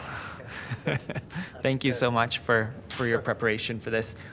For slide 7, the one that you show the line, can you give me a sense of when you think about the policy, why you would want to wait until we've reached a certain rate of putting doors into the market before we should be considering the policy that's before us today. Yeah, I think that's in consideration of, one, the 98 recommendation brought forth, and second, I don't think housing crisis is the only crisis. I think it's a ensemble of lots of mini crises, childcare, medical, schools, all of those. I think given that circumstances, the grand context of these little problems, crises actually add up, it's not the best way to spend our resources on that single policy with the enforcement and the whole suite of process changes that comes with it to enhance the lives of Calgarians. Okay. So my understanding is we have, like last year, 2023, we are back up. So, but you would still be of the opinion that in terms of just a pure outlay of resources, that's right. You would want to see that go even higher before you would? I think there's a lot of market forces that's behind the scene. We're a couple of years out of pandemic. It feels like a long time. In the grand scheme of things, it's not as long as we think. There are other forces in the market that we can drive up the housing supply in more meaningful ways if we can get the support from the city. Things like what the CED is doing, all the different economic, growing the pie, let's raise productivity, that sort of things to drive up housing supply from the market. Okay. We've seen this happen before, is what I'm trying to get. 2015, 2007, and even in the last few years, we've seen higher numbers than we have now. Okay. Do you, the market demand on slide 9 is kind of the way I parse that in terms of the amount that we are adding of particular types. That's right. And obviously you see these spikes on duplex, townhouse. Are you talking about specifically RCG? Yes, yeah, this is specific to RCG, land that's designated for RCG, constructed since 1999. I picked 1999 because of 25 years, and it's also knowing that the policy came in effect much later, but you can still see what the size of that gold mine looks like from the existing detached that could be, that's been built already. Okay. Yeah. I mean, one of the observations that I tend to want to love your feedback, looking at that, it does show me that the market demand is for duplex and townhouses in terms of the plots that are RCG allows that flexibility for what they choose. So we do see from this graph, a certain preference both in the economic model, but then also like they don't build them unless there's consumers. So if you could speak to me a little bit about what you were trying to communicate here. If we actually can go back or I can't remember which one, maybe go the other way one. That's right. So this is the same, this is an appendix. I wasn't going to show this. This is RC2 with duplex. You can see that the value of a duplex in RC2 has the same distribution as it is on RCG. The reason we're seeing that, my hypothesis, and we can test this, is that it's a profit maximizing decision. Okay. So like it's not necessarily just when you're concerned that it's not just about adding units or adding doors. You're worried that the market. Yeah. The incentive is on profit maximization, not supply maximization with RCG. That's what we're seeing from the data. Okay, that's an interesting proposition. Certainly something for us to mull over. Thank you for doing all this effort to put this together. Appreciate it, sir. No further questions. Thank you. Okay. Ms. Kearney, if you're still there, we have a question for you from Councillor Chabot. Go ahead. Thank you.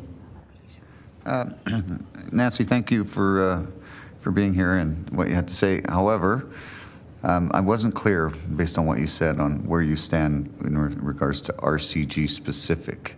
Can you tell me, you and your community discuss the blanket zoning and are you for or against it? Yes or no even would be sufficient, but if you feel like you want to elaborate further. Definitely not. The location of that piece of land is right in the middle of a But no, sorry, Nancy, I have to interrupt you. Yeah. This is not about that land. This is about Albert Park as a whole. Like every single lot in your community is the subject of the discussion today. Every single lot is about to rezone to RCG. No, we're against it. Okay, thank you. I just wanted We're against it, very definite, because on every corner there is either at 4, 8, 12. They're just pushing them in there as thick as they can get them. Yeah. Okay, that's all I need to know. Thank you for that. And another thing too is that we're not notified when these permits are given out for these to be developed until the last minute, and they're already got the shovel in the ground. So I don't know why aren't we notified. Yeah. Well, this is a pretty significant change to your whole community, so appreciate your weighing in on this. Very, very. I've got so many upset people. Okay, thank you. Because we've been a long time in planning. No further it's questions. Not working out. Thanks, Nancy. Thank you. Thank you.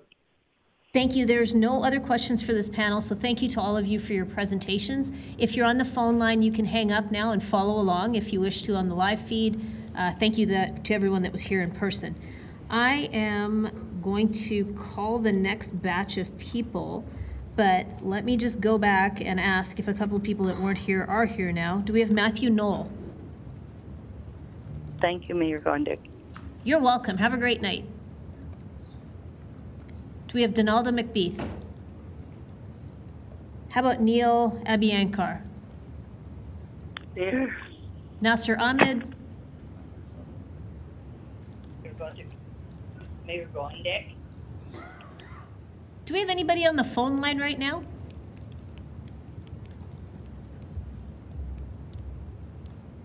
Jean, can you tell if there's anybody on there? There's 5 lines on.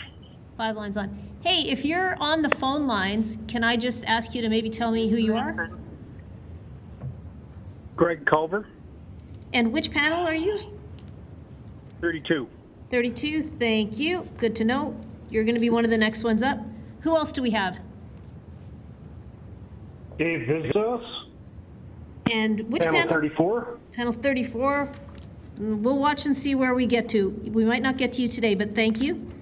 Who else do we have?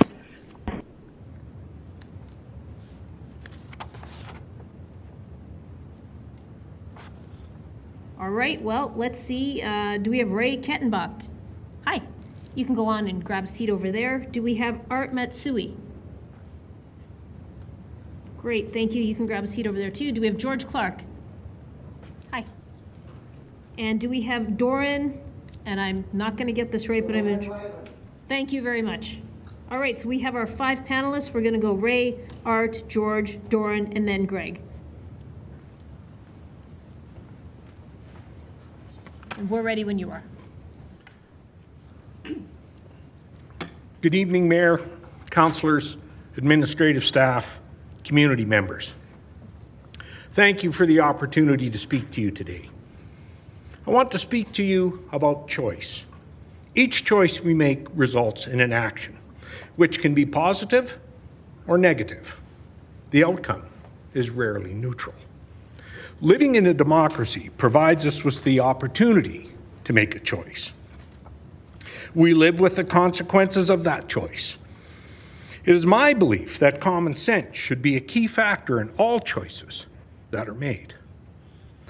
We chose to move to Chinook Park in Ward 11 in 1996. We specifically chose that community because it was R1. We wanted to live in a safe community with big trees, quiet streets, convenient access to schools, shopping, everything we required. It was and still is all within walking distance. There are rental apartments, there are privately held condos, there are basement suites in single-family homes, and of course there are single-family homes. Our school is full, and young families are flocking, clamoring to move into our neighborhood because it is R1. This despite what the city is floating about older and supposedly declining neighborhoods like Chinook Park. I live in the community. I see what's happening. People are exercising their right to choice. In June of 2003, the city was all in to have zoning changed under the various local area plans. The Heritage LEP was pushed through in council in June, despite widespread opposition in the ward and in this very chamber. Now, nearly 10 months later, Work on the LAPs seems to have gone quiet. All resources now focused on the push for blanket zoning. Where is the common sense in this approach? What about the results of the funds spent to work on the LAPs? Work likely millions in the dollars. And where is this work now? Gathering dust in a computer file somewhere, I suspect. Common sense would have had you continue to focus on the LAP work, the investments made and the process refined. After all, you must have had a plan for this work. But you seemingly seized on the lure of easy money, the millions, hundreds of millions offered by the federal government. This decision to simply shift to a do it once for all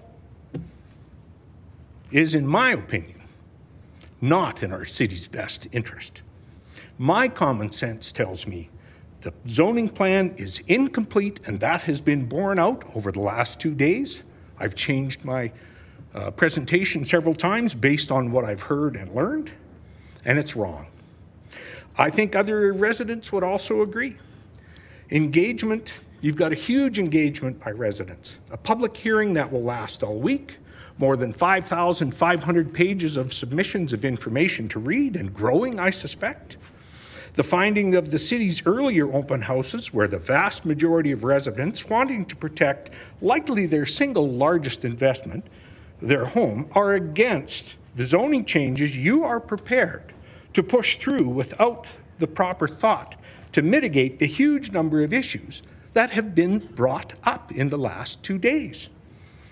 I'm hopeful at the end of this public input session, common sense would lead each of you to tabling this zoning work and instruct administration to apply common sense and sort out the many, many issues and explore all of the ideas and all of the solutions that have been brought forward. Then common sense would lead you to sharing and engaging with the public, not telling residents what the city is going to do to them and their lives and their investments. And I am hopeful, pardon me, I've lost my place. The precedent for a plebiscite is clearly established. Previous leadership and council had the common sense to use the plebiscite in guiding decisions on critically important factors, like the Olympics, like fluoridization. If you can't bring common sense to this, the populace will clearly show Thank you, Mr. that Kettendorf. common sense has left the building just like Elvis. You're at time. Thank you very much. Let's go to Art Matsui, please.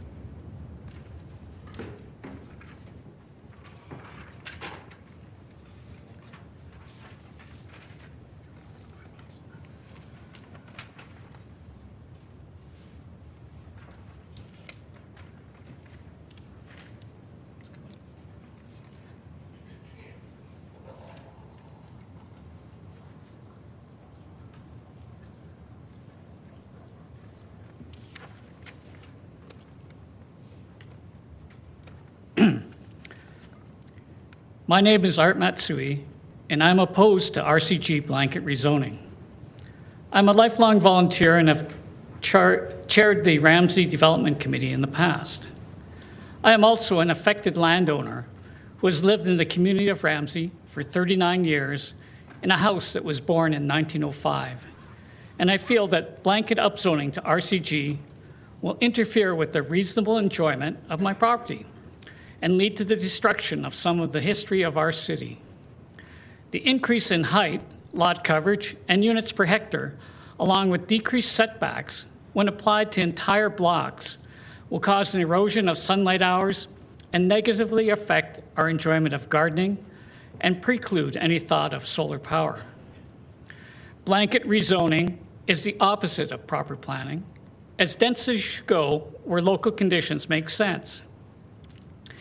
Area redevelopment plans gave local input into which areas made sense for densification. Blanket rezoning makes all ARPs moot. the city is abdicating planning responsibility in a misguided attempt to add affordable housing. If council is going to tear up local plans, at least follow the spirit of those torn up plans and upzone along local collectors and transit routes first. Otherwise, we will see built form busting on a citywide scale for when someone builds a multifamily next to your single family home anywhere in Calgary, it puts undue pressure on the neighbors to give in and either sell or develop their single family home to multifamily and move elsewhere. The other thing about densification without planning is the lack of suitable infrastructure. Can you have the next slide? My street's main sewage line is clay, bell, and spigot pipe, which is prone to tree root intrusion and constantly being repaired. 32. Then there is the water supply system. Many areas in Ramsey have issues with water supply, especially in the winter. How is lack of proper planning leading to patchwork densification going to facilitate the upgrading of our crumbling infrastructure? The other problem with the infrastructure in the inner city is the width of alleys, which are 12 feet wide. Narrow alleys with multiple parked cars on narrow streets do not allow fire trucks easy access to rear of some buildings in the inner city, and is also against the required width for access to your neighboring buildings. When my neighbor's garage burnt down, the fire trucks initially came to one end of our alley and couldn't make the turn due to parked cars on the city street.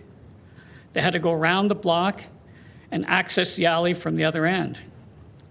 With the addition of row housing to the mix and the associated street parking, this is a fire hazard for all on the block and a violation of Alberta Fire Code requirements for access. I fail to see how this proposed blanket upzoning will,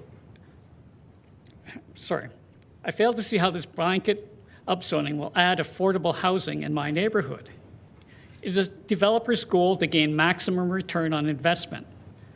First, the blanket upzoning will drive up the price of current affordable housing stock.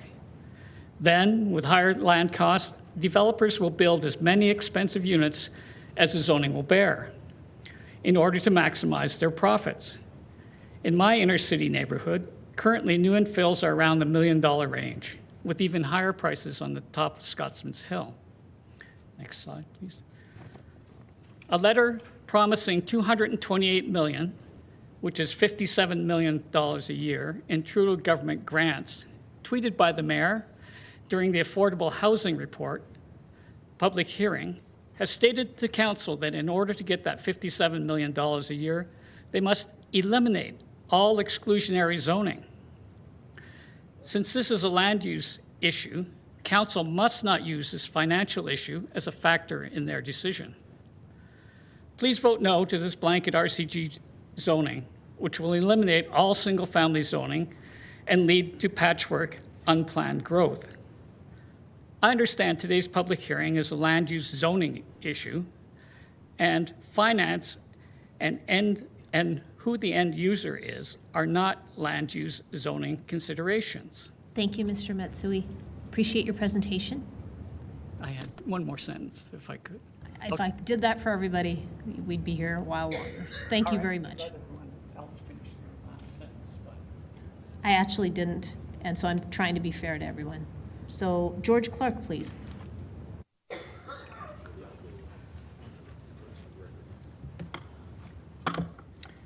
Thank you, Mayor Gondik, councillors. I stand before you as a guy that left a northern community. I am, despite my very pale appearance, a person of Indigenous origin. I'm Métis, born and raised in Alberta, and I've been in Calgary since 1976, 77. I am asking this council to reject this bylaw upzoning 7.21 item, please. And I'm speaking from experience that most of you don't have. In Fort McMurray, as a young child, 11, 12 years old, my parents broke up, and I was left in a household with 5 children and a single mother. We had to move into subsidized housing in Fort McMurray, which in 1972 timeframe, you can imagine was in very short supply.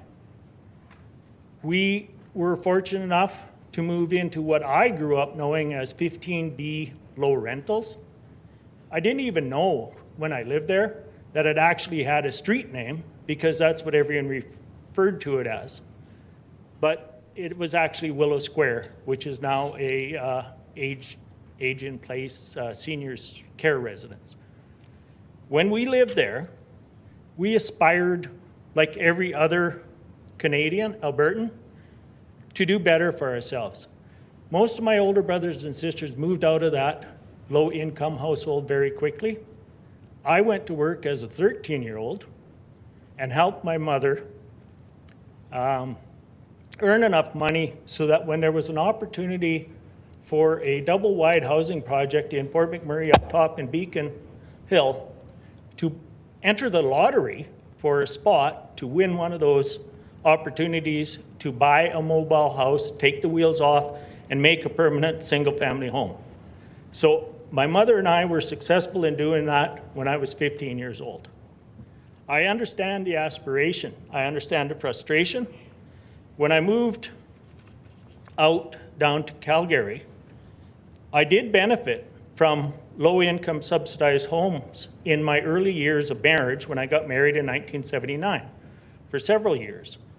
And I'd like that slide from Peter to come up where it shows the construction starts, because it's very relevant to what I'm going to ask or speak to you today. The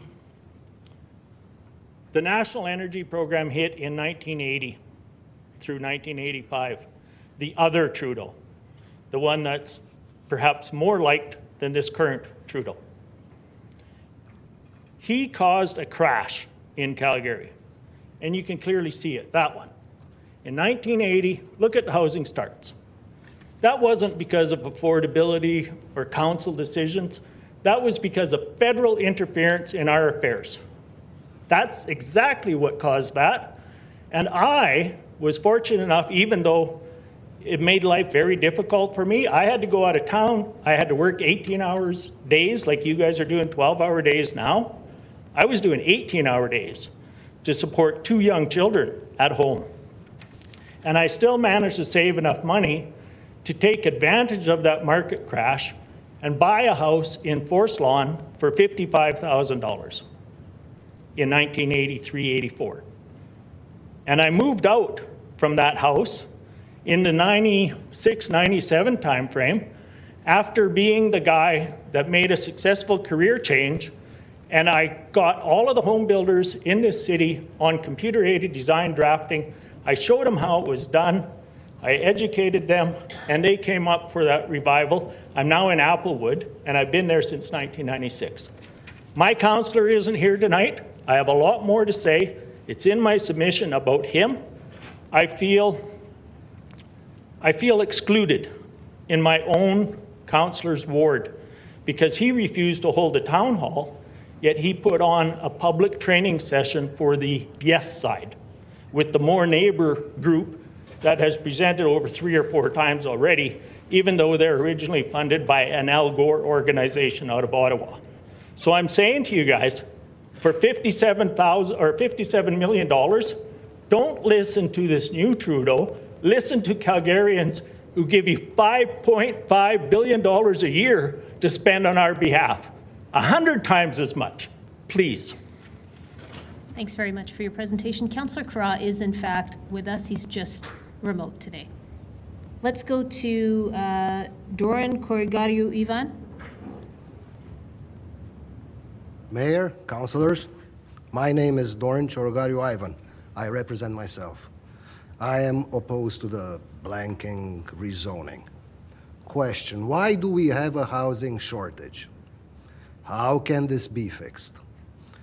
Well, we deal with a Hegelian dialectic that worked every time in the past in politics, in order to achieve an unpopular decision, create a problem that will be solved with a said unpopular decision. Done. I'm an immigrant. I arrived here some 28 years ago. Process of immigration was as follows. Once you applied for landed immigration status at the Canadian Consulate General of the city of your country, it took a few years to be processed, which included proof of skilled work backed by documents, proof of funds to allow you to live in Canada for at least 18 months, clean criminal record, proof of health done by doctor's appointment by the Consulate General, and you had to sign a waiver that you will not take welfare for 10 years or so. Okay? Today, the problem is created by the federal government by having practically an invasion, okay, policy, which in turn, amongst other issues, have created the housing shortage. And now we are led to believe that the single detached houses are a problem, and therefore we need the blanket rezoning. You have the solution, correct? And by the way, that letter, it was the same housing minister. He was the immigration minister. Do you see how everything comes together? Okay. So all this is done by the federal government holding ransom housing development funds. This is federal intrusion on municipal affairs, and the mayor and the council should side with the constituents of this city.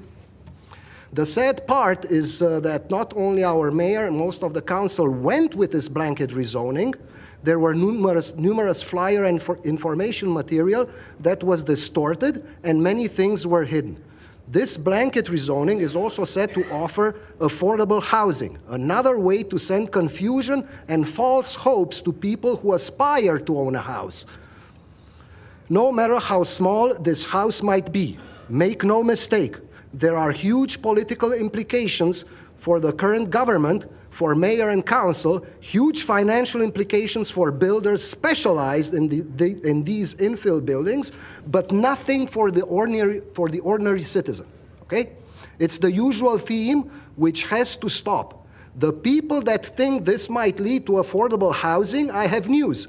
Taking down an established single home to be replaced by row houses or fourplexes, whatever, will not miraculously drive the price of a condo to a low $200,000. No, this affordable housing achieved by blanket rezoning is not reflected in reality, okay? I looked up that yesterday's group that has vested interest in this rezoning policy. It's the Calgary Inner City Builders Association, and their affordability pricing starts with a low $400,000 before tax for a 720 square foot. This much, okay? By the way, my neighbor, I live in Cedarbrae, detached home, detached garage, probably has 1,200 square foot or something. That house was sold around $450,000 last year, for your knowledge, to make a difference.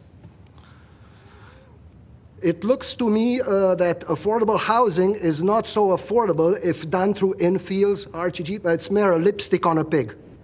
This blanket rezoning takes away green spaces, privacy, adds parking problems, many more. When I purchased the house, it was made with a promise that it will stay that way.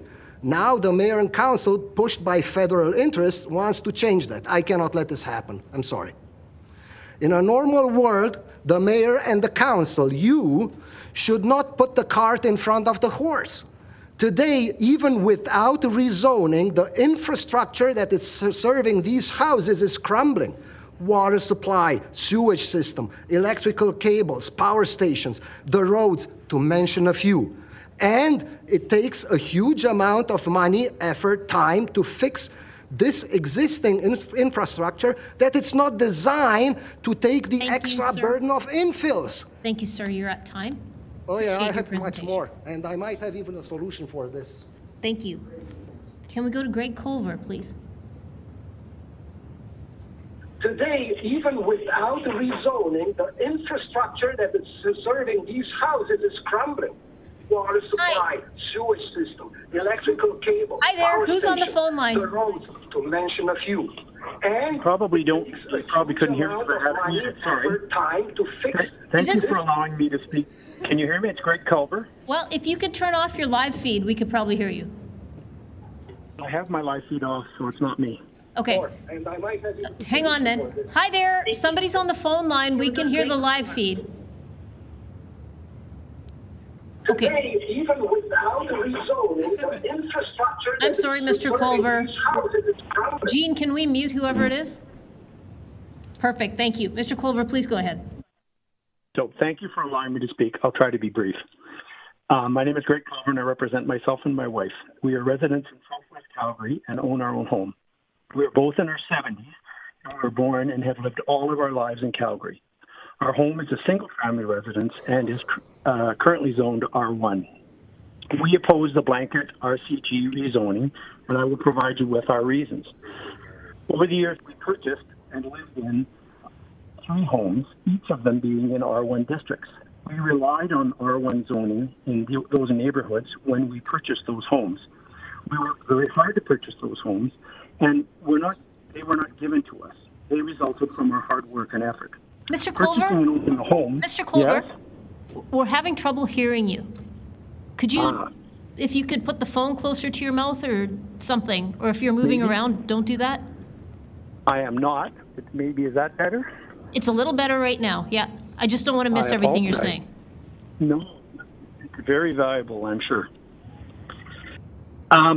I'm sure most of you can understand that we desire to protect our investment. When we purchased each home, we considered all of the alternatives available, including those that were zoned R2 and higher.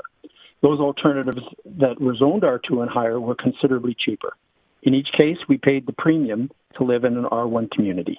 In each case, we assessed that the R1 alternative would be a better alternative and would retain value better.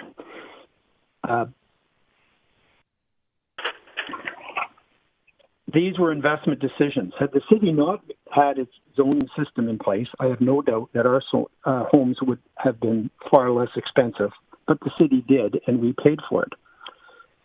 Character of a community is, to me, one of the most important criteria when choosing to live or continue to live in a community. It is very, very important. My neighborhood remains a green one, where the property owners take a great deal of pride in their homes. There are lots of trees and low traffic. It is safe for children to play in the street and ride their bikes. In effect, it's an oasis from the urbanized environment surrounding us. Now the city, and it appears the majority of council members, are pushing blanket rezoning, which will, in its current proposed form, allow up to 12 residential units on 50-foot lots with only 6 parking stalls. These units can be up to 11 meters high. Wow, a huge change. I've seen in other communities where developers who come in to build, their motivation is profit, not community character. In my experience, unless there is a clear and unambiguous rule which developers must adhere to, chaos will reign, and they will maximize their profits. If developers can develop, they will. Largely, I have noted that where city development and permit department is concerned, they ignore neighborhood concerns. Changing the rule to a discretionary one, where in each case I have to rely upon the city building permit department to protect my community, does not inspire my confidence. By blanket rezoning, I am of the view that the character of my community will be adversely affected, and it will be in the long run lessen the value of my property by permitting haphazard development. The approach taken by council in this regard is extremely unfair and appears to me to be dictatorial rather than democratic. This blanket rezoning idea, where you are now sitting in essence as if all property owners were simultaneously applying to rezone their property, seems to me to be an abdication of your responsibilities under the spirit and intent of the Municipal Government Act. Under the circumstances, council's actions in this regard and this council meeting amount to an abusive process. You currently have the responsibility to sit and consider applications on a case-by-case basis and to give affected property owners the right to object to the exact nature and details of the development. I cannot properly object to a development if the details are not provided to me under the circumstances. This is a very significant change. You as a council were never given a mandate by the electorate to effect this change in this manner. If you desire the mandate to effect this change, you must get that mandate from a citywide plebiscite to provide fairness to those who are significantly affected and who have invested significantly in the community. In addition, in my opinion, each community ought to be given a veto right to allow or not to allow the proposed developments affecting their community under the circumstances. Lastly, I would point out that if your desire is to build low-cost housing, this is not going to occur by blanket rezoning. Most of the cost increases in all of the things we purchase now, including homes, has resulted from increased money supply resulting from government spending, essentially money printing at the federal level. By merely increasing the supply of homes, the costs are not going to go down. The city would be better off pursuing new community developments rather than trying to destroy existing communities from within. Thank you. Thank you very much for your presentation. There's a couple of questions for this panel. Let's go to Councillor Penner first. Thanks. Thanks. Mr. Kettenbach, I have a question for you, please.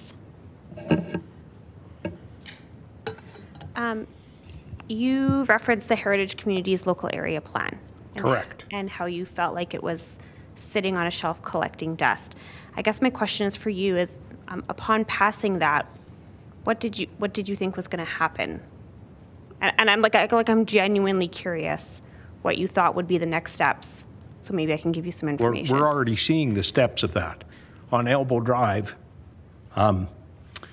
facilities, houses to be demolished, 12 units to be put up on a single lot with half a parking stall. Who drives half a car?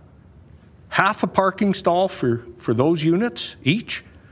So 6 parking stalls for a 12-unit place? Who drives half a car? Anybody? I don't think so. So that's what's happening. What do I expect? I expect to see more of that. There's a second property on Elbow Drive that's that way. There's a third where it's had the zoning sign up. The house was demolished years ago. Then there was an application. That was taken down. It sat vacant. I think people are just waiting. We can put 12 on there too, or 8, or 6. What the city doesn't know is people behind, on the alley, behind that, where those properties are being developed. People on the street across are selling their homes because they don't want the people who can't park their car in half a stall parking in front of their house. And they're moving to R1 communities where there's not half a parking stall allocated. How are you going to charge half your EV in half a parking stall? Let's let common sense rule. Calgary is a city that's driven by cars. I like to cycle. When I worked downtown, I cycled. It made sense. I could do it as quick as taking the transit or driving.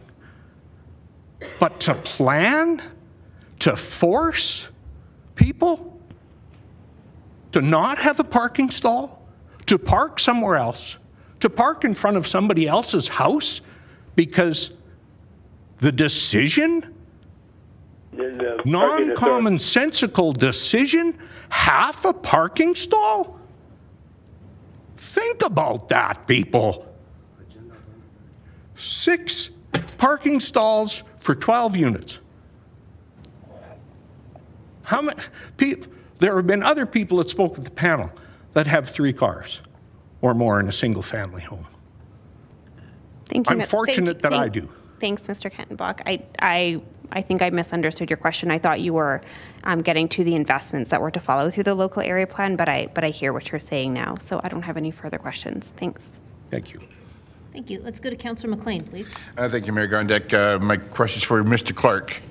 I think I'm pronouncing that right. Full disclosure, I've known you for a while. I know you're a dedicated volunteer in the community, big advocate for Métis Nation. Carmen, I see her all the time down here in her role as a Métis captain. I even know your mother from abject poverty rose away to receive the Order of Canada. It's pretty. Officer Order of Canada, Yeah. yes, for her. advocacy work in establishing the first Alberta Aboriginal Women's Society and the first Canadian Aboriginal Women's Society in the 70s.